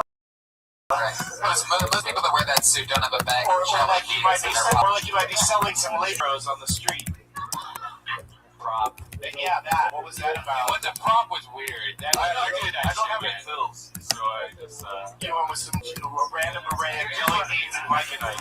That's what it is. It's not even from one package. Like I wouldn't eat any of those because I swear you're trying to kill us. I'll tell you this. This is the only thing I'll say to you. There are enough shortcuts. Wow, It's a really great point. Really cuts the heart of it, Mark. Just say that every time we get out of here. Italy game all day went country. Maybe it needs to go the opposite way. Third country. Don't know. Thanks, bud. There you go. The Patriot always with the best advice. Really enlightening. Evolve into a character. It's hard to start with that. it's more of a hybrid. The jokes are been written and done. Yeah. Regular? Yeah. Say one of them regular. Okay, go on. Oh. And not my favorite. Do you have one more joke you can say regular? It's gonna take too long. Nah, fuck it. Come on. You guys want him to do a joke in his normal voice or what? Alright, this one's dark. Good setup. Alright, great. I'm in. Okay. So the Grim Reaper, right? Grim Reaper touches you, you die, right? If he kisses you, you die. What if the Grim Reaper fucks you? You'd still be dead. What if the Grim Reaper kept fucking you? Would that be considered necrophilia? But literally translated, necrophilia means the love of death. And since he's dead, wouldn't that be considered a self-love? So all I'm thinking is, if the Grim Reaper ever fucks you, he's really just masturbating. Stick with the character. Yeah, do it again in the weird voice. Do it again in the weird voice. That is a very... Really just masturbate? that. Yeah, it is better for that one. Yeah, see, sometimes even people that know comedy are wrong. Yeah. Good luck with everything. But I think you got a future, kid. Yeah, literally, Scott Kidd just became a man. At Devo Kid on Twitter, DEVOKID. It's not a great thing for me to do. Why? Because I always feel like I'm mean, and I'm not being. No, you're not being mean at all. Shut the fuck up. Jeez, you're so mean. It's kind of great for you, Mark, because it's like you get 10 people that are gonna, 10 comics that are gonna hate you and be uncomfortable around you, like in one sitting. Did I say anything that would piss any of those people off? Can I get nothing? Yeah, they're all so mad they're not even gonna raise their hands. Just trying to help. You know what Tommy Morris at the Comedy Store says? It's a sin to praise mediocre comedy, so we cannot sin tonight. I don't think. First of all, I heard your left arm twitch after you said that. You called me again, Tony. I heard it. It's a very defined noise. You ever think about using any WD-40 on that suit or anything? It's supposed to be dirty. You know he sent it battle worn. That's an easy way to sell a I suit. remember my first joke. Do you remember? My eyes won't stand out. If the right's too bright, you won't see my eyes because it's a trap. Hey, Patriot, talk about this. Calling these people who are just trying for the mediocre is really it's not fair because like they're putting themselves out there and trying something new. And that suit is not hiding. I know comedy's very difficult. I respect. I know it's not easy to do. Yeah, so we're not here to like tell them they're mediocre. We're here to tell them they fucking suck. No, we're here to try to. Those first few jokes are so hard. You don't remember first jokes? I just remember I had a lot of props. My first set was at the Comedy Store, and I had a bag full of props. Really? Yeah. I love this. At the Comedy Store. Mm-hmm. And I got laughs, and it encouraged me. So like that's what I'm hoping everyone's getting tonight is that the ones that are trying it for the first time, like that one guy. Marky Mark. He like got a really big laugh, and I hope that spurs him forward. Because if that first time, did you get laughs the first time, Mark? I think I got like. You have to get something, right? Oh, right. Yeah, it's like a 3 or 4 minute set, and I think I got 1 or 2 laughs. Yeah. And it's enough to make you come back. Yeah. And then. I remember the panic of that. Like you wait around all fucking night to do these 5-minute sets, and then you keep getting bumped. Maybe 5, 3 or 4, 3 to 5. Attrition rate, and people it wasn't at the Comedy try Store it in Boston. and never do it again. Not the people that go on Mondays. They keep coming back no matter what, right? Well, yeah, sometimes they're crazy. I just remember Was your guys' shit really dirty starting off, like most stand-up comics? He first talk about having a roommate who was like a deadhead or something, and like he used to wake up in the morning and open the refrigerator and be like, "Hey, orange juice and cherry." Like it was something that retarded, and like, but then I used to take the mic stand and I'd put it on the stool and just let it sit there for a minute and just say like, I recently went to the Museum of Modern Art, and I just used to like to set the mic stand and sit on the chair and people would be like, "Oh, like that's art," you know what I mean? It's ridiculous. You're a prop comic too? No. Wow. I know with what I had. I would take out a stuffed penguin that I had, like that was in the bag? It was in the bag, yeah, and it was this thing that I got where inside the penguin, like it was a male penguin, but inside it was like this plastic egg, and then if you open up the egg, there's like a little stuffed penguin, baby penguin on the inside of it. And so I would just hold the penguin and then like squeeze it, and the egg would pop out, and I'd open the egg and show everybody the baby penguin, and then put the whole bit away. And that was the bit. Like I was very influenced by like Andy Kaufman, And it got a laugh. Like people would laugh every time I did it. I eventually stopped doing it, so I was like, "This is ridiculous. It's getting a laugh, and I'm doing nothing. Like I'm just showing this thing." But I used to use the mic stand like as like I think like at the time it was like before AIDS, but herpes was something, and I used it like Pre-AIDS, post-herp. Yeah, post-herp. But I don't remember the setup of the joke, but I remembered it was a doctor examining a dick at a distance with the mic stand because like that. You know what I mean? We've come to your final comedian out of the bucket. She goes by the name of... That's 10. But then, of course, we have our 2 regulars to close it. Oh, wait, really? Okay. Yeah. Your final comedian out of the bucket is a lovely lady. She goes by the name of Sarah Wineshank.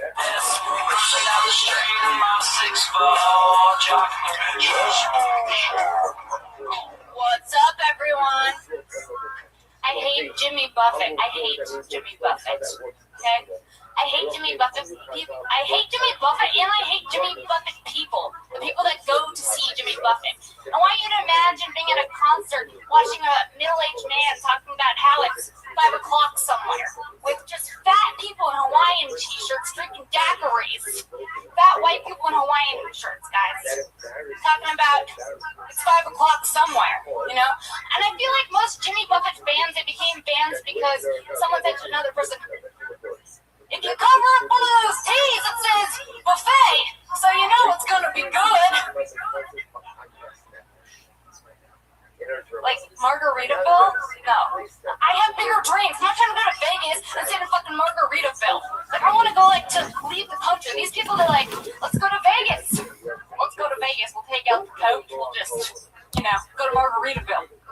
And then we'll go back. Come back to our cubicles. Right. Right out of the gate, I have a question. What did Jimmy Buffett do to you? That was a real Jimmy Buffett rant. Like you were really after him. Yeah. I worry that like the audience doesn't relate to it because we're all sort of like we're sort of past, you know, finding that you know to be you're a negative. too angry, but Okay. but I like your passion. Yeah, you're worked up as if like this morning some Buffett related incident. Okay. Yeah, that made it. Oh, you didn't hear Jimmy Buffett tried to exit the White House. No, but you're very, you're angry and that's good. I just directed at something more current. Okay. Are you a squirter? Well, there are Margaritaville is a current thing, Mark. It exists now in this world. Yeah, and it is $5 somewhere. Was your father an alcoholic? What's going on? No. Do you drink? Sometimes, but not often. Okay, yeah. But That's probably why you find that whole mentality of annoying. no, it's like normally I lead into it. I first talk about ranch, and then I move into how ranch people. It's all like part of the same culture. Ranch? Yeah, like people that use the condiment ranch like on everything. Like it's like dressing. yes, and how to me I associate that with someone who would want to hear about cheeseburgers in paradise and that whole culture and how it just kind of The like ranch dressing culture. the ranch dressing, like white America, like Walmart, like that. You're right, you're doing a whole cultural Yeah, attack. so normally I like lead up to it. It's not so angry, but I didn't say the ranch thing because I wanted to work out the gym. So with the ranch thing, the Buffett thing would have made more sense. I think so. Okay. Well, you're not on trial. You say you're working out something right now? Well, like I've done it, but I haven't done it like a bunch of times. You know what I mean? Like No, I meant like you only have 1 minute. It's like a special event, so you're just like working out like a joke right now. no, like I don't know, because you guys give tags, so I wanted to get some tags and like not just tags, but just like feedback and advice. What an asshole. Jimmy Buffett. You're trying to characterize what you think is fucking sad about America. Yes. And it's for you, it's ranch dressing and Jimmy Buffett and Walmart. Well, yeah, but more like the people that go to these concerts, like that are like, I can't wait to go see Jimmy Buffett, and they're all wearing Hawaiian t-shirts and like lace on their neck and like spilling their daiquiris, and then they go home and they say, "Wow, that was so much fun." Yeah, but they're either Hawaiian shirts or t-shirts. There's no such thing as a Hawaiian t-shirt. Yeah, I don't know. I get what you're trying to do. Hawaiian t-shirt. I get what you're trying to do. Yeah. No, it's it's an area that it's worth exploring, and you can continue to develop it. It's tricky when you're trying to sort of attack an entire type of person. You gotta really pick the right things. And like I'd go after, instead of doing nothing, I'd go after cat lovers. What's wrong with cat lovers, man? What's wrong? You should take a shot at me. Yeah, me and Mark are both insane cat lovers, so like You're the insane cat posse, are you? I mean, pussy. Oh! Joey Diaz. Oh, are you talking again, security? Because we'd really like you to just, we'd like you to check the perimeter. Joey Diaz agrees with her on the ranch because he said with buffalo wings, it's got to be blue cheese.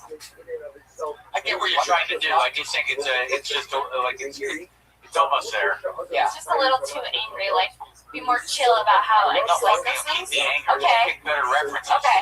You know what? Okay. I got fucking keep the anger. Go all Have out. you been to Toby Keith's I Love This Place? That might be more fun to make fun of, more fun. Because, like, honestly, Jimmy Buffett people, they're usually sort of comfortable, wealthier white dudes. They're not like you're trying to attack. Nobody here, I think, is for or against Jimmy Buffett. Nobody's really filed their opinions. Well, that's I have a little bit of a problem with it. Yeah. Oh, see, there's you're Yeah, I don't know. somebody. The culture, just like I feel like when I looked up the tour dates, it was all in the middle of nowhere. She looked up the tour dates, you guys. Yeah, I did. Did a lot of fucking research. I read That should be the whole thing. So I was on the internet looking up Jimmy Buffett tour dates for this routine, and I got angry. I did. I really. Hey, thank you very much. You guys look up. He's performing nowhere near me, and I've got a Hawaiian T-shirt that I want to wear. She's on Twitter at Princess Shank, SHENK. Shank. One more comment until we get to our regulars, and we actually found this. Yeah, there's 3 more comments until we get to our 4 regulars, and then we'll wrap it up with our semi-regular. Next comedian, Jerron Horton. An audience favorite.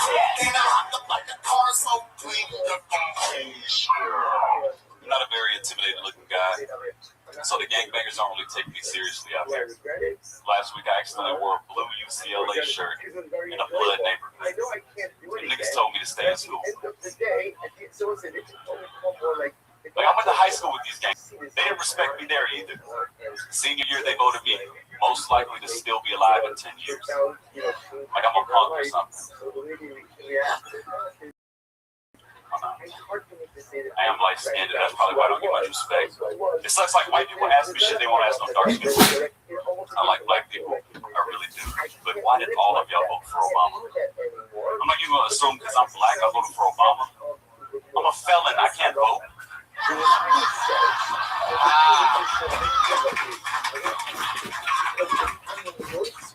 It's true I am a felon, though.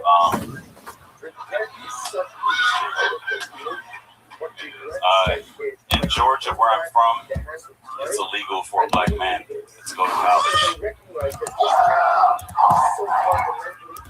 Thank you. Yeah. Okay, first question for me is, did you seriously vote for Obama? What's that shit about? Actually, I overslept. I was gonna vote. Wow. Overslept the whole day. I overslept the final day of registration. Good job. I think you had some good jokes. That was great. That was great. I just opened with a joke because I have no criticism of what you just did. Yeah, you connected with the crowd mostly because they're scared of you, but you made them feel better by constantly talking about how non-threatening you are. Thank you. Yeah. So there's some point of view there. Thank you. I appreciate that. Yeah. I mean, absolutely. Hey, other than that's it. Let's really quick. I'd really like to know what the Patriot thinks of. Good question. That was like a no, I like that. I think you're on each other. Were you trying to be mean at first? No, I was just kidding. Sometimes I'm just kidding, brother. That was good. I like that. I see a bright future for him. Every time he's been at the comedy store, I like that guy. He's very professional. I understand why you made the heart attack reference because, of course, you have that artificial heart in your chest, and you know, if it gets unplugged, you could die. Yeah. So it's important to you. Yes. You're the Messiah of marijuana. There you go. Wow. What a truth teller he was. To close out every show ever since its inception, we've had two lovely young ladies who every single week are the only two regulars on the show, and every week they come out with a new 60 seconds of material. They started on the show. Yes, and they've been with us ever since. And one of them's in the back right now going, fuck, what am I going to do about my closet material? Right. And they're both females, which is weird because, like, females they get shit on as a stand-up comic. You know, like, it's weird seeing a stand-up comic. Yeah, they get called females. Yeah. Like it's some sort of weird fucking alien species. Oh, we got some females coming out here, everybody. And they don't shit on females, do you? Right now? No, I love female comics. I shit in their mouths. You do shit on. You shit on in their mouths, not on them. In them.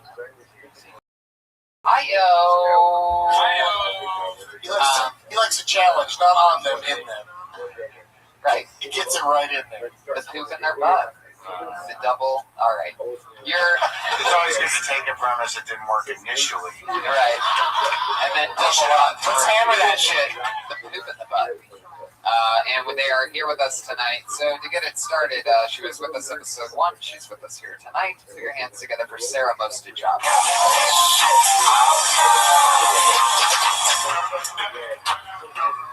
What's up, guys? So I'm bisexual. About the same reaction from my parents. Or there's the guys I date like to call it yes. Which I know they're thinking like threesomes. They're gonna think like, yeah, this is gonna happen. But the last thing I want to see is some other dude fucking my girl. So that's for sure not gonna happen. I've been sleep internet surfing. I get on the internet and I look up kittens, and I email people about kittens. I think my subconscious has completely misunderstood what pussy hunting is about.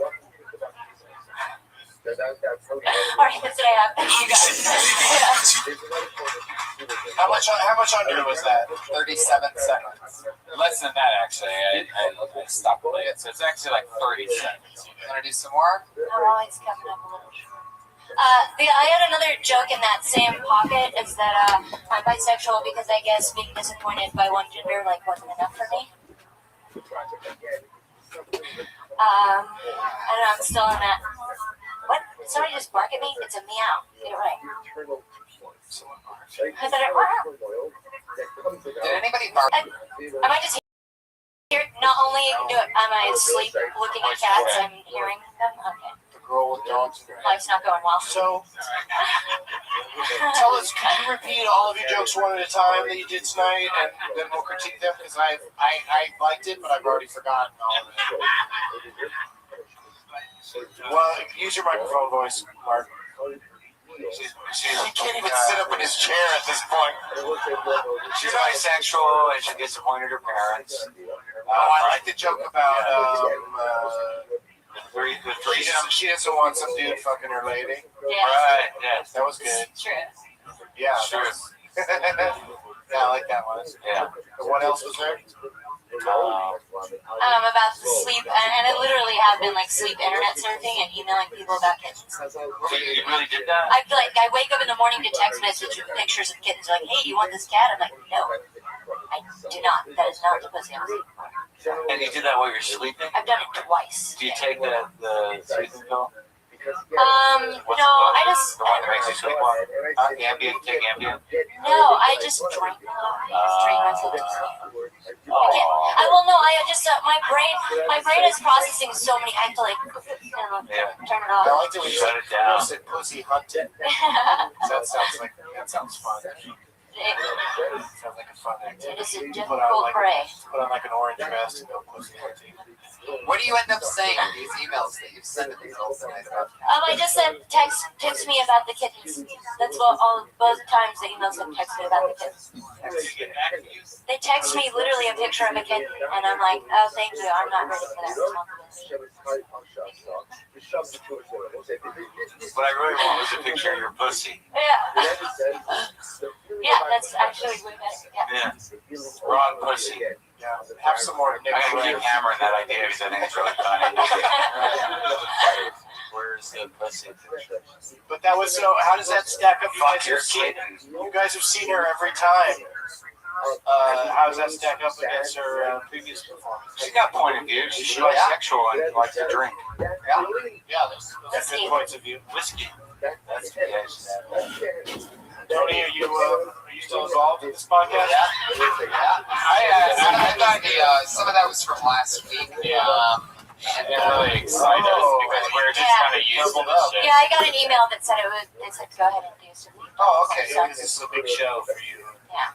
Do stuff that works. Big fun room to perform in. Did you feel comfortable? Did you enjoy yourself? Yeah, I always have fun. It's great. I'm glad to be I here. think you seem very comfortable with it. I think you're going to do fine. Definitely. Yeah, it's going to be great. Born and started right on Film TV I've episode 1.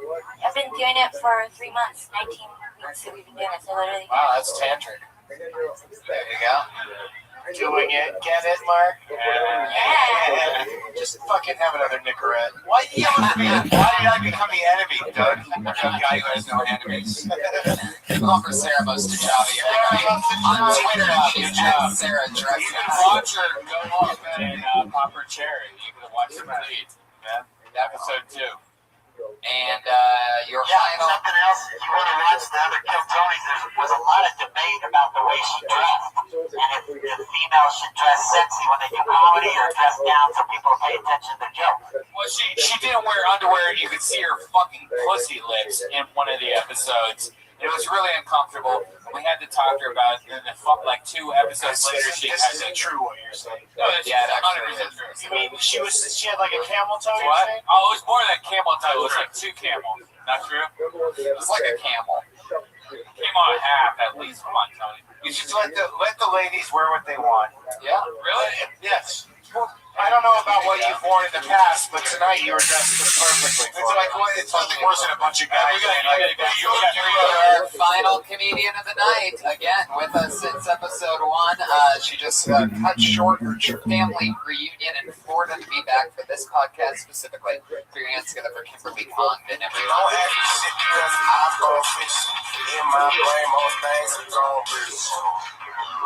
Guys, what's going on? Mark, you're not supposed to let her do her minute without your interjection. I turned 23 last week. I did. And 23 is a really weird age because I think it's where people expect you to be responsible, but I just can't financially, you know? Like, I know that when I get invited to a party, I'm supposed to bring a dish, but I'm still going for the free food. You know, I know I'm supposed to pay rent, but I'd rather just build my apartment out of all the parking tickets I get. Even my relationships are poor, guys. Like, I'm dating, you know, like at this age, you date people your own age, and they don't have money either. The last guy I was dating, we were making out. He was getting super hot. He started feeling my booty, and I was like, are you taking change out of my pocket? You know? He was like tonguing my mouth, and then I realized he was taking my feelings. Take your what? Feelings. And then I go into how he pawned my new ring. Wow. Oh, that's the best Brian. I know, I was excited for it. Brian, what's wrong with you? Because all the other shit sucked. That was your worst week you've done, by the way. Really? What is wrong with you? Sometimes you gotta give them tough love. And Yeah. every time we've been a little bit real or mean to either one of them, they come back next week and discount on applause breaks. It's incredible. But that was your worst week, and So what you're saying is what a woman needs is you guys to fucking be around on them. Get their shit together that it didn't work. You're like half a girl. There was a disconnect for me on the that you would have to change function of your back pockets. Like, Gotcha. your booty, got some change. But that maneuvering thing, like getting there, is totally worth it. Like, that's a really fun thing. Okay. Cool. And as Brian, you said your best joke. So he told you were awful and that feels Thank you, Brian. best joke. No, your best joke you didn't say. That's what I'm saying. Like all those other jokes were You okay. fucked up and waited till after the stupid noise he made to say the best part. This is what you still got it in because everyone can hear what we're saying right now. And, I think it was, like sometimes you need a whole minute to get to a good punchline, right, Mark? Right. Sometimes you need 5, Doug. I need 40 minutes, my friend. But yeah, that was the Nuba thing. Did you just make a 420 joke? I'll keep that one. Get rid of the rest. That's fresh joke as much as And I watched the new habit of I noticed a lot, at least 4, 5, 6 YOs coming out of nowhere. That seems like a new thing. Yeah, you up with the occasional yum. Or anything other than. Or I mean. Are you really telling the guy who segues with, that's interesting? That was once. I mean, what am I supposed to say about the uncircumcised microphone? I mean, come on. You just said I mean twice. Yeah, you're fucked. I didn't expect this to happen. Kimberly Condon, everybody. She's on Twitter. We did it. That's it. Doug Benson. Wait, what did the Patriot think of her? Good question. You've seen her every week. She's come a long way since the beginning. I really like the way she comes up and addresses the crowd. Could you just talk normal instead of through a walkie-talkie? I'm gonna buy a lot of the problems at 23, she go to a party, she gets free food. What was she saying about that? Oh my God. I asked for your opinion, not a recap. Yeah. Now's not the time to ask us questions, Patriot. He's at Common Patriot on Twitter. Thank you guys so much for being here. You want to promote anything? Doug, you're here to promote over the podcast. Thank you for having me. I hope it went okay for you. That was that was amazing. I actually was expecting to be the one that got it the worst from you the whole time, and I noticed some chats, but it wasn't that bad. I'm just going to drink away my sorrows tonight after, no, it was fun. It was so much fun to have you guys. Unbelievable. I'm Red on Twitter, Doug Benson on Twitter.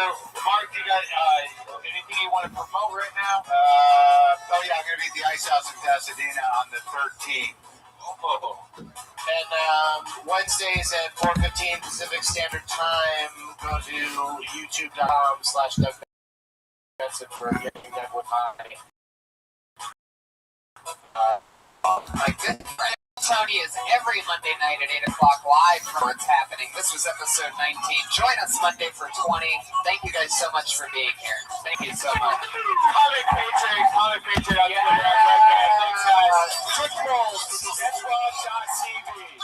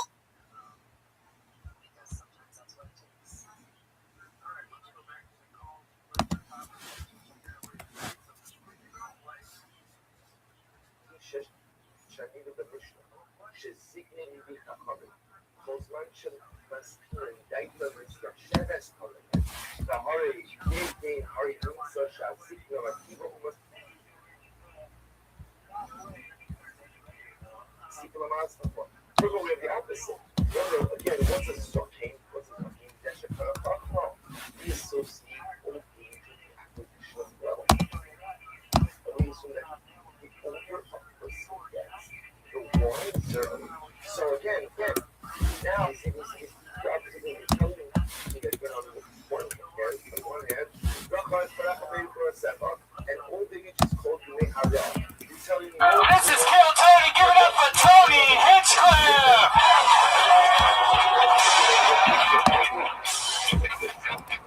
Yay! Hi, everybody. How's it going? It's exciting to be back. As always, so fun. We're here another fun Monday night. Over 20-some comedians signed up for tonight's show to do a minute and hang out. See what happens. Here we are. Fuck yeah, it's been, our last episode was with Marin and Benson at the LA Podfest. This is the first episode following that. That was a lot of fun. A lot has happened since then. Hell yeah. I died. It's true. We missed last week because you had Selma Hayek, or salmonella poisoning. Oh. Bad chicken? Yeah, bad chicken. So Friday night, I ate El Pollo Loco, which is, they get their chicken from Foster Farms. And Foster Farms is closing all these plants right now because all these people are like getting sick and stuff, but there's no government to actually oversee all this. So people are just dying from this fucking shitty chicken. And so I ate it right before Podcast Fest. Friday night, everything fine. Friday around 6 in the morning, fire out of my ass, my nose, my mouth. It was the worst fucking 5 days of food poisoning I've ever had. When you always make fun of me for being a vegan, you factor in that not only does that never happen to me, but I haven't had like a cold in about 2 years. You can get that shit you can get crap from kale. You know, you can die from kale. Yeah, I could really, I hear about that all the time. You died from kale. I've heard so many people. Kale overdose outbreak that's happening. There's a lot of bacteria in kale. Just like chicken. But yeah, so that's some scary talk. And speaking of scary, that makes me think of Halloween. We have some exciting news about Halloween this year, everybody. Yeah, segue. We're gonna be in San Diego. We're gonna have a Halloween show at the American Comedy Co. It's gonna be me, Tony Hinchcliffe, Sam Tripoli, and there's a lot of special guests that we've already booked, secret guests. And we're even talking to the old Jew, Ari Shafir's. Oh, wow. He might be in town, so. Holy moly. So it's going to be a good party. It's AmericanComedyCo.com. And then, where were you? You've been, like, is there anybody here from Windy City weekend right here? Yeah? Fuck yeah. Fuck yeah, that's awesome. You missed all of that. I know, I got booked last second to go to Seattle and work there Thursday, Friday, and Saturday night. And then I traveled all day on Sunday to get back here yesterday. But I can't believe that I missed Windy City weekend. It's, of all the gigs that I had, because I just found out that I have a shit ton of parking tickets that I'm going to contest.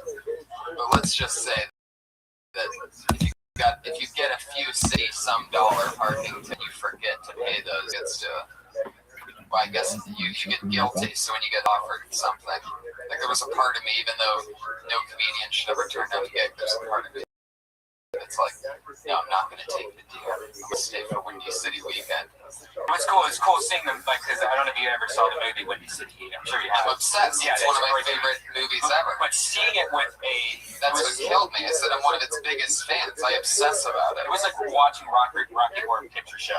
And then like at the beginning or at the front, you know, Scary Perry sitting there in the front row. People are just fucking with him. Like, I give him like bags of popcorn and like pouring it all over and stuff like that. Wrapping him up with toilet paper and spraying him with water pistols. It was. I can't believe I missed it. I can't wait to. I hope there's some way to be able to watch that. I don't know. Hopefully. Always, guess who's here, everybody? Head of security, the one and only Iron Patriot.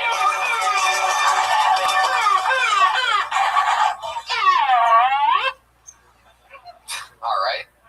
It's always something a little bit different with them. Patriot, how have things been? I'm glad to be here on Columbus Day with you, Tony. Oh, it is Columbus Day. You know, it was 521 years ago that Columbus first landed in the Bahamas. It must have been a scary voyage for him, Tony. Why is that? Because he didn't know if he was going to see land. It's kind of like this show. We're on a scary journey with Kill Tony. We don't know if we'll ever see land. What the fuck are you talking about? Anyway, Tony, I had fun at the podcast festival. Mark Maron really did like me. He said I could come over to his garage anytime. I didn't hear him say that to you, Tony. Oh, what the fuck was that? Got a little excited at the end there. He said that I could come and look at his girlfriend Jessica's feet. Yes, it's true. You know it's true. I'll take you if you're nice, Tony. I'll take you with me. As soon as I get time out from my busy schedule, you know, I'm a very busy man. Yoga on Tuesdays, Wednesdays, Parks and Recreation, Thursday, bingo, Friday, bowling. Wait a second. Wednesday you work for Parks and Rec, but Thursday's bingo? Yeah, I'm a busy. I do yoga too. I got bingo with where? You play bingo? I do meetings with Scientology on Saturday. What? Are you a Scientologist? Wow. We did get to meet him. It was our first time meeting him without the costume, and he used my hotel room at the LA Pod Fest to change into his outfit. And you did leave a sock, by the way. And I was going to bring it, but it was so crunchy. Stop it. That couldn't have been mine. I took inventory when I got home. Everything was with me. That must have been somebody else's creepy Oh, sock. there's somebody left. Redman, there's something I want to say to you, Redman. I saw that picture with you of Jimmy Kimmel at the 10-year anniversary of Windy City Heat, which, by the way, is a film I love. I love Scary Barry. I saw the picture with you. Back in May of 2012, I was on the Jimmy Kimmel show in my old Iron Man suit for the premiere of The Avengers. Scarlett Johansson was on the show. We had a contest where we drew T-shirts.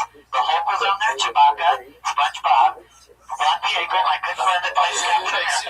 SpongeBob was there. The weirdest name dropper in the city right now. SpongeBob, Chewbacca. It was all the Hollywood and Highland people. Yes, it was the characters, and we were there. It was a good. We got paid union scale, and they even played another check, so it was nice. I liked it. It was a fun time. But what's been going on with you, Tony? Well, we sort of just talked about it. I was in Seattle. Another thing, I heard you on the podcast with Tom Segura and his wife, your mom's house. And you would have loved this, guys, if you want to listen to this, because this was just done last week. Tony's mom is on this show. They called to Ohio, Youngstown. And this woman, she is funny. You're going to see where he got all his wits about. Because this woman, she's real cool, but if you don't pay her on time, that's when she turns ugly. There you go. Yeah. So you sent me a song, as you do sometimes. Yeah, and you know why I'm doing this? Because at the podcast festival, Tony kept saying holy moly. Do you remember that? No. You kept saying, if you go back and watch the tape, you kept saying holy moly, and I have a song by the same name, so I said I thought it was time to do it. This is my father's favorite song. My dad loved it in Mississippi. He loves this song. All right, there it goes. Holy moly.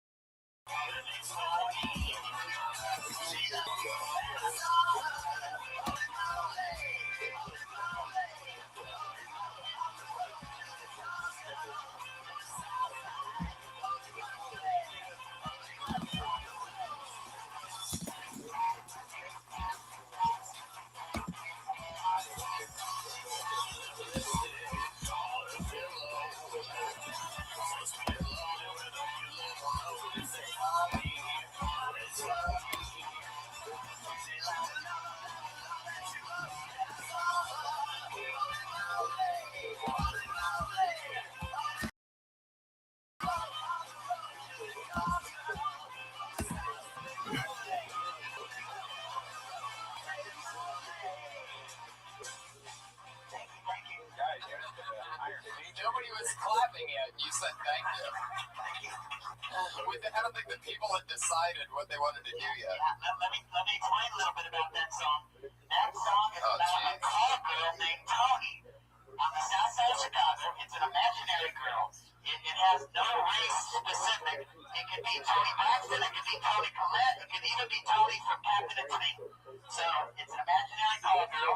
I told you I used to live in Chicago. That's on the south side, Tony. The Windy City, too. Yes, I'm tying it all together. Yeah. Tony, Wow, there you go. Yes, I feel like it. Tony's a hooker is what he's trying to say, right? Did you write that in your Dirty Crabber days? Yeah. So that's an action. Classic hit. How many songs did Dirty Crabber have? I just started. I got a lot more. I like that song, by the way. That's my father's favorite song. I told you. The thing that I noticed, he starts dancing, he'll start doing this little strut. He'll just go like that. what I've noticed about all the Dirty Crabber songs is that you get it after about like 40 seconds of each of them. Like I can't imagine listening to that for 3.5 minutes like a normal song. So you just all right. And you always have like a little cute dance break in between choruses. Yeah. Like, Solo. you can shake your thing. Yeah. It's just bringing back a lot of memories. I kind of the presidents of the United States of America also. Yeah, there's a lot of influences. Some people say I sound. All right. Anyway, so that's the Iron Patriot. Here with us as always to make sure nothing gets too crazy. He has a suit made out of whatever the fuck. It's super heavy and fiberglass. The heaviest fiberglass ever. He has to take the bus here because he can't sit down. So he has to take the bus because he can't sit down in this $5,000 outfit by himself. It takes him an hour to get ready, and he's always with us. He's never missed a the Iron Patriot, everybody. So now that we know what goes on here, a bunch of comedians get to come on and do 60 seconds, and then we talk to them about what happened and maybe who they are and whatever the fuck.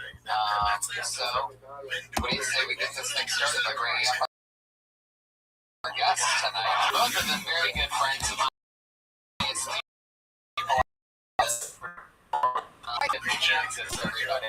Holy moly. Check them out on the show, The Rick Ingram Experience, now on YouTube. The one and only Rick Ingram is everybody.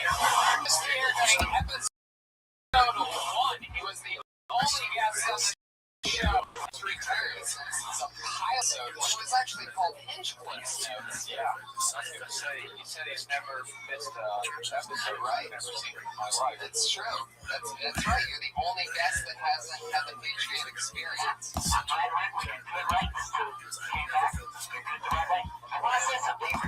Oh, wait, and also our other guest. Just when you think it couldn't get any better, there's two guests. I've seen him. This is one of my oldest, best pals. We've been roommates.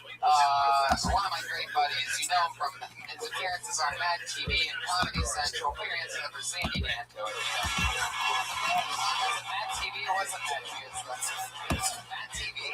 Yeah. It was Mad TV. A long time ago. For 45 cents. As far as anyone in the house, never you guys saw that everywhere, right? Yeah. Sandy, this is your first time on the show, and this is Rick's first time with the I had a brief cameo on the show with Polly several weeks ago. Yeah, that's right. Lucky. Do you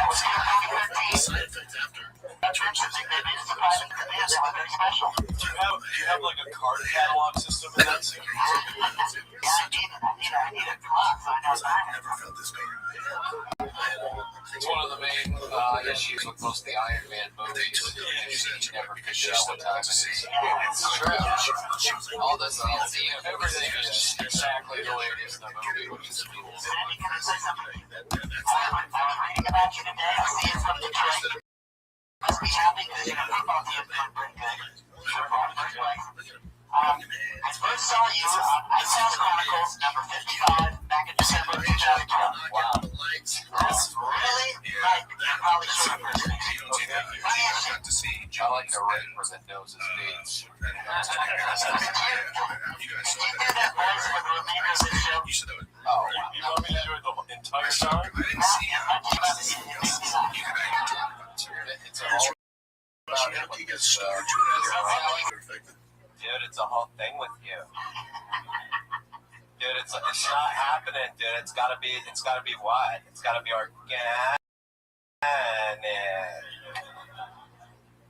Oh, he just gave you the laser beam with his left hand. That means is that like getting the light? Paulie got the light from Iron Patriot. Rick, I want to say something to you real quick before we begin the show. I'm dying to hear it. Rick, yep. This is what I want to say about you. Wait, about me? Are you saying it about me or to me? No, to you. I listened to Ari Shaffir's Skeptic Tank. I was amazed about your story. From the age of 23 to 30, you had severe stomach pains. You have a high tolerance of pain, Rick. I could not believe that story you went through. They finally diagnosed you with diabetes, but they did not know what the hell was going on. You went through several doctors. How did you make it through that exposition? He just provides backstory, which is very Iron Man-like also. I love that of all the research you did on Rick, the thing you wanted to talk to him about with his stomach pains that he had. You know, one time He projectile vomited 7 feet in the air when he was with his mama. Wow. Well, this guy, he knows a lot about people's moms, which is uncomfortable. He does his research. He's a big fan Yeah, I want you to meet my mom someday, Tony. I think we all would like that. I think it's Dude, my mom started this whole fucking What superhero is she? She's the super grandmama. I want to meet your Cocker Spaniel. I call her June. She's his mama and June. They're Mississippi. They're very proud of me. And they're very glad I got on this show. They love it. Those are your parents' names? Yes, Mama and June. In real life? Yes. Wow. Bubba and June Patriot? Yeah, you know Mississippi?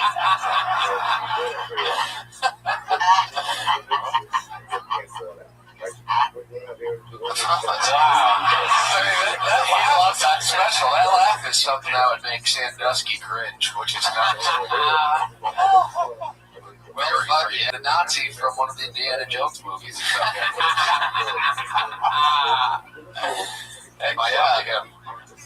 That is a bright yellow jacket. Hey, is that true that you met Polly in an airport and he said you were a combination of Jack Belushi and Jack Black? He did say that to me, but he didn't. It was not at an airport.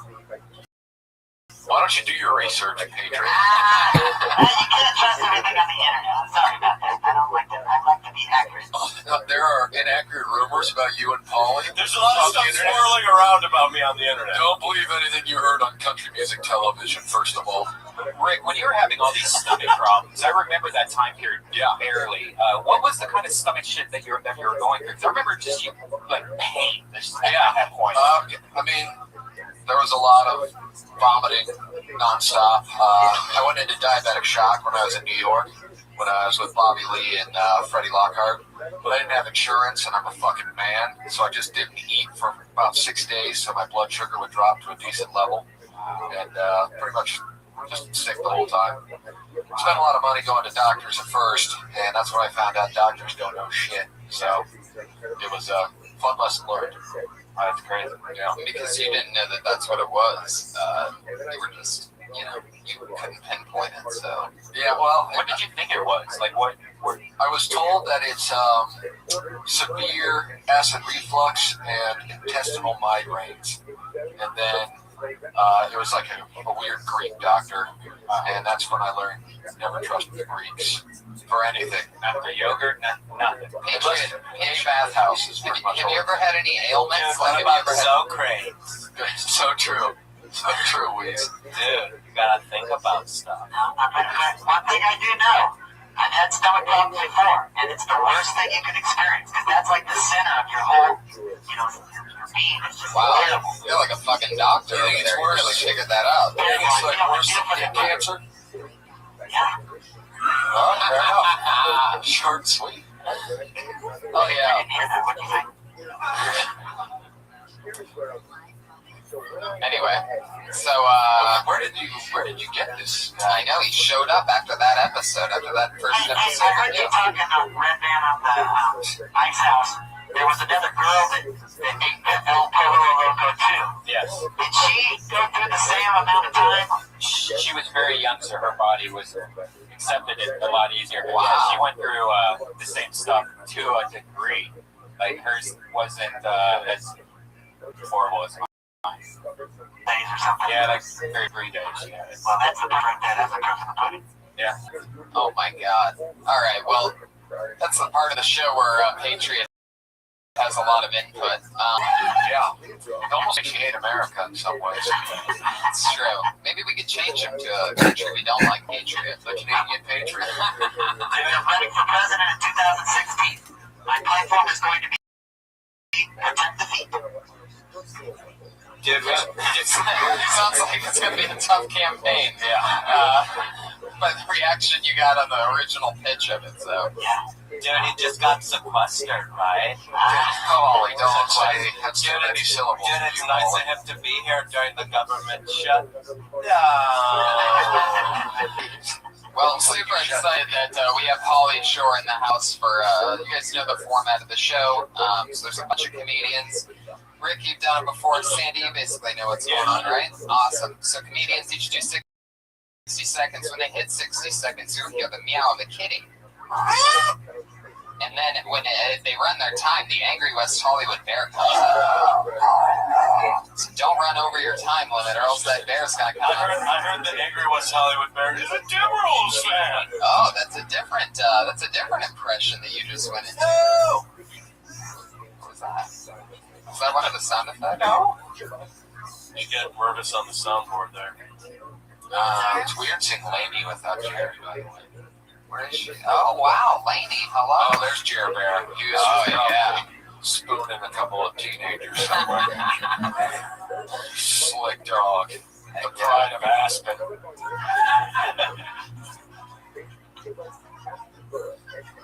Looks fantastic. Have you guys ever talked to the Patriot before? If you have one question for the Patriot, what would it be between the two of you? Put your heads together. How do you get in that thing? It's like launching a space shuttle. Very slow process. I gotta make sure every step is correct because I gotta look like Pauly Shore because I had this whole story. I came 4 years ago to talk to Dean. No one said they wanted to hear the story, actually. Dude, but one thing in common, I came 4 years ago too. Nice. Oh, right. Paulie's already on the money. So let's get the show started. Your first comedian tonight. You guys ready for this or what, huh? It's crazy. So many talented names in there. All right, your first comedian tonight. Oh, yeah.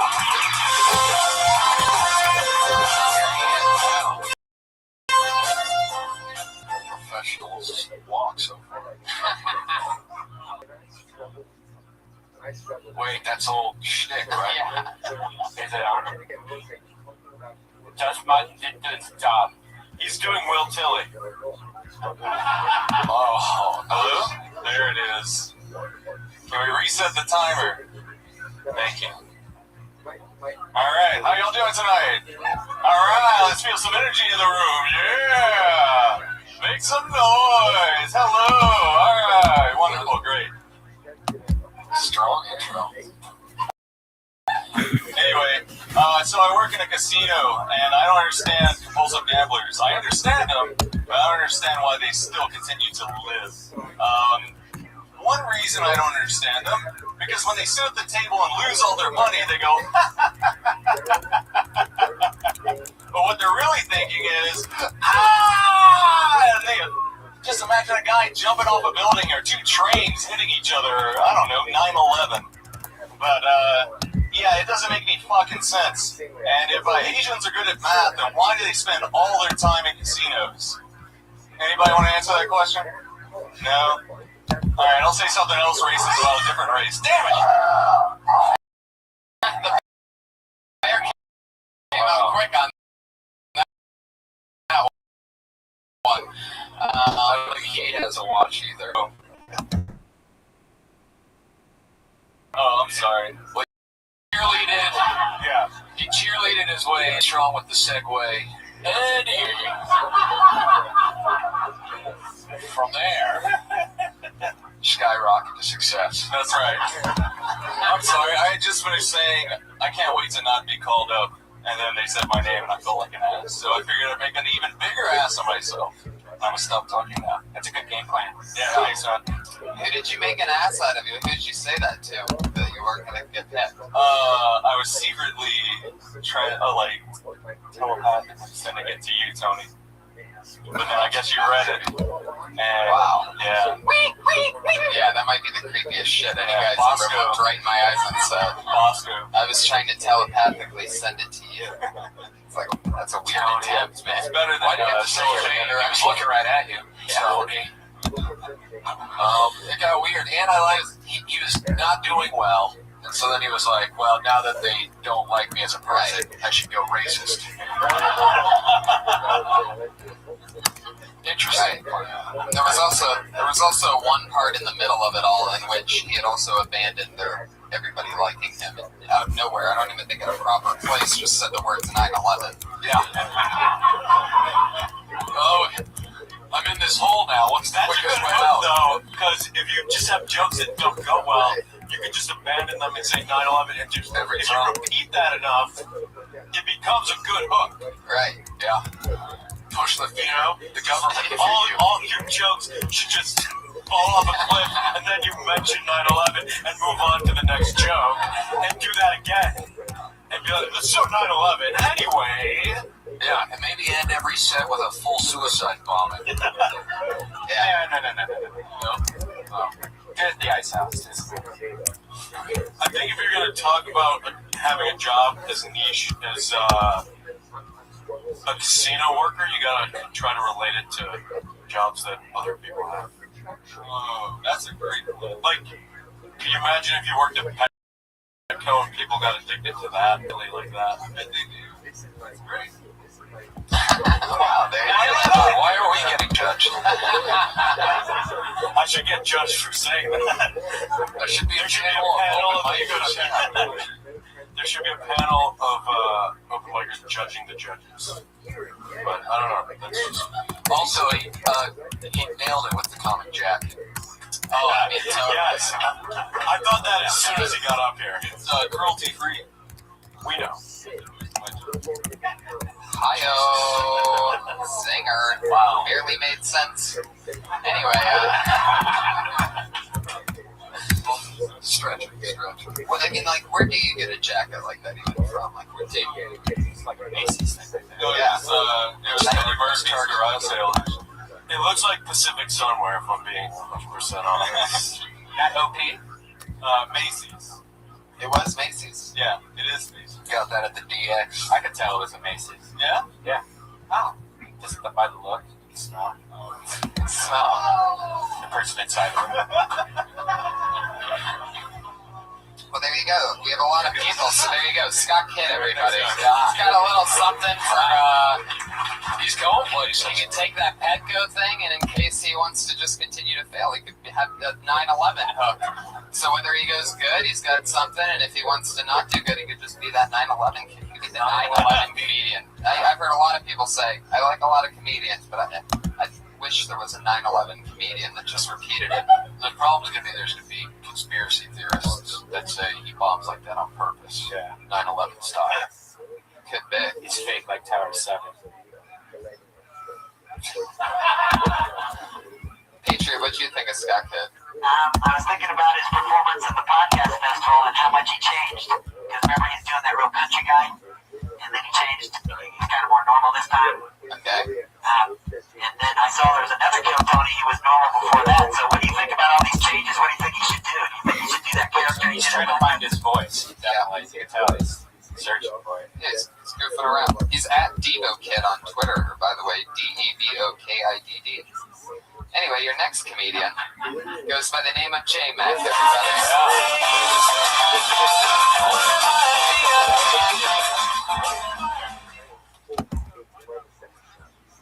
Alright. So I'm tired of being reverse stereotypified in this town. Hollywood especially. I get stereotyped. Stereotyped. I know how I look.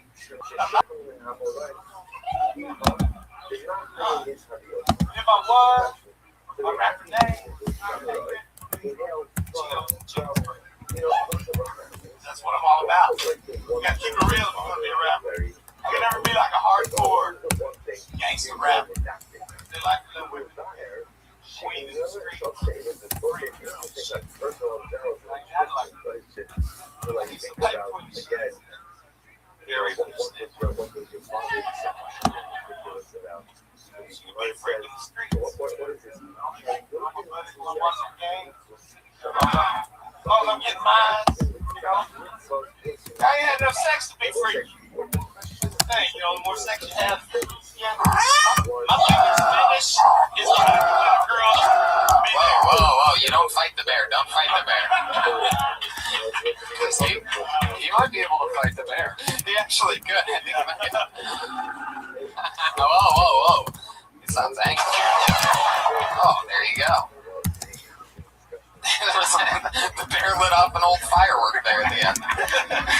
It's really good stuff. Fuck yeah, J-Mac.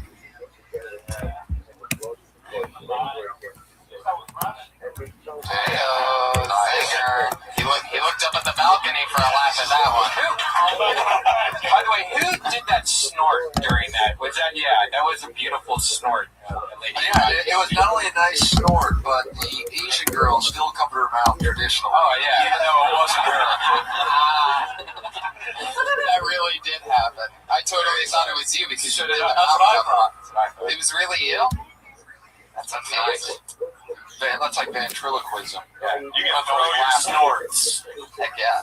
J-Mac, do you often draw a lot of snorts from the audience when you're doing comedy? When I'm back home. Craig! Oh.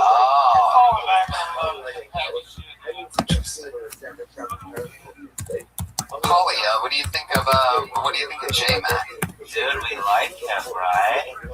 Dude, look at him. You're a big hit in Oklahoma. Dude, I know you're telling me. Your son-in-law, right? Dude, son-in-law's the reason why Oklahoma fell in love with me. Yeah, bro, I want to squeeze you.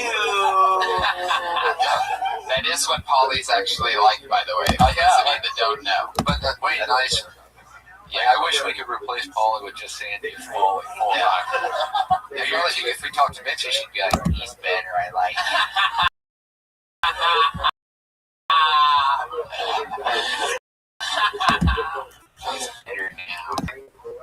Fuck yeah. J-Mac, where do you keep your bandana thing when you're like asleep?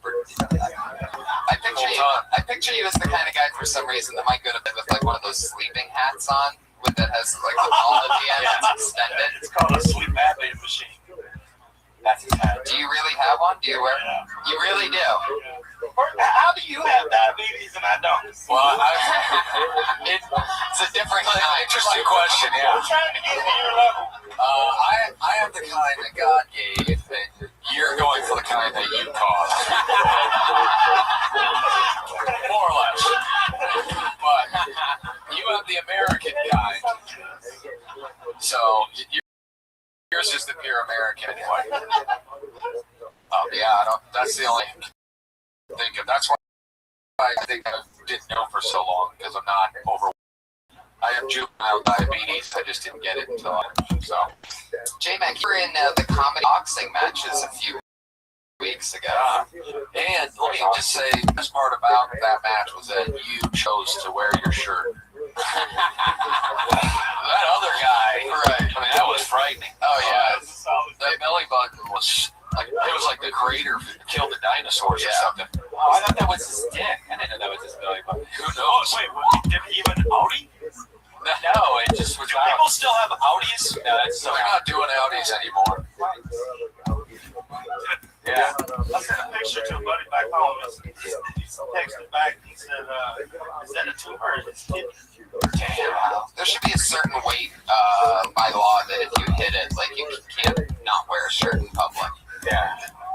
Like it's swimming. I mean, a lot of do you wear your shirt while you're swimming? Actually, not so much. Always did.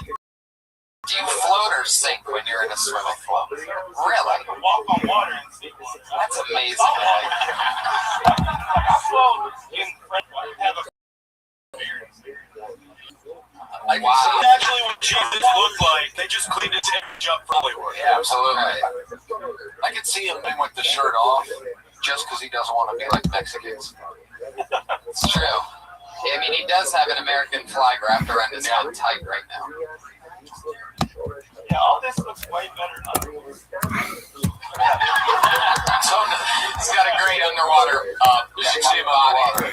He looks fat, but you should see him underwater. I'm an underwater model. It's like funhouse mirrors. It just works for him. That's great.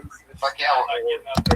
There he goes, J-Mac, everybody. J-Mac. At J-Mac Comedy. J-Mac Comedy. The name of that joke, by the way, there's also one area on these sign-up sheets where sometimes people write down their topic and leaves a space for it. And the name of that, what he just talked about up here, is what he calls reverse stereotypification. That's the name of that. Reverse stereotypification. And Scott Kidd talked about smoking. That's not what he talked about at all. He didn't mention that whatsoever. That Scott is a fucking liar. Improvised some different stuff. Should have stuck with the smoking thing. Yeah, no kidding. All right, Polly, you having fun? Dude, What stereotypification? Ooh, this looks like a new name. Put your hands together for Joe Balin.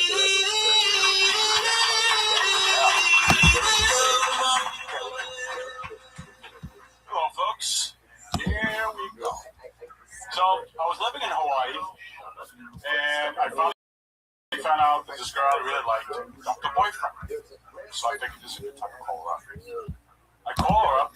She was drunk, and she told me. I asked her out, and she goes, "Joe, I just hope you have visions fucking you." So I told her, "Well, I have visions fucking you. Isn't that halfway there?"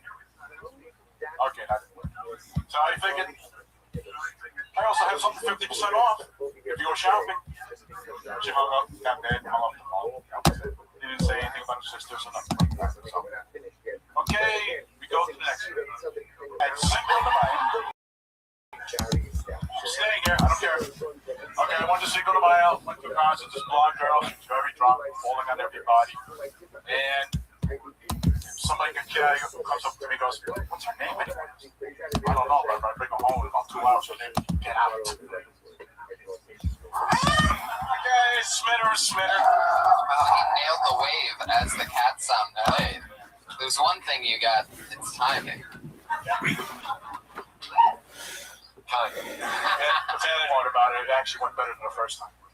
Dude, Jay London cleaned himself up, right? True. It's half Jay London, half PJ, I think. Oh, yeah. You have to talk to the microphone. I burned a giant hat, that's what I'm saying. Well, you didn't have to repeat that one, but right. It didn't work before either. Joe, you know what I liked about your material is that I couldn't tell when jokes started and ended. Until you said next one. All right, so that didn't work. Like, I didn't even know it was. Was that just me? I mean, you guys were completely silent. Well, I thought it was going to be funny though when I said, "Well, I have visions fucking you." So, they didn't go that way. But what was she saying? I thought you said that she said the same thing as you. Yeah. No, what I said is, she said, "Joe, I don't have visions fucking you." So I told her, "Well, look, I have visions fucking you. Isn't that mean we're halfway there?" But why would she tell you that she doesn't have visions of fucking you? Because I asked her out. That's what she said. You asked her out on a date. How did you say that? Like, how did that go? "Let's go out. I like you." You just walked right up to her and said that out of on the nowhere? phone. You called her? I called her. How'd you get her number? She gave it to me. When? At her house, where she worked at the hotel. So you're in Hawaii? Yeah, I lived there about 18 years.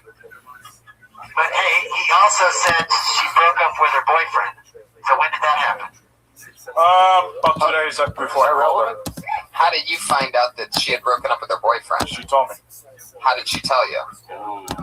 I broke up with him because I got fed up with him working part-time for 10 years. You what? He got fed up with her working part-time for 10 years. But where were you when she told you this information? Where she worked at. Were you staying at that hotel? No, I used to go visit her all the time. You used to just show up at the hotel. See, now I think we're getting somewhere. Here we go. So you used to show up at the hotel that she worked at, but you weren't staying there doing anything. You were just there. No, I was just visit her once in a while, hoping. Even though she had a boyfriend. Yeah, well, there's OPP. I don't know what's crazier. The fact that you would show up at that hotel regularly, or the fact that she would update you on her boyfriend breaking up with her. No, I just like visiting her, that's all. And I used to visit her, and there's other girl, Sandy. Then I finally did. Where did Sandy work? I forgot. Oh, she used to be a coffee shop. Did she have a boyfriend too? Yeah. So, my mom had dated a girl from Chicago. Do you think there's a chance that maybe they're just telling them they have boyfriends? There might be a chance, but I'm amazed that she would tell you that she didn't. She'd like to tell me her business. So when you said, wow, she gave you her number too. That's interesting. She's like one of those girls likes hanging out with other guys and not girls. She has a lot of guy friends. Boyfriend didn't care. Did you ever hang out with her outside of the hotel where she was working? Yeah, I used to go to lunch with her or something like that. Nice. So go to lunch with her. I used to go to the beach with her. We weren't there like doing anything. But, Wow. She was a nice, cute little Chinese girl. Whoa, why'd you go racist? Because she was a Chinese girl. Good point. Fuck yeah. How many chicks have you killed before? How many girls? Yeah. Should I include prostitutes and strippers? No. Just innocent victims. Let's see. When I had hair in Chicago. Some dicks. No, not more than that. Well, in school I was pretty good. 9 in school. Wait, he just went from 8 Mark to 9. was 5. Joe, I'm pretty sure we're all going to have to testify in court after your appearance here tonight. So thank you. And you guys have anything you want? Any questions or anything for Joe, guys? Dude, I killed Stephen Baldwin's career. True. You and Christ. I know, babe. Bio don't do. You really want that sequel, don't you? Yeah, I do. You think Baldwin would ever do it? Dude, he's been calling me up to do it. But it's like he wants to do it with no cursing and no drug references. You're out on that shit, right? Yeah, dude, you gotta have that stuff. Purple sticky punch, purple sticky. Fuck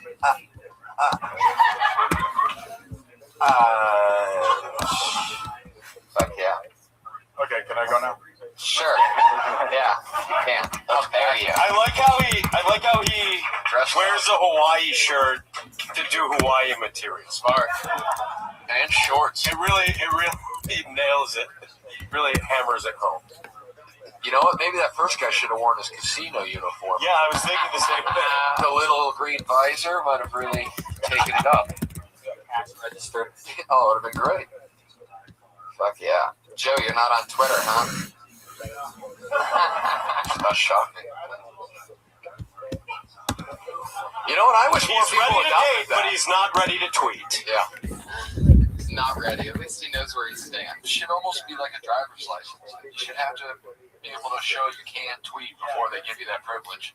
It's true. Dude, what do you mean? Have you seen my Twitter? Actually, you're one of the only people I ever had to follow and immediately unfollow. What do you mean, dude? Paulie, if you think if I were to ask Sandy what some of his favorite Paulie tweets that he's seen, what would they be? About to go on stage with Sammy as stars in Benji. Wow. Hi, babes. About to go to the mansion. It's, hey, Cincinnati, I'm about to be there. Come to the shows. Polly has a business side too, and if you watch the movie Pauly Shore's Dead, came out in 2000, if you go to the special features and you listen, he's a smart guy, and he has a lot to say about the entertainment business because he's been in here since a small boy in this club, Yeah. That's not true at all. The things you just said. No, you gotta check it out. He said it. There you go. Our next comedian, everybody, goes by the name of Jonathan Thompson.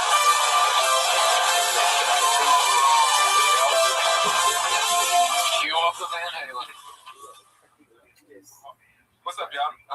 When I moved to LA, I learned quick that you gotta be color appropriate. But I didn't know it applied to Hollywood. I was walking down the street on Hollywood Boulevard, and I was approached by this gang of Negroes. They came up behind me. They were like, "What up, kids? What you do with all that blue on, kids?" And I was stuck because I'm not a bitch, but I was scared. You know what I mean? And it wasn't gonna go over well if I got jumped by a bunch of skinny jean wearing dudes and shit. So, I did the only thing I knew to do when I'm in trouble. I went back to my roots, and I was like, "Excuse me, my brother. I don't know anything about any cent that you talk about. I'm just trying to get to the club over here." And they let me go, man. They were like, "You wanted a real niggas, huh?" That's it. There you go. Fuck yeah. Hell yeah. I mean, he killed it more than the other people. I have that same punchline to a lot of my jokes. But, dude, that's one of my jokes word for word. I stole it from Paul. Dude, sometimes people just, have the same thoughts. That's true. I think like a brother. Oh, you're going racist. What do you... Dude, I was in the wash. Shut the fuck up. Wash? I don't even know about that. Dude, Snoop Dogg and Dre. The remix. Yeah. That's what they call it. I've always found it a little crazy that gangs do use color differential. It's crazy as hell, but I mean, the government does the same thing. Yeah. Like Democrats and Republicans. Democrats, Republicans, whatever you call it. I don't know what I call it. I don't call it any of that. It's just funny. It's a different world I live in. You know what I mean? Everything's a game. Well, which side are you on? I'm like a superhero. Sex is like that game, sorry. Not for me. Or guess who? Some people's cases. Operation, because she's only 4. I think I did good. Y'all did not talk to me. Just don't hit the side. Don't hit the side. Don't scrape the DNA off into the girl. Has anybody... Hey, Snorty. Has anybody ever tried to get you in a gang before? Yeah. When I was younger, I went to my stepdad and I was like, yeah, I'm thinking I'm gonna join the gang. He's like, son, you're gonna join the gang, like you're gonna whoop my ass. Because I'm not gonna let that happen, and didn't do it. Wow. I have a joke about it though, where I did beat his ass and join the gang. But you didn't. Does it work anything like the NBA draft? Like, do you have to declare? It kind of does. Like they I'm looking to thug. They look at your physical specs. Come to the combine. Let us see how you niggas are too. They're like watching you at the arcade, the shooting games. Like, yeah, they want to like. Dude, I had a really good workout for the Latin Kings. All right, Paulie is on fire tonight. This is the sharpest he's ever been. It's unbelievable. Paulie's killing. Fuck yeah. That was really good. So there's not really any tips because it's already pretty good. So yeah. What do you tell y'all? Get rid of stage presence. Yeah, everything's good. I like you held the hat. You took it off, like respectful. Yeah. Like the dinner table. Yeah. Yeah. Fuck yeah, Jonathan Tumblin. He's J Sherlock T on Twitter @J Sherlock T. No clue. Was the name of that? Was the name of the topic? They should always bring black people up to Van Halen. Yeah, that was funny. Patriot's known for his accidental racism. He's originally from Texas. He sometimes just doesn't know any better of exactly what he's saying, and you'll notice it pops up sometimes. Like Patriot, what'd you think of Jonathan Tumblin? Yeah, I think you guys summed it up pretty good. I like the female brothers. We went over that. I like the female hombres. Even Longoria. Oh, you. I like her feet. I like all Did that. you talk about Evil on No, not at all. You went off on a real. Tangent. What did he say? I'm like Ross Perot. I'll say what I want. Wow. Have you ever met a girl that has a little hair on her toe? No, I gotta be shaved. I like her legs and everything clean. No hair. You can have some hair on the pouch. That's okay.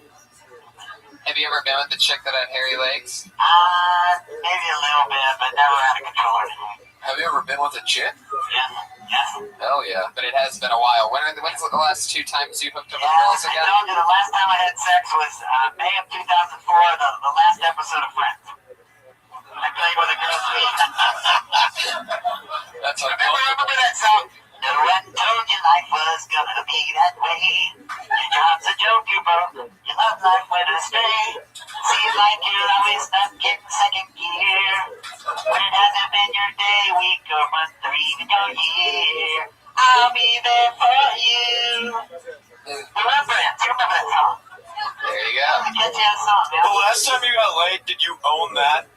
costume? No, I just got this back in May when Iron Man 3 came out. It took me a year and a half, Sandy, to get this costume. I ordered it from Norway, and I waited a long time. I didn't think I was going to get it. There's a lot of legal problems, health issues with the sculptor. Didn't think I was going to get it, but I got it. It's good. It changed my life because I came to the comedy store and Tony put me on this show, and it's really cool. I got all these fans on Twitter, and they love me. Who did you have sex with the night Friends ended? What? I said, who did you have sex It with? was a bartender girl at the Sugar Shack. I was a DJ there in Dallas. The Sugar Shack? Yeah. Did you ever fuck during Mad About You? No.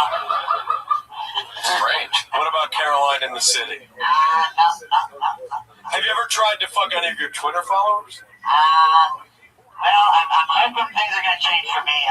I'm starting to meet women, and it's just a matter of time before I get lucky again. Can I ask you something? If you met a girl that adored you because of your persona with the costume on, would you fuck her with the costume on? Yeah.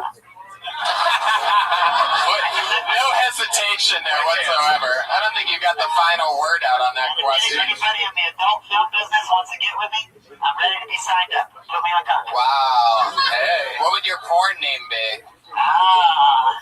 What would be the Iron Patriots porn motto or porn name? Share your banana with the Iron Patriot. Wait, share your banana? Are you doing gay porn? No, not that. Hold on, are you getting pounded?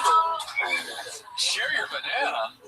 Hey, Iron Patriot, we actually have a lady in the audience. It's in the adult industry. Mia Lee, how are you doing today? I'm good. Very beautiful. Thanks. I try, I guess.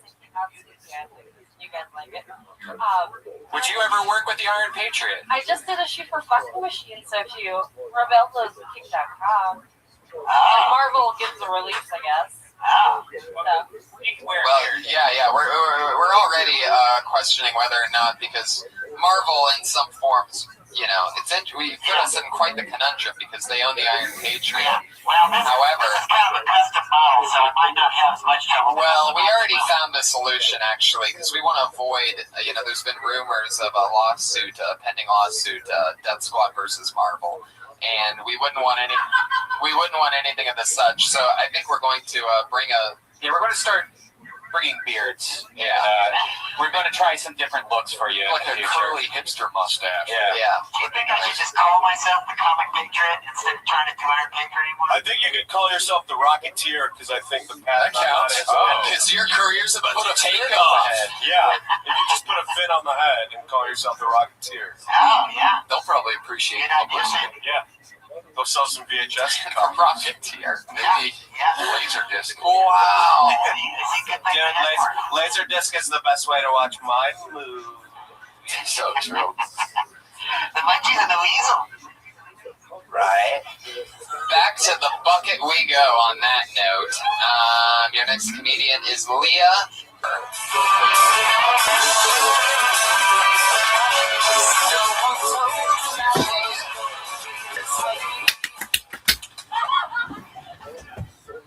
I was a virgin until I was 20.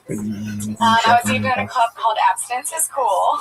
Because I was waiting to fall in love. And I found it. I fell in love with sex. Thank you.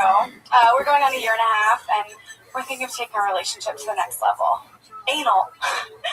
Yeah, really excited. But that being said, I've only had sex with one guy, and it totally works in my favor, because now, like, whenever we're in a fight and I'm mad at him, I'll just be like, and then when we're happy, he's still the worst fuck I've ever had. He's 7 years older than me, and I love older guys, but there's one thing that they do that I cannot stand.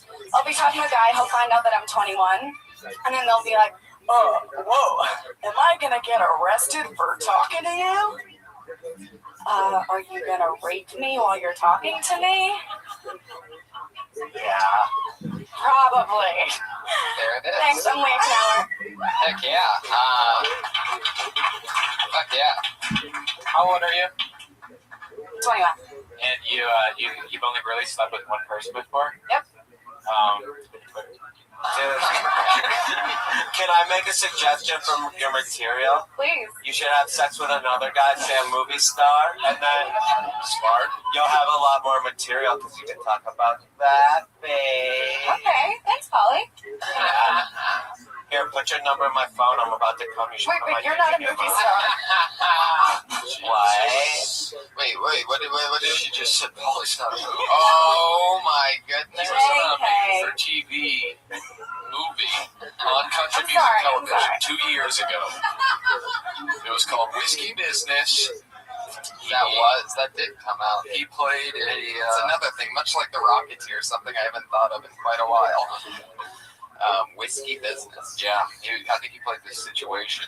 Dude, it was Polly Short Goes Jersey Shore. Nailed it. Fuck yeah. Well, what an interesting perspective you must have as a 21-year-old. How long have you lived in LA? 2 years. How long have you been 21? Great question. Since June. At least 2 years, probably. When did you first have sex? How long ago was this? It was on my, I was technically 19, but also 20. It was like on my 20th birthday, the eve of. So, yeah. Jesus, women are so fucked up like that. Yeah. I'm saving it for the eve of my birthday. Fuck yeah. Yeah, I think just, more fucking. Cool. I can do that. Are you really gonna do anal? Have you done anal? Tried. Didn't work out. Did it hurt too much? It does not No, have it oil? just didn't work. Oh, because he was gay or something? I don't know. I want to try again, but So smiley. You gotta have a glass of red wine and a Valium. I'm pretty sure I good just to know. Okay.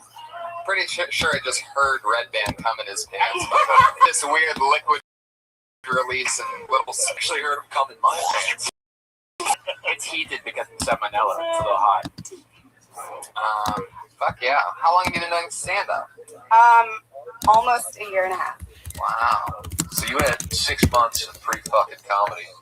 No, I was a virgin when I started comedy, so I had a lot of material about being a virgin, and then I had to scrap all of that, and I finally had sex. I guess. Did you find anyone at a comedy show ever related to your virgin material? I mean, Most of the guys. Some girls like out of pity would woo, like they're proud of me. Why did you virgin for so painfully long? I was waiting for love. Oh, okay. Yeah. I'm a hopeless romantic. Yeah, you're 21. I can't wait until she's 25 to see the fucking material. Right. So, I do a lot of anal, and I don't know if you guys know what blown out means. It's gonna be sock. It's gonna be a beautiful set, though. I got the cutest pink sock. Did I announce that last name right? Nauer with a K? It's Knauer. Knauer. Yeah. Wow. It's a weird subject matter to talk about, how you just had sex and you've only had sex with one person, because it automatically makes us all think like, fuck. Now we're all thinking about sex while looking at you. Sure. And so it's very weird. Laney, is that what? But at least it's not in like a dirty way. No, it's in a really very dirty way. Like I'm thinking like fucking you in the ass while fucking a dildo at the same time and shitting on you. Sure, I'm not talking about that though.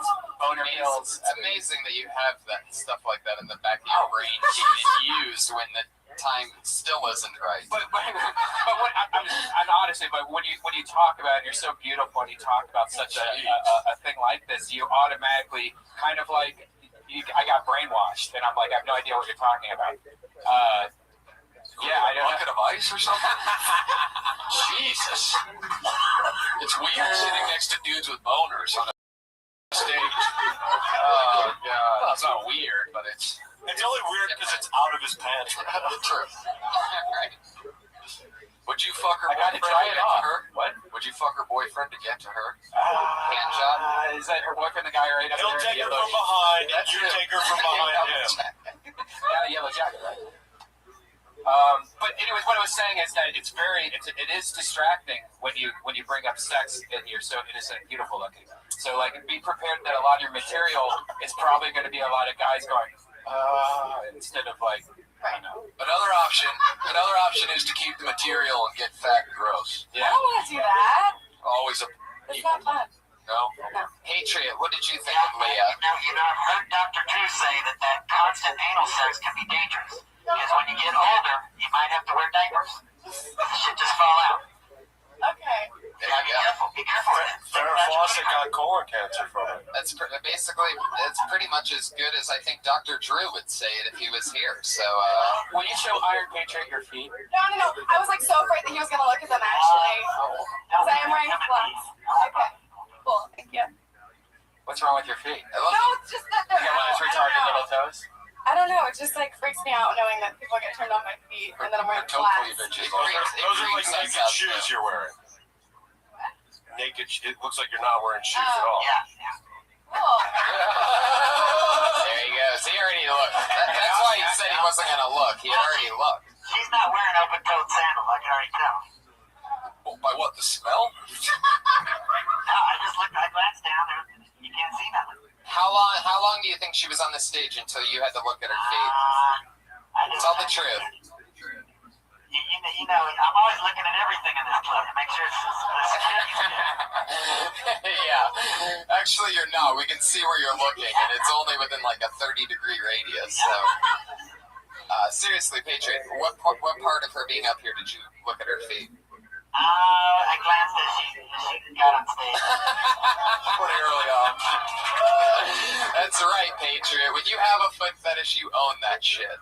I mean, I don't know. You're the only pal that I know that has a foot fetish. Patriot, would you consider going to podiatry school? Yeah, do you get a pedicure every once in a while? I don't want to tell you. What'd she say? She said she didn't want to tell him. That's a perfect answer. That's exactly what I would say too. Leah Knauer, everybody. Knauer. It's an interesting. She's got an O-ring that doesn't even let dicks in at this point. It's true. Very, very tight. Most chicks at 21 are just, they're on the Sibian already nowadays, Is this guy already following her on Twitter? Yeah, I think that's what's happening, right? Followed! Wow. Yeah. So if you follow him back, you're surely going to get a DM in about 13 minutes. Yeah. So. You like doing a podcast? It's that easy. Welcome to show business, kid. You like Olive Garden? Yes. That's interesting. Bruce Boyman. Oh, wow. Holy shit. Oh, yeah. This is amazing. Fuck yeah. Everybody, nice to see you. Jewish people have been attracted to comedy history. So the next minute, I'm going to be your village idiot. Yes. I love interacting with younger people. It's always interesting. Young guys check out older women. Sexy ones, and they call them MILF. I'm hoping some nice young ladies checking me out, thinking, hey, he's a father I'd like to hump, which would make me MILF. Worked out. 5 minutes. In fact, my last girlfriend said I was just like the dog. And she's right. My dog drools because at Sam's Club they have kibbles and bits. I drew at the strip club because they have nipples and clits.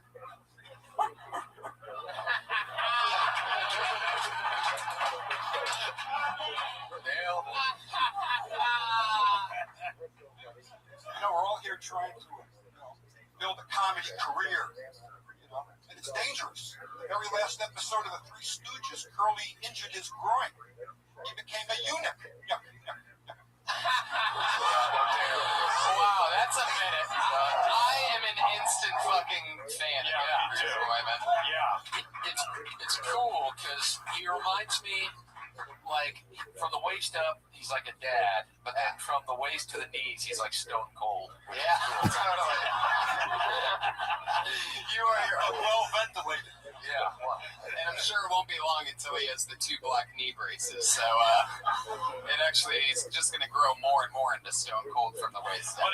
But instead of beers, he'd be crushing Manischewitz. Bruce, I love your fucking style, man. Like, you'll do a joke, and then it goes right into something like some kind of interesting. I love the bark at the kibbles, and I mean, I didn't like nipples and clits that much, but when that bark came out, my tune changed immediately. Well, it's better to bark into the microphone than drool into the microphone like the dogs. Right, good point, too. Mic with no cord.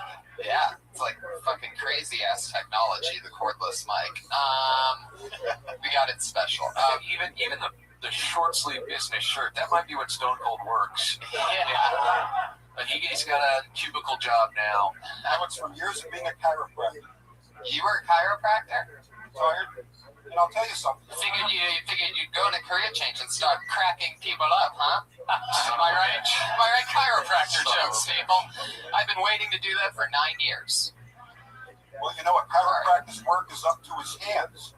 But when Obamacare pays for fisting, we'll be in our work up to our elbows. Fucking Obama. Oh, shit. Fucking Obama. The bear is angry that you tried that joke out after your time was up.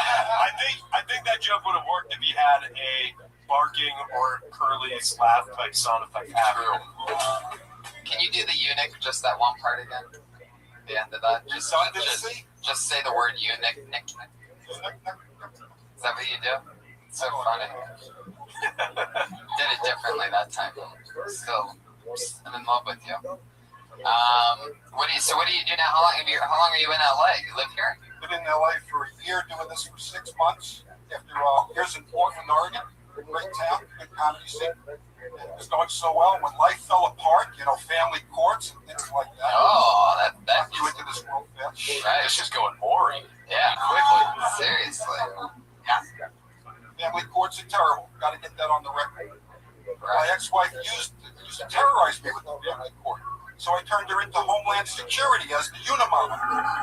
Oh, you better look out. There's Ranger.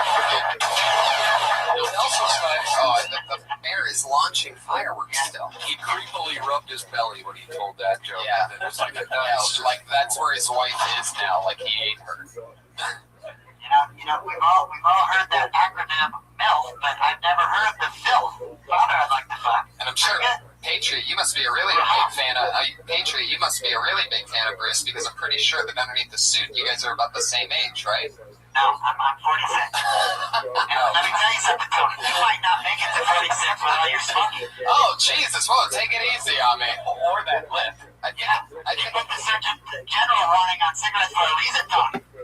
Good, valid point. Thank you, Patriot. Meanwhile, the guy that was making your suit had health issues with whatever paint or whatever the fuck's on that, and you trap your body in it for God only knows how long.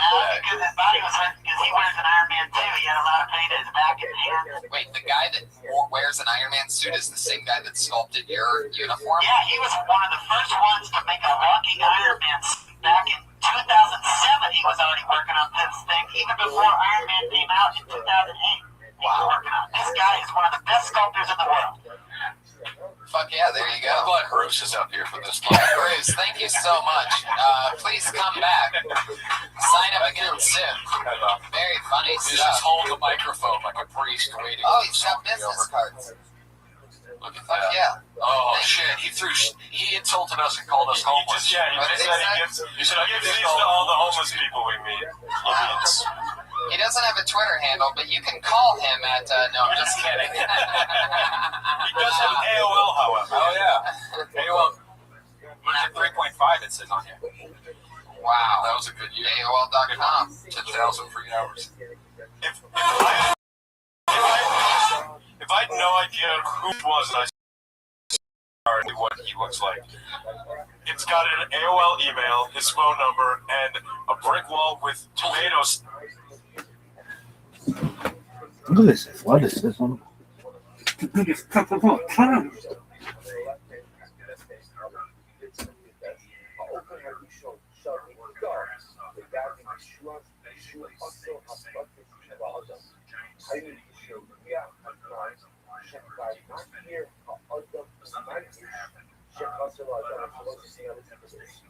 So there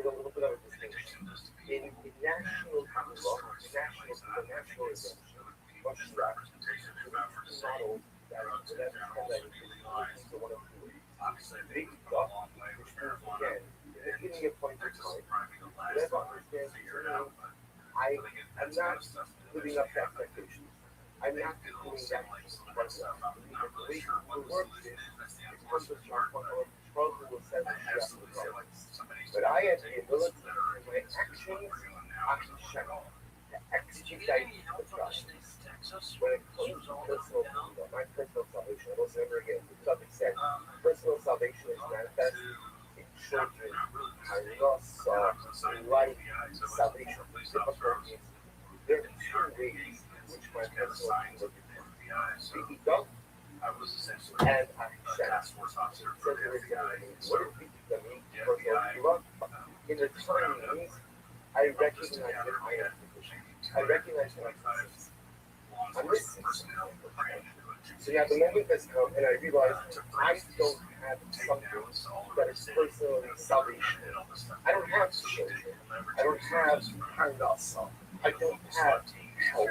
I recognize that there's something missing in my life right now, and I can tell if I need your help. That's the I recognize the absence of something, and I can tell if I'm reaching out to you out with this. But then there's another level of personalistic abundance of this. The other level is, he says, and we still keep the phone recall the number of the road stations. I think it's the paragraph here. שכבר מכיר אחדות בבית שחסר אותנו, ומכניס את סמל ישוע השם יתברך, שהוא מספר שפע. ומשתוקק בכל מצוות, ודבר החוד ולא קשת. A person desires that thing so bad, ומעבר שני צרף לו, Yeshua. So let's say, so the first level of personalistic ruler is I feel a gaping hole in my life. I feel something is happening. I feel something is missing. I've identified the need that needs to be filled. That's really tough. Wasn't only there, but then we'll have to sit down and do this to get that. But then here's that show me tomorrow. What actually sharing? That's our final code. Those are things. What actually sharing says whatever you fills my need without realizing that I need it. Right? So sometimes in life I am acutely aware of what I need. And I ask the Baruch to help me get sometimes in life the Ribono Shel Olam does something so incredible in that filling the need, gives me what I need to provide personalistic salvation before I can realize that I need. So let's stop there. So the mere question continues. Let's say something is the transformation. As you see, exactly this is why the project are transformed. What we will see in their project that this is such a powerful personalistic love, and once again will allow us to bring the events of our lives such a dramatic to do it. So let's stop here. Take up the rest of the study tomorrow. Here to talk to you about a new podcast called Casuals, starting January 21st.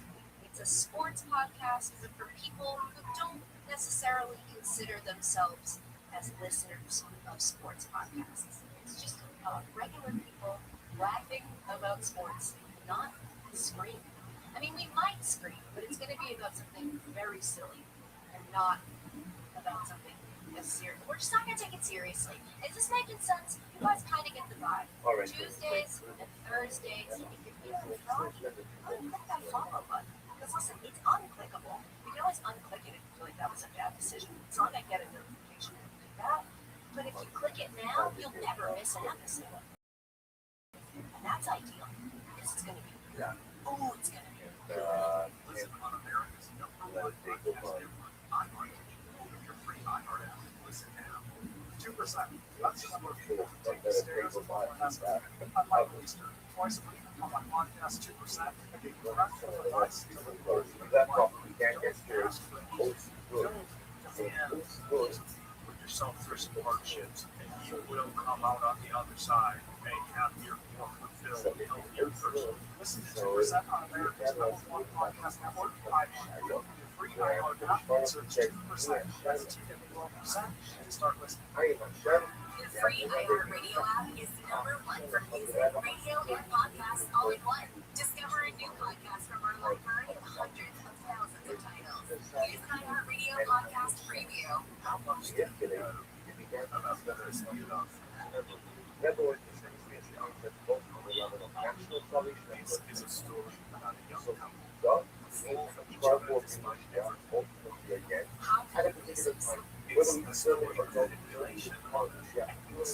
This case, oh my god, where to start?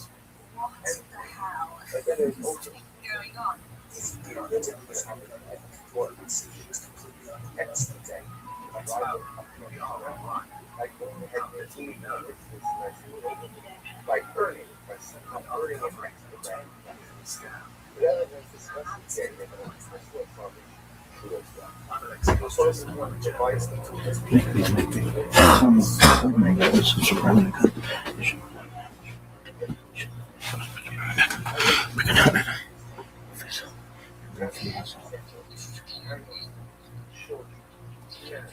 Smashed up against it.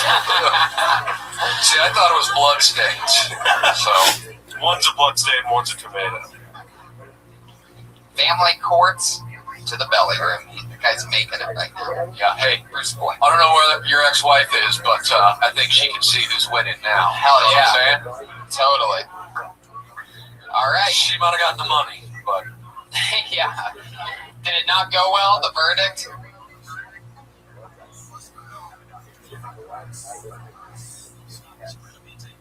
Well, feel free to come back here. Use this place as an outlet. One more time for Bruce Boyman, everybody. Finding his dreams out here. Great sense of humor. Keep rocking it, Bruce. Your next comedian, Jeff McKinnon, everybody. Here he is. Wicked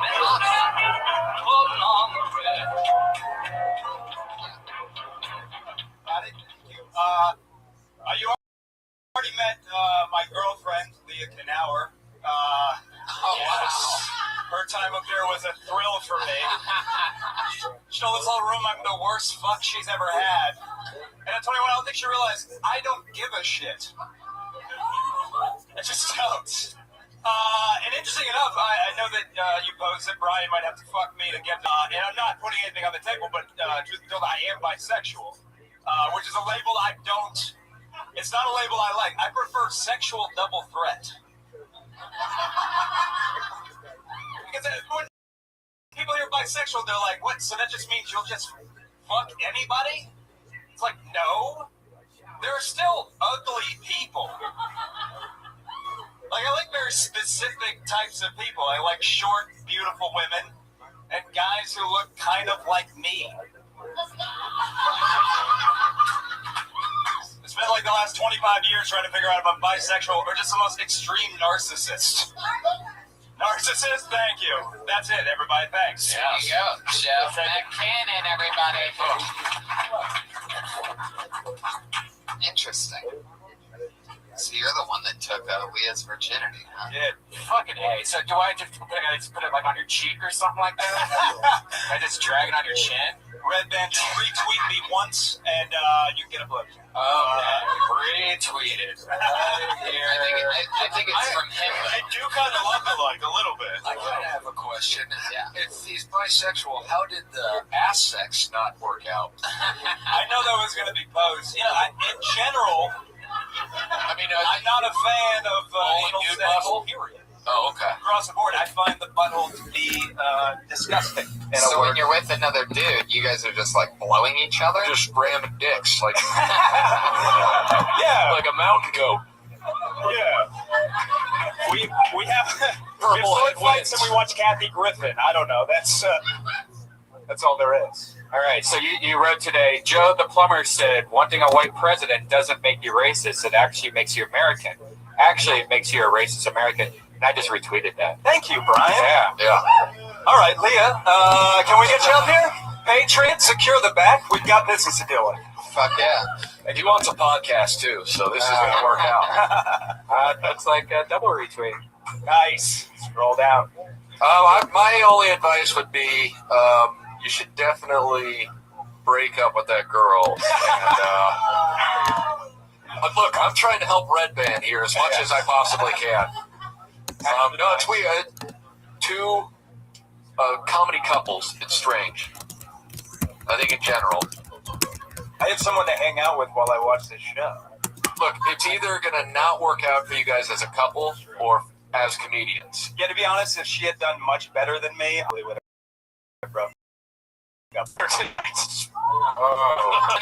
actually did better than you tonight. So thank you, Tony. Brian, you're in business. What's that? Wow. Jesus Christ. Who's this? Thank you. Wild little I have fire a mirror. A snorter too. Oh yeah. She'll let you fuck those gaping nostrils she has. Because she's a snorter. She was the snorter, people. She doesn't have a weird nose or anything. Okay, Jesus. All right. All She's got a gaping attitude. Yeah. Come on, you're killing the mood. What's that? What is that? Sounds Sucks that you guys broke up. awesome. Fuck yeah. So what are you gonna do now that you're single? Dudes. Snorting lady. Kink.com, apparently. I never knew that opportunity existed here. So, oh, yeah. I know a pretty desperate man by the name of Bruce Boyman. Yeah. If I could get his AOL account. And I think probably the best way to make his ex-wife see how much better he's doing is to get a shot of a man sucking his dick. And there's nothing much gayer than having your last name be Boyman. So, I mean, other than Larry Ladyboy, that's pretty much it. Yeah, you two should totally fuck. Bruce, would you be interested in fucking Jack McKinnon while Red Band fucks his girlfriend? Hey, where did it become that he fucks me?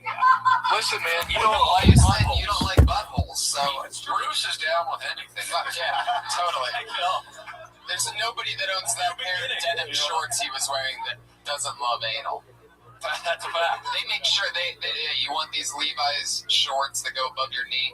Do you love anal? And if the answer is no, they're like, you got to go get Wranglers. Yeah. You're required to steal the denim shorts usually, unless you have a barfly. Yeah, guys. I brought my Hot Rod 5000 too. Your girl's in love. Perfect. Yeah. Wow. That's boner pills right there. Oh, Hot Rod 5000. Yeah. It's what this program's brought to you by, not officially, but it was what fuels Red Band. Yeah, absolutely. Hey, Snorter, would you be willing to snort some Hot Rod 5000? I wonder what would happen. Snort a boner pill? There's only one left. Have you ever snorted a boner? Wow. You're 21. Do you want to be? There goes Jeff McKinnon, everybody. At Wicked Comedy on Twitter. Fuck yeah. She waited for love, and love was with a bisexual. Unbelievable. Yeah. He loves blowing dudes. She's waiting for love. He's waiting for a hole of some sort. They really are in love. I just saw them give each other a kiss on the lips when he got back up there. Nice. Wow. Swapping compliments. Just like everything's cool. Dude, bisexual is when you have sex and then you say goodbye, right? Yes. It's like, we just fucked, babe, bye. Oh, Paulie, you are unbelievable tonight. Not fired. All right, I think we have about time for about one more out of the fucking name. Let's see what's going on here. Let's see what we got. Put your hands together for Sarah Wineshank, everybody. Yeah. Looking for Holly. The shanks of the line.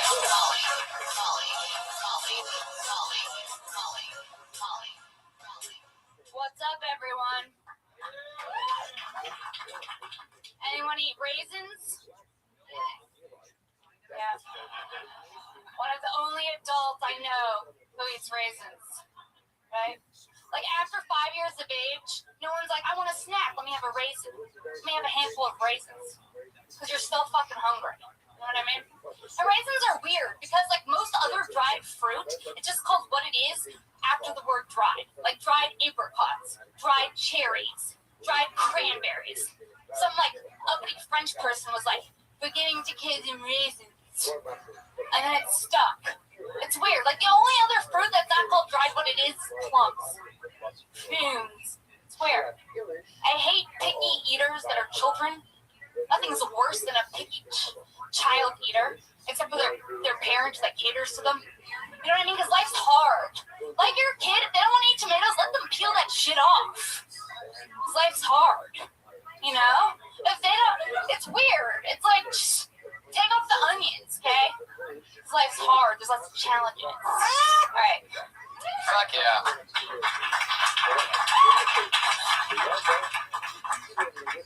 Notice that you have a lot of food jokes. I know, but I just like it because I don't know. I was like on the fence. I was like, do I want to do food again? And then I was like, yeah, I do.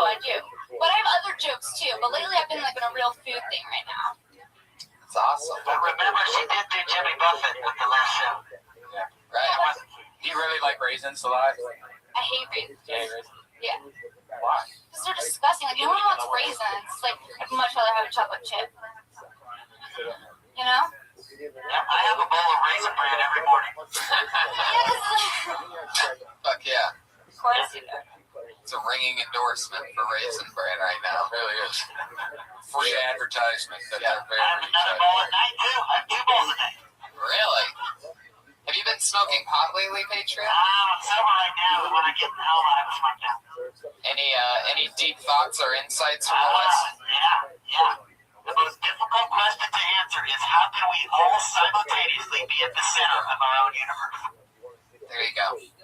Sarah, when you're writing raisin jokes, like, are you looking at raisins? Are you Googling raisins, like, for inspiration or anything like that? You know, I was actually hanging out with some children babysitting, but I didn't want to say that because I couldn't stand up, you know? So I was babysitting and I was watching this, like, little girl just eat, like, handfuls of raisins, and I was just like, that's foul. If I was hungry, I would have a snack. I wouldn't just be, like, taking a handful of raisins and, like, pouring it into my mouth.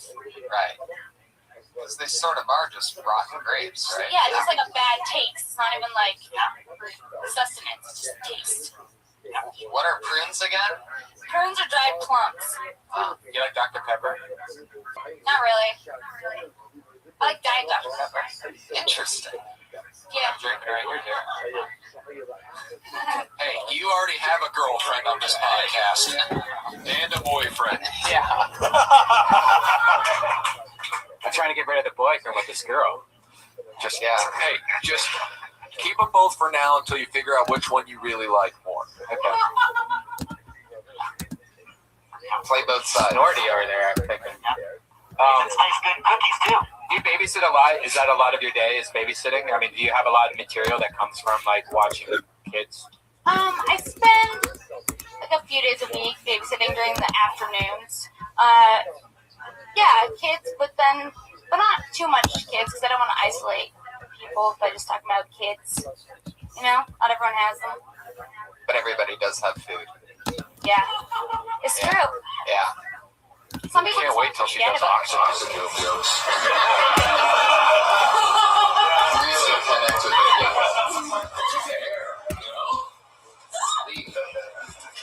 makes it noise if you sleep once in a while.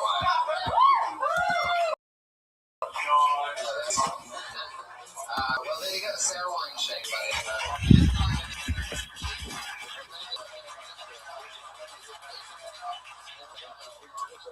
What's that? She had a torture belt on or something. Oh, interesting. I missed that.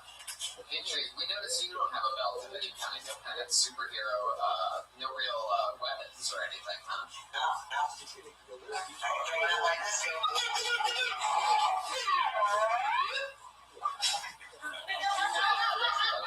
Being 15 or 16, 7-year-olds that are scared of that noise. Well, easier to step up.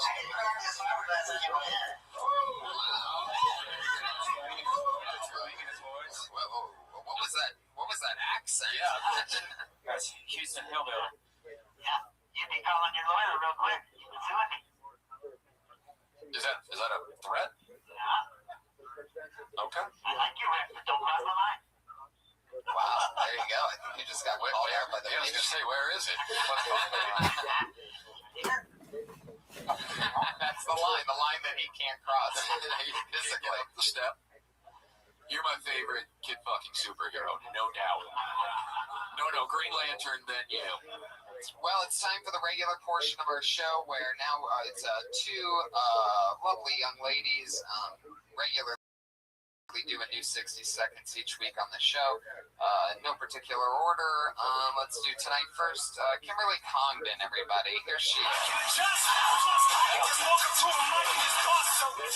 Hi guys, what's going on? I want to talk about something a little serious tonight. I caught my little sister sexting, and I wouldn't be so upset about it, but she's 12 years old. Yeah, it's true. And I'm like, what are you sending? Like, is she sending pictures of herself completely naked? Like, yeah, just got a Brazilian. Haley, you don't even have armpit hair, you know? She's like, she's being really bad. She offered our other sister for a threesome, and I'm like, you can't even have a twosome or a one-some. I'm like, Haley, Mom and Dad are gonna kill you. They can never see this. So I did what every other good big sister would do. I helped her download Snapchat. Thank you. Yeah, I'll take a minute. What's Snapchat? I don't know. I'm not a social media. Maybe you old man is. Snapchat's something that you send like a photo or a video and it disappears after a short period of time. So you're like, oh, look at her tits. Oh, it's and you only have like 10 Are you already friends with your little sister on Snapchat? Yeah. That's a very uncomfortable material to kind of go down. Yeah. Well, it really happened. So I felt like I had to make a joke about it because it was scary. Maybe not make her 12 because that's like. She is 12. She I know, is sexting. Fucked up. What? It's crazy. Yeah. Yeah, this is probably one of those that it would be funnier if it wasn't true type of jokes. Yeah, because that's disturbing, especially when you start talking about her pussy hair and stuff, and it's just like, all right, she's 12 years old, you're talking about some pussy hair, now I'm in my head thinking about 12-year-old pussy. Right. Dude, I know. Normally, Brian wants to decide when he gets to think of a hairless 12-year-old pussy. He doesn't want anybody telling him. Yeah, he's not if there's grass on the field, play ball guy. He's if there's a field, play ball. Right. You have to have your first period. Yeah. 12-year-olds love. Good morning, everyone. Good morning, Miss Aquarius. How are you? Good. How are you? I'm lovely, thank you. That she invited you to do a threesome? No, she she's really innocent. She doesn't actually Excellent. Take on the day. See you tonight, everyone. So she thought that was like the cool thing to say, was to like have a threesome. Thank you, 12 Mom. years old, she's saying this. She's already a fucking cock tease. It's terrible. Basically. Dude, what were you, a virgin until you were 21? Jeez. When did you start having sex? I was 17. All right. Well, you need to have a serious talk with your sister before she can physically get pregnant. Yeah. You need to talk to her mom about this. Your mom about this. I did. She told me to make a joke about that. Your mom? She was like, oh my God, Kimberly, you have to do that in your freaking comedy. See, I think maybe if you would have done the mom accent while talking about the little sister pussy. Replace the mom part with the pussy. There you go. Oh, okay. Kimberly Congdon, everybody.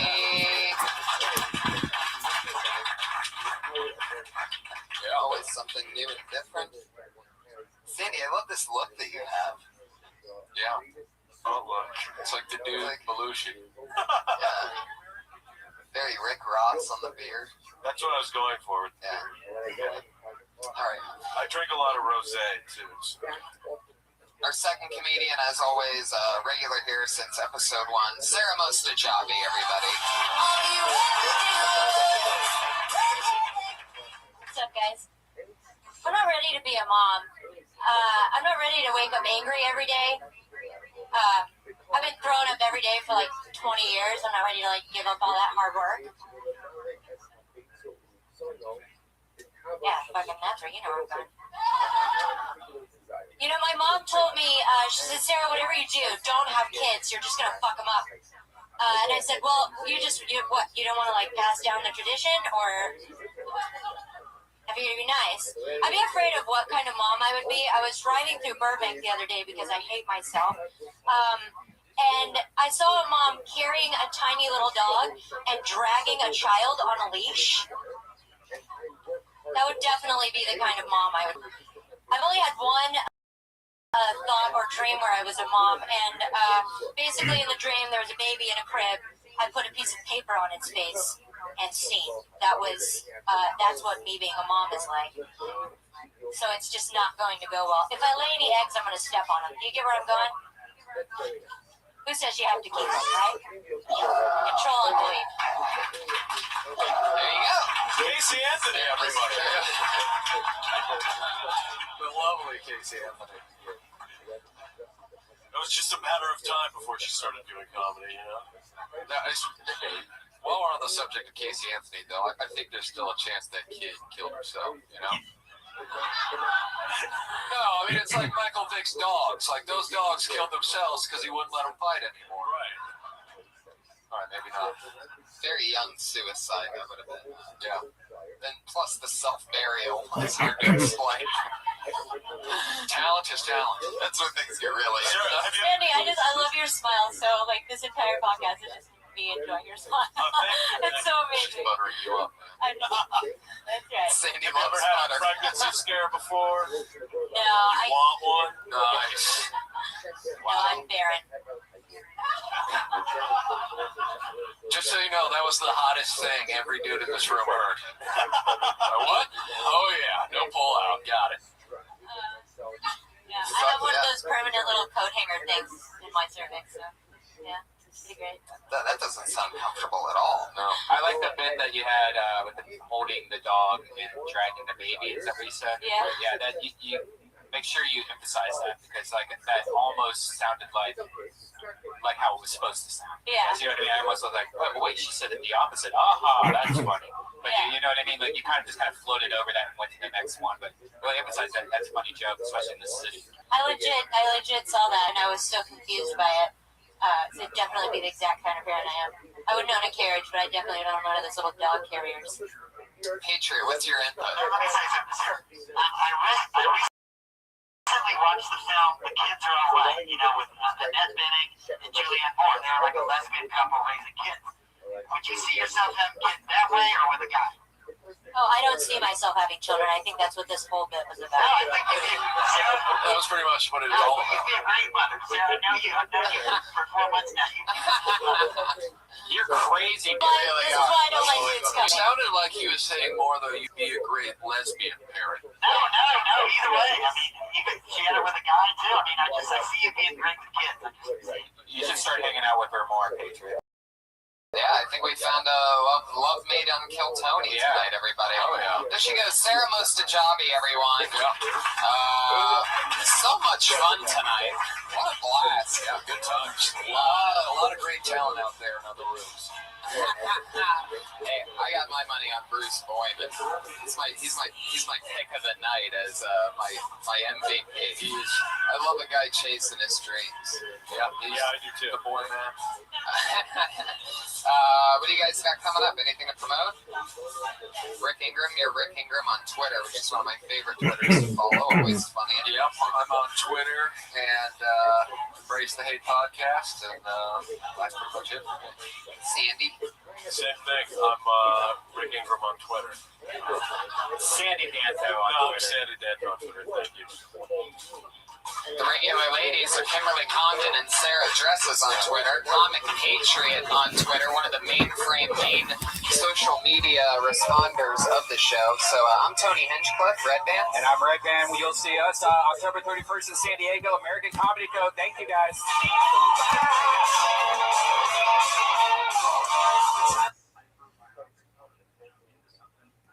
So I went ahead. Let's see now inside. He said as follows.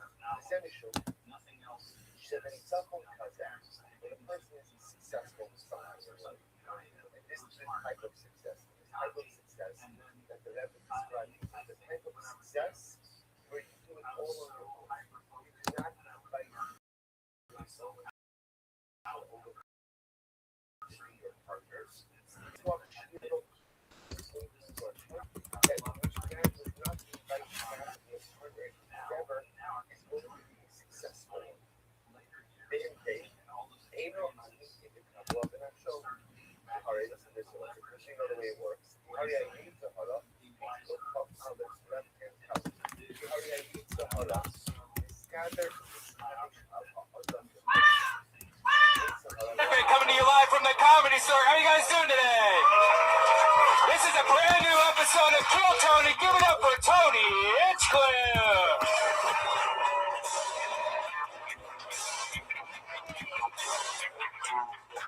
It always takes me so long to get to my seat the way that this setup is. Yeah. We never really made that any easier. Yeah. We never made any adjustments to the big entrance where I have to walk around 3 chairs. How you guys doing out there? This is so exciting. This is 21 Mondays in a row that we've been having this fun little get-together, and yet we're still at the very beginning of something that I think is very fun and exciting. Yeah, so here we are. 21. 21. Yeah. The Iron Patriot is here, our head of security. Put your hands together.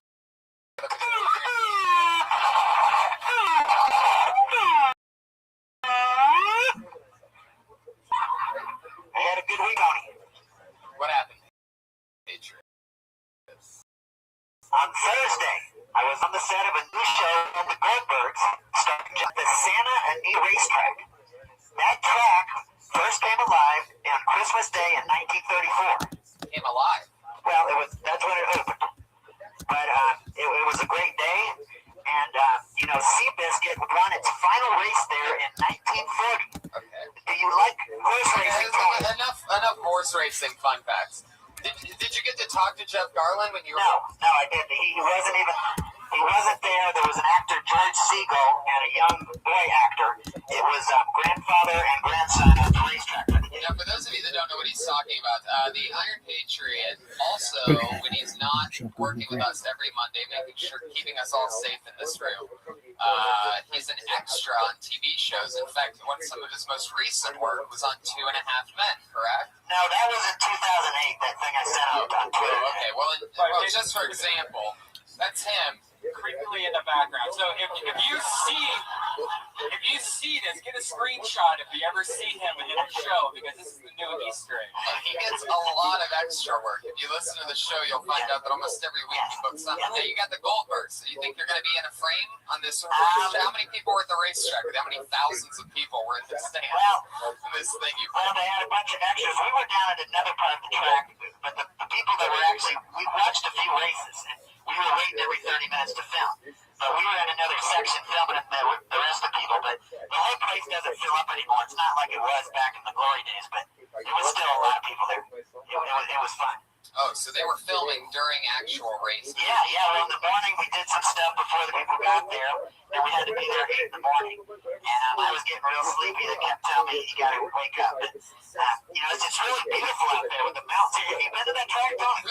Who told you? The people that were running the extras? Yeah, they said, hey, you, wake up, go over there. Wow. It's tough being, I like to think of myself as a background artist. But, it's tough.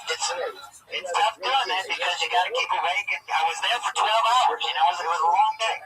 Wow. It's hard, But I'm a member of SAG-AFTRA, and I get paid a little better than the rest of people. But, it was a good day. But that episode that Red Band just showed, that was called The Devil's Loop. That was back in 2008. And, I spent a lot of time that day sitting behind John Cryer. That was the name of the episode? The Devil's Loop. Yeah, really? That was the episode. Wow, look how edgy 2.5 Men was at one. Oh, yeah. I was sitting behind John Cryer, and he's got kind of an interesting hair to it. It almost looked like he had black spray paint painted on there. It probably was. Yeah, I don't know what was going on, but I got a close look at it. It's like, I'm kind of providing you some behind the scenes here, Tony. Well, they have this amazing thing that I've noticed since getting the pleasure of working in show business, which is this thing where in the makeup room for men, there's like this pepper mill sitting next to like hairspray and shit. What they can do is they can take this fucking pepper mill and just basically grind up pepper hair on your head, and it fucking looks like hair afterwards. It's pretty crazy, and I think that a lot of people are using this thing. Yeah. And you can't see it on the camera, but I was up close. I could see. Yeah. There you go. So next time you're looking at the back of John Cryer's head, make sure you get a sneak peek of what. I hate to talk bad about it, but you make a lot of money. You don't care. Yeah. Why burn bridges in a city that's telling you to wake up and keep moving? Yeah. I love it. Yeah. Tony, when I get to know someone, I kind of like to know what they eat. Could Could you walk me through your day? What do you eat when you get up in the morning? You really don't want to know. You really do. It would creep you out knowing what I eat. But I've known you over 4 months now. I just feel like we're getting closer. And what do you eat for lunch? He eats the same as what a bunny rabbit would eat. Yeah. Well, that's good. You keep it shape. Berries, all right.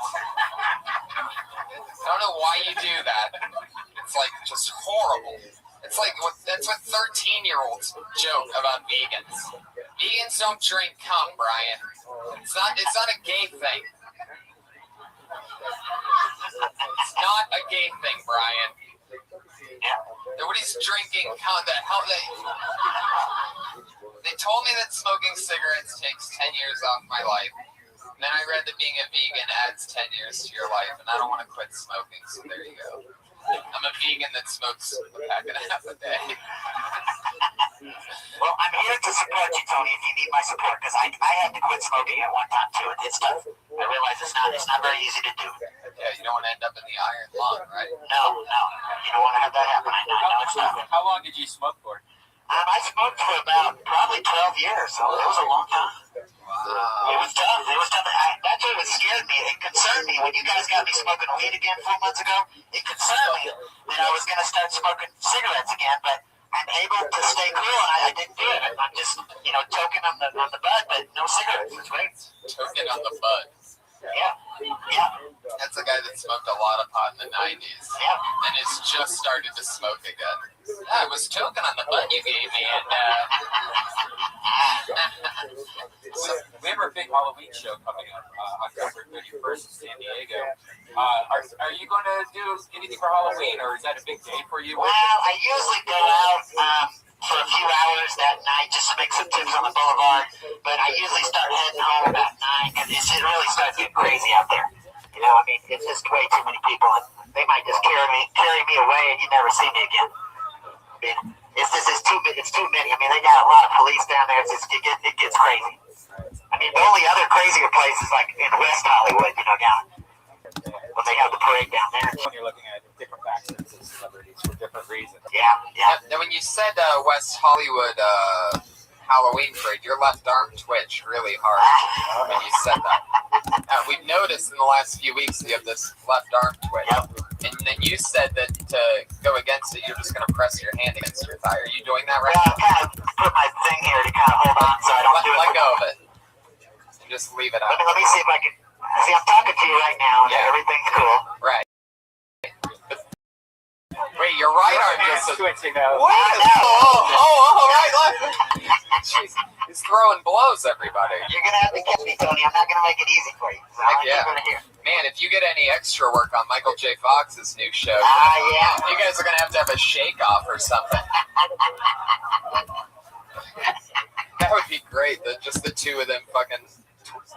You could play Michael J. Fox's mirror image. Yeah. I'd love to spend some time with Michael. Oh, I'm gonna burn in hell. There's a thing where you can't make fun of certain people, and I feel like Michael J. Fox, if there is an afterlife where you have to check in at some gates, which I don't think there is, but if there was, I get the feeling that would be one of the things. We get it, you made a lot of jokes. We got years and years and years of jokes. How do you explain this Michael J. Fox? What did Michael J. Fox ever do to you? And me just being fuck it, you got me. That's how I feel about Christopher Reeve. Yeah, I love the innocent people. It's something about you make fun of bad people, that's that you got to do that. That's part of the thing. But it's my favorite thing to go against the good people. Those are the jokes nobody's coming up. And I think Christopher really proved that he was Superman because he survived that long after having that accident. Most of us would have been gone in a week after that. Christopher Reeve's thing? Yeah. Yeah, he really was like Superman. Yeah, that was from Riding Horses. He loved riding horses. Yeah. He looked just like in Santa Anita. Yeah. It all full circle. Just like a racetrack. Just like a horse track. How did he die? Well, he did that kind of horse riding where you jump over the things and it's all this style to it, things. Yeah, fancy stuff. Yeah, equestrian or something. That doesn't make it gay either. See, there's not. Vegan isn't gay. There aren't certain sports that are gay. Gay is it's like a man love thing. No, I know, but It's like a, I've had enough with this vegan cum thing. You know what's black on top of the stairway? Christopher Reeve's Act of Fire.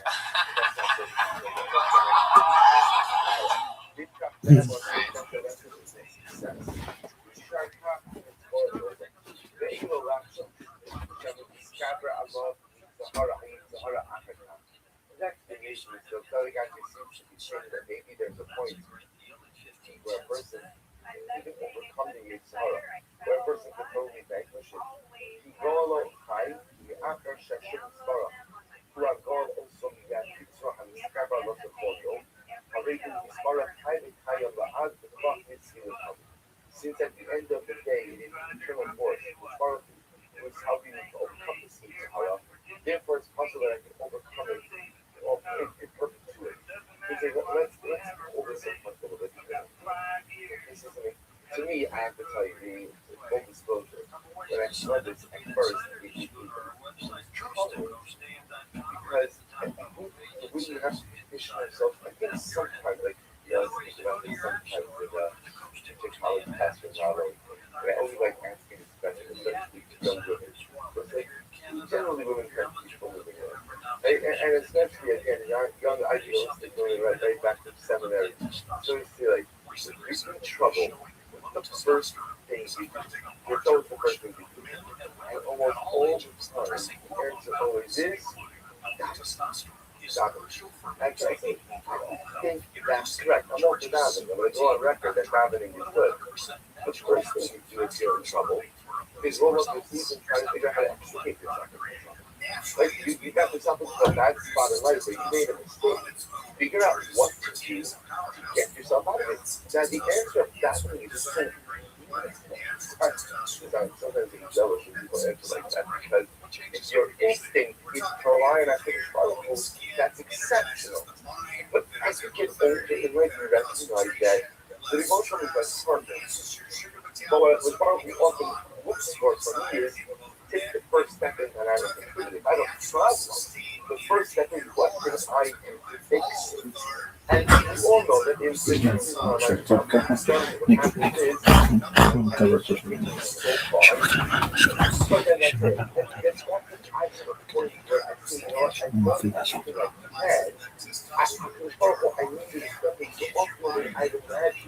this synergistic partnership is I do everything, and try to.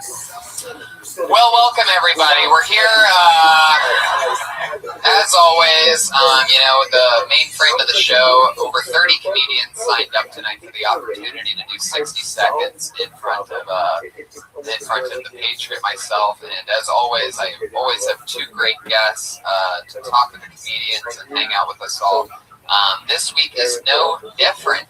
This is very, very exciting. So you guys ready to see who your guests are tonight? How exciting.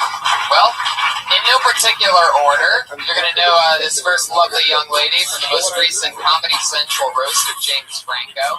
Also, she has her own show on the Josh Network called Cubbin' with Tosh. Please put your hands together for the hilarious good friend of mine, the one and only Natasha Leggero is here, everybody.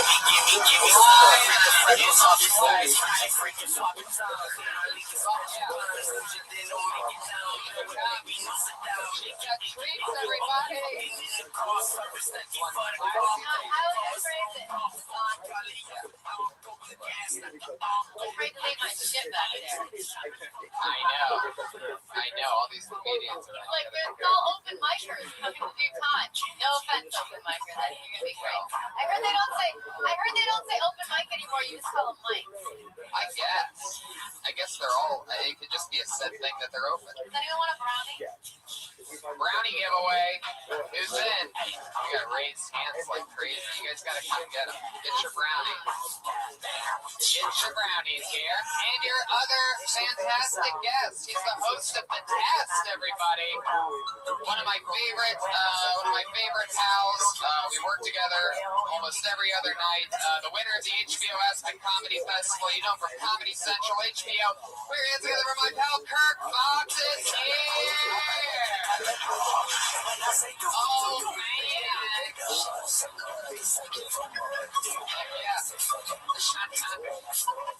don't want any trouble. Oh, yeah. What's up, man? Fuck yeah. Nice to see everybody. I'm not sure where we're at, but this is Good for you, Natasha. Hell yeah. I brought them brownies, so they're very distracted right now. Can I just say one thing? Yeah. I did not make these. I just want to get a bad reputation as somebody. No, these are like fancy. were we supposed to bring gifts? No, someone just gave me these for something, so now I'm giving them. Jones on Third is like gourmet stuff, right? And Tony, what's that? I see something to my right that I Oh, yeah. expecting. Yeah.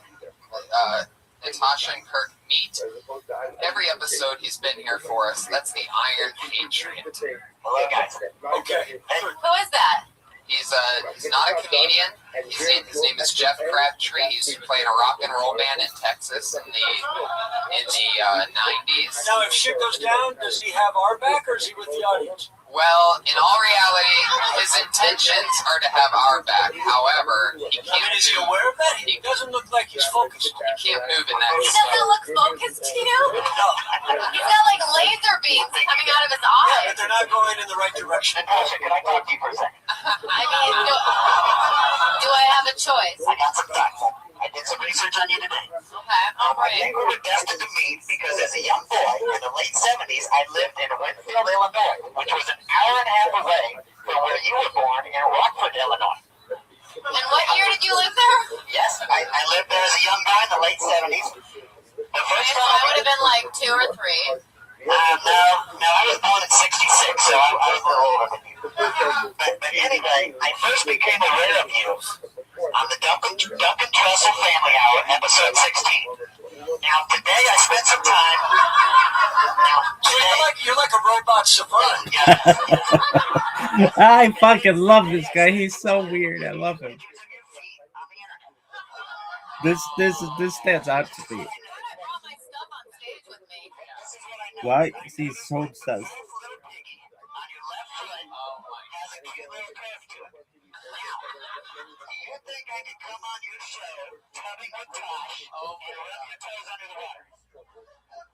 What the fuck? What?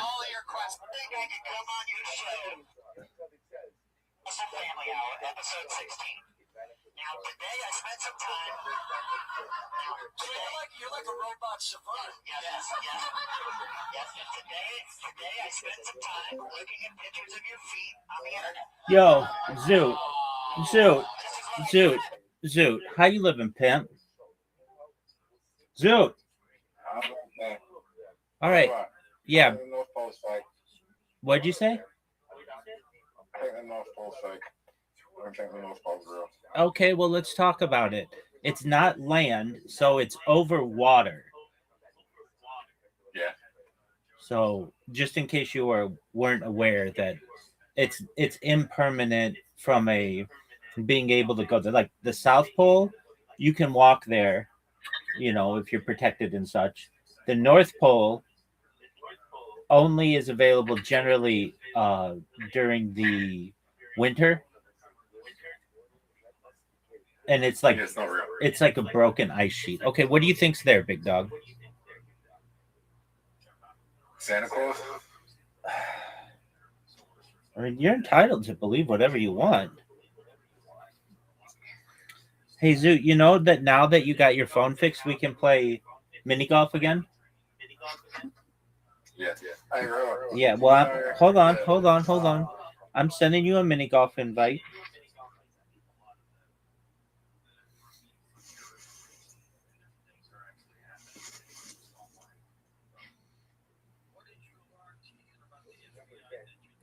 So you now have a miniature golf invite.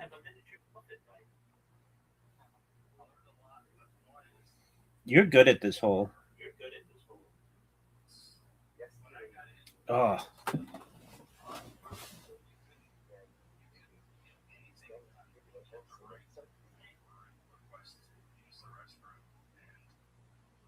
What is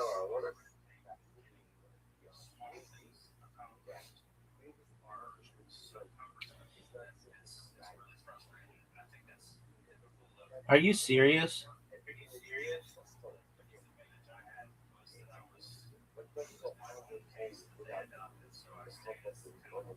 Zoot. Oh, that was a bad shot.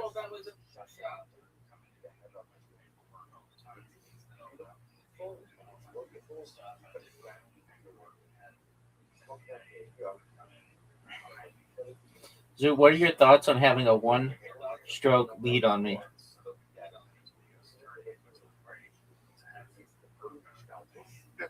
Why do you think God created so many planets if we can't get to the other planets? We can. It's just a matter of time, dog. What if we've already been there?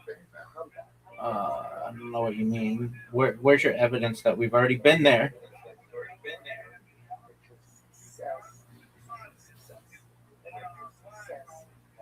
Different lives. Different lives on other planets. I mean, that's a possibility, big man. Who's to say this is the first planet on which we've been?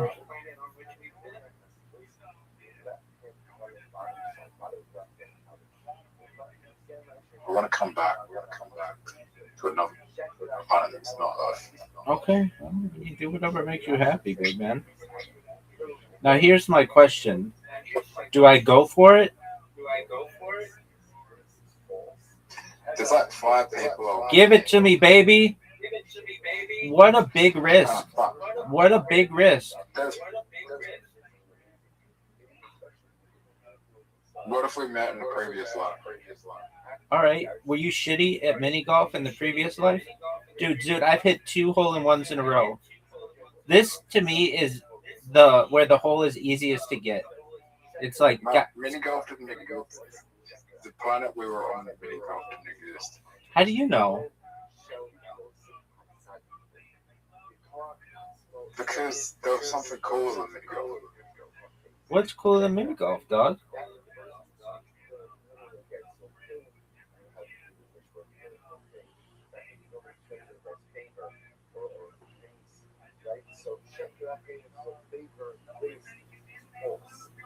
No gravity golf.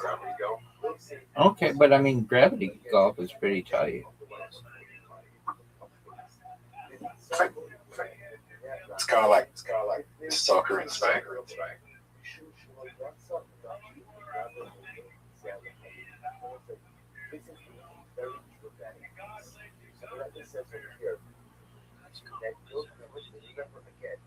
That's a mistake. That's a big mistake. That's a big mistake. You're going to hit the tree. You're going to go in the water.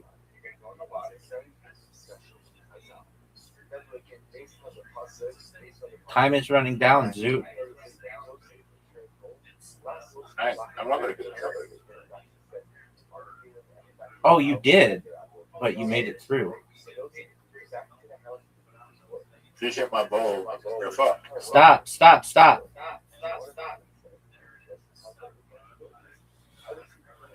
I can water bump you. Go for it. I know you're not going to get it shot, so I'm just going to play it safe here. I should have water bumped you. You have to make it. How can I do that? Now you just lost. I didn't lose. Good. Yeah. Am I really that terrible at mini golf? Yeah, you suck cock, man. I let you win. And I didn't even lose.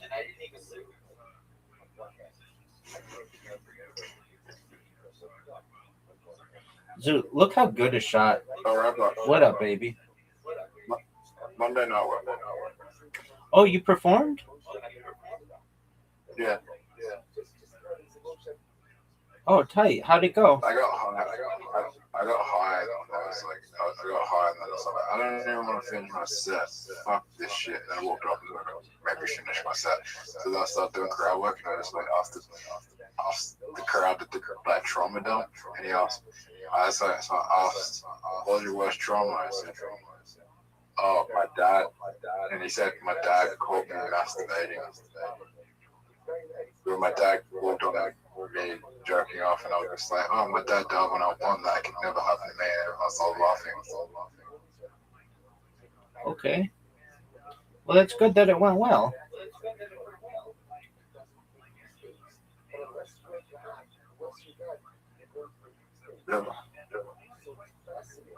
What a dangerous shot.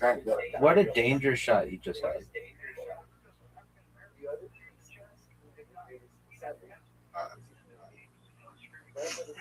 Yeah, that's what the joke. I told the joke is like,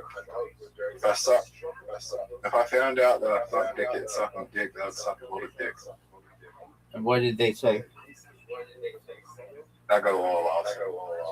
Cool. Are the people back from Melbourne yet? I'm not going to Melbourne Friday. Are you really? Yeah. Oh, I think LA Chelsea. Did everybody celebrate the girl who made? Oh, you missed. Who made it to the finals? Nah. I also got to. I also could have gone to the comedy event tonight. I feel like How's the beat poet? he's not come back. Why do you think that is? Why? Yeah, why? Dude, she won her heat. Yeah, anyone could have won that. Okay, why do you say that? If I said I was gay, I would have won that.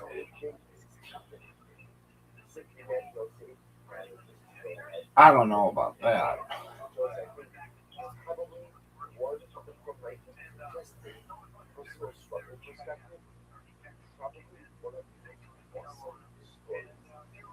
So you aren't very good at this hole.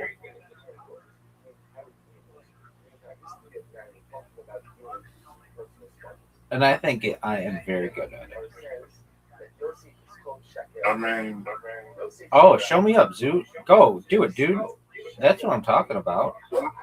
There might be more people part of the LGBT community who've done raw comedy than not. But okay. Gone on to TV. Made it to national party. Okay. I'm not saying that's a bad thing. Zoot, you need to make this shot. You almost did.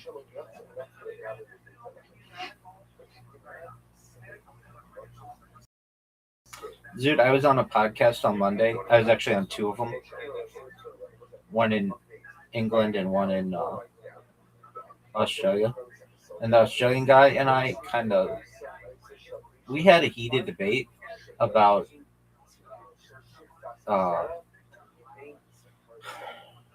3D printing of meat, and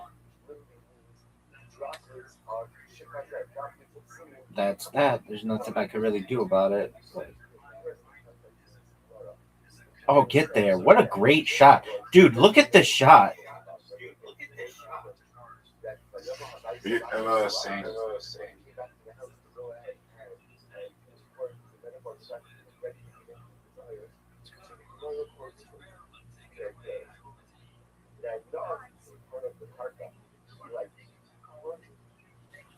Zoot, you need one of the best shots you've ever had in the history of humankind. And that was not it.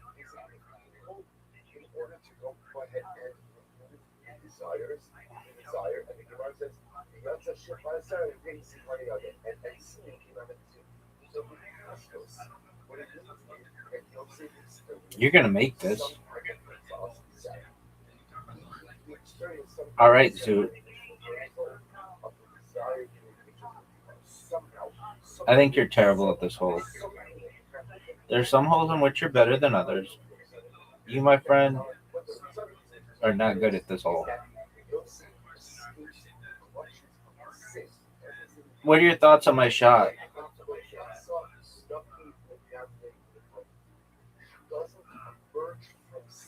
That was good, dude.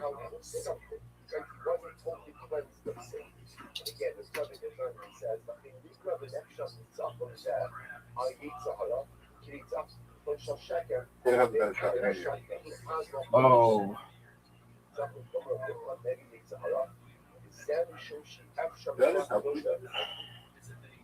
I don't know. That's bad. That's not a good shot for you. You have too much pink shit. Told you. All right, dude. What up, pimp?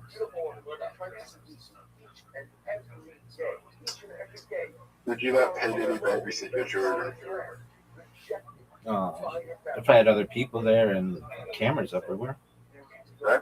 If I had other people there Yeah, and cameras everywhere.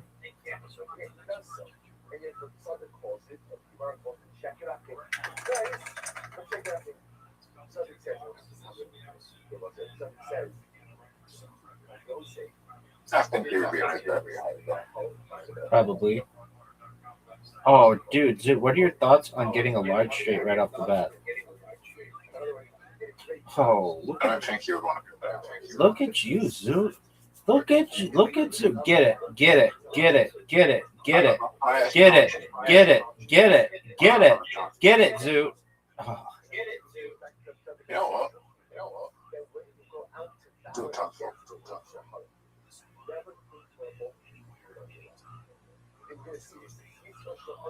I'm happy with that.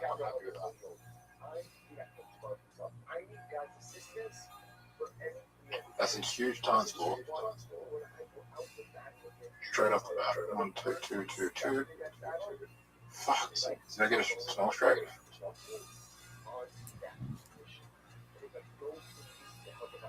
I'm happy with that, right?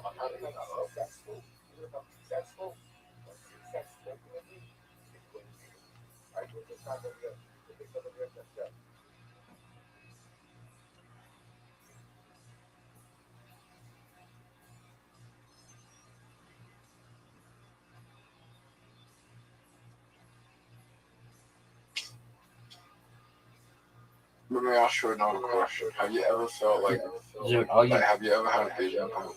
Have you ever had a vision from previous life? No. You have a small straight, dog. I just realized. All right, well, that's good. Have you ever seen credible evidence for someone to have a vision of previous life? Not that I recall. Zoot, this is not good. Zoot. Not good at all. I don't think you plan that badly. I've been making some really big risks. Look at you in these 4Xs. That's a big 4X. I'm just gonna play with that. I know I should have put 3 times.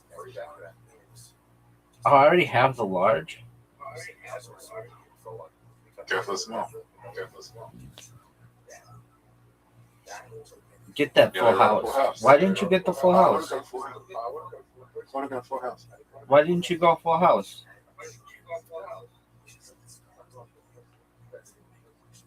That worked out better. I don't know about that. Because the amount of times you can go, the amount of full houses you get during a game is like, yeah, 3 full houses during a game usually. Oh, Zoot, I did badly, dog. Not good at all. Really 4 points behind me. Not doing well. On the right side, you're up by 17. On the left side, you're up by 17. It's a giant lead. I haven't got a large straight yet. You might.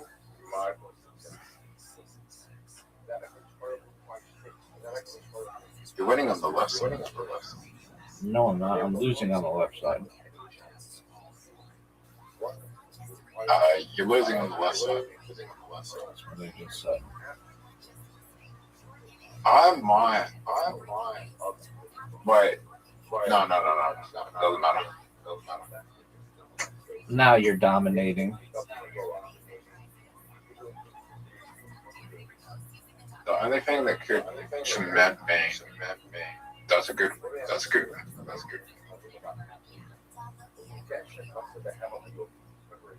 a good role. I think I like winning. Okay.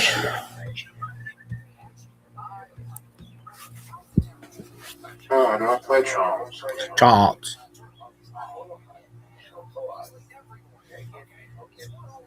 I should have not won.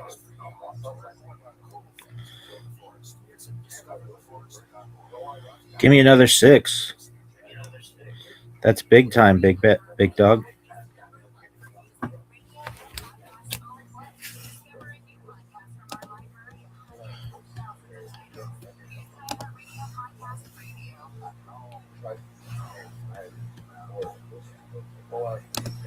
I was getting a history lesson about things that happened in the runner in recent years. Okay, what happened? There was a comedian who named Tom Ballard that everyone in Adelaide hates. I think he's from Melbourne or Sydney, can't remember. I think Sydney. But everyone hates him in Adelaide because there was a comedian that was like a local comedian here that he was a straight, he's a gay guy, and this straight comedian went back to his hotel and he raped him, and all the comedians knew about it. So they one of the comedians who runs Lifeblood pushed him down the stairs when he came here. What happened? One of the comedian from Sydney, who's not from here. Okay. He groped one of the local Adelaide comedians. So they pushed him downstairs when he came here because no one liked him because he did that. A girl? Did he grope a girl Did he grope a girl? He groped a guy? Yeah, he's gay. Oh, okay. And they made police reports, and the police couldn't say they couldn't do anything. And even though everything was true, they just didn't have any evidence. But everyone believed him.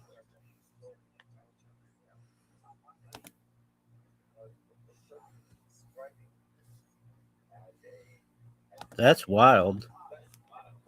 How long ago did this happen?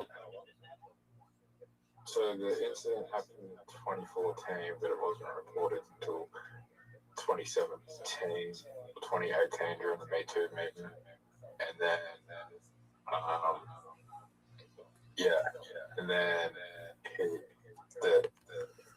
then I think it was 2018 that he got pushed down the stairs. That shit is wild, son.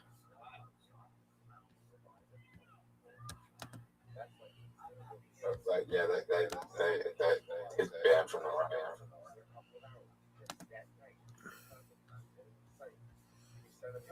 There are only 2 comedians banned from the run.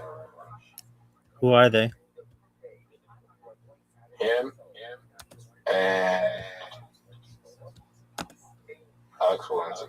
What happened with that person?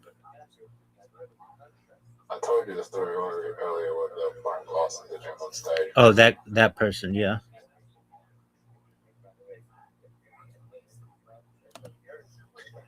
As far as I'm aware, those are the only 2 comedians banned from the run.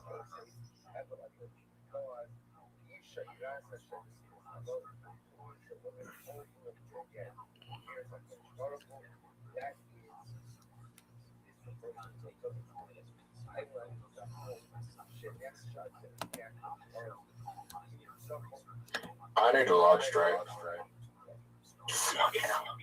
If I get a 5 here, fucking hell. Can you come back? Nope.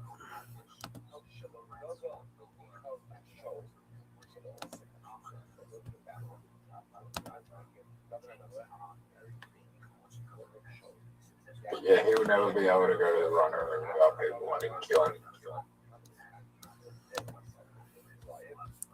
Why do you think so many people didn't like him?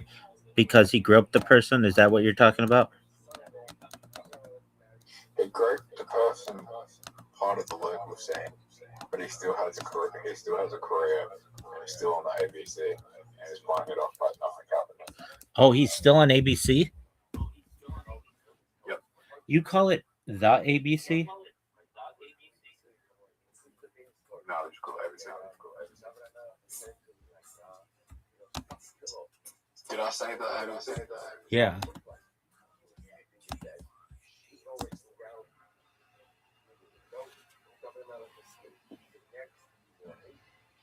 Okay, now I'm going to beat you in pool, and then I need a break.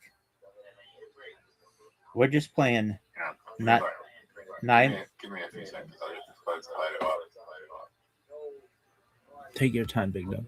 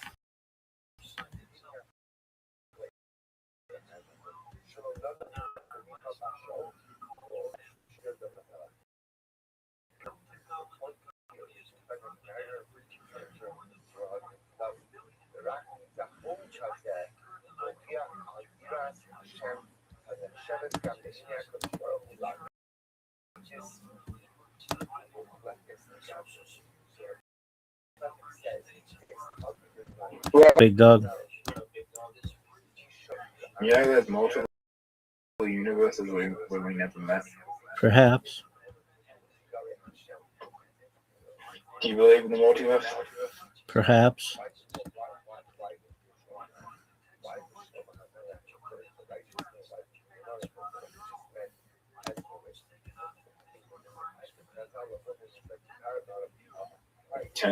Did you send me an invite? Do you want one? Yes. All right. Trick shot or normal? Normal. Trick shot doesn't really take skill. Trick shot takes a lot of skill. Okay, that's a cool story. Yeah, I've seen someone win trick shot without even me taking. You know what? I played 8-ball with someone this morning, and they, on the break, hit the 8-ball in. What happened?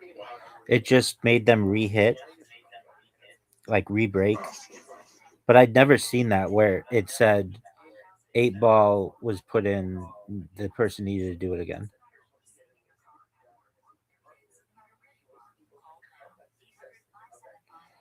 How often do you think that happens in real life? That the 8-ball goes in? I don't know. Probably more often. Probably as we're speaking, someone out there just got the 8-ball in a break as we speak. Agreed.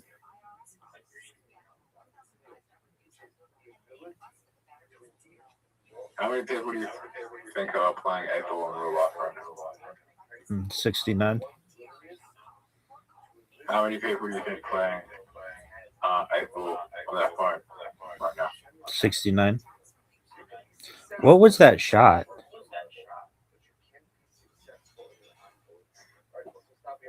What do you think of Justin Bieber's Coachella set? Dog, I don't pay attention to that bullshit. All I do is pay attention to amazing shots like this. Bullshit. What did you think of Sabrina Carpenter's co-stars? She can get it.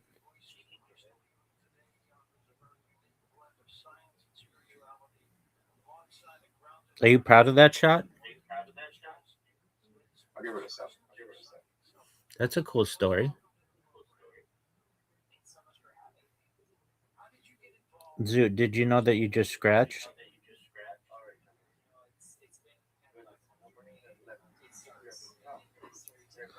Zoot, look at this. Zoot, are you watching this shot?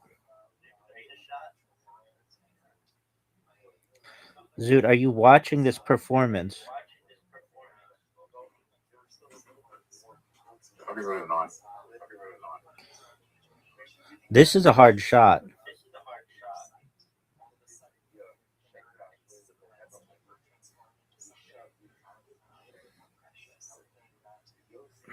I don't know why you tried to trick shot.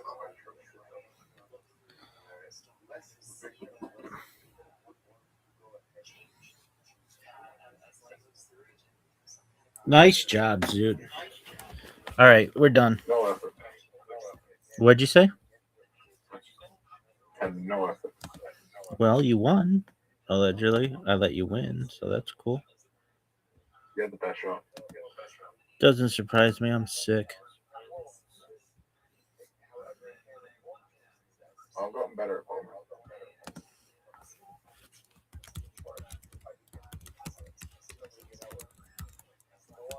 You're terrible at bowling.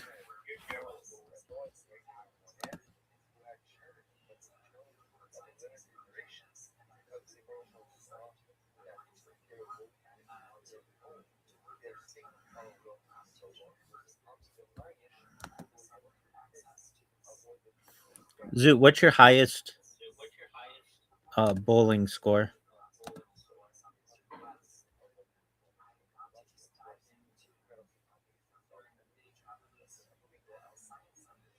$400. That's not possible. No, it's like 59. All right. Well, when you get 80, we can start playing again. How about that?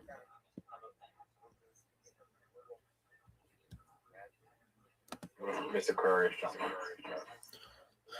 What about Miss Aquarius? If she jumps in. If she jumps in, what do you mean? Oh, well, we can play if she wants to play, then play with you and her. Go play bowling right now and see how you do. Hey, Robert, how many people on your stream have you talked to that have passed away? At least one. I went to his. He's he was a streamer who came to my stream, and I went to his funeral virtually. He had a Jewish ceremony, and it was beautiful. And he brought a lot of people into my stream, including Caspian Sea. That's how I met Caspian Sea. And he died. No. And he died. This guy died about this time last year or so. Maybe a little earlier. Did you talk to him? No. You talked to Larry Sinclair. Yeah. Oh, yeah. That's a good point. Yeah, I did talk to Larry Sinclair.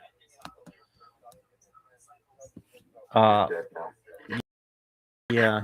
So I'm sure I've talked to a lot of people who have since passed.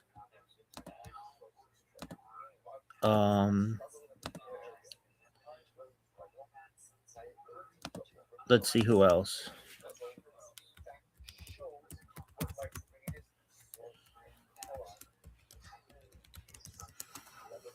I mean, I don't follow up with anybody. I had one friend. I didn't know if he died, but he did not. Fortunately, but where he works got bombed. Oh, he carried shot? Yeah.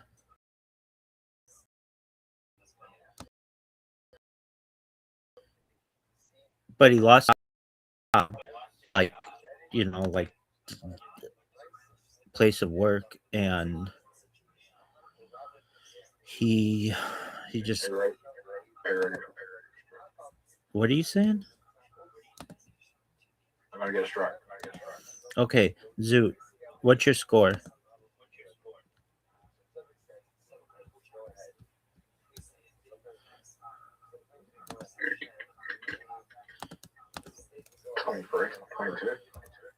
Okay.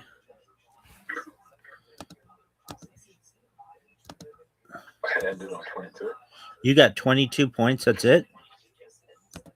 Yeah. That's terrible. That is awful.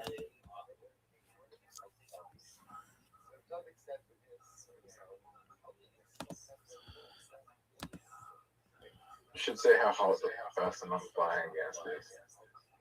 What did they get? Oh, we just thought it. She just got a strike. I just didn't do the game. But it's fucking not very real.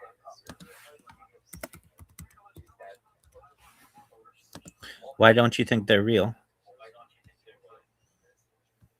Oh no! I think they're a real person. I just don't know the photos really of them. You don't know if Plato's really of them?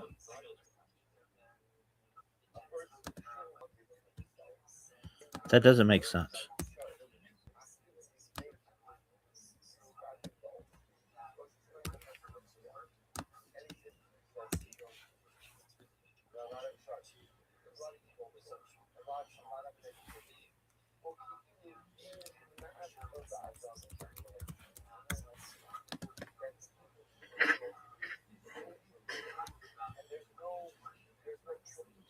The Jid wants me to do an acting role for him. Who wants you to do that? The Jid. Who? The Jid. Who? I don't know what that is. What is that?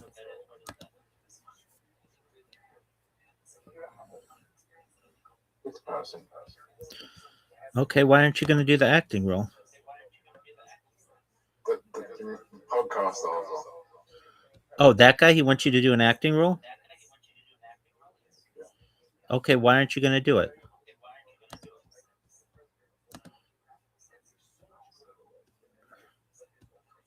Who's Joe Appetit? Doug, I don't know what you're talking about. Who's Joe Appetit? Dog, I don't know what you're talking about.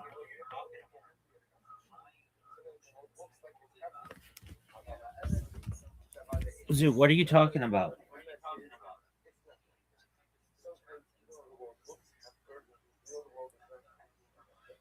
I was going to do a sketch for Joe Appetit on his.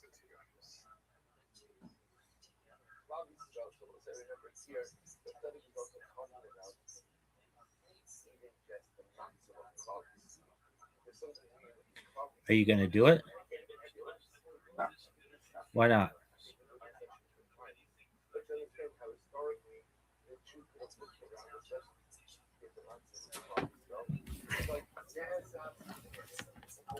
Why aren't you going to do it, Zoot?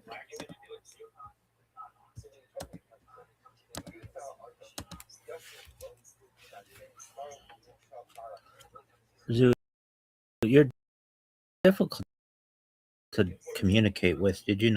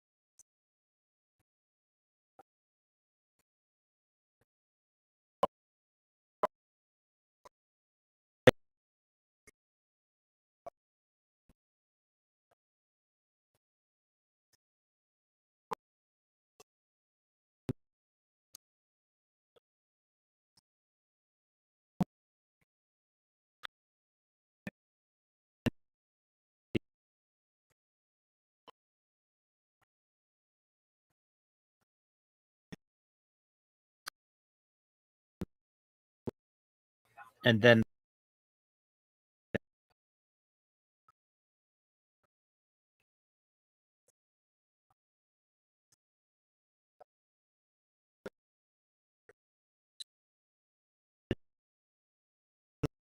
anymore.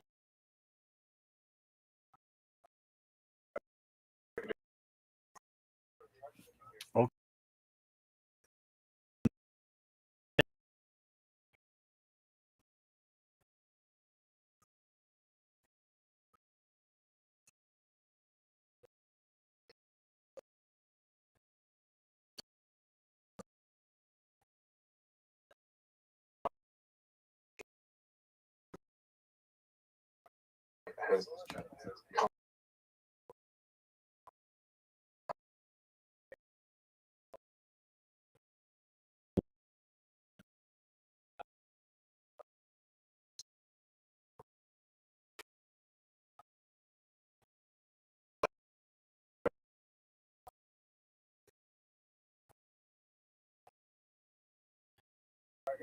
Do you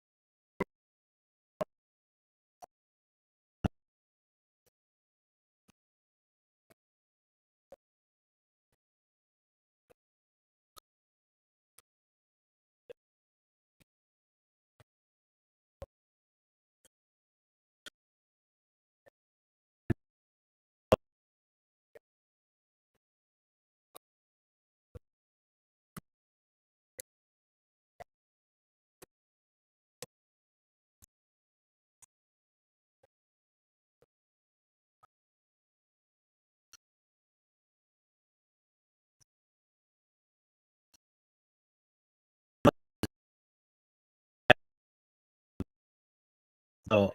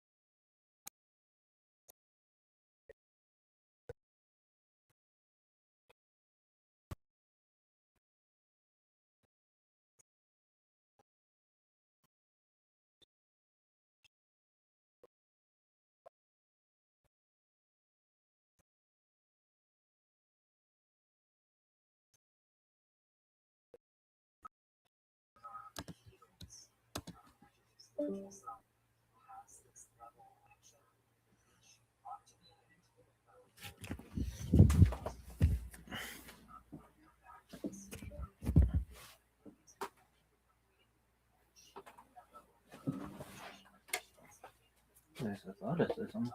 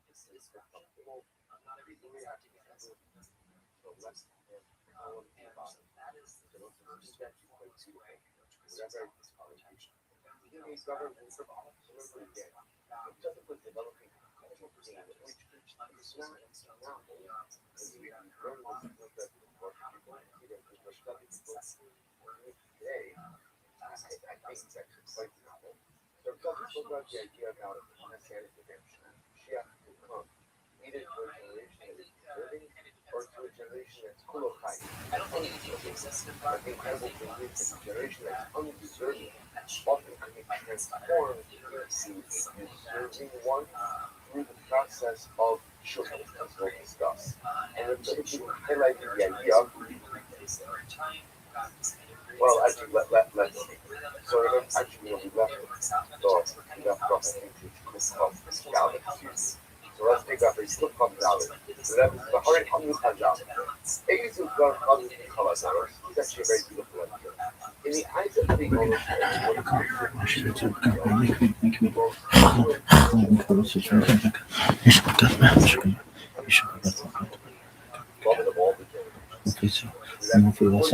my stuff on stage with me. This is what I noticed. I noticed that the fourth little piggy on your left foot has a cute little curve to it.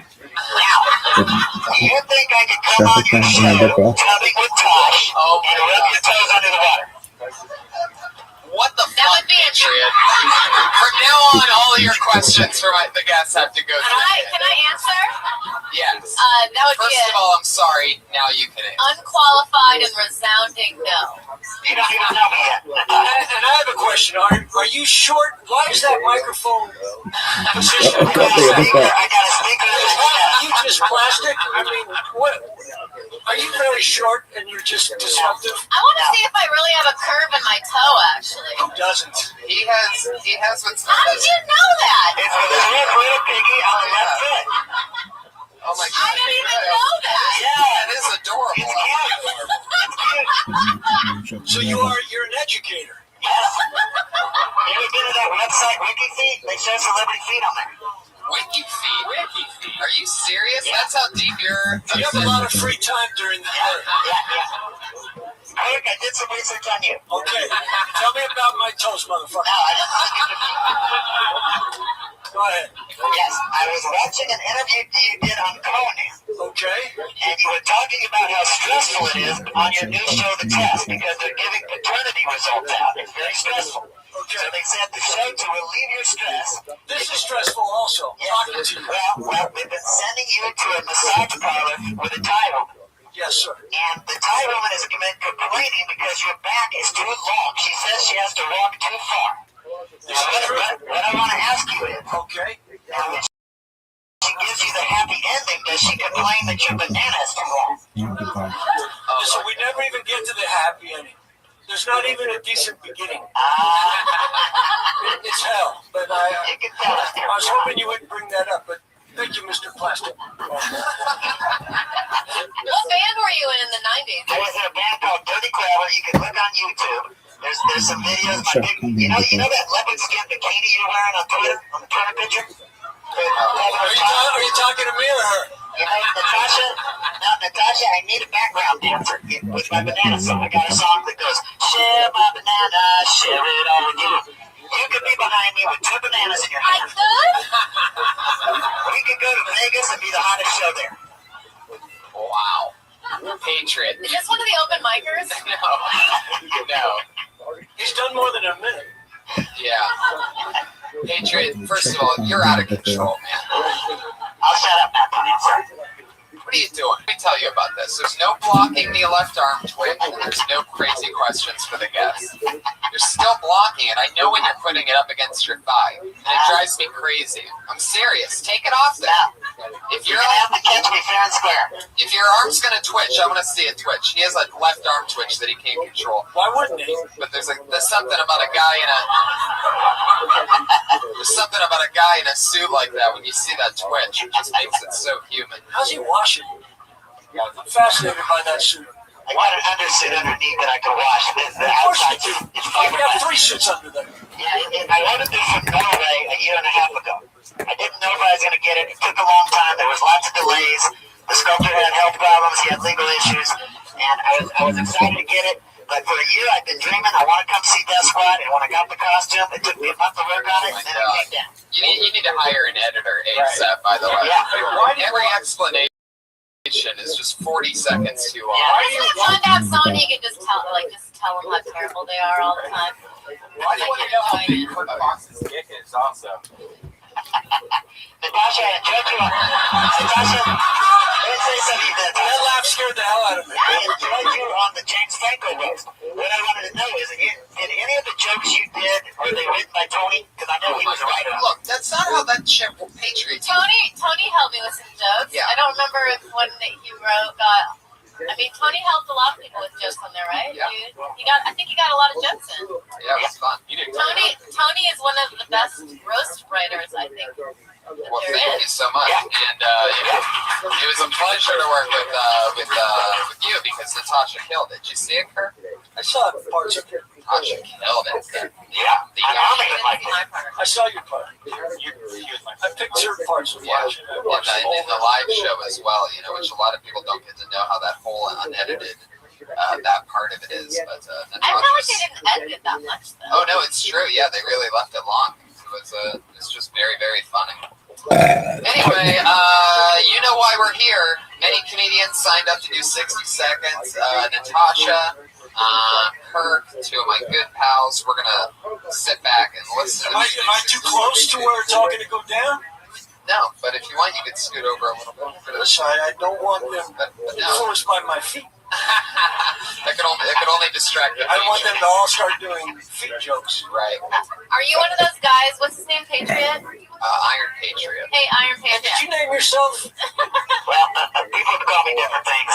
I'm really from the comic books. I'm not from Iron Man 3. Well, either way, Marvel's going to end up suing us. So what we're doing next week is we're putting a beard on his face, and he's going to be the bearded Patriot from that on. You know what's interesting is, see, I originally wanted John, my sculptor, to make me an Iron Man costume. And he said no. He said, I want to make you something custom so you won't have legal issues. So I might be okay, because this is kind of a custom thing. It's not like a movie. Yeah, it's not enough. Well, we'd have to check into that. I don't know for sure, because he made it. He didn't want me to get into it. He asked to get money with it. Okay. Sorry, I engaged.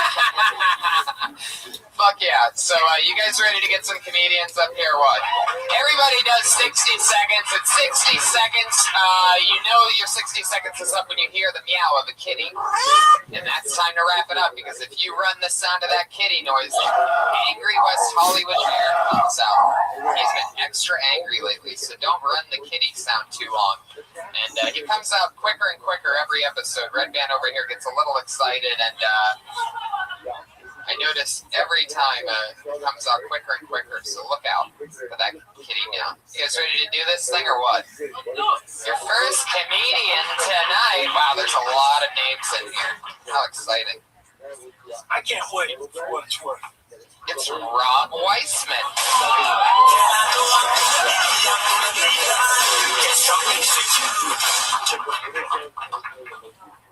Okay.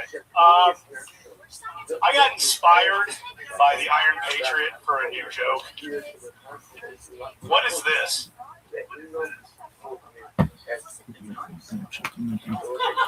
when the Iron Patriot has a nose itch and has to scratch it. It's a podcast that's audio, and I chose a visual joke.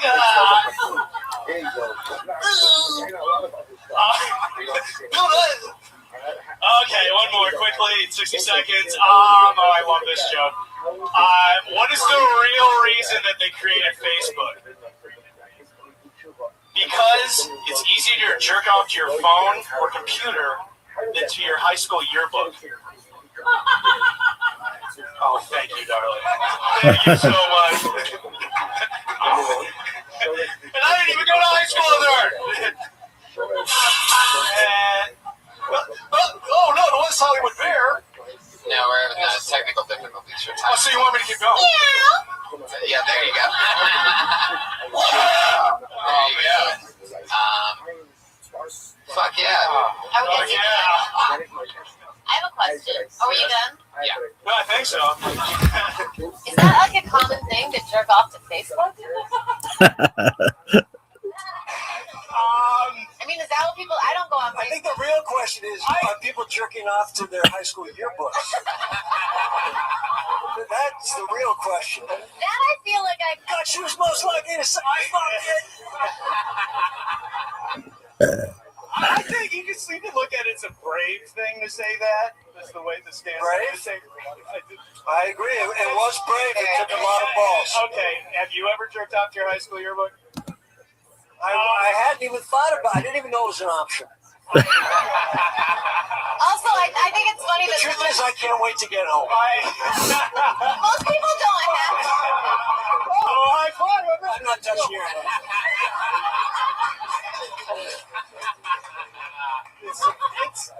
How little reading material do you have around your house where the high school yearbook is what you have to keep going back to? Yeah, clothes, pictures. How long have you been out of high school? A long time, but no, I haven't. Why, reading material? Do you still masturbate to still No, pictures? but we like to masturbate something other than a head in clothing. Right. From 3 decades ago. Oh, it's crazy. Is there some girl that you went to high Can I choose another joke really quickly before I do that? Is there some girl from high school that you didn't get to finish? It's a plural. There are many girls that never got finished. Well, now it's starting to make sense. Oh, well, now this joke is starting to rock. Well, do it again. Now that I have the backstory. Fuck. I got a lot Is it more a pop-up high masturbation school jokes, guys. I can. Do you look these girls up from high school on Facebook? Like No, I know it's a joke. It's a joke. Can I just get my joke? Yeah, but you're joking about something that no one I don't think does. We wouldn't have given you shit. We wouldn't have given you shit about it if it had gotten more laughs. That's the point we're making. Do you want that to be your joke, how you're remembered? Or do you want to take our advice and find a different publication to jerk off to? We're here to help. Okay. We're not even talking about how your first joke was about the Patriot. Hey, yeah, let's talk about the No, we don't even. Can we do that? No, we don't need to go back that far. Can we please talk about the Patriots? It's funny that you would say that because on Sunday when I was out on Hollywood Boulevard, I did have an itch on my face. It really is frustrating because I couldn't get to it. I couldn't. Maybe you guys should take it on the road and just go back to the high school. Yeah. Rob Weissman and the Iron Patriot. Yeah. Rob, do you work out? Oh, yeah. You seem like really buff underneath your shirt. Yeah. I'm P90X. Is that what that is? It's P90X. Yeah. I thought he said he's like, I P90X. Like it was a certain type of piss that's extra powerful. I P90X. It's the most powerful piss you can pee. I'm learning this forum isn't exactly fair. She complimented Comedy is not fair. I know, it's terrible. That wasn't a compliment. No, it's cute. Well, all right. No, you just seem like your chest and arms seem bigger than what your head would have attached to it. And that's through a pretty bulky shirt. It's just a shame you didn't have that body when you were in high school. You would have been bagging all those girls. Now that I think about it, you are jerking off to the right book. There he goes, everybody. Rob Weissman. Weissman Digital. We're already off and hanging. You're funny, don't worry. Oh, yeah. No, they love it. Cut to the next time we do the Tonight Show, I open with that joke and fucking kill. It's like, I rework it. But I don't want him to think we're just roasting him. No, he loves it. He signed up for that. Each other. I think he thought this was like stage time. It was. It was. That was 60 seconds we can never have This is back. what better exercise than talking to your peers So I'll call him later. I feel bad. That's at Weissman Digital on Twitter. For those of you that are into people with 20-letter handles, at Weissman Digital with 2 S's in Weissman. Tony, how do you get so many people at this show? Because it's an awesome show. This kind of Cutting craziness. it down to 30 seconds. This kind of craziness happens every week. 30 seconds, I don't know. I'm doing 60 comics. He's doing 30 seconds. Or 600 of them doing 10. Jake's did seem like it went on for a while. He stretched the. Yeah, we had some technical difficulties. You'll hear the meow of the kitty for Ricardo Flanagan.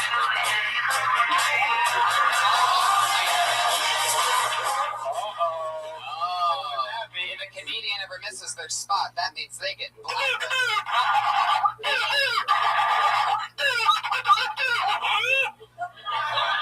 And he makes those noises, and that means that comedian's not allowed to ever sign up for this show again. Isn't that crazy? Yeah. You should have to make them like give a letter of apology, or there should be some sort of like plead their to. Mail. They have to write into the Iron Patriot on Twitter, and It could have been a bad accident. hey, Fucker might be dead. Or you could have just watched Rob's set and been like, why would I put myself through that? there was once. Rob will come back. Yeah, a few weeks ago, there was a blind guy whose name we called, and we blacklisted him. And then another comedian's like, "No, he's blind. He's downstairs." And then they went to try to find him. But if he's blind, he can't hear his name. Yeah, he was in the wrong show. Yeah, he was in the wrong room. That's what it was. They found him on the sunset. He thought Kill Tony was in the kitchen, and he was wondering why the audio wasn't so good. Anyway.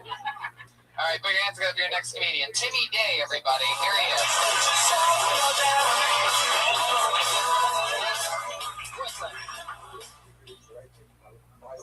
Sorry, I couldn't hear it. My name's Timmy Day, guys, and I'm extremely excited to be here. I got a bike a couple days ago. Yeah. First bike I've had in my life for more than 25 minutes because I'm from Detroit and they all get stolen. So I'm really excited. I've been riding around and I found that I have a childlike sense of freedom now that I never noticed before. So it inspired me to want to give back and give back to kids who are very needy and don't have the opportunity to ride bikes like I've had in the last week or two. So I started a Kickstarter and it's going pretty well. I've raised $15 in the last 6 days. And I think its success is due to the name. You can check it out. It's at pedophiles.kickstarter.com. We wanna give back to kids. We wanna touch them on their hearts. We wanna touch them on their hearts. And You gotta obey the bear. Obey the bear. You gotta obey the bear. I can't talk over the bear. Okay. No, it was definitely a minute. It was a minute 20 at this point. Maybe you didn't hear the part about the kitty and the bear whole thing. You might have. That must have really blown your mind when that bear just kept chiming in there at the end. Your mic got cut.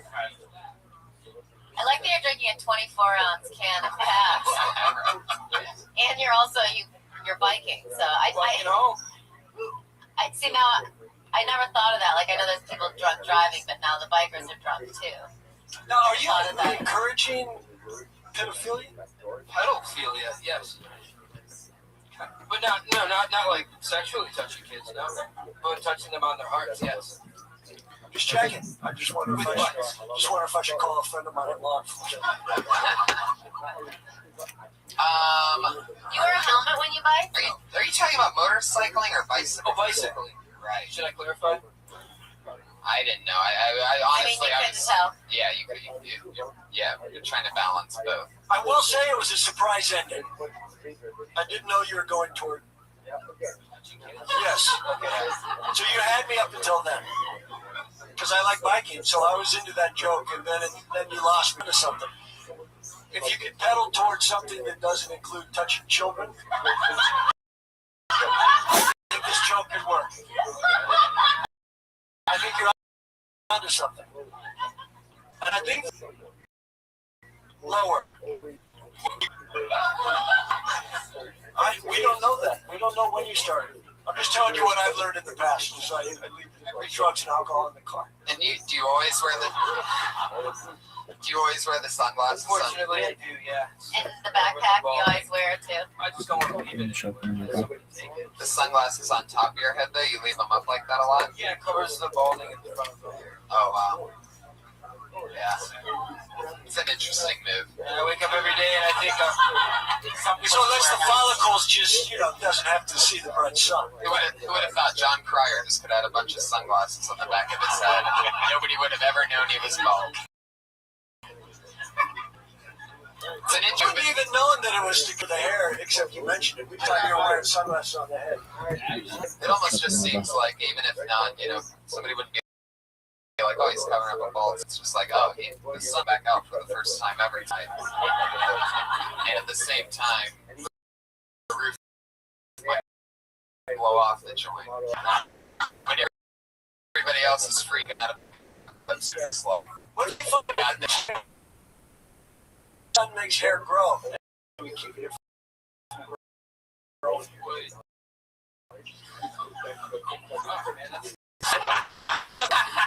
He's asking the tough questions. Do you live in a van in Venice? No. That's a good guess. Would you like though. to? I have a friend looking for someone with a Kickstarter. Fuck yeah, man. Well, there you go. That's at Invalid Timmy on Twitter. Thanks, guys. Oh, wait, what's his name again? Timmy Day. Timmy Day. Oh, this is Timmy Day. Okay, good job, Tim. I think that joke could work in the right prison. It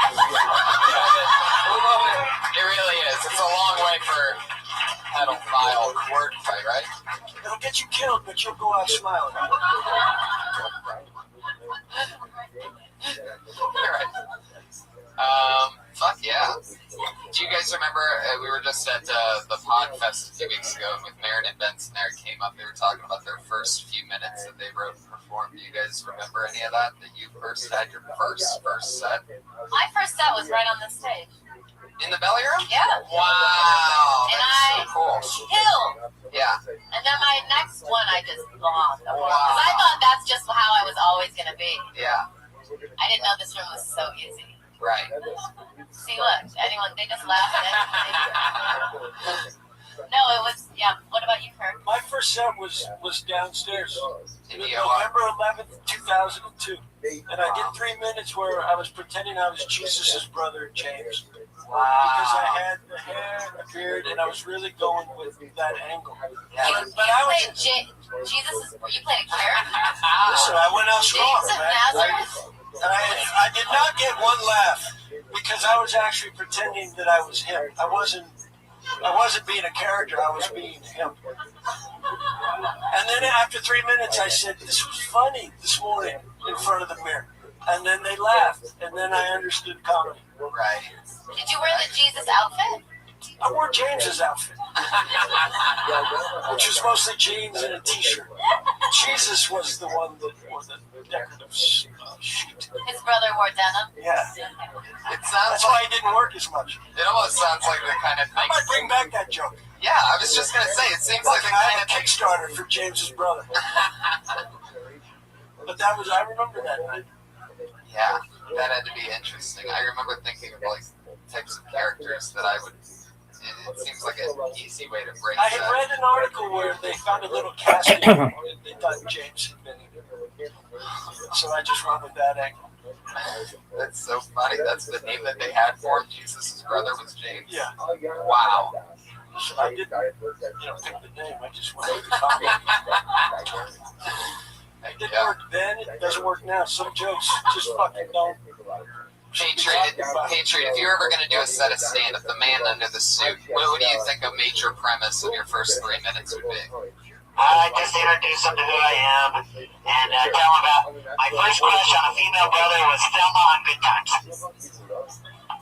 Female brother? I'm close with that. I wouldn't open with that. For some Is reason. that cool? Close with that. Make that your closer picture. Yes. The great metaphysical poet John Donne said, "No man is an island." But if what I'm saying is true and every man's at the center of his own universe, ironically, the opposite is true. We'll decide if it's ironic. I saw both arms twitch after that. I don't know if you really believed in what you just said. The double twister Tony. Oh my God, what is that? That John Donne material is great for comedy. I know. Super top. I'm very deep. Okay. We got another name. Put your hands together for your next comedian, Eric Carter, everybody. Eric.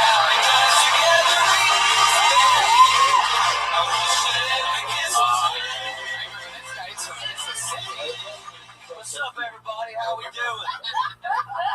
I'm getting drunk in Hollywood tonight because I got a place to crash. It's called the 405.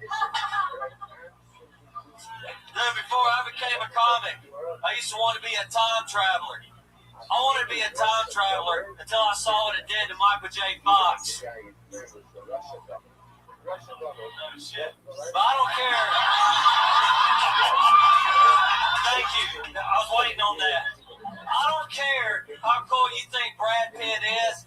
He's always fucking Billy Bob's leftovers.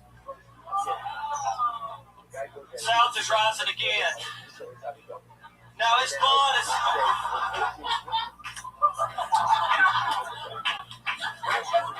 It's fun as hell being a Southerner in Southern California. Everybody's real nice. The prettiest broads buy me drinks. This is what whores feel like. No whores out there? Wow, Eric Carter. I remember you just arrived from Mississippi a few weeks ago. You made your stand-up. Was it your stand-up? I lied about that because I was so damn nervous because I felt like I let you down. But my very first stand-up was in Hermosa Beach, and that little masturbator, Robert Wiseman, he's the one that got me doing comedy. The one that jerked off to the yearbooks. Oh, okay. Wow. Really throwing your one friend under the bus there. And that video is actually on YouTube. It's called Carter's First Time at Stand-Up, and I was living in a youth hostel in Hermosa. Carter, you do not need to scream. I'm sorry, I'm excited. I'm starstruck. Starstruck. Oh, man, Eric Carter. I mean, he is charming. He really is, right? Starstruck or starstruck, sir? Whatever the correct way of saying it, you get where I'm going. Eric, what is it's Eric Carter or Yes, Carter? ma'am. It's Carter. Your name's Carter. Eric Carter. Do you go by Carter? Yes, ma'am. Are you just saying that to agree with me? No, I really do. Like when I used to play football as a kid, Coach always called me Carter. Carter. Carter. Carter. I think you could really benefit from a catchphrase. What's that? Like, yeah. Because you said, oh shit. And everybody loved it. So maybe you should, work on trademark that. Carter, I gotta say, I like your passion. Thank you. I like you too. You came out swinging, and I really, for some reason, I think you and your pal Wiseman, yes, you're the fucking future of comedy. No, I think you guys are a 1-2 punch that will eventually click. Well, we're about to start a podcast. I know you fucking are. I know you're about to. It's gonna be called ER, Eric and Rob. Why wouldn't it be? Yeah.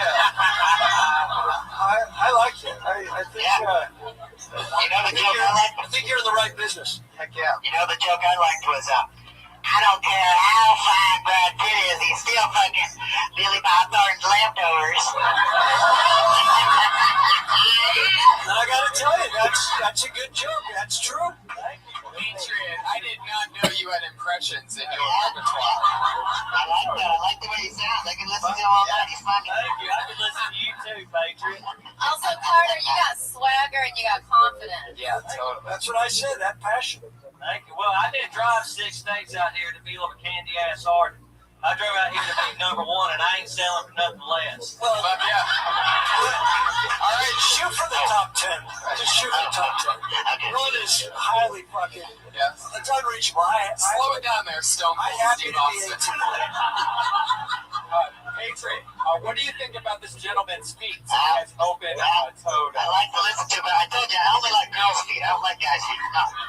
I don't go that way. That's why you should always wear covered shoes on stage. Well, I just got back from Dana Point. That's where I live at. I've been on the go. You live at Dana Point? Yes, Heck ma'am. yeah, that's the only place where they sell Everyone that from shirt. Mississippi, they end up in Dana Point. I'm fortunate enough. I got like a rich, fancy aunt from out here. She let me live with her rent free, and I just gave her muscle. And I'm her cousin Eddie from Mississippi. Oh my God! Wait, what exactly is? Just get some cameras in that goddamn house. I do maintenance to your aunt. Oh, you say give her muscle? Not that way, but I'm. Well, you do poses for her, and she lets you stay there. That's crazy. And then, but that's a long drive out here, right? Like an hour. You have a very good attitude. I love him. Isn't he great? I told you when you were here a few weeks ago, come back, Eric. I'm so glad you did. Put your hands together for Eric Carter. You're welcome. Here, hit the rock. Hit the rock. Oh, okay. Oh, Jesus. Good luck. And there, I got you, Eric. All right. Am I crazy? But I feel like no one in LA talks like that. No, they don't. That's why I know, but there's got to be other people here. How come he's the only person I've ever heard not? Everyone from Mississippi's at Dana Point. Yeah, That's where the money is. That's where they think the Hollywood dream is Dana Point. They go there for the Dana Point sign. But just so people know, Dana Point is like very glamorous, like past Malibu. It's like beautiful beach.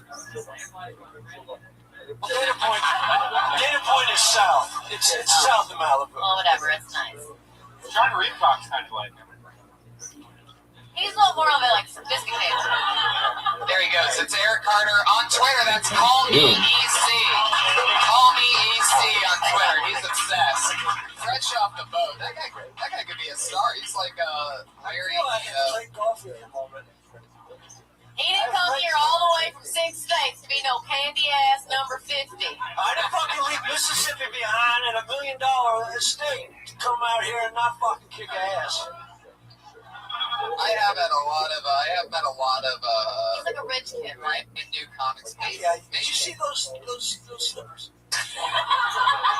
Heck yeah, he's from Mississippi. Real leather. He killed that kid. Hermosa. Dana Point. You did a great job, honey. Yeah, he's actually got a great point about Billy Bob's got some mojo, right? Does he? I mean, he must. Yeah. I mean, he was like, that was when he came out with that movie Sling Blade. He got like Academy Award. He was like the #1 movie, so she fucked him. Yeah, you're right. I don't think it's that big yet. She's a bit warped.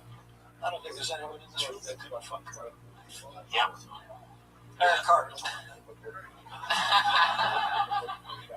you ever hear Mike Tyson tell that story about how he caught Brad Pitt and Robin Givens was at his house after he broke up with her? So Brad Pitt also, he got the leftovers. Mike Tyson. Good story. Yeah, great job. Great job. Coming in with some fucking good stories. What do people listening think this man looks like? They know what he looks like. He's one of the. They made a T-shirt for Kill Tony. One of the fans did. And lo and behold, when it was all when the smoke cleared, it's just his face. It's the entire T-shirt, and it says Kill Tony in front. Yeah. They love him. Patriots. Like, we found out so much crazy stuff about this guy. I mean, he's so cool. I was actually starstruck when I got to meet him for the first time just a couple weeks ago. The man behind the suit. He came out, and sure enough, he rolls out of his car 3 crates of all this stuff that he brought, because he always comes dressed as the Iron Patriot. He can't even sit down in that uniform. He has to take the bus here because it'll let him stand up the entire way from where he lives. Stand on the bus or do you get in the front? No, I go halfway down. I'd be pretty funny like this, Oh my God, that's the greatest thing I've heard. That is my favorite Next Iron photo Patriot shoot. joke ever. Oh yeah, exactly. How do we get that for just like 30 seconds? Excuse me, Mr. Bus Driver. This is gonna sound crazy at first. You arrive in this outfit? Yeah, I'm good to go. When I get off the bus, I walk down here. I'm just ready to do it. I don't have to worry about bringing it all down.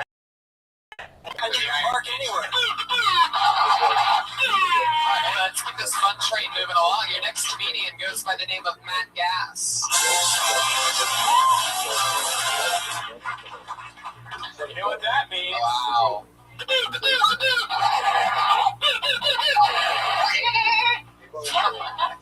It's an interesting ending. Maybe they hear how hard we are on them. No, it's not that. They always come up to me the next week like, hey man, I think I got blacklisted. All right, put your hands together for Melanie Baldonado.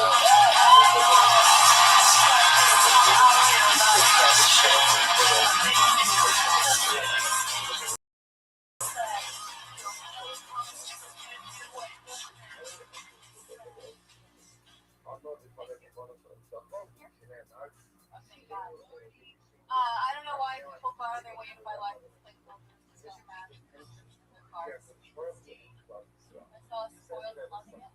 It was attached to buttons that the BBQs were like. Spoiled and Loving It? How about Low Maintenance Satisfied? I never get the princess ones. Yield to the princess. I saw one of those attached to an old Kia. What's your dad the king of? Koreatown? Where's your driver? Oh man, I'm single. Boo-hoo for me. I got problems, but I'll tell you my biggest problem is that I'm a hopeless romantic. I'm still in love with the person my ex-boyfriend could have been. Too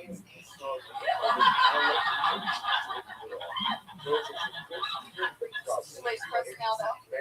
John Stamos. That is, exactly. You nailed it as soon as you said, I think that's my minute. That's a great premise. The premise of the license plate holders not matching the thing.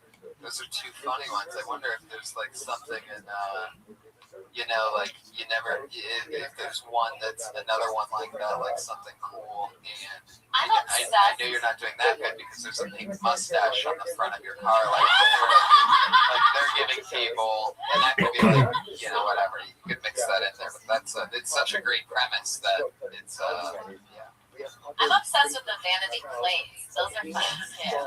I saw one the other day. It was I won an Emmy. That's so sad. That's a double assistant editor one time only. Like you think you're only gonna win, and you have to know you're only gonna win one Emmy when you get that as your license plate. Oh, my neighbors, it says I'm a doctor. Like, how hard up are you for pussy? Right. Is he a doctor? I mean, he's probably like a dentist or something. Right. Yeah, it's not a great doctor. The Koreatown one, I liked a lot, but it's they need to use something other than Koreatown because that's a good idea for what is Prince of. I don't know, Koreatown's kind of maybe not right. Yeah, it's You can say Koreatown. Koreatown's great. Koreatown's definitely a local reference, and I still wouldn't see exactly because the Kia is still a Saturn, right? Is that the same company? Or am I wrong? I don't even know much about Kia. What's Kia? It is. It is Korea. Kia's a Korea. Kia's a car. It's a car. Okay. No, I know. You guys freaking out right now. Like, how dare you? It just seems like it didn't seem shitty enough for the joke. I would try to think of some shit. Yeah, you live in Koreatown. No, I know, but I don't. I just don't think that place that bad. Oh yeah, I'll believe it. You know, it's like good data point. No, I agree with you. I think you can play around with them. Does it usually work really good? It does, but I feel like you're supposed to like third in comedy, and I can't think of a good third to kind of top those two. So. Did Judy Carter tell you that? She did. Did she really? Really? Judy Carter and somebody else. You're being serious right now, or are you fucking with I us? was like 5 comedy books. I'm very, very serious. Oh, wow. I'm on my 5th. Don't laugh. Wow. It's why have we not read the books? What are we doing? I've read the books. You don't send them to the publisher. Judy Carter will be like, "Oh, you were a homecoming queen, then you should wear a crown on stage." Like she says, and bring a wand to talk about. Jamie Masada was my favorite. I have one of those. I had done the Laugh Factory open mic a few times. That's a good joke about your ex-boyfriend.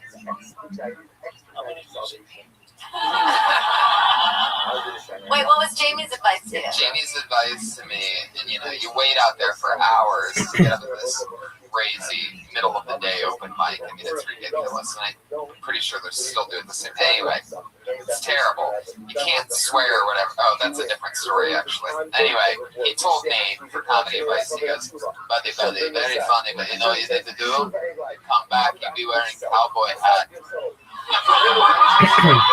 Everybody will connect with you. You'll be middle of America. Very good. Someone told me that you didn't do that. No, definitely not. That's why it's taking you a little bit. Yeah. But is it true that Mitzi, who owns this place, she told some guy like, you should change your name to Johnny Bananas and wear a yellow suit like a banana? I think she would do that with people that she didn't like. But I think instead he wears a Patriot suit. But I've heard tons of stories of her giving people like crazy advice. Like I heard one even recently, most recently, a couple weeks ago. Somebody's like, Louis Anderson was talking about how he said, he performed your body on you and wear a sweater. Is he wearing a sweater? started booking a bunch of shit immediately because he's a sweater comedian. That's what she said he was, and it turns out there wasn't even like a definition of sweater comedian. Shit, but Mitzi's a different thing. You can't compare Mitzi to Judy Carter. Right, exactly. Judy Carter is someone who's trying to quantify comedy in like almost like it's math or something. Right. What's the best advice that you've read in these books? It's really worked for you. I'll tell you the best piece of advice I got in college tops all the books, and it's do something you like so well, you do it so for free, but do it so well they pay you for it.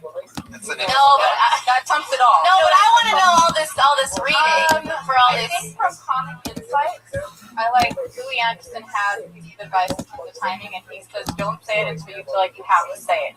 Like when you feel like in terms of your timing, to get it down, I guess. So you feel like it has to burst in your body. So just and Louis knows a lot about things bursting from his body. Like his Here's a piece of advice. Mitzi told me, she's like, treat 3,000 people like 3, and 3 like 3,000. Oh, that's amazing. That's amazing. Hey, can I ask something? I think yeah. Does anybody know when is the last time Mitzi was at this club? Really? There you go. By accident. She walked in here by accident. What the fuck is this place? I mean, how sick is she? Where's that fucking banana I was looking for? Fuck yeah.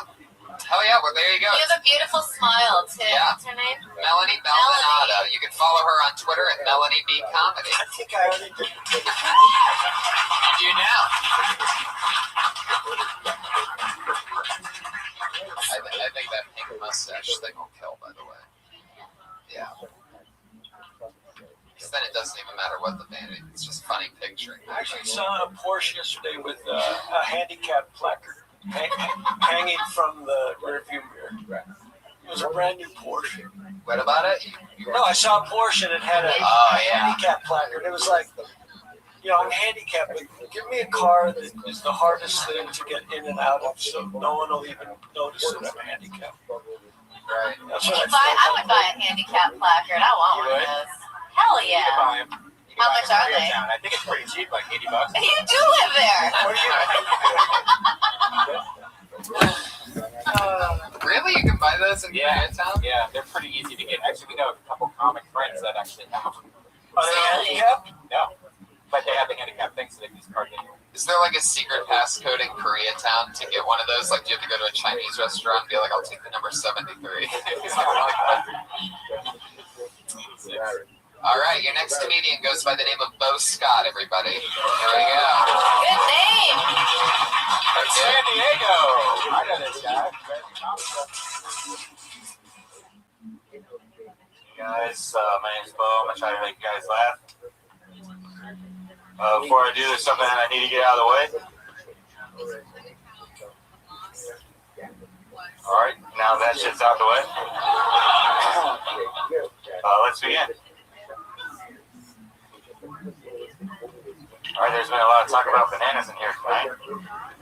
Figured out how to get free bananas for life. Grow that shit. Look how fucking good I am at this. That's why I don't understand why there's still starving people in the world. I realize money doesn't grow on trees, but food fucking does. It does. I don't understand that shit. Halloween's coming up. I'm giving out bouillon. I don't know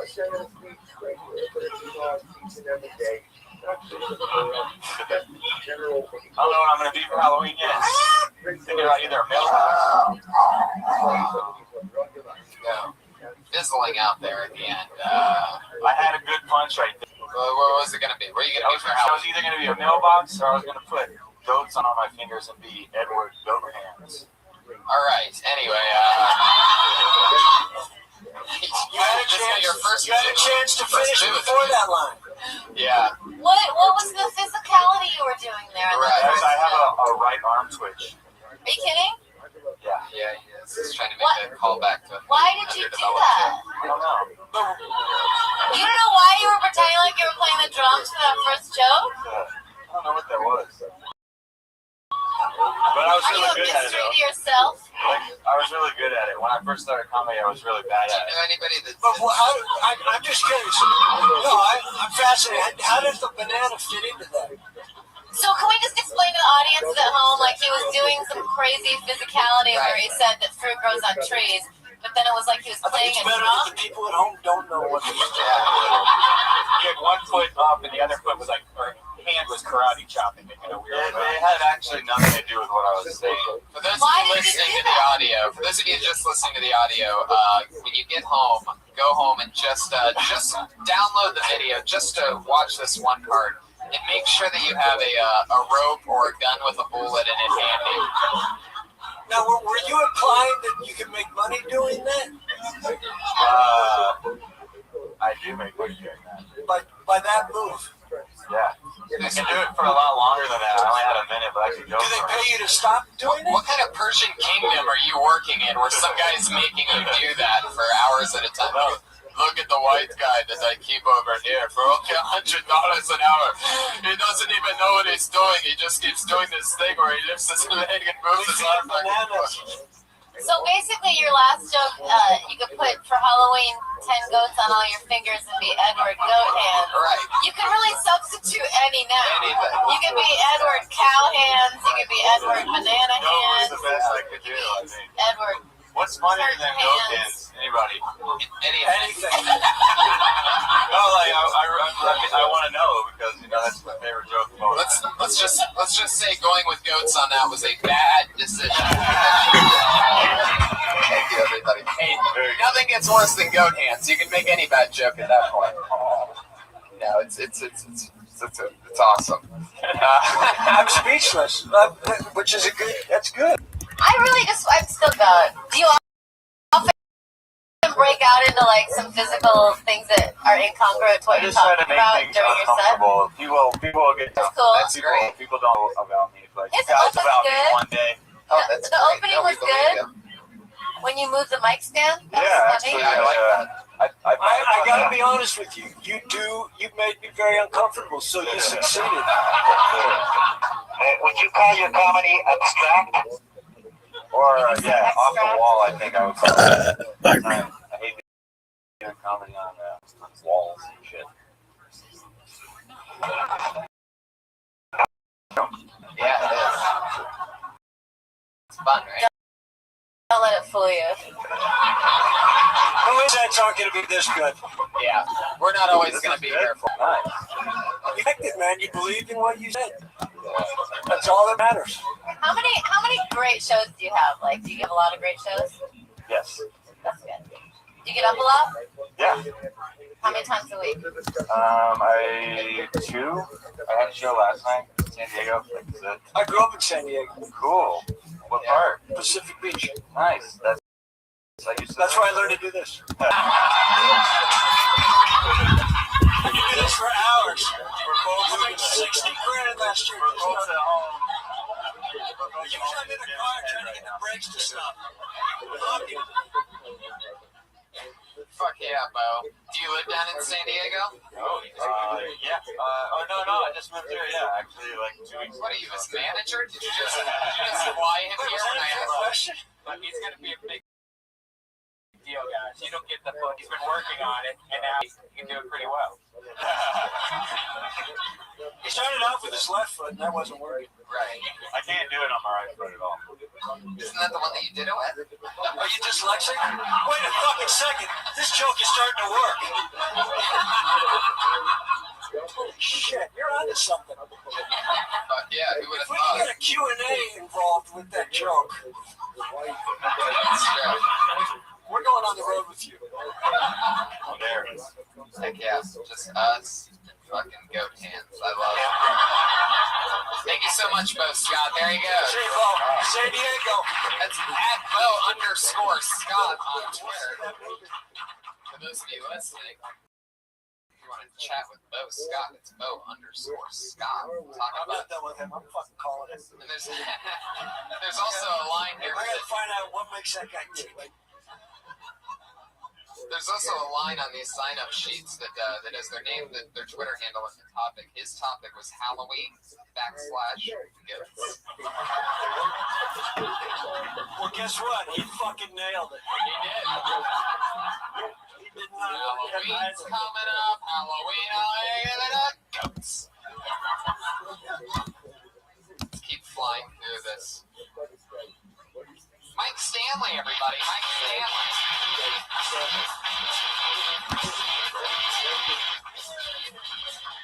Hey, everybody. How are you? It's good to be here. I just went back home to Detroit, which is beautiful this time of year, you guys. The way the sunlight hits the poverty, it's just breathtaking. Times are tough. I was in my buddy's apartment recently, drinking Sanka, chit-chatting, stealing his neighbor's Wi-Fi.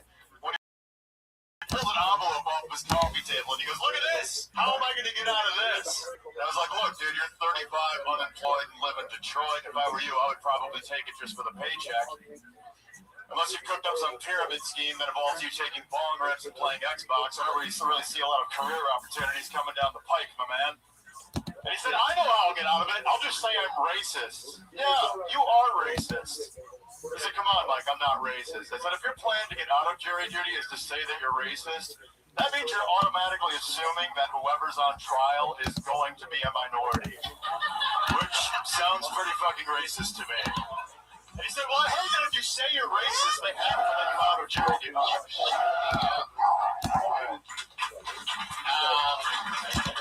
Hell yeah. It's got a long jury duty there. First of all, I'm glad that you took the sunglasses off your head and got rid of the PBR from earlier.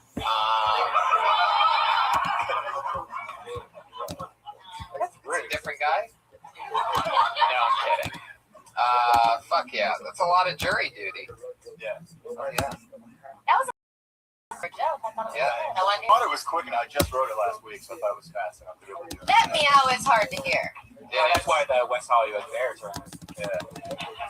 Yeah, the whole So can you really get out of jury duty if you're racist? That's what I heard. That's what everyone says. Every time anybody has to serve jury duty, they're always like, "Well, I'll just say I'm racist." Really? That's terrible. Which I think if I think maybe your friends say that. I've never heard Has anybody else heard that though? Yeah, like that's what everybody says. God, you're all racist. When I was at jury duty last time, they made an announcement on the loudspeaker, and they're like, "Just because you do not speak English is no reason you cannot perform jury." Like they were making, because people were trying to get out of it by like, "I don't speak English," and they were like, "Absolutely not.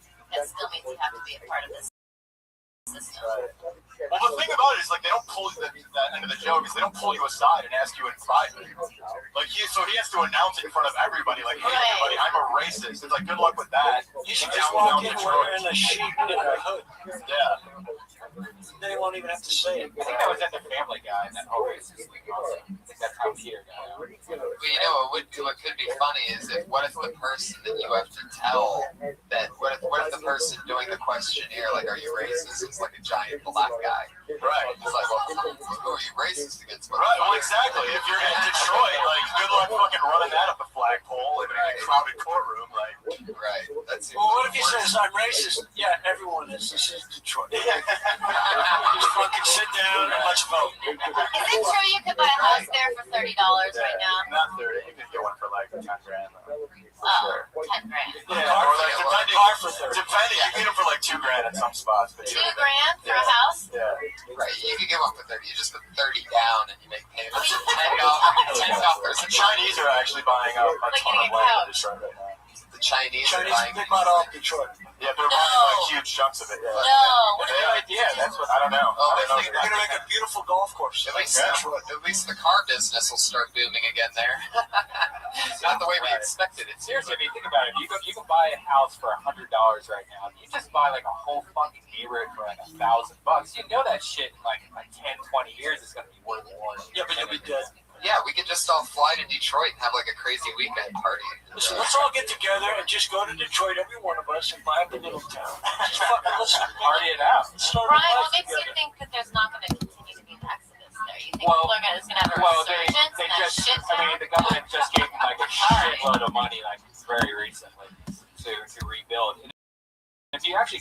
Detroit. If you go downtown, it's actually really down. It's okay. It's a lot better. Yeah, but, and they just got a shitload to make it better. But the outside, And I saved a fortune on car insurance. Yeah. Is there like an art scene? Yeah. Cool, man. Art's a guy who just lives arts. Did you guys ever see that movie Polly Shore, Jury Duty? Unfortunately. That's a pretty funny one. But there was 2 times I went to jury duty. There was 2 times I went, and I think this is how I got out of it. The most important question they ask you is, if you have to take off for a trial, will your employer pay you while you're doing the jury duty? And if you answer no to that, I think you'll get out of it, because that's what I did 2 times. Listen, I think just show up in that outfit, I think you can get out of it. I'm here to fight crime. Yeah. Get the fuck out of here. Get back on the front of the bus, kid. Yeah. Benji told me that speaking of Pauly Shore, that he was live tweeting his colonic today. I saw that. I actually saw Benji retweeting. See, Benji and Sandy are 2 of my really great friends that on top of doing many other great things, they open up for Pauly all the time. And they have a lot of followers on Twitter, and the people that they follow Pauly. And anytime Pauly does something insanely silly or crazy, maybe even that he shouldn't be doing, like for example, live tweeting what is it called? A colonic. Right. So I saw this picture. Yeah, but I saw this picture earlier of just Pauly being like, "Here we go, bro. #colonic." And it's just a picture of Pauly underneath the blue hospital sheet with his feet sticking out at the end of the bed. Heck yeah, he puts It's nothing sacred. His colonic's putting the duty in jury duty, if you know what I'm saying, people. Hello. A duty joke? Nothing? Alright. Still making sure. Did you ever give yourself the cat? Yeah, I get the bear sometimes. It is pronounced with a liquid U. Duty. Oh, duty. No, duty. Duty. Jury duty. Oh yeah, it is. I mean, if you want to get technical, Jury. it's not jury duty. It's a liquid U. Duty. I think that's Duty. Oh, it's a duty. No, it's a dude has a Y in it. Hey, it's a fucking duty, am I right? What are we talking about here? Fuck yeah, Mike Stanley. There you go. At Mike Stanley 1 on Twitter. That's the only Mike Stanley 1 on Twitter right there. Believe it or not, he was able to get that. I bet there's a lot of Mike Stanley 2s, 3s, and 4s that are like, whoever this one guy is. But he's got 6 Y's on the other. All right, your next comedian goes by the name of Josh Morse.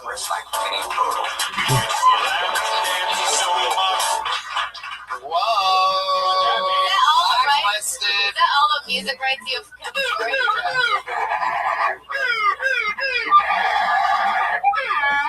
Josh Morse, you get good luck with your career, because Kill Tony's never going to be part of it again, motherfucker. I don't even know who it is. That's what makes it funny is that I'll have to apologize to him next week. Hey, look at this, Sarah Wineshank.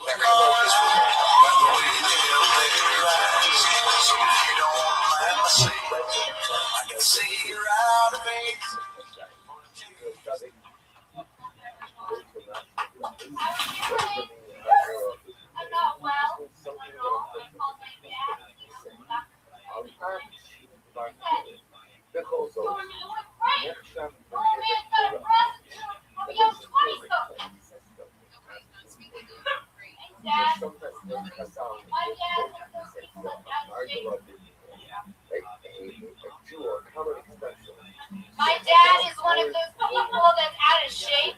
He's like one of those out of shape older men that thinks that he's in shape. He's constantly giving unsolicited workout advice. You know what you gotta do? You gotta shock your body. You gotta shock it. As he's just eating like pastrami on rye. It's like, yeah, just gotta shock your body. The only thing worse than getting unsolicited workout advice from someone who's out of shape is getting unsolicited workout advice from someone who's super douchey and fit. Right? Like, no thanks, I'm good. Like, don't be giving me workout unless I ask. I spent a long time last week thinking about who invented the salad tongs. Then I googled it, I still don't have an answer, so that's good. Yeah. She was getting going in that bear was making noises. I just wanted to say hi. I think Sarah's a natural performer. So do I. Yeah. Sarah, I think you're funny as fuck. Yeah. Thank you. Did you learn how to connect with charisma from Judy Carter? No, I didn't. I don't even know who Judy is. I gotta be honest. Good. Don't stay away from that. Unfortunately, I don't know Jude. Oh, you're already on a nickname basis with her, though. Fuck yeah. Was there an end to the salad tongs thing? I'm curious. Well, I was originally going to talk about how I have a weird train of thought, and I was driving, and that just popped in my mind, and then it was like really bothering me. I don't know. I always have looked at. The reason why I ask is because I've always looked at salad tongs as a pretty interesting device, because for cleaning purposes they come apart normally, right? I mean, some of them, most of them at least, you snap them together and then they're a thing. And when if you snap them apart, they look really silly because it's just like this giant fork and this giant spoon. It's just for lazy people that care. Yeah. I was going to go salad tongs and into lazy Susan. Right. Do it. I would. One day. It almost seems like salad tongs were invented because of the one person in the one family, the first family member for somebody to lose an arm. And they're like, it's going to get weird when Steve has to get a salad. I wonder if we should just connect the fork and the spoon so that he just has to go like this. Does your dad give you a lot of advice? Oh, yeah, my dad gives me a lot of advice. Are you close with him? I'm close with him, yeah. We're close, but we're not like too close. You know what I mean? You don't live with him? I don't know. Like, we're not like. Then you're not fucking your father. The only thing he's inside is you. He's not giving you muscle. Right? He's not giving me muscle. I mean, no, like, I don't like overshare stuff with him. You know what I mean? Like, some people overshare with their parents. We're not like friends. He's like my dad. We're close. He likes pastrami. The answer is yes. So everything. We're close. Yes, he likes it. Where's he live? Encino. Oh, he's an Encino, man. He is. You guys weren't with me with jury duty. Don't laugh at that Pauly Shore joke then, you sons of bitches. You can pick when you want to laugh. You don't get to have your cake and eat it too. That's the kale talking, guys. Yeah. I think you're gonna be a star. Yeah, you really do have a fun charisma about you. And are you nervous right now, though? Am I nervous? I'm a little. I was nervous when the microphone. I thought it was on, but I was like, fuck it. Yeah, the guy in front How of do you. you feel right now? I feel excited and pumped a little bit nervous. Doesn't she remind you of Kate McCucci? Kate McCucci? I don't know who that is. Is that the name of your vagina, Natasha? Doesn't that remind you of Kate McCucci? She's in Garfunkel and Oates. Oh, yeah, totally. Oh, yeah, I do know. I should. Now I feel like an asshole. I do know who that is. How old are you? It's not my name. Just keep doing comedy. You're funny. Oh, yeah. Absolutely. You're an actress also? Awesome. I feel like, yes. Go, make sure you act. Go act. Yeah. If you want a podcast, meet me after. There you go. There you go. Do you have a boyfriend? Yes. Comedian? Podcast just got canceled. Canceled. No, he's not a comic. He's not. What is it, normie? He's a normie. He does he makes film stuff. Oh, he makes money. Great. Makes That's awesome. Good. But he's not super successful, but yeah, he makes film stuff. Yeah. Totally break up. Why don't you get rid of this guy? This guy seems to be holding you back. You don't even know what he does. Yeah. Stick with your father. He cares about you. I wouldn't hurt on this one. I thought it was funny when she said she didn't want unsolicited advice, even from the person that's infant that isn't chick. Once I forget he's here sometimes. Yeah, I know. I know. And then all of a sudden it goes off. I feel like it's an alarm. Where's my snooze clock? Right. That would be great. If just like the voice, if we had buttons to where we can silence the Patriot, like if all three of us agree and we can't see who's. There you go. Those of you that got confused when you said alarm clock, it was like, what is that again? Hold on, what have we taken the Patriot away from? He works on Hollywood Boulevard? Sometimes he does that. Most of the time he's Wait, are working we keeping you from defending America right now? Because if that's the case, get the fuck out there and protect us. I'm watching what's going on in this room. Show him your big move that you would do if you had to defend America. What would you do?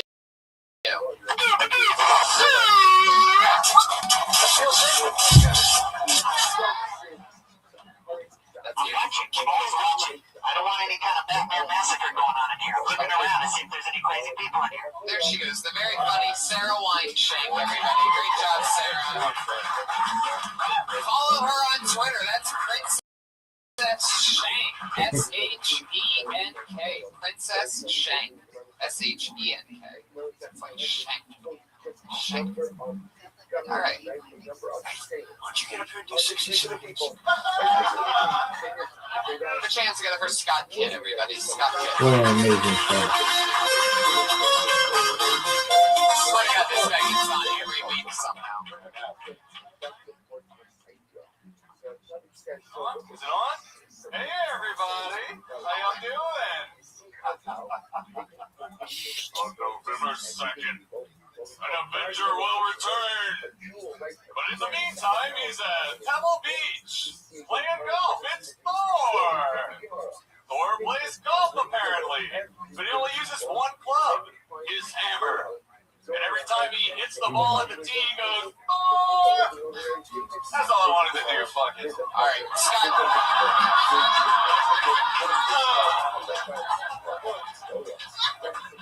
Scott, that was really something else, bro. That's all you wanted to do. And look at it. He did an entire piece of artwork around the topic being Thor. Like it's like all diamond and roughed, and you put a lot of time into 11 seconds. I can do more, but it's all right. You don't want to. Silly, I like it. No, yeah, he's goofy. He's fun. He gets on like every week. I'll tell you what, Scott. Go sit down. Go sit down. Thank you so much. Get over Scott Kidd, everybody. You did good. You did good. Next time, do 60 seconds. I have more jokes. It's okay. Go sit down. Oh. Do I have to get the Patriot on you, bro? Scott Kidd, everybody. There you go. With Thor.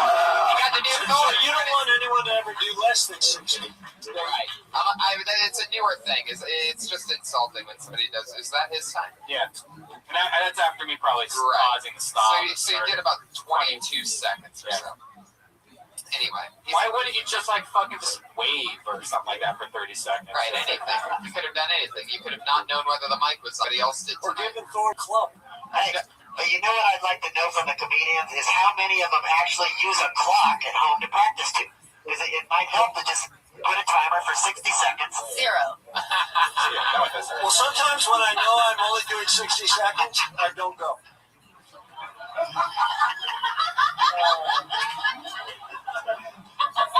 I remember one thing I did try out before I went on stage, I got a little amp and I got a microphone. And I was like testing out using a microphone, like making sounds in a microphone. I never even used the microphone to that point before. But looking back at that, that's really dumb. Did you guys have anything that you did before you went on stage? Did you do that before or after you swallowed cum? I told you, I tried to be a vegan for a very short time, and Wait, how did that work again? How did that joke work? You sons of bitches. All right, every week, this is an interesting twist that I don't think I got to explain to you guys before, is every week we have two of the same lovely young ladies that go on and do a new 60 seconds each week since episode 1. We've reached that point right now. So with no further hesitation, coming up first this week, put your hands together for Kim Congdon, everybody. At Kimberly Congdon on Twitter, a Kill Tony regular. Yes, guys. So, I read this story in the news about an orphan, a 15-year-old orphan that's looking for a home. His name's Davion. He's from Florida. And he's going to different churches and he's pleading for families. He said he'll take anybody. I'll take any family. And it was a big outcome. People from Sweden, Australia, Iran. Now I just imagine this. Well, everybody, we have Davion here today. And we're standing before the Lord today because this is a blessing. Today is a blessing, people. Davion, pack your sandbags because you're going to Iran. Yes, we bought you a praying mat. You are no longer Davion Smith. You are Davion Abubjar, and you are going there. And like a month later, they're interviewing him. Like, Davion, how do you like your new home? He's like, man, this is awful. I gained 50 pounds dropping out of school. They took my hand because I stole an apple. I'll take any orphanage. I'll take any orphanage. Nailed the minute. That's an actual news story, right? Yeah. Somebody, was it in Texas? It was in Florida. Florida got adopted by an Iranian family and had to be No, he didn't get adopted by them, but that was, the story had said that there was like people writing in like from Australia and Sweden and Iran, and I was like, that would suck if he was like, finally got his family and then he got sent to Iran. But here's the way that joke would actually, the way it should be is like, he just wants a family. And then suddenly there's 500 families that want him. And now suddenly he's interviewing these families. So he went from just wanting anyone to like, all right, so where would I be living? You know, really? No, I'm not. What about you? Oh, Dana Point? Okay, what kind of car? Would I have a car? Am I going to go to college? Do I have a brother or sister? So all of a sudden he becomes the biggest. Right. Do you still want to take that 11:30 with Iran? Fuck no. Yeah, you're funny. You're committed. Oh yeah, definitely. See what, you guys let two different girls go on every week? Yeah. Why? And how just organically happened? I'm 23. She's a child. Yeah. At the end of episode 1, we didn't know, we realized that it was all guys. It was like a real sausage fest in here. And we're like, are there any, right before we ended the show, we're like, are there any girls here? Your 20th time doing this? It's her 20th time. She was on episode 2. So you're on Sarah was on episode 1. That's the next Oh, cool. Okay. So she came in and saved the day. And then she started very shortly after that. And she actually started on the show. So. And do you go up other places around town? Yeah. She quit college to be a stand-up. Right. Yeah, I dropped out of college like 5 weeks ago. Yeah, it was originally supposed to be temporary. We were like, you can do this show. I was at the University of Florida. And you just said, I'm done with school, let's go. Yeah, well, I was here Right for from an college. internship. She said later, Started gators. stand up, and then I just didn't want to go back. It was a really smart Florida joke. Again, you guys missed. Really smart. You can't just rewrite that. To say later gators, that's the Florida, University of Florida. It's excellent. All right. Yeah. That's our bus. I need You validation. about your home state? Yeah. I do. I've done a couple of Trayvon Martin. Actually, you gotta move to other states. Make sure. You try Georgia, Joe. Fuck yeah, very funny. Kimberly Congdon on Twitter. There she goes, Kim Congdon. Thank you, Kim. What's amazing is that it's a new ballpark 60 seconds every week that they're kicking out. So it's like a fun, just keeps you in check. I mean, basically, we all sort of maybe pushed ourselves that hard, but. Yeah, but she's doing it, and it's going to now be on the internet for the rest of her life. Well, yeah, so then when she's selling out Madison Square Garden, her fans can be like, wow, look where she started from. She was doing that Iranian joke. All right, and ever since episode 1, here's your other lovely young lady, the one and only Sarah Mostachabi.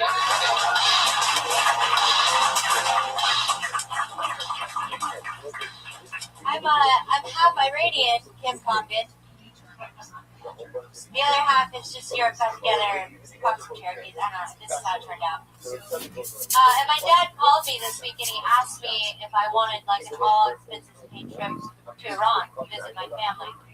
I think he misinterpreted when I told him I want to get stoned. Not what I meant. Dad, I watch the Lifetime channel. I know how this shit goes down. But if I get in trouble for being sick, I'm pretty sure that he just wants to sit me there so I can learn to like not talk and look at the ground all the time. Hate to break it to you, Dad, you're never gonna get 9-year-old me back. So, it's not gonna happen. All right, thank you guys. Fuck yeah, we're getting 50 seconds. You know, you're doing really good lately. You definitely have taken over the narration that you used to do of like my life sucks. I'm just going to narrate for the next minute of how shitty my life is and how I'm hairy. You took that to like to actually doing bits and stuff, and it's really cool seeing you've grown a lot. You started comedy on this podcast? I've been doing it 4 months. So your first time you ever performed was on this show? The third time ever standing on stage with you. Wow. Why do you want to be a comedian? Making people laugh and stand-up comedy. It's like the first thing I ever fell in love with. It's hard. Going back to that narration shit again. I mean it. Shoot yourself. I really like it. Really, it's like the first thing that it's like really just me, and it makes me feel great. You know, when you guys know, standing up here and making people laugh with shit that you made up. I'm going to give you one piece of advice that will change your life. You actually have that microphone pressed against your chin, and it's a habit. It's like your little escape pod. Keep that fucker away. Well, also know what like this thing. No, you press it against your chin. I'm just saying because it's dirty. For sanitary. You should be glad he wasn't looking at your boots. I've been putting 3 things in my mouth for. Yeah, she's used to that shit. Yeah, no, that is. I just did my first potluck spot right before that. Still hooked to your chin. We're gonna stay focused on what's going on here. Do you fall in love really easily? Yes, it's horrible. You have a boyfriend right now? No. Who do you fall in love with? Anyone that loves it. Mostly anyone who'll give you attention. Oh, you have no respect for me? You'll just suck it out of me right now. You should open with that. There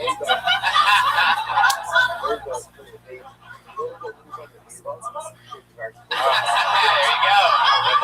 Instant fan. I loved her first fucker.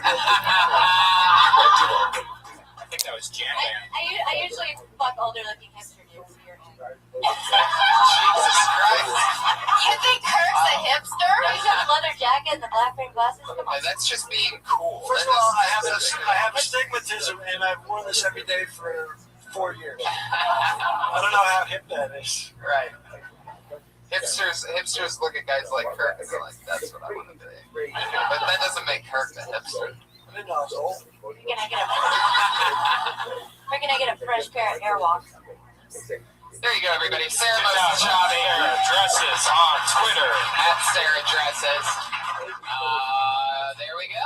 Another fun episode of Kill Tony down the hatch. That's @Natasha Leggero on Twitter. Anything coming up that you want to promote? You know that we have tens of thousands of listeners. Oh, well, I'll be in Manhattan November 14th through the 17th at Caroline's. And you can watch my hot tub show. I do an interview show in my hot tub. That is super cool. That is on my YouTube channel, YouTube/Natasha. With Pig Bottom. Is Pig Bottom still on it? Pig Bottom is my spa boy, played by Moshe Kasher. Moshe Kasher plays a character named Pig Bottom. It is her man. You know what a Pig Bottom does? Basically, I remember. Anything. Does it have goat hands? No, he does not have good hands. Kurt, what's happening with you? Next week I'm going to be doing 60 seconds on Kill Tony. What's the test on? Test is on television. CBS? KTLA 5 every day at 10:30. Watch it. It'll change your life. Oh, yeah. It'll make you wonder why you're not at work. Heck yeah. One of my funniest pals. I'm going to be getting coffee with you sometime this week for sure. The Iron Patriot, thank you so much as always, everybody. We're going to Halloween. We're going to be in San Diego. I'm also going to be in Toronto November 5th through the 10th for the Toronto Dark Comedy Festival with David Tell and Gilbert Gottfried. I get to be there for that red band. Yeah, and I'll be with Dean Del Rey in San Francisco in November. Go to DeathSquad.tv for all the tours. Thank you so much, everybody. Thanks, Natasha. Thanks, Kurt. You're welcome.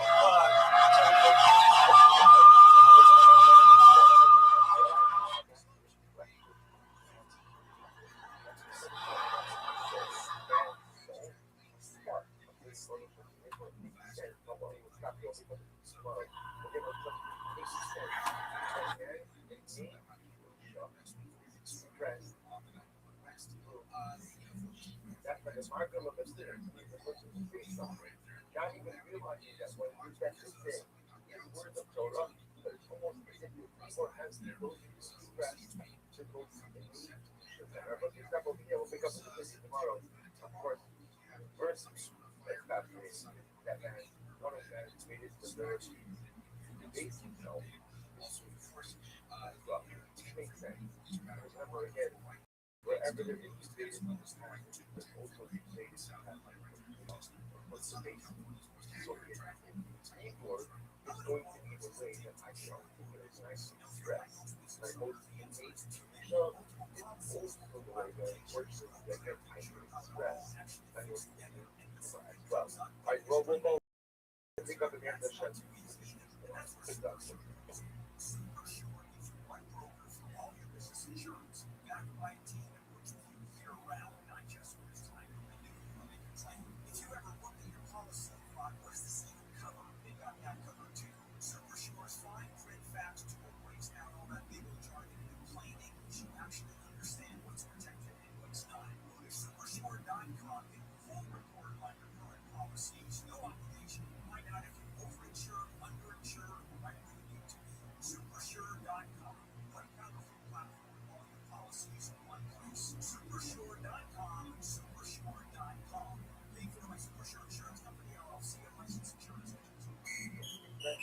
This is Sarah Spain, the latest from My Market Sports, presented by Kevin Monday.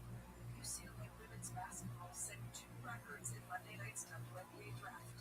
Record 5 players went in the first round, and a record 6 players overall were selected in the same draft. 4 women's were in the top 10, with the center Marquette Play, going number 4 to the Washington Mystics. For more women's sports stories, subscribe to the Game with Sarah Spain. My ability As a founding partner of My Market Sports Network, Capital One's here to help you learn more about today's top athletes. Plus, Capital One offers no fees or minimums on checking accounts. Terms apply. See CapitalOne.com/pay-per-view. Capital One, NA member FDIC. Sponsored by Capital University. I trust Capital Because of yours with my home with another spouse. They are the local experts who know our areas. For a limited time, get up to 25% off rentals. Visit Ella.com/radio to learn more. Restrictions apply to section 2. I've never had it just Jesus, have you? Because this picture is of a man dressed as Jesus. It's the white robe, it's the white flowing robe, it's the red called garment, because it's only in biblical effing times that you've seen it. Right? I will say this. There are many times when Jesus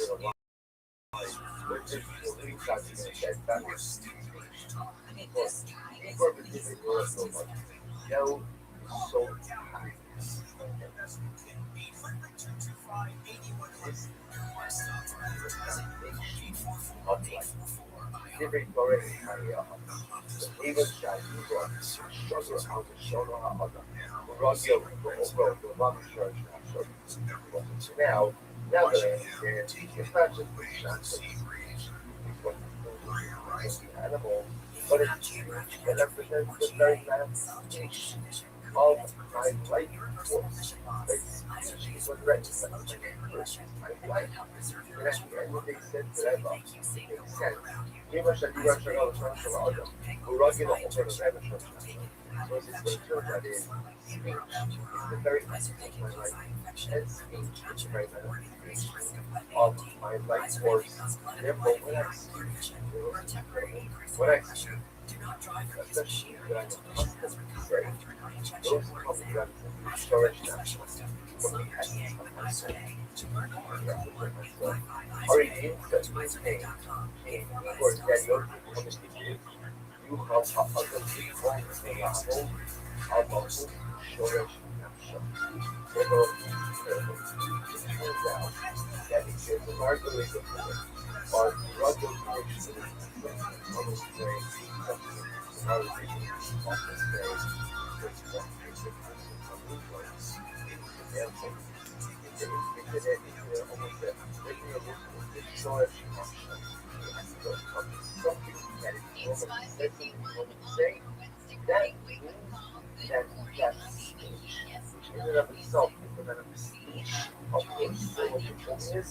That's somewhere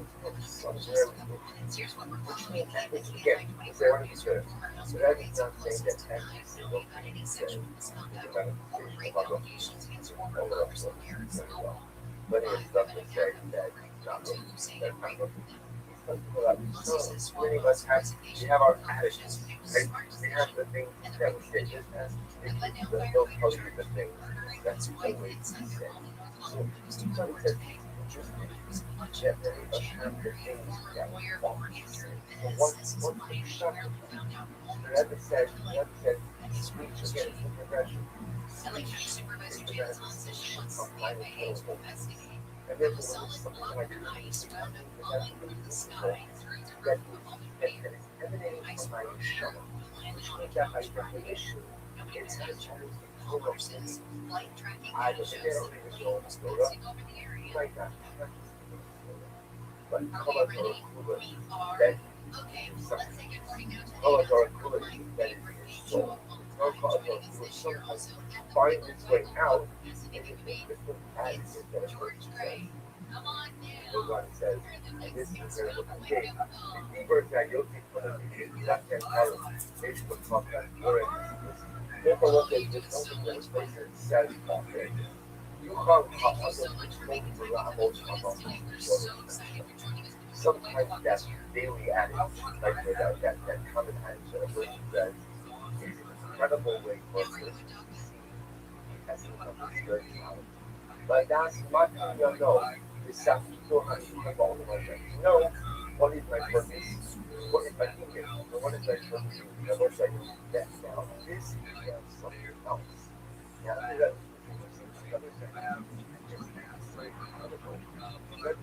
sometimes not only the Bible not only manifestation of my holiness and my Torah. Sometimes that which I want to say also a little bit of a reference, a little bit of a hint what my purpose in this world. It's incredible. Sometimes the things which make sense, the things that I always talk about, the things that I always talk about, or the attitudes that I always discuss, they represent what's coming out of us. So especially when somebody's political here. See, we often think people just talk about and that is true. But sometimes when a person often anchored in a common saying, or person often expresses a certain sense over and over and over. As I would call Margaret the Movement, Hudra Gil Finish Lamema. I always say that. Where we come says that's coming from inside of us. That's coming from inside of us. That's a manifestation of my inner Torah, which of something says, first of all, something I did in Torah, but now it's the people that will to represent my mission in this world.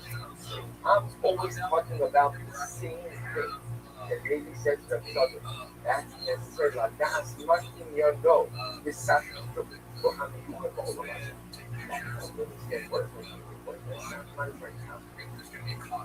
What is my purpose in this world? Call in the Google of the Musa video, look up the answer. Sha'amar said, call over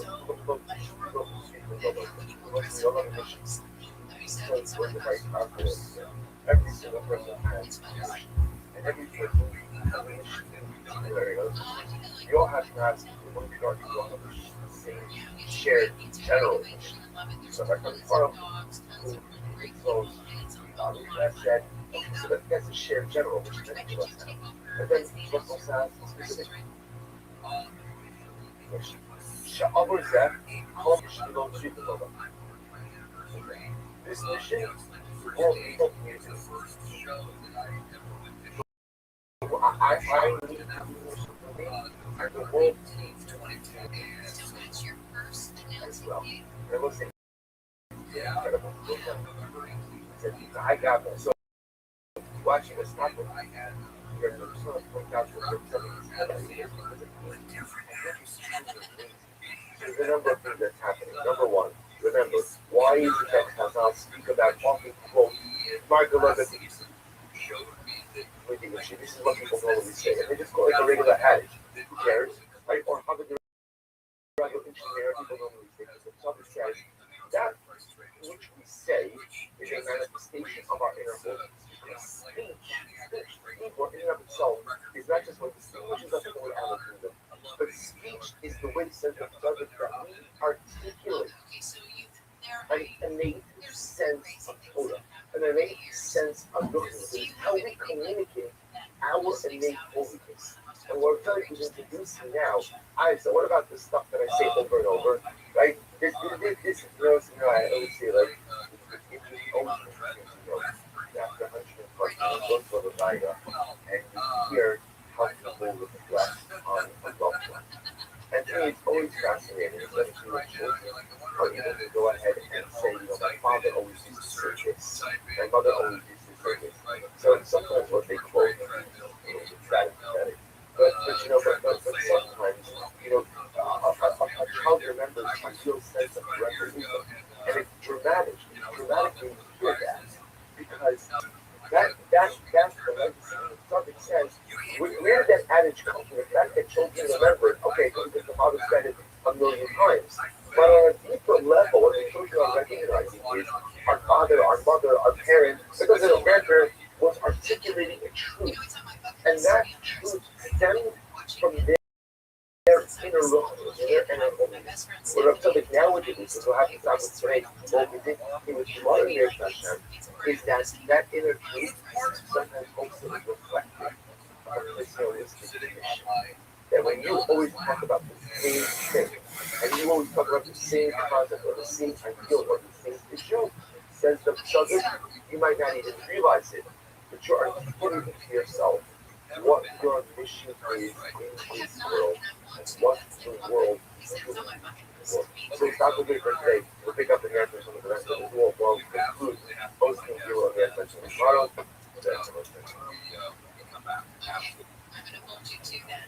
Yes! You to that, George. Okay, so let's talk wiggle waggle real quick. We are a little short of our goal.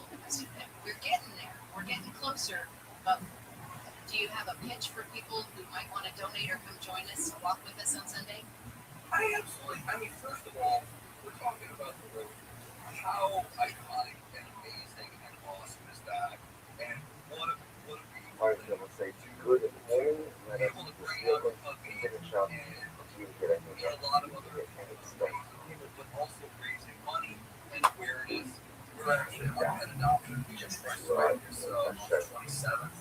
And Bob Martin's such an amazing voice for not just spaying and neutering pets, but also really, care and love animals. And I just wanted to finish off post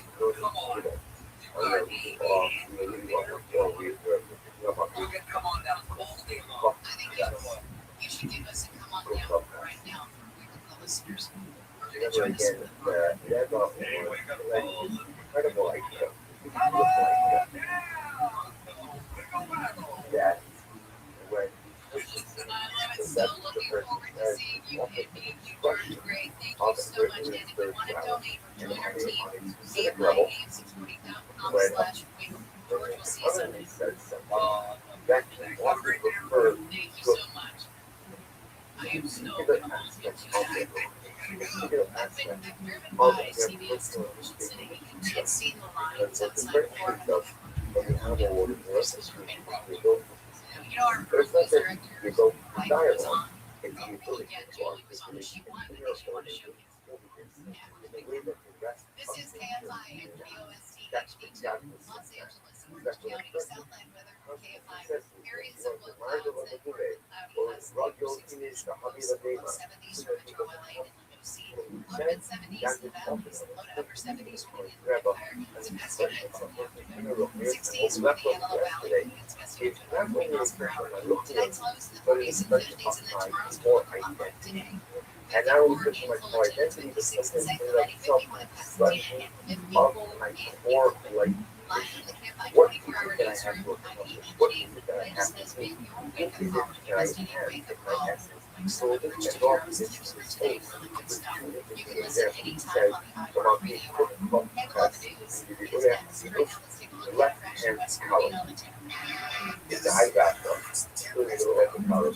With the high gotcha and the image that you find out has hundreds of degrees. You can see the singularity of man in this image. I'm going to look at one more time. Not just seeing the singularity of man in nature, but the singularity of man, seems who he is, what he is.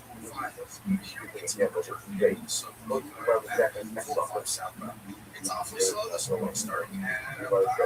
generations of the other guys always used to say, don't lose me.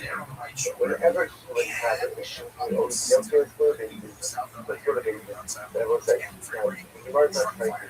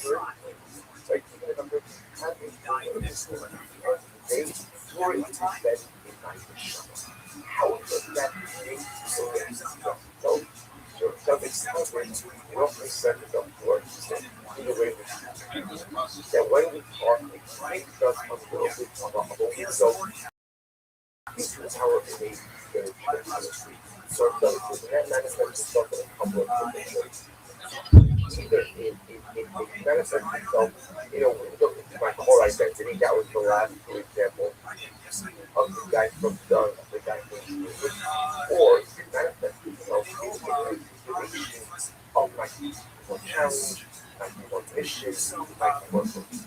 So I'm studying what they realize is that one is to go ahead and get a window into their core nucleus, into their innate nucleus, by helping them. And I want to say it's an incredible lesson for us because, we all have things that are constantly said, or we all have things that we constantly talk about. So it's interesting to really take a step back and look at what are the things we constantly talk about, what are the things we're constantly verbally focusing on, and we look at those things. What is our innate weakness? What is our sometimes we could check, sometimes we think the challenge is to check this out. But you're not very focused on a lot of things. But what somebody tells me that my deepest kind of is like a little bit of a broken internal spiritual dynamic. The fact that they show us constantly looking at noticing that I can be broken spiritually, but it's not the way that it. I think that's actually what we're going to come Monday night, which is the next 6 minutes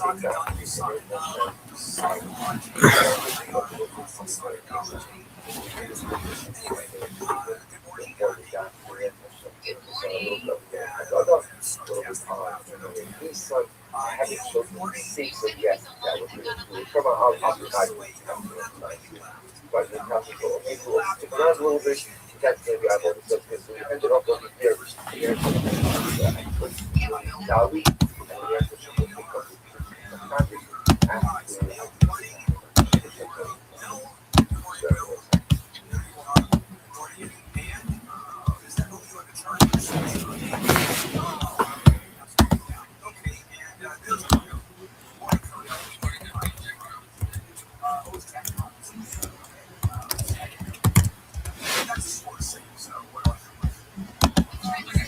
all right, so let's say good morning. Let us begin. Here goes.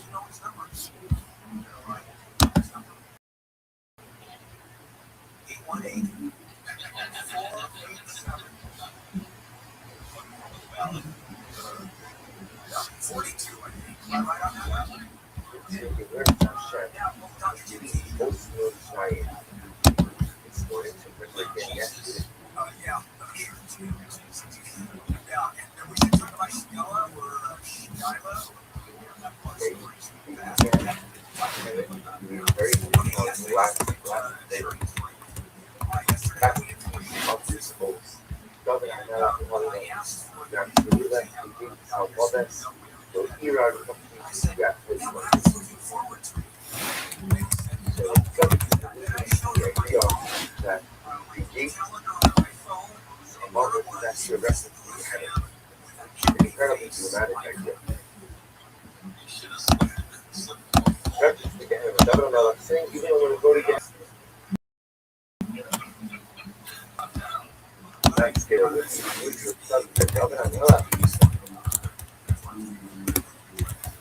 why do you think you're going to go together? How can I say such a you're going to go together after all again? Robin, even if you've done things wrong, Robin and Mela ultimately again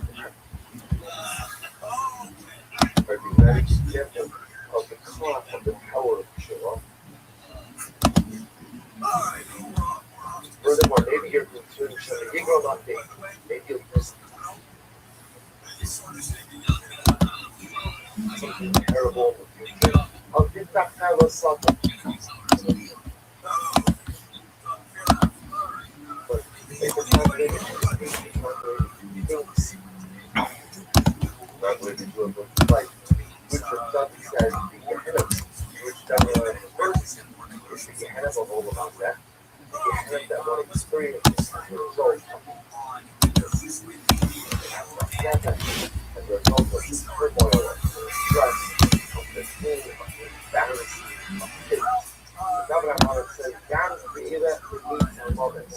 I had experienced like the animals that were considered this Lord says, Lord says to Rabbi Rothschild, welcome to this message. And always ask for your thoughts. Rabbi Rothschild suffered from plenty of struggles and both internal and external. What is the business of it? What's the punishment for adultery? What's the punishment for adultery? So David Amalek can say, the punishment is some God in that God, the Daesh, and Salero, the Rabbit, and the one who embarrasses his friends in public, famous,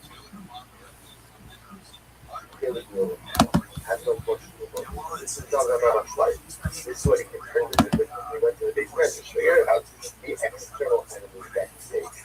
He said, God created us to get among others. I walk in Gehenna. And every day, this is the nature of my life. I go through what we began to speak about history a little bit. So again, each book on the test. Each book on the test. Let's look at the bottom right of the video. It says, شاعر خودش و عکس کنار کنار به راه مراد افکار آری علیه عکس چی Ashtina Mustalek we began, I believe, to speak about this dynamic yesterday. On the one hand, the subject has been stolen. Power ultimately of Kusha and the power of Atmas Nefesh and the power of inner turmoil. He's been extolling these things because they are representative of a person's status of Shubha. But at the end of the day, he says that there's another part of this, which is ability that as a result of the depression of the sadness, one is that in their life. Something said, let and so it go from the past. It's not much desirable, so this incredible, almost sound dialectic. That on one hand, I must have the sadness that is the result of sin is so powerful and cathartic because it represents Shabbat. That emotional reaction tells me this is not part of it. This is not who I am. I am not a good person.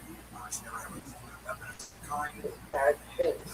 But I'm not a bad person. But Haraya, look how I feel. After of something negative. Something says, the same hand, sadness is the very emotion I a person needs symbol in order to go ahead and in order to go into relationship with Hashem. So David Amalek said something amazing. God became some of us. Even though I walk in Gehenna in this world, I experience profound sadness in this world as a result of the Avedros that I've committed. Lo Irara. Look at the subject. It says over here, skip down in the middle of the paragraph, left-hand paragraph. The Alga of the David God created the gates of others. Haydu the Askus al-Fata'ai. Lo Irara. Lo Irara. The Akhtar. Somehow, somewhere now, Tzaddik gets into different or more specific ideas that he wants to raw represent. So I don't think it's central for our right now. But I'm something single here is something so profound. David Amalek is saying is, even though I experienced the Musha, the Atmas Nefesh, the visceral emotion of hate in this world, nevertheless, Lo Irara. I am not worried about the spiritual downfall. Why?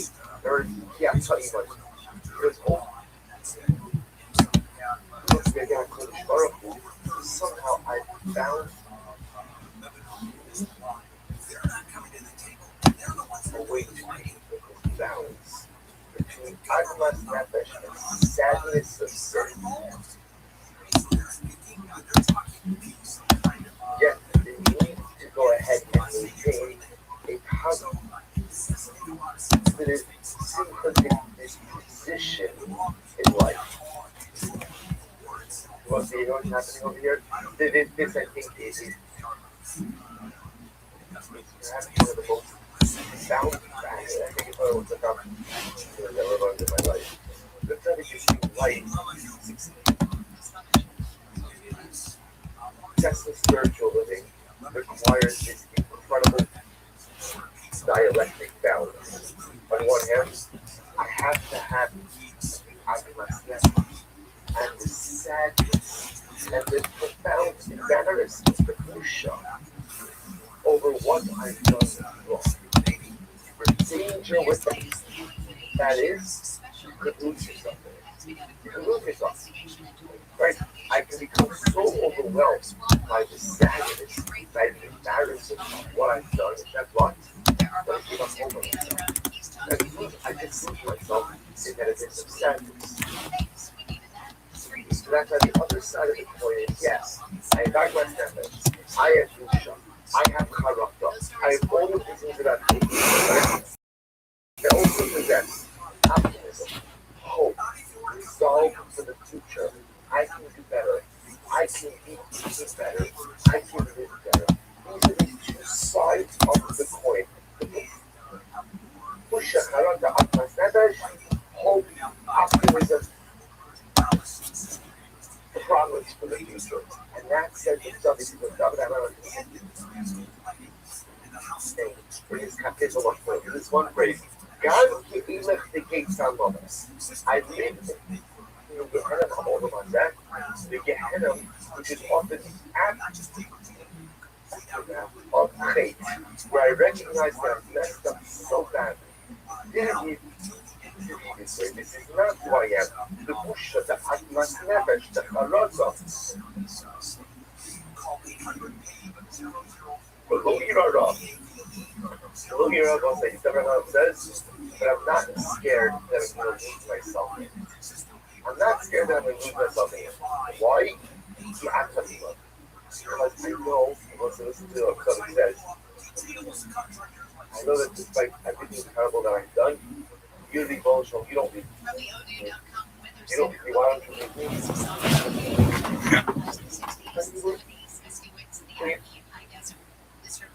You believe in me because you see the good that I possess. And if you believe in me, that gives you the cost to believe in me. So therefore, again, as much as I have to live, the busha, the Atmas Nefesh, the character, that's necessary and that's good. That's good. When I react that way to hate, that's a good sign. I won't lose myself in the computer. I won't lose myself in it. Yeah, because you don't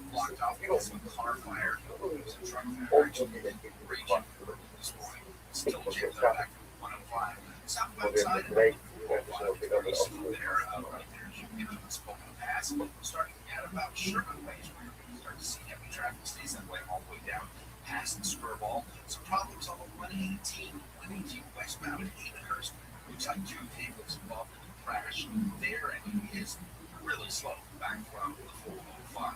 With Southern California's most accurate traffic reports, I'm Will Polsroyd. It's not just a radio app, it's what's happening right now. It's all on the iHeartRadio app. You're not just listening, you're getting from breaking news to what's happening in your community.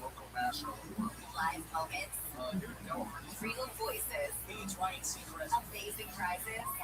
Talk to your favorite hosts using the Talk That Play. This is where culture comes alive. Listen everywhere in the app. Download the iHeartRadio app today. So let's begin. So that right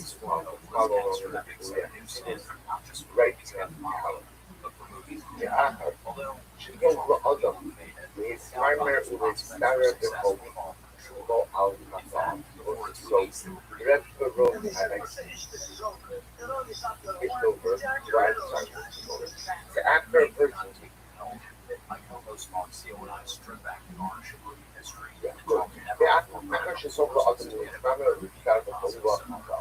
After important for a person, we established what's already on the values, spoke about the concept of Gehenna.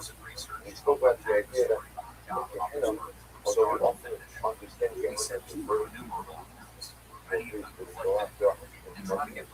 in fact, again, Gehenna can be experienced in one another, but one has to do with the call out.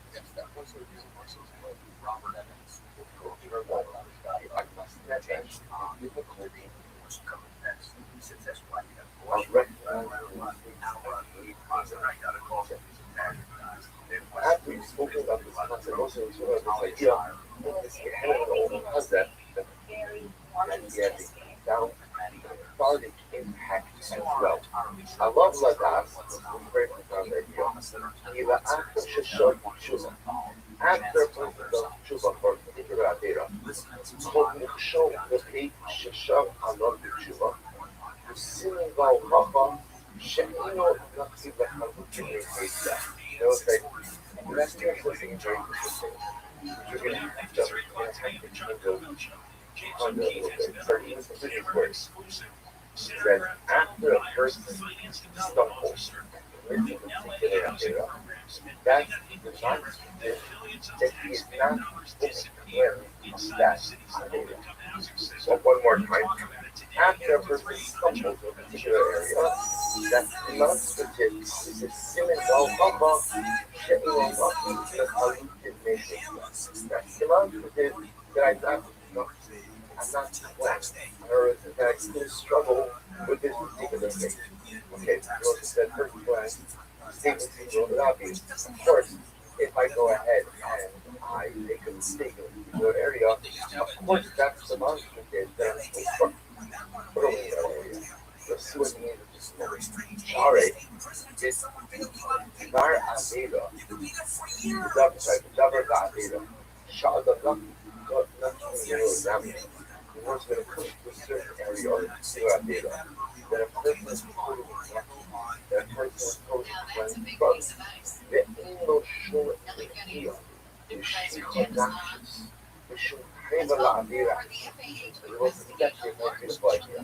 Because if there's a particular idea with which I have no struggle, if there's a particular idea in which I am totally clean and pure, it says, Vishum Taivala Adera, I had no desire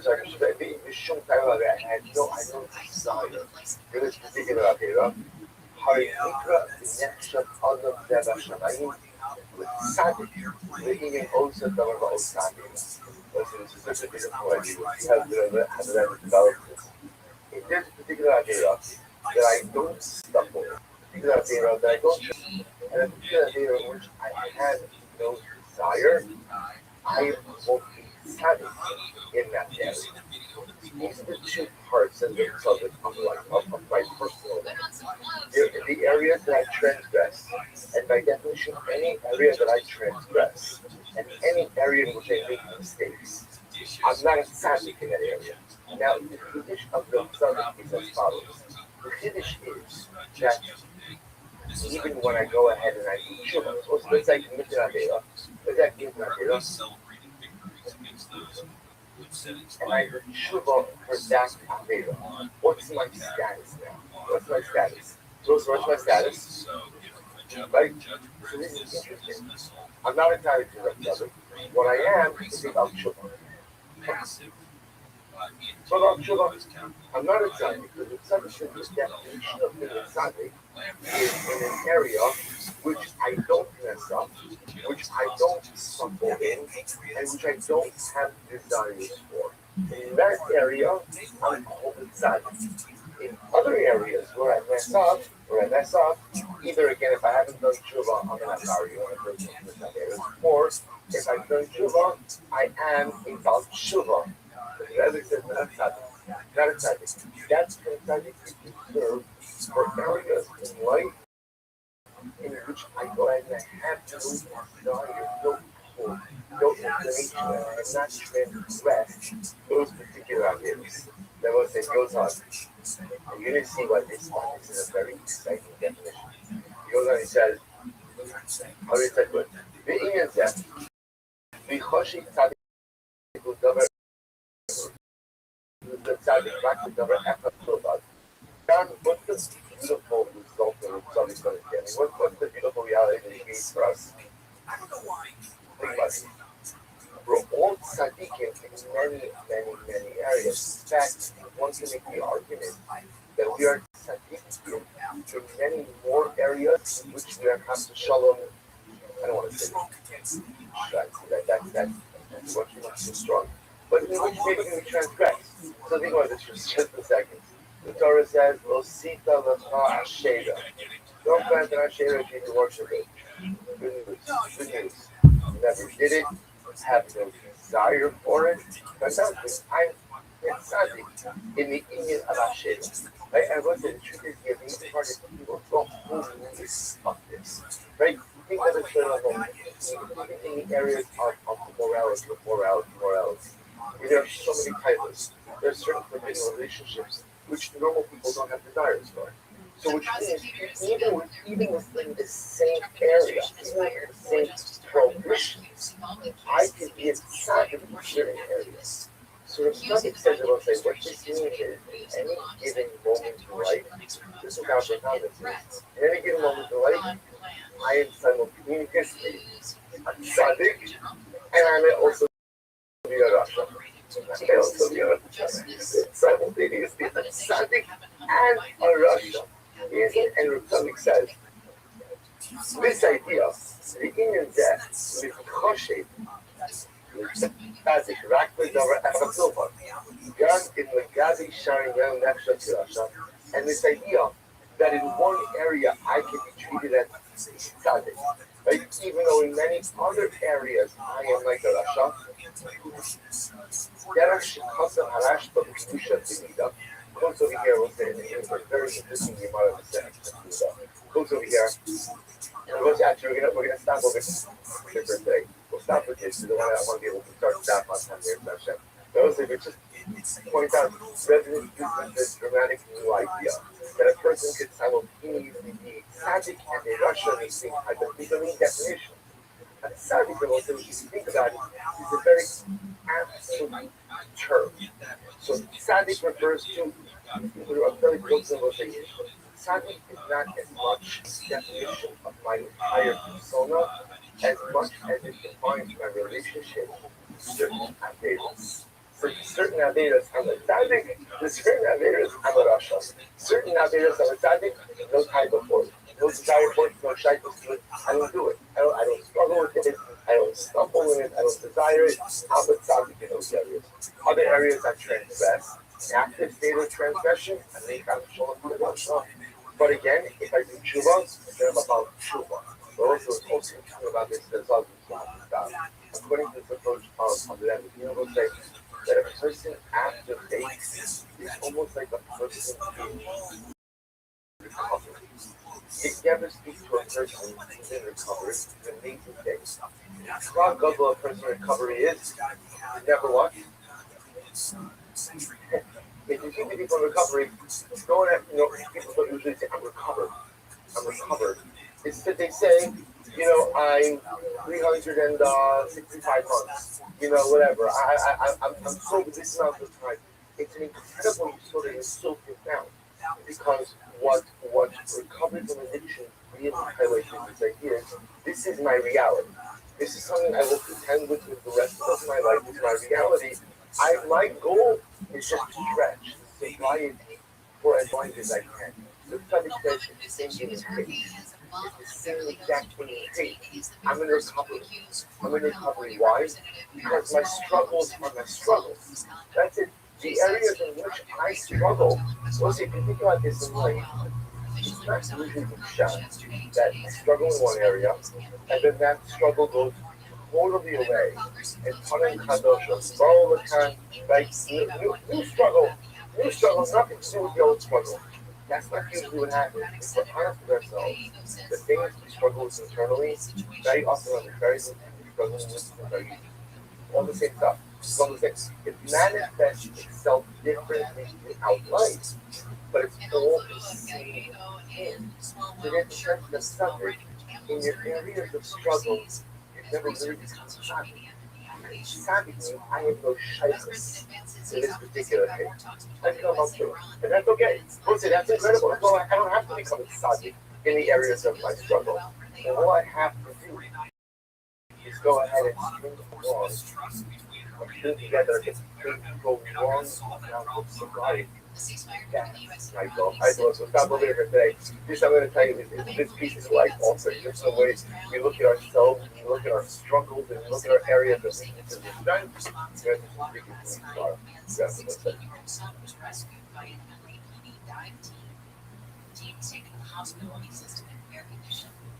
California's Attorney General says Albertsons is going to pay millions for its role in the opioid epidemic. Rob Montes has an agreement that's been reached that will require Albertsons to pay $773 million. Albertsons chain of retailers, farms, and pavilions is accused of failing to act to protect against the over-dispensing of addictive painkiller prescriptions. The deal was reached after multi-state negotiations led by California, Colorado, and Oregon. Police expect to be used for educational purposes to address the opioid epidemic. Mark Roner, KFI News. Thanks. We needed that. The spring storm has done more than 3 feet of snow on the Sierra Nevada, which is desperately low on snow. The Sierra snowpack is just 18% as of the last measuring on April 1st. Reservoirs are mostly full because of warm temperatures this spring that melted the snow filled out of water levels. But officials are warning that drought and water shortages will get worse unless the state gets more heavy rain or snow soon. According to the newest drought monitor, Monday is already at low drought. Versus, I guess, black and white beaches of 70s for Metro LA. The traffic on the north side. The traffic is never experienced in this particular area. But an area in which I struggle, an area in which I fall, and I have failed to one cannot control the thing that was close in that particular area. But you represent something new. That's what you claim in any given moment. I have a feeling covering multiple areas, having difficulty with multiple areas, yet at the same time considered a multiple other areas. This ability to simultaneously be exciting and a non-exciting in any given moment of life is I elected of the Jew. So Rabbi Rothschild, for example, says, picking up on each book that in the Uriah the right hand side, right there, about 500 about opinions there, the question kind of rational over Africa. In Gamu Gabi Shara in Russia. And this idea that I consider it one area, even in other areas, I am a Russian, who can actually cause a rational Russian was even the English on the Khazal al Hazbullah, wrote the Gibalim Shukula Mishad. The Gemara says, camel drivers, all camel drivers are Rishad. It's named Olded Al Surit Saws Sarah the Bible. And you will say, what's the issue? Camel drivers right? So you're looking for the cooking and bond. She said to the air, Roch Bey Gimal Matura from Shumal, and the rest of China and Rocky. Roch Bey Gimal Kulam Shun.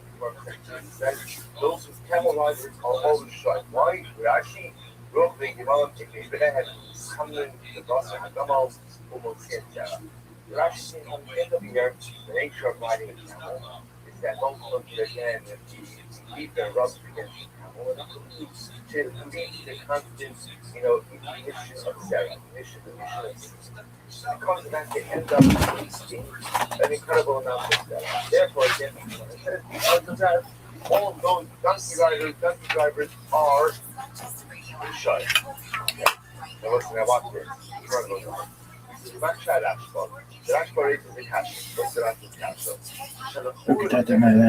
شركة شغلة مستقبل سبحان الله أن يكتفون.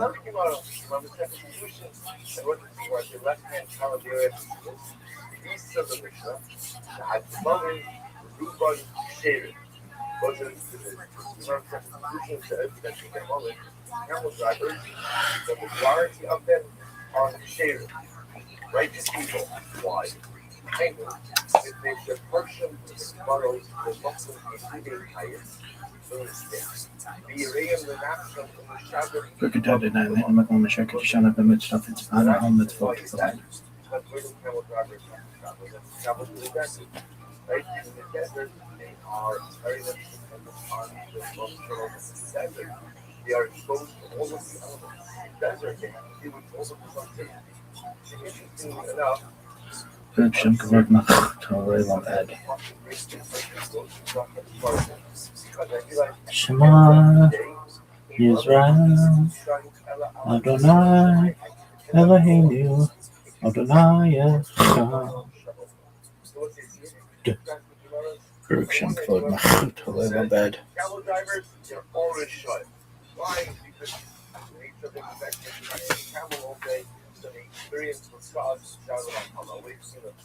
You know what I'm saying? Solution, no one shade of other camel drivers, that is its most natural. Why? They're not meaning, they're real believers. Why? Because they have to be. But, you know, there's no EPs in hospitals. When you're traveling in vast deserts, right? And you have to rely on finding water here or civilization here. And you realize how fragile life is and how dependent on the emotional you are, that is just the number of types of personality, the ashka, the actual what's going on over here. How do you reconcile these moments? Are the camel drivers shut in or are they shaded? Or guys that ashka, now, Shakbar in a social zone, that's the thing, not a contradiction. MSC, the Gabi King is dead. Shashkasa Zera. That other no brain had been on the charts. In reality, when it comes to Shashkasa Zera, what do you think? But the grandmother or child, they commit this adera. However, the Gemara the coastals, the Gabi King is dead, Shem Shabbat, the Makom, in a Shalom, and the Da'anash Rishim. So the Rashba said, very simple, they are shut in one area and Sadiqim in another area.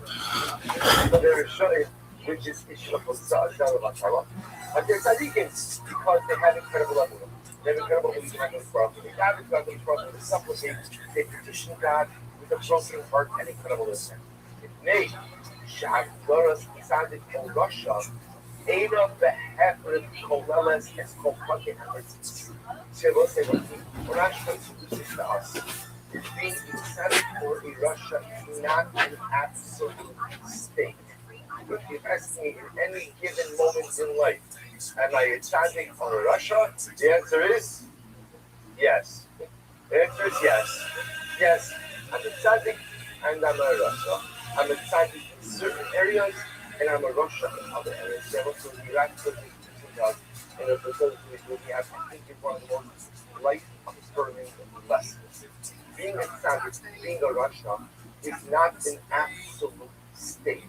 It's not either on one or the other. Because everyone said the truth is, almost no one fits into that. Or at least regular people like us don't fit into those categories. Am I identical Russia? First of all, it depends on the day. Second of all, it depends on the hour. And even in the same hour, if you look at my life, all these areas, there are areas that I'm doing great in, and then there are areas that I'm failing.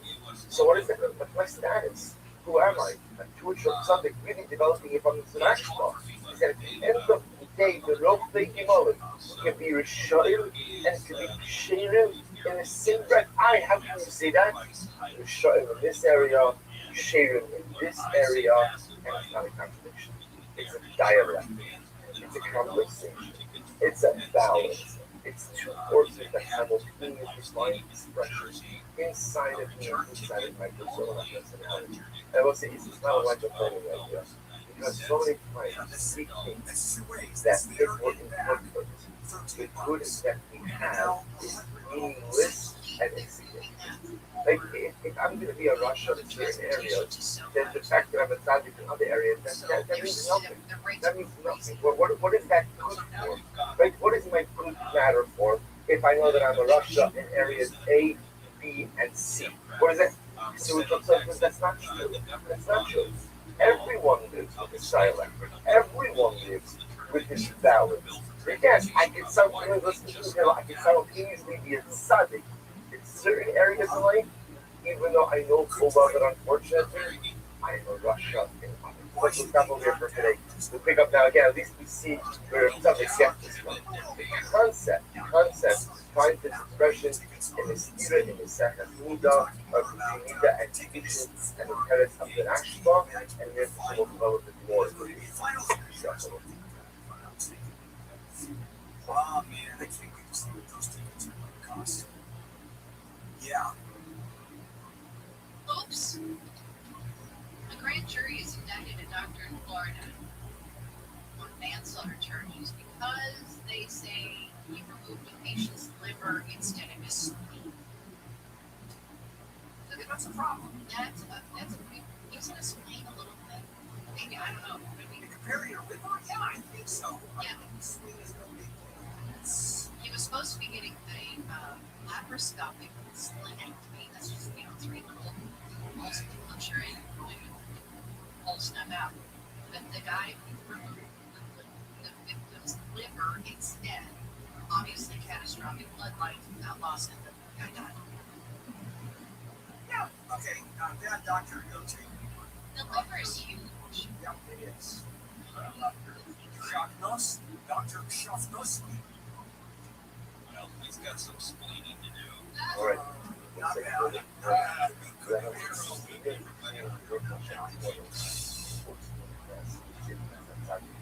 Where novel and really like holding as well. The being the time that being a restaurant is not the solution street of one way or the other. Rather, again, a person is kind of being having and be a Russia. That's the exciting. I remember again, that was the suicide as well. When I decided these are certain Averas, I have not only not performed, but also have their type. The first instance has searching those connections in Avera, one sadly in that particular area. So again, the good news is, although we may transgress, although we may transgress certain Averas, at the end of the day, most of us shall have Averas, so which we have no desire for, and for which we have not, and which we have not transgressed in any meaningful way. Therefore, especially the areas in which I actively transgress, or even in areas in which a person has a desire. In those areas, I cannot consider silent. It was incredibly enough in any given moment in life, I simultaneously happy and rush out, all at the same time, all at the same time, the same personality. Whatever goes on, he says, I'm thinking about these the left-hand diagram in the middle, right in the middle of the paragraph after the back. The header should look, actually about 2, 4, 6, 8, 10 lines up from the bottom, the left-hand column on page 59, which whatever says is the email example from partial underlying value of the communities. So if a person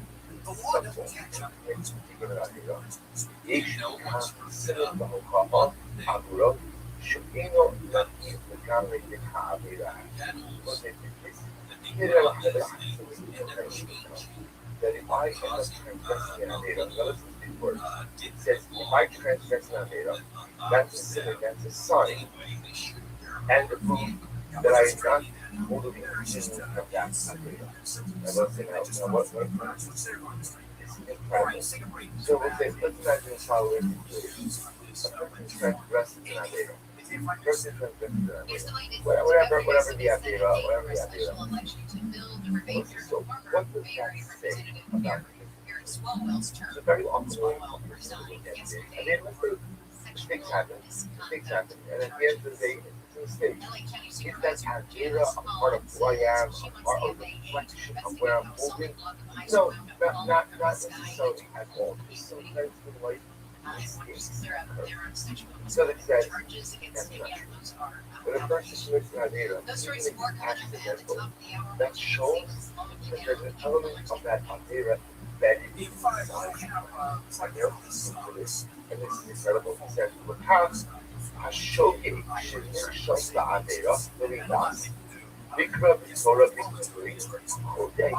Therefore, we'll say, what happens? What does the Torah call an accidental sinner?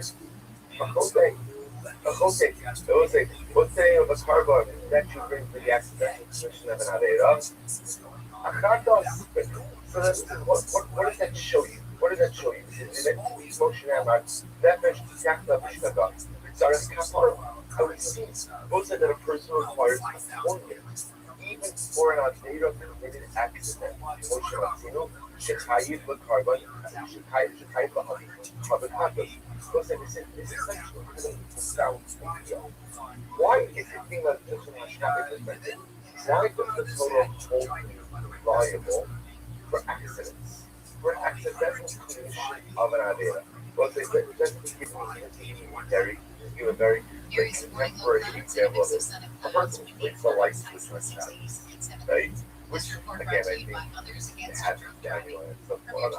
I have most of us, and I think even for the let's say, I think that's one thing I love to get, that is just the license, so I have that.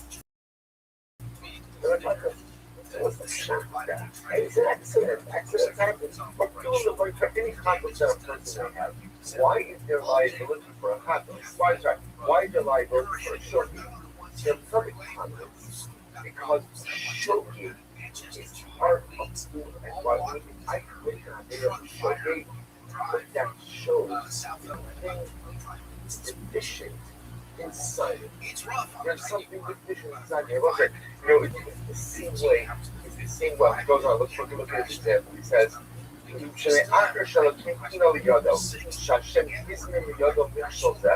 we'll say, for example, the paradigmatic example of this is someone who kills someone else who showed him. Like, this is a very dramatic case. Remember again, Ruben climbing up a ladder, falls off the ladder, falls on top of Shimon, kills Shimon, goes to Halakha. He has to be for an accident.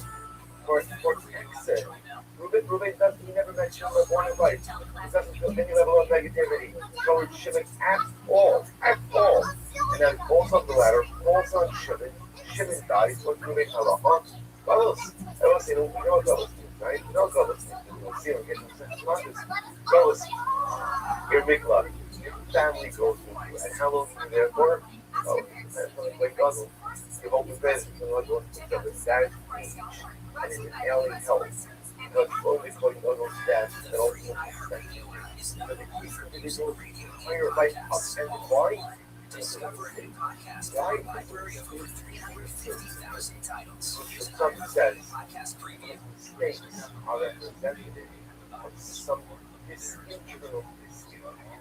If I commit a mistake, what that shows is that there's something of this inside of me. There's something that's not right. There's something disjointed and disconnected. There's something that is bound of disrepair. When the mistake could occur, let's say, and this whole joke. Where is looking at this? So very often, I say something to someone. And then I you know what? It was inappropriate. It was just inappropriate to say. It was hurtful.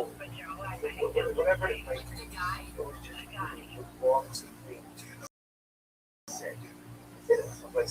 Where did that come from? And then I will say, from self-awareness. I realized there's something wrong.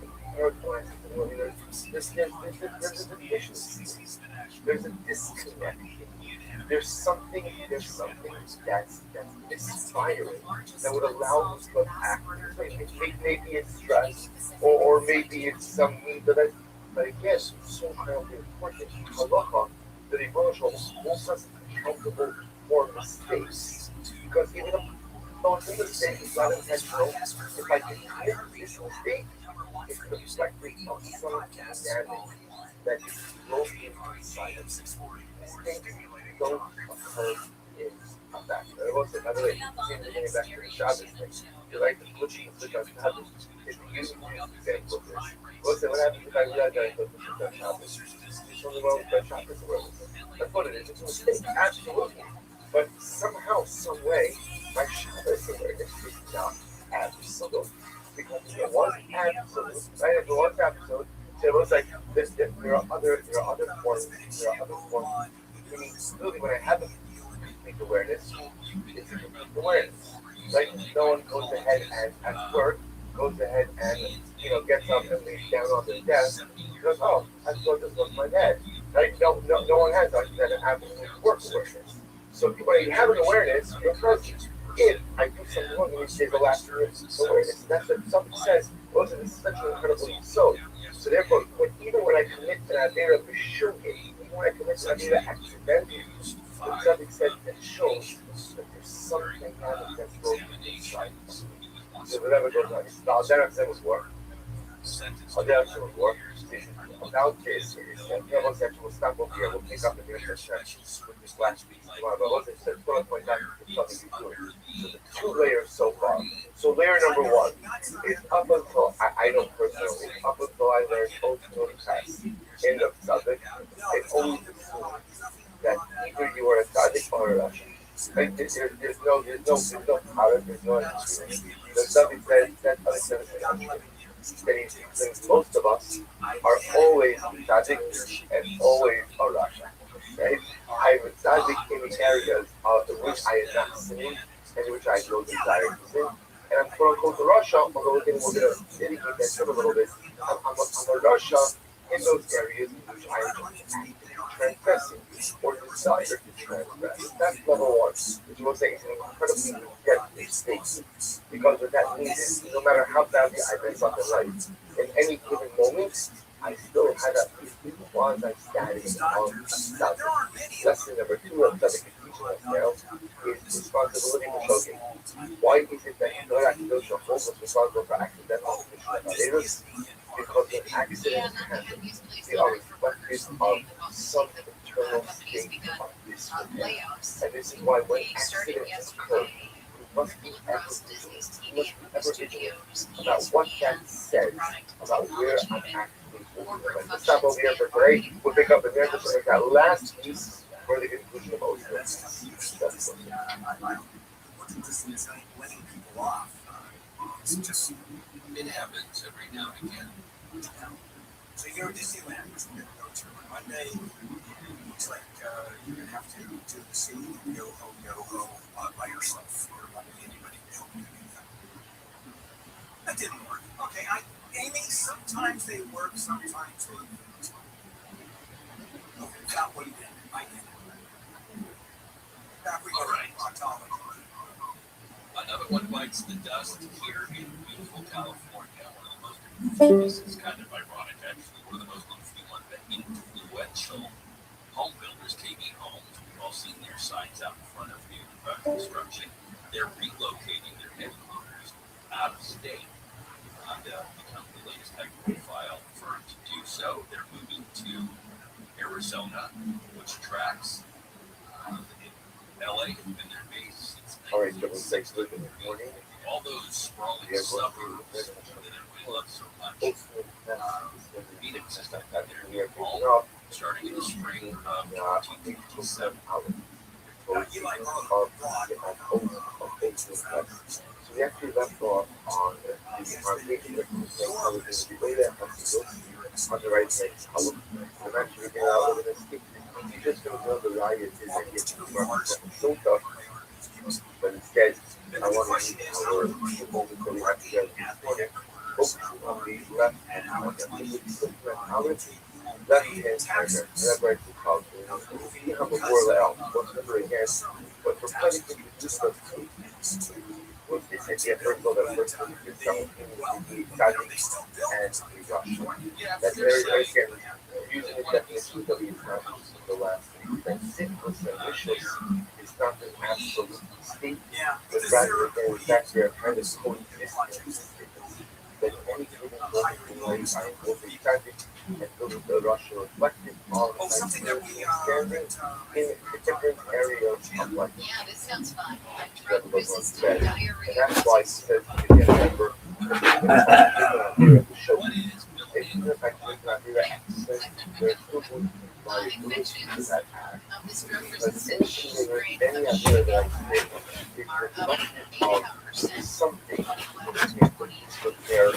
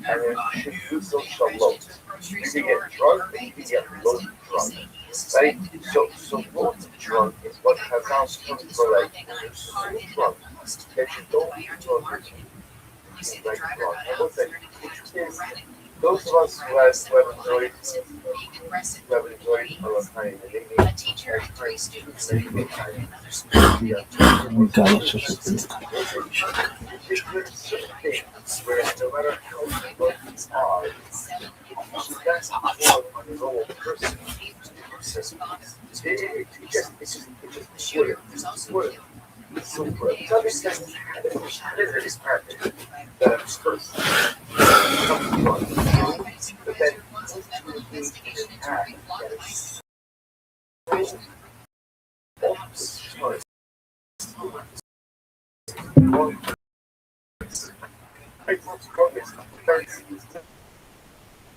That this is not like a Jewish basic part of the basic Noahide code of morality. How does that happen? So something says that's what happened inside Lot had issues with morality in general. Right? In fact, again, what I should bring down, that's one of the ones no, was because of the lack of moral code. So something says when we're struggling with internal issues, those people manifest themselves in all different kinds of ways. So when we both commit to sin, the world now knows what the world is capable of. And he's going to just help you put this to shoot of our eyes to go out. There's something just to use that example that the sin is not just a sin, but an Avera is a manifestation of the broken on the inside. Which I will say again, I just want to point out, where from subjects, and why the Avera is a gift. And that sounds strange. But the Avera is a gift. Because just like only when I get to reason sin, that I know what's happening inside of me, so the physical symptoms are a gift. They show me what's broken, what lose your power to be rest. When I commit an Avera, and I'm going to get when I commit an Avera, I know what's wrong inside of me. I know what to do. I know what to do there. Both commit to acts of inside, go ahead and work on yourself. By the way, I want to be clear. What immorality are these things with applicable right? Nothing. Right? That's what you do. Like this is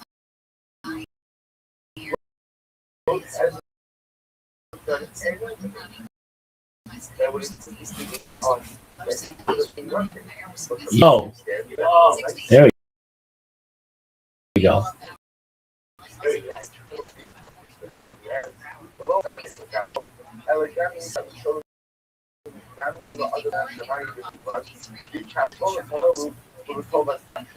It is a plural on unique construction between the salvation level. The air was their wings. We're the southern All your business insurance in one place. Demonstrating down 180 points. The NASDAQ is at 124. Sometimes the bonus will choreograph and work certain circumstances, which does not